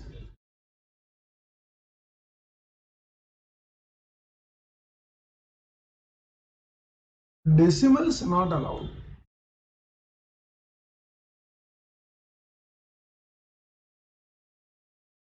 Now example 14.2, suppose you are getting number of contracts. So how will you get? Let us take an example.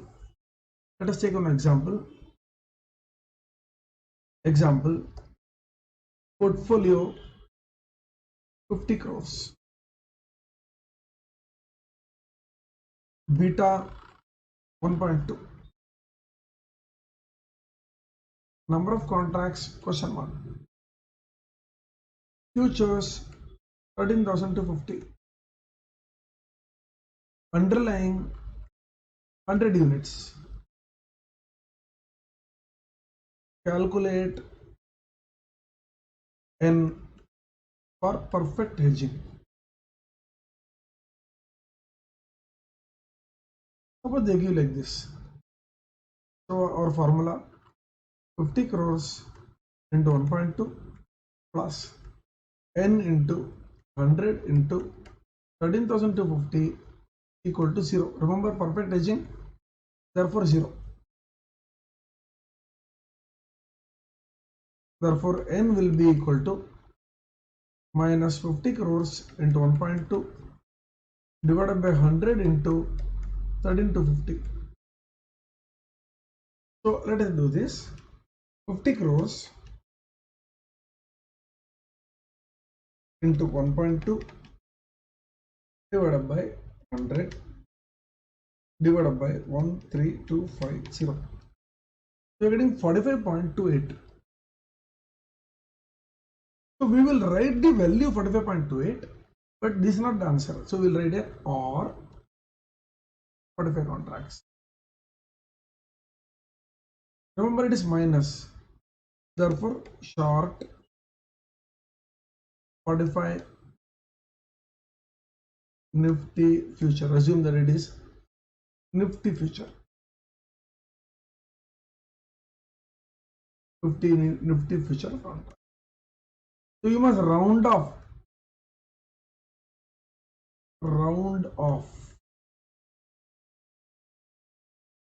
If N was 45.79, then N equal to 46.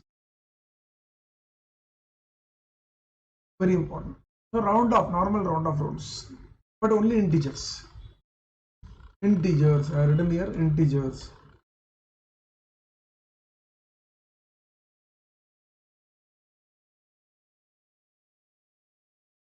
Okay. So this is all about, hedging. I have one problem, generally that kind of problem when it comes in the exam. You must know one more thing, pricing, how all the price. So generally what they will ask beta of the portfolio. They may ask contract to visible, and you may get one question here, calculate price of futures. So in the derivative chapter we have seen how to calculate the price of futures. So this could be a sub question 2a and then 2b.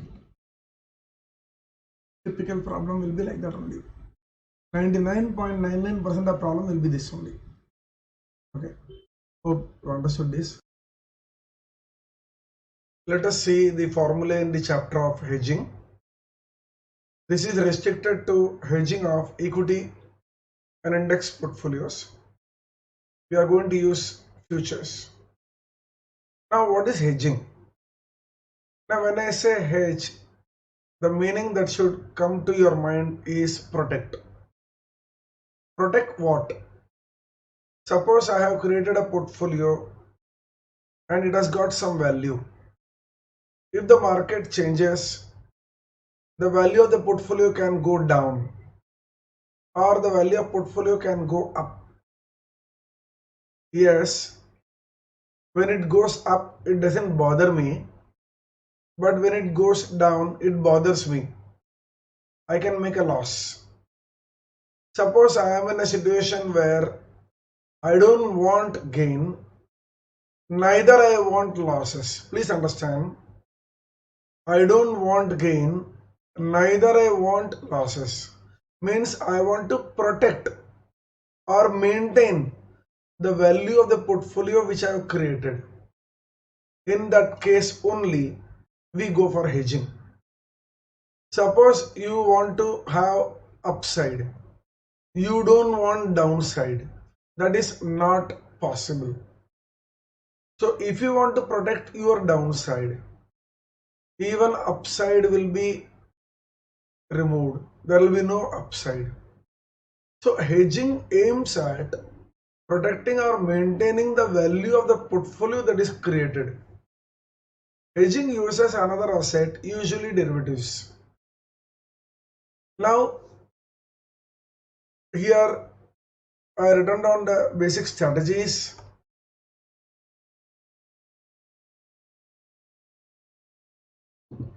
If you have stock portfolio, I am invested in a single stock, then short stock futures. If you have well diversified means this portfolio does not carry any unsystematic risk. What is unsystematic risk? Unsystematic risk is that part of risk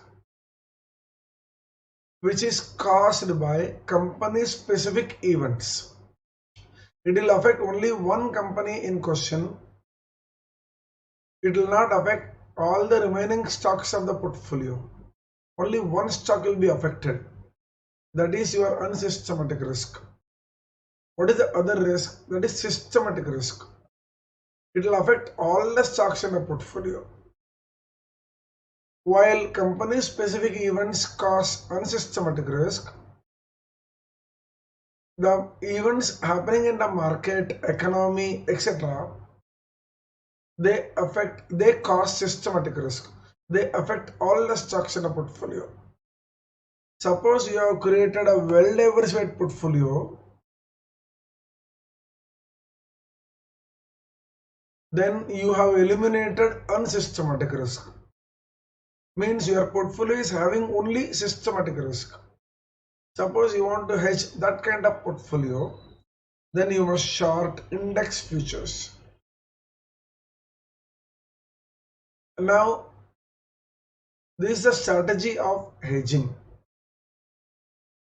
Now, you have learned that hedging means protecting or maintaining the value of portfolio. And this is a strategy you would adopt.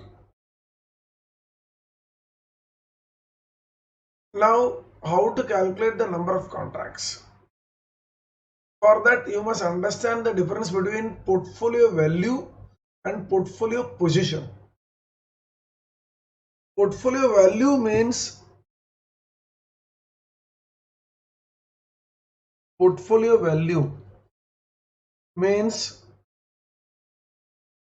number of shares into market price, and you take the summation of all the stocks in the portfolio. So this will give you portfolio value. What is portfolio position? So you have to multiply with the respective beta. So when you multiply with the respective beta, we get portfolio position. So you can see that we are having portfolio into beta. So how to find the number of contracts? First calculate portfolio position. First calculate portfolio position. Then find out which future you are going to use. If it is a well diversified portfolio, you will always use index futures. If it is a single stock portfolio, you will use same stock futures. Suppose I have RIL stock as my portfolio, only one stock, then I will use RIL futures. Suppose I have a well diversified portfolio, then I will use index futures. So find out the value of the futures, find out how many contracts you have, how many units you have in a single contract. So this you will be getting. So this is calculated. Now find out what you want with the portfolio. Do you want complete protection? Means you want to maintain the value perfectly, completely. Then it is called perfect hedge. In the case of perfect hedge, you can see here we have written portfolio value on the right hand side and there is beta star. In the case of perfect hedge, beta star will be 0. Means entire thing can be substituted for 0. So whenever they give complete hedge or perfect hedge, the right hand side should be 0. Please understand, currently I am having this. Current position is this. This is the targeted position. Currently, the portfolio may have say 1.5 beta. Target, I want to make beta as 0. Means you are talking of perfect hedge. So we are having certain beta. We want to modify it to 0 beta. When it is 0 beta, it is called as perfect hedge. Sometimes fund manager will say, no, I don't want 0 beta. I want 1.1 beta. Then right hand side will be portfolio value into 1.1. So whatever you have will be on the left hand side. Whatever you want will be on the right hand side. In the middle you will have N into underlying into futures price. So substituting everything, we will be calculating N. So this will be calculated, number of contracts will be calculated. So this is how we find out the number of contracts. So once you calculate the number of contracts and you go to market and do that transaction. So first we calculate portfolio value, and you can do this straight away, so that we want portfolio position. So you are automatically doing this. In the exam they will give 50 crore portfolio, beta 1.2, beta of the portfolio into value of the portfolio. So these two are taken care of. They will give futures price, they will give you underlying units, and they will specifically say whether you want perfect hedging or not. If nothing is mentioned, by default it is perfect hedging. Still, if you have doubt, you can write. There is no mention about the percentage of hedging required. Therefore, I am assuming perfect hedge. Therefore, beta star equal to 0. So the entire thing can be written as 0. Suppose hedging is not perfect, then we call it as imperfect hedging or partial hedging. In that case, they will usually give percentage hedging required. Then the formula on the left hand side doesn't change, but on the right hand side, instead of beta star, we write this. We keep the same beta here. You can see beta is same. Only thing is we multiply by this 1 minus percentage hedging required. We have derived this in the class. We have seen how we have got this. So it's not very difficult. Even without seeing those derivation, you can remember this. Whenever they give percentage hedging required, use this formula. So this is important. So also this. And note, first find the value of portfolio position. Understand that it is different from portfolio value. Then in the exam they will ask you what is hedge ratio. Now hedge ratio is nothing but beta. Now just see, let me write down perfect hedging equation in a different way. Let me write down perfect hedging difference in this equation in a different way. So I am going to write this.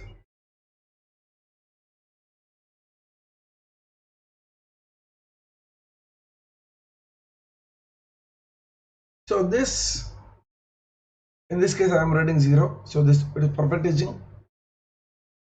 So I will rewrite the equation. This will be beta is equal to n into underlying into f.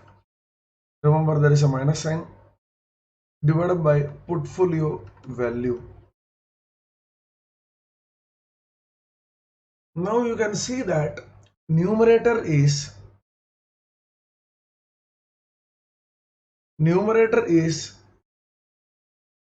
value of portfolio. Numerator is value of derivatives or futures.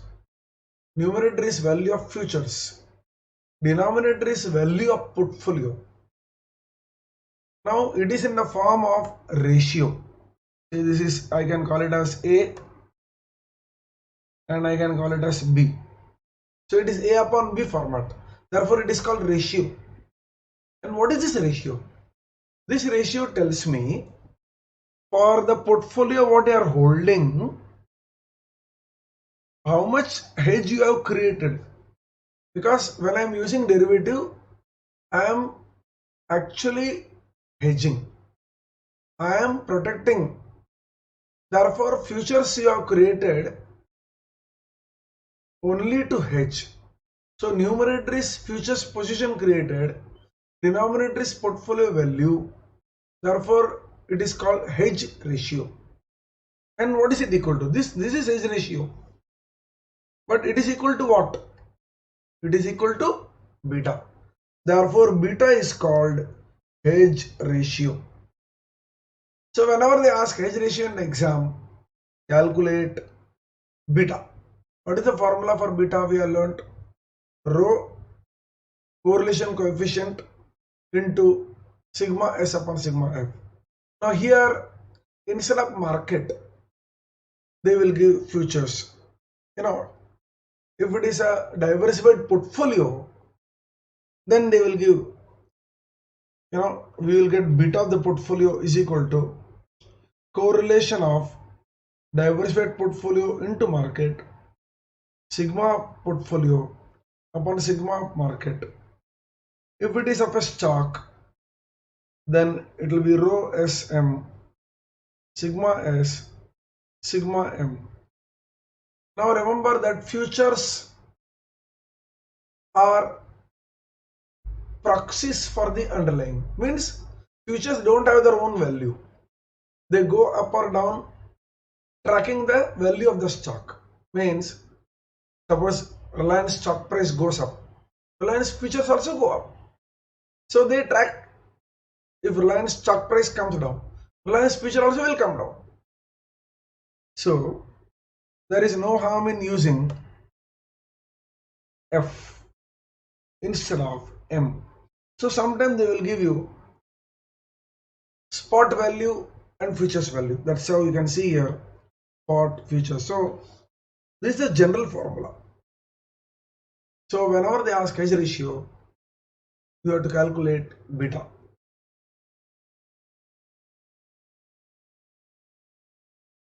Now this they have never asked. If you have money and you are expecting market to rise, go long on futures. This has never been asked. But when they ask in the exam, if at all they ask, suppose there is a mutual fund, it has collected money, say 50 crores, and now it is waiting for all the money to be collected from registrars. In the meantime, it is getting the news that the market is going to zoom. Now it is waiting. The research department is not ready with the stocks to be bought.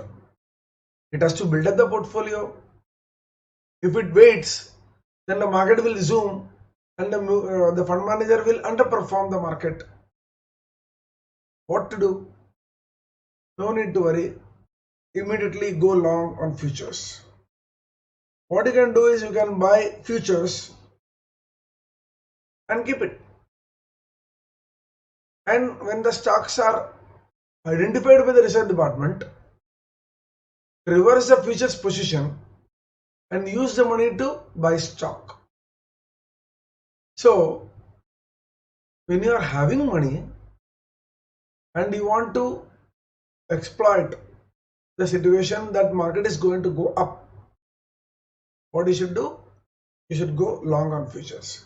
Now this is what is generalized in these two very important strategy. If the view is price rise, you can apply this blindly. In the exam, read the question.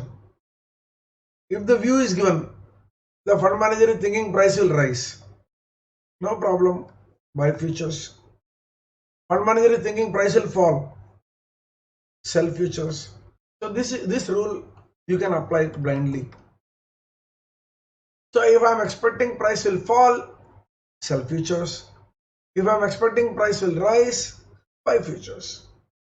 General rule. So in this chapter you have two general things. One is this.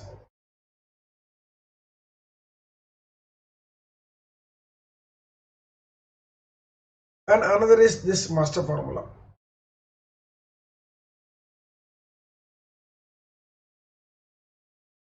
Now using these two, now this is a modification of this formula.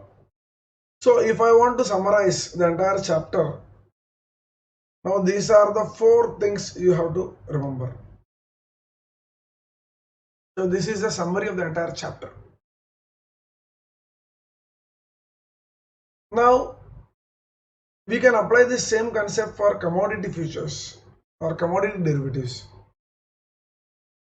Suppose you want to hedge. Suppose you want to hedge rising price scenario buy commodity futures. Suppose you want to hedge falling price scenario, sell commodity futures. So same thing. What this only we are written here. So when the view is price will rise, buy futures. When the view is price will fall, sell futures. I hope you understood this. Let us go to the formula of the next chapter.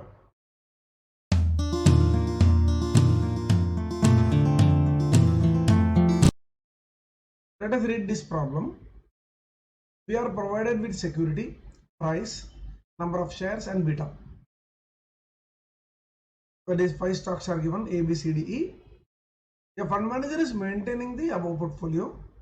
Index futures are trading in the lots of 200 at 8774 in the market. But the theoretical value is 9485 as calculated by the fund manager. How many contracts the fund manager should go long or short for perfect hedging? Now there is a problem on hedging using index futures. This problem involves calculation of portfolio beta first. And remember, you are going to hedge in the market. So you require market price of futures. Now they have given market price of futures. They have also given theoretical price of futures. You should not do a mistake of using theoretical price of futures. Let us see how we solve this problem. First is portfolio beta formula. Summation of Wi beta I means proportion of each of the stocks in the total portfolio in value terms multiplied by the respective beta. So we have to calculate beta the portfolio and value of portfolio. So this would incorporate knowledge from the chapter of portfolio management, which we will do first. So let us write down. So we have security, price,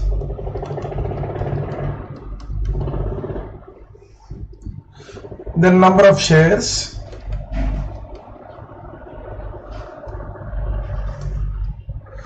beta. Now we need value of shares. We need to take the total. This will help us to calculate proportion. And finally, proportion. So this will be our proportion and this will be our beta I, proportion into beta I. So these two total. So this will be portfolio total, portfolio value. This total will be portfolio beta. So we need these two. And using these two values, we will proceed ahead. So when you get this problem in the exam, though it is a simple problem, a little bit of pause, thinking should be there. What columns I have to draw, how we have to calculate. Some pause. There should be a pause to think. This will help you avoid any silly errors. So we now write the information given.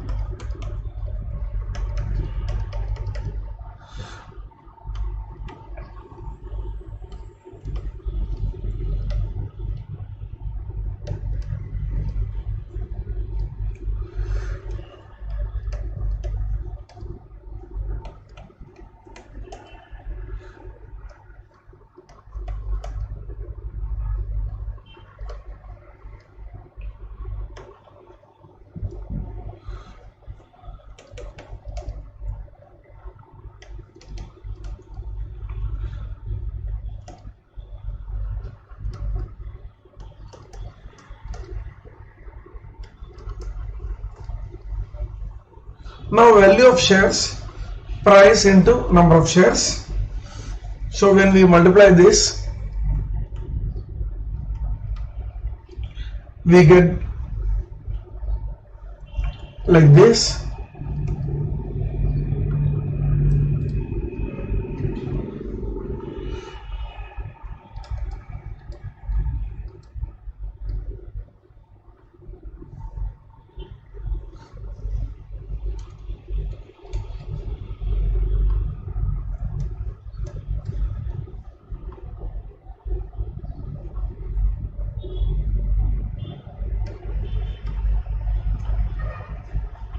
When we take the total, you actually store in memory and use a memory recall. That is the fastest way to do.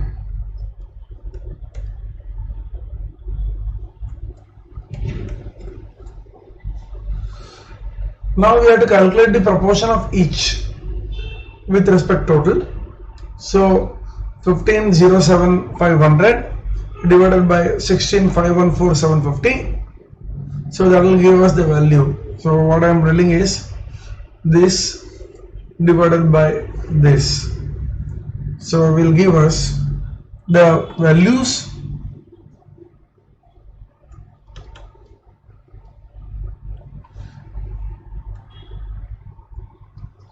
when we take proportions. You would wonder up to what decimal I must take. Whenever you write in percentage, 2 decimal. Whenever you write these proportions in W like this, you should write 4 decimal. Why? Because when you multiply by 100, convert into percentage, you will get 2 decimal. So we write in 4 decimals.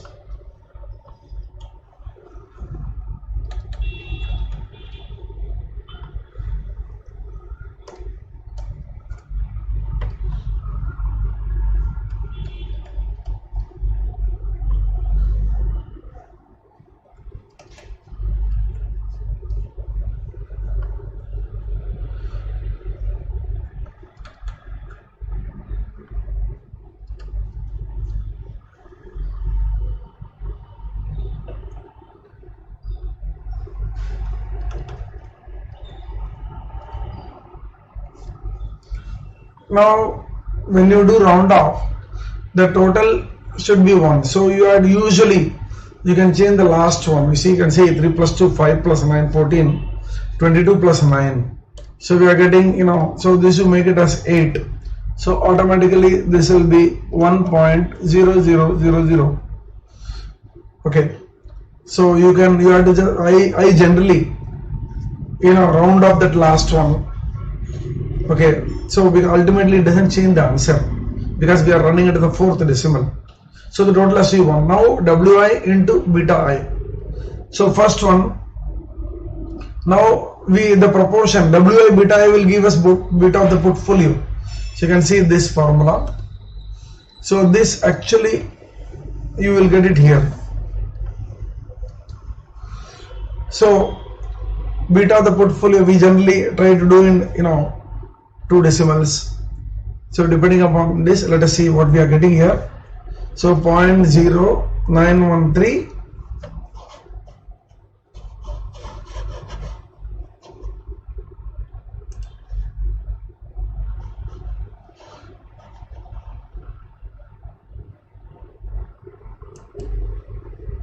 divided by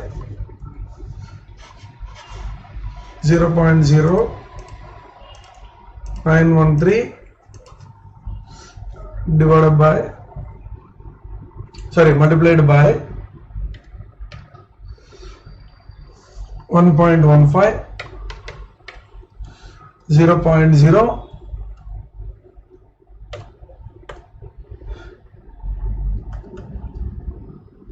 105 0.1050.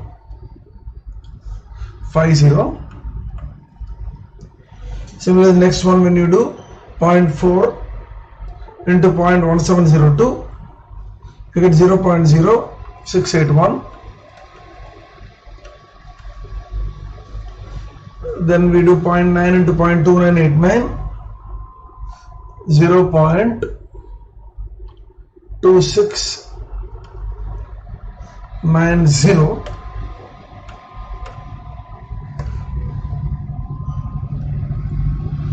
Then we get 0.3256, then we get 0.0824.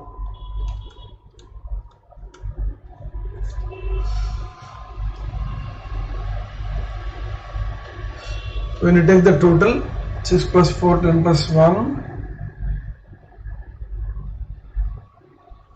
0,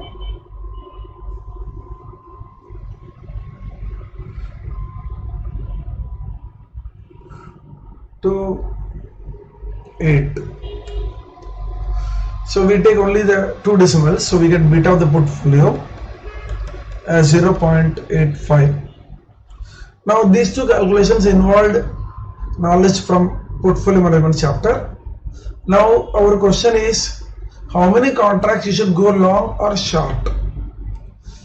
In derivatives we have a very simple formula, a master formula to calculate number of contracts. Now we need perfect hedging. What is the meaning of perfect hedging?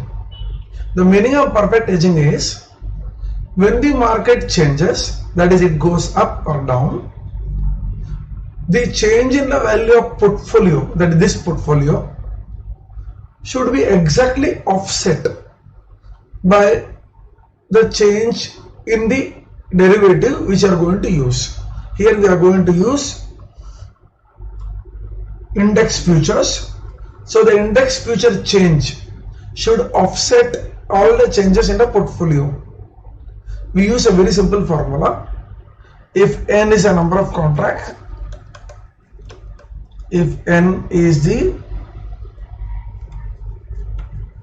number of contracts, then we can find n by solving portfolio value into beta of the portfolio plus n into number of underlying units in each contract into futures price. Now here you have to be careful. We are not supposed to take theoretical value. We are supposed to take market value. Now market value is given as 8774. Fund manager is calculating 9485. We should not take that, because you are going to ultimately do the trade in the market at market price. So we need market price. We can't use the theoretical price. So you have to be very careful in substituting here. Now this should be equal to portfolio value into beta star. I'll explain this. Now this formula, you can see left hand side, my beta is 0.85. Value is 16514750. So 1 crore 65 lakhs 14,750 is the value of the portfolio. The beta is 0.85. I want perfect hedging. Perfect hedging means all the changes in the portfolio should be offset using index futures. So therefore the target beta should be 0. So I will write here is equal to 0, since target beta, that is beta star, is 0 due to perfect hedging. Now if the hedging is not perfect, means I don't want my beta to be 0. I don't want my target beta to be 0. Suppose I want target beta to be 0.5. Then I am asking for imperfect hedging or partial hedging. Partial hedging means I don't want to remove all my losses in the portfolio. So if I want to offset or remove all my losses in the portfolio, all, then it is a case of perfect hedging, then beta star is 0. If not, then as they give in the problem, we have to use it. So in this case, perfect hedging is given, therefore beta star is 0. So when we substitute this, we get 16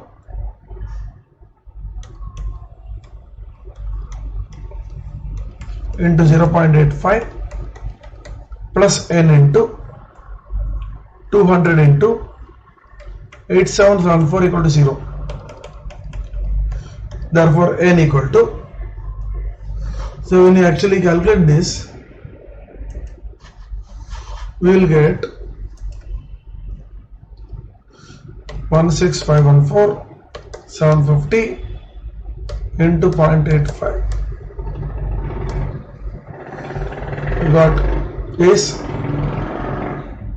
divided by 8774 divided by 200 will give you 7.995. So we are getting n equal to minus 8 approx. Now minus sign tells that I have to short. Had we got plus sign, we would have gone long. So the answer is, therefore,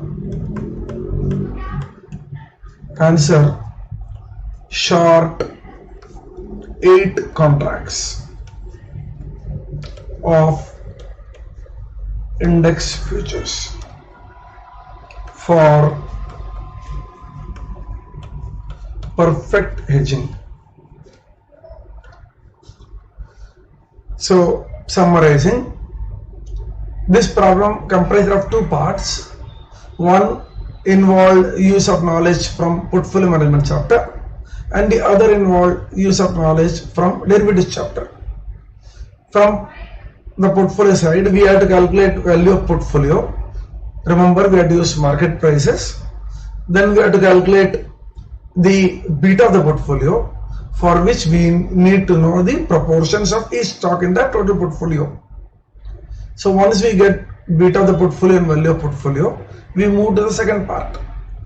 We use this formula which we wrote here, that is portfolio beta, value into beta of the portfolio plus n into underlying into f is equal to portfolio value into beta star. By substituting the required values, we got n equal to minus 8. Minus tells that I must short. So therefore answer is short 8 contracts of index futures for perfect hedging. I hope you understood this.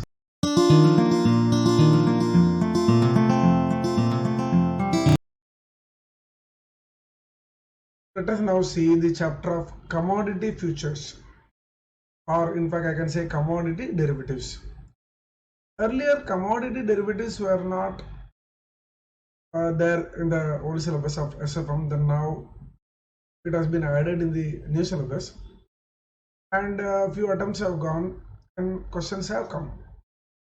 Very important part of derivatives, so you can include it under derivative section, and usually a question combined with pricing of futures or simple hedging strategy is asked.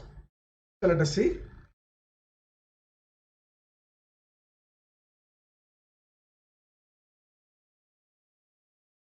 Commodity, we can write hedging. Mostly questions on hedging comes. Now when we examine real options in capital budgeting, there we will see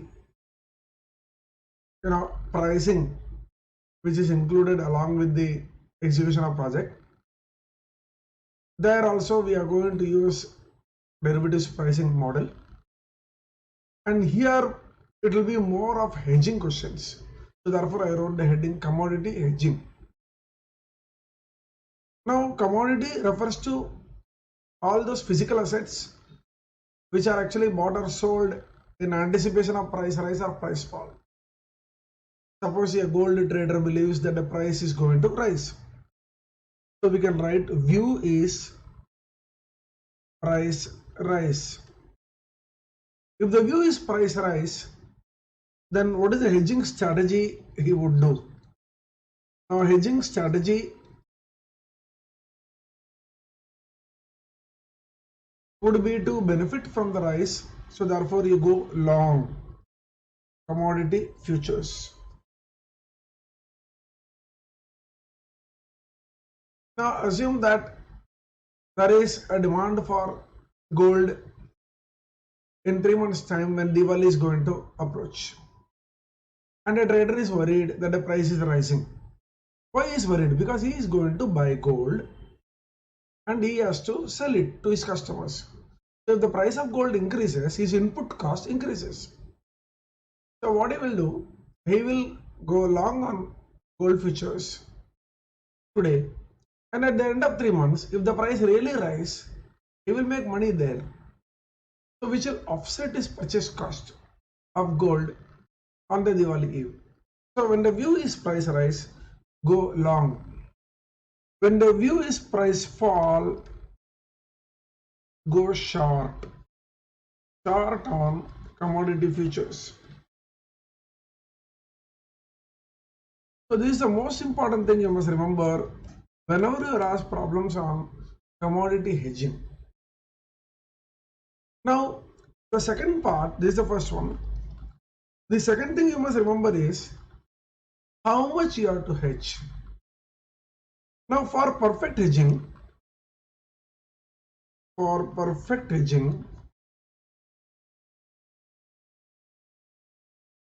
means what? Perfect hedging means all the anticipated losses in the underlying will be offset by the gains from the futures. So the intention is all the anticipated losses in the value of the underlying will be offset by purchase or sale of futures. That is perfect hedging. Now when perfect hedging can happen? When hedge ratio, what is hedge ratio? Value of hedge divided by value of underlying.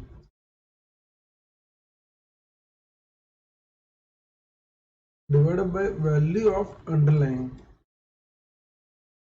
means what? Suppose I am going to have 100 kg of gold as an underlying. So I want to hedge 120 kg of gold futures. So value of derivative is 120 kg worth gold futures. Okay, whatever is the price. And what is the value of gold? 100 kg of pure physical gold. So this is called hedge ratio. So in perfect hedging, so if for perfect hedging, if the hedge ratio has to be equal to, for perfect hedging,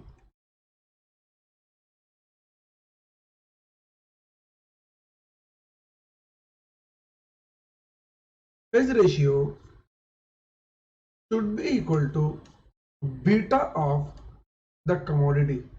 C stands for commodity.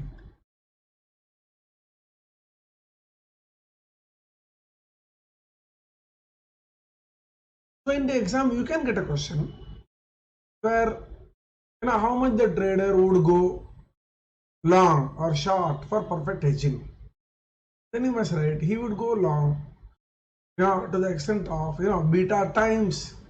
Now so this hedge ratio should be equal to beta. So let us substitute just here. I'll answer that question.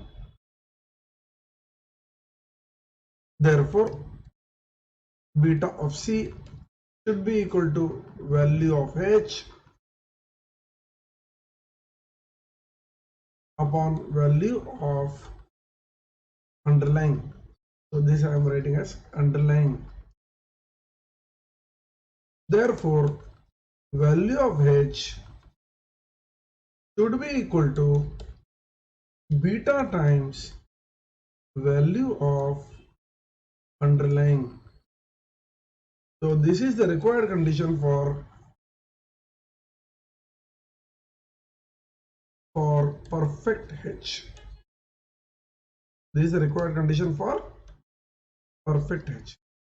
So one question was asked in CA final exam, old syllabus, but you are likely to get it 100% anytime soon. So how much quantity he must hedge? He must hedge beta times the value of underlying.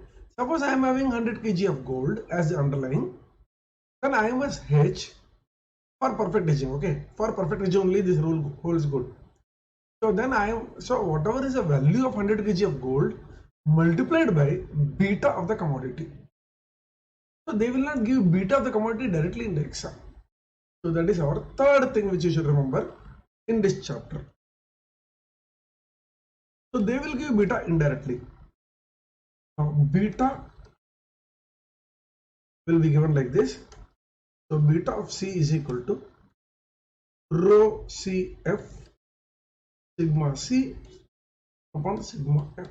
So this is a popular formula which we have learned in portfolio management chapter.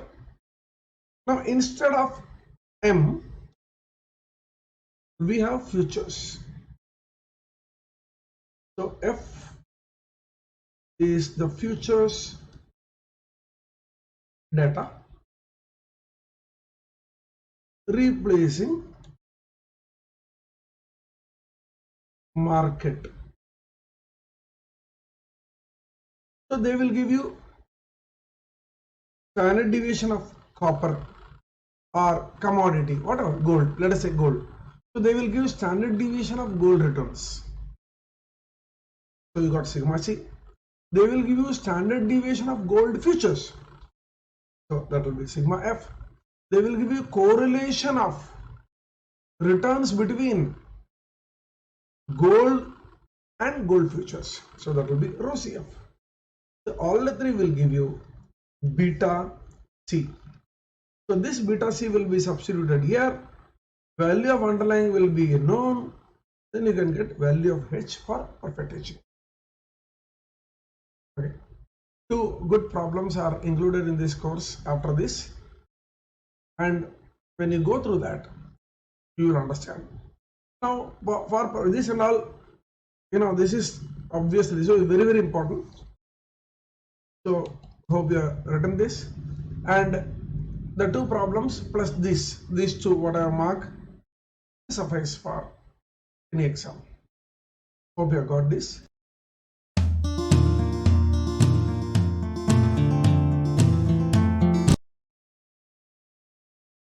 Let us read this problem.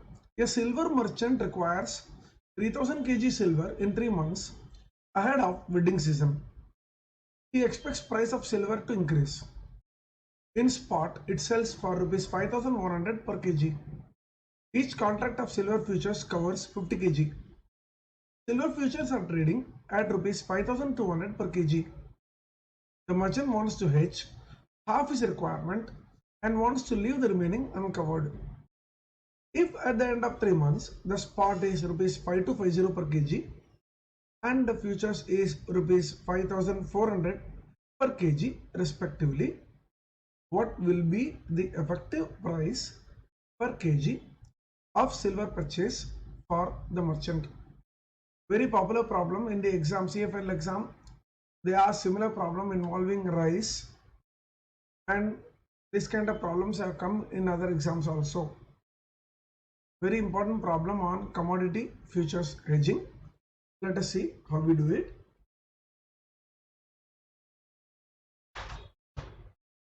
If the view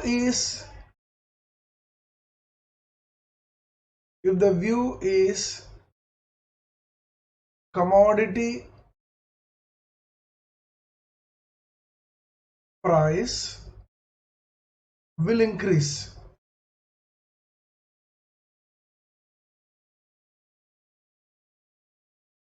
then you buy futures. If the view is commodity futures will decrease, you sell futures. Please understand, a consumer of a commodity who is also called the prospective buyer of the commodity will face risk if the prices increase because he is going to buy. So he will hedge by buying futures. Similarly, A producer of a commodity who is holding the commodity for sale will face risk when he expects price to decrease. He will hedge by selling futures. In this problem, we have a silver merchant who wants to buy 3000 kg of silver. When? 3 months from now. Currently, silver futures are quoting at rupees 5200 per kg. So we'll have to first write silver merchant is expecting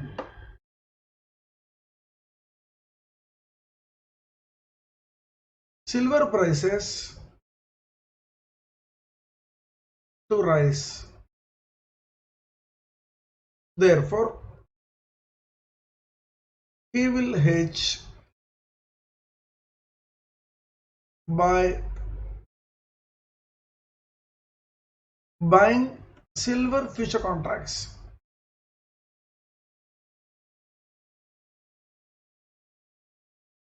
This is a very important statement which you have to write. So he is going to buy silver future contracts, quoting at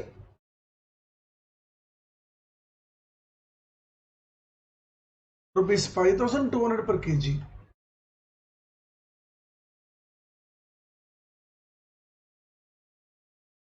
Now, how many contracts he will buy?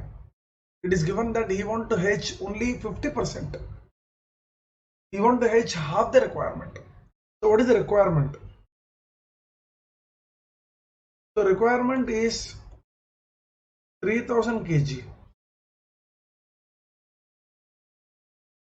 Half the requirement will be 1500 kg. So each contract 50 kg. Therefore, number of contracts is equal to size of exposure to be covered divided by size of contract is equal to 1500 kg upon 50 kg equal to 30 contracts. So silver merchant will buy, therefore the merchant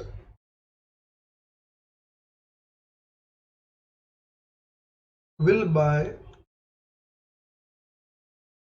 30 contracts at 5200 per kg. So he would do this, then 3 months will pass.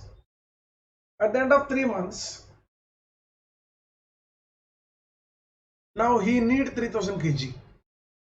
So at the end of 3 months,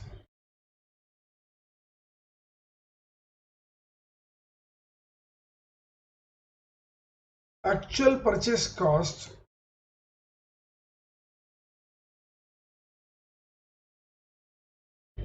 of 3000 kgs,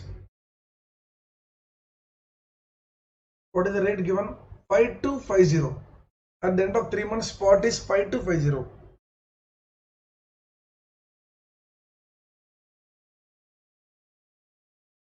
So this will be equal to 3000 into 5250. 1 crore 57 lakhs 50,000. 1 crore 57 lakh 50,000. So this he will actually purchase because he needs it. He has purchased derivatives also, 30 contracts, and he bought at 5200. Now, what is the price of futures?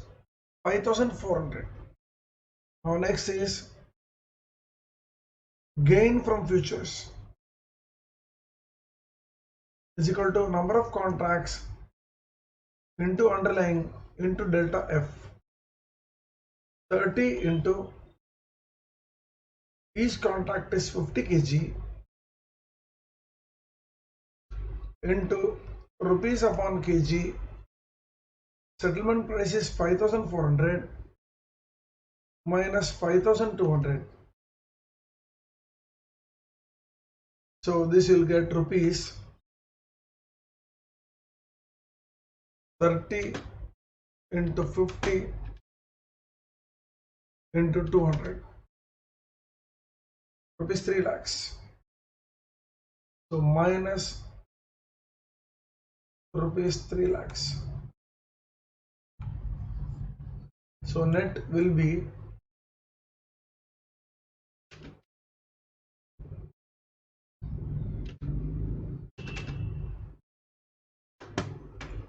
1545 .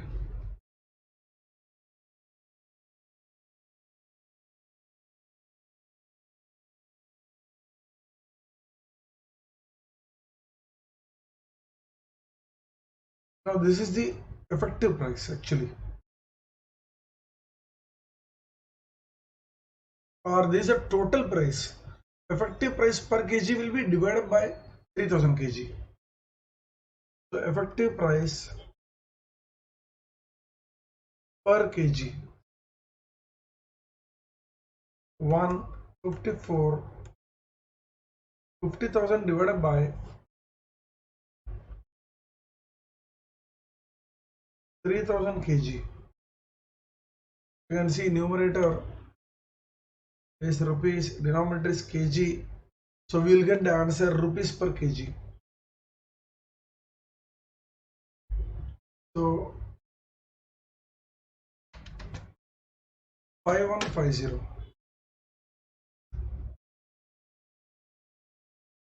So effective price per kg is 5,150. Fairly simple problem. The trap here is you are hedging only 50%. So you have to be very careful in doing this part. The requirement is 3000, but he want to hedge only half the requirement. So therefore we are getting 30 contracts. Otherwise you would have got 60 contracts. Hope you understood this.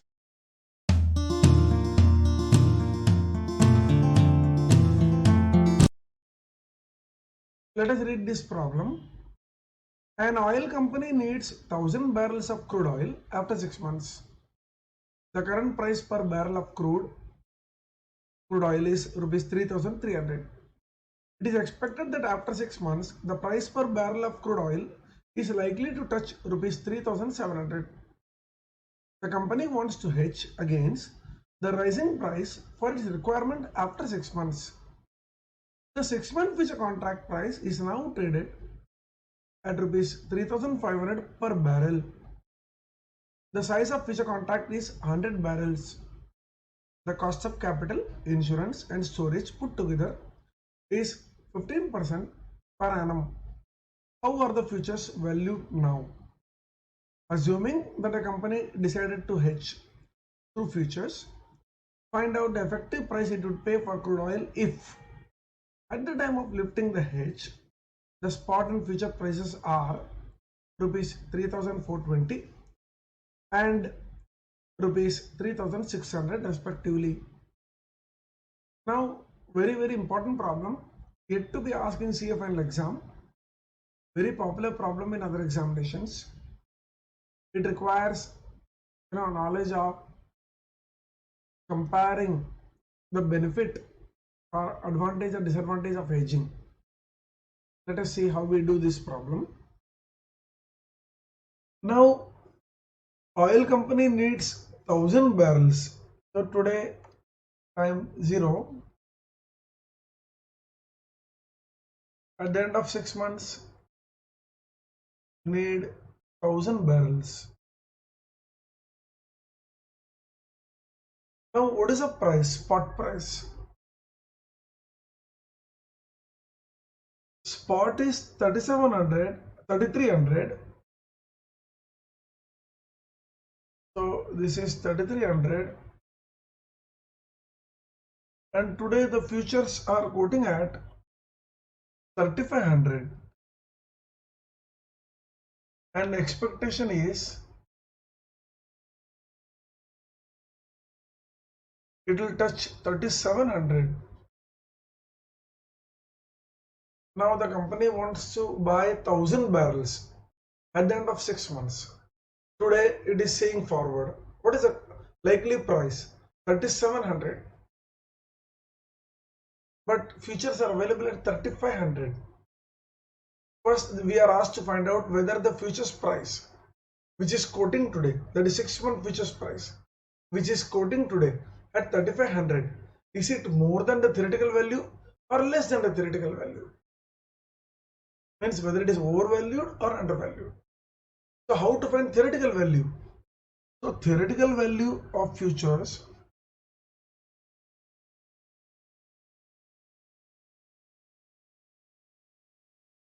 will be F equal to S plus S into R upon 100 into T upon 12.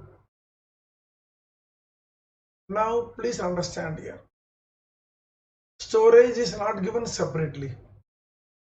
Had it been given separately, I would have done another one. S into small s upon 100 into T upon 12. But they have clubbed everything here.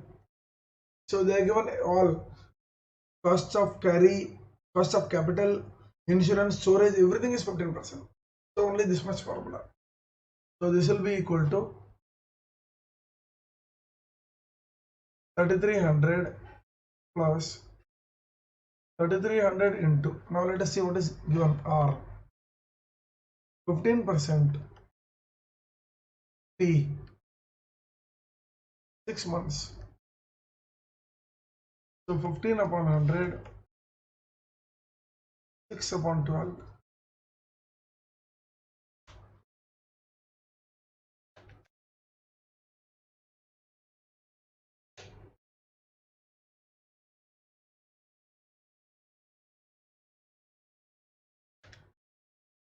Three five four 7.5. Now this is the theoretical value, but market value of 6-month future is equal to 3500.00. Therefore, futures are undervalued.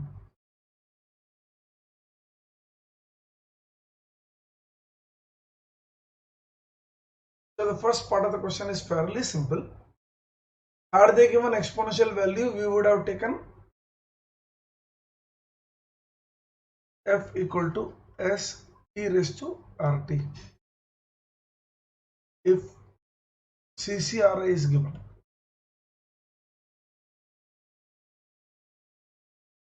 But they are not given that, therefore we have used simple interest. The futures are undervalued. Now they are asking how the company will hedge. Now what is the view? Oil company's view is that oil price will rise.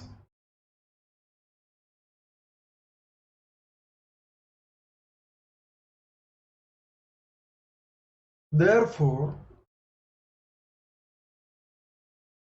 it will hedge by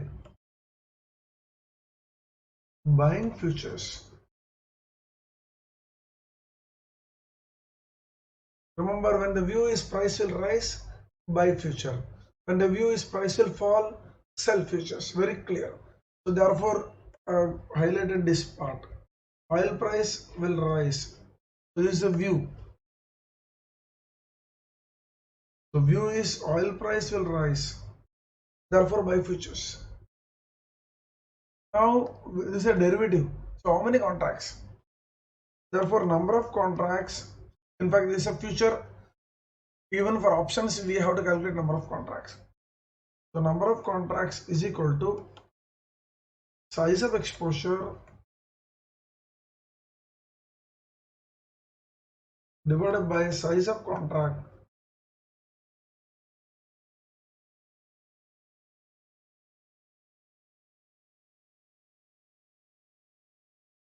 now. What is the size of exposure? How much it wants to buy? 1000 barrels. What is the size of each contract? 100 barrels. Equal to 10 contract. So oil company will buy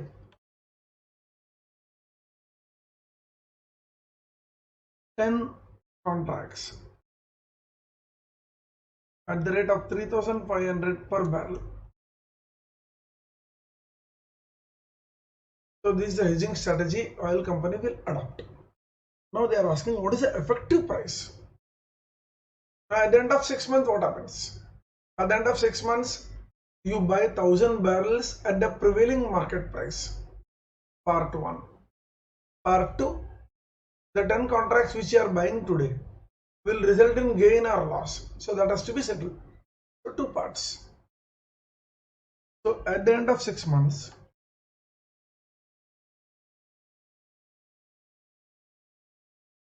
A, actual purchase cost of 1000 barrels at prevailing price. And what is the price they are given to us? Prevailing price of rupees 3420 per barrel. So this will be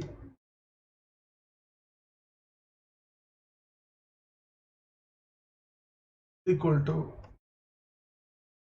1000 into 3420.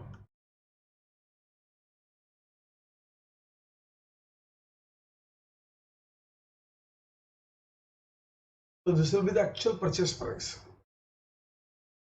Now we have bought 10 contracts at what rate? 3500. What is the price of futures at the end of 6 months? 3600. So we bought it 3500. Now gains from futures. Now we can give this heading only after seeing at what price we bought, what price we sold. Otherwise you would have written losses from futures. So gains from futures. Futures bought at 3500 per barrel. Futures price on settlement date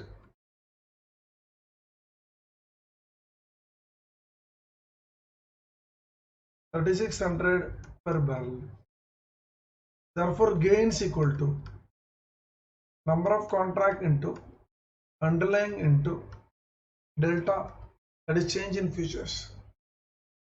Number of contract 10 into 100 barrel into rupees upon barrel 3600 minus 3500. You can see the barrel is cancelling, we get the answer in rupees.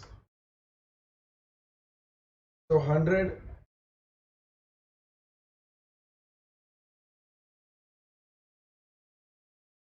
so 1 lakh rupees. So gain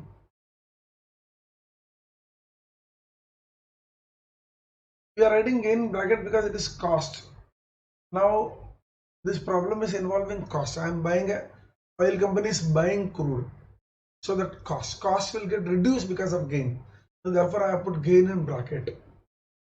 So this will be rupees 33,20,000. Therefore effective price per barrel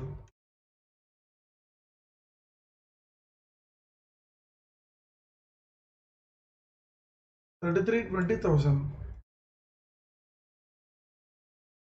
divided by 1000 barrel 3320 per barrel. So this 3320 per barrel. So the answers are the futures are undervalued and the effective price per barrel is 3320. Fairly easy problem, but still you have to present it well. Hope you understood this.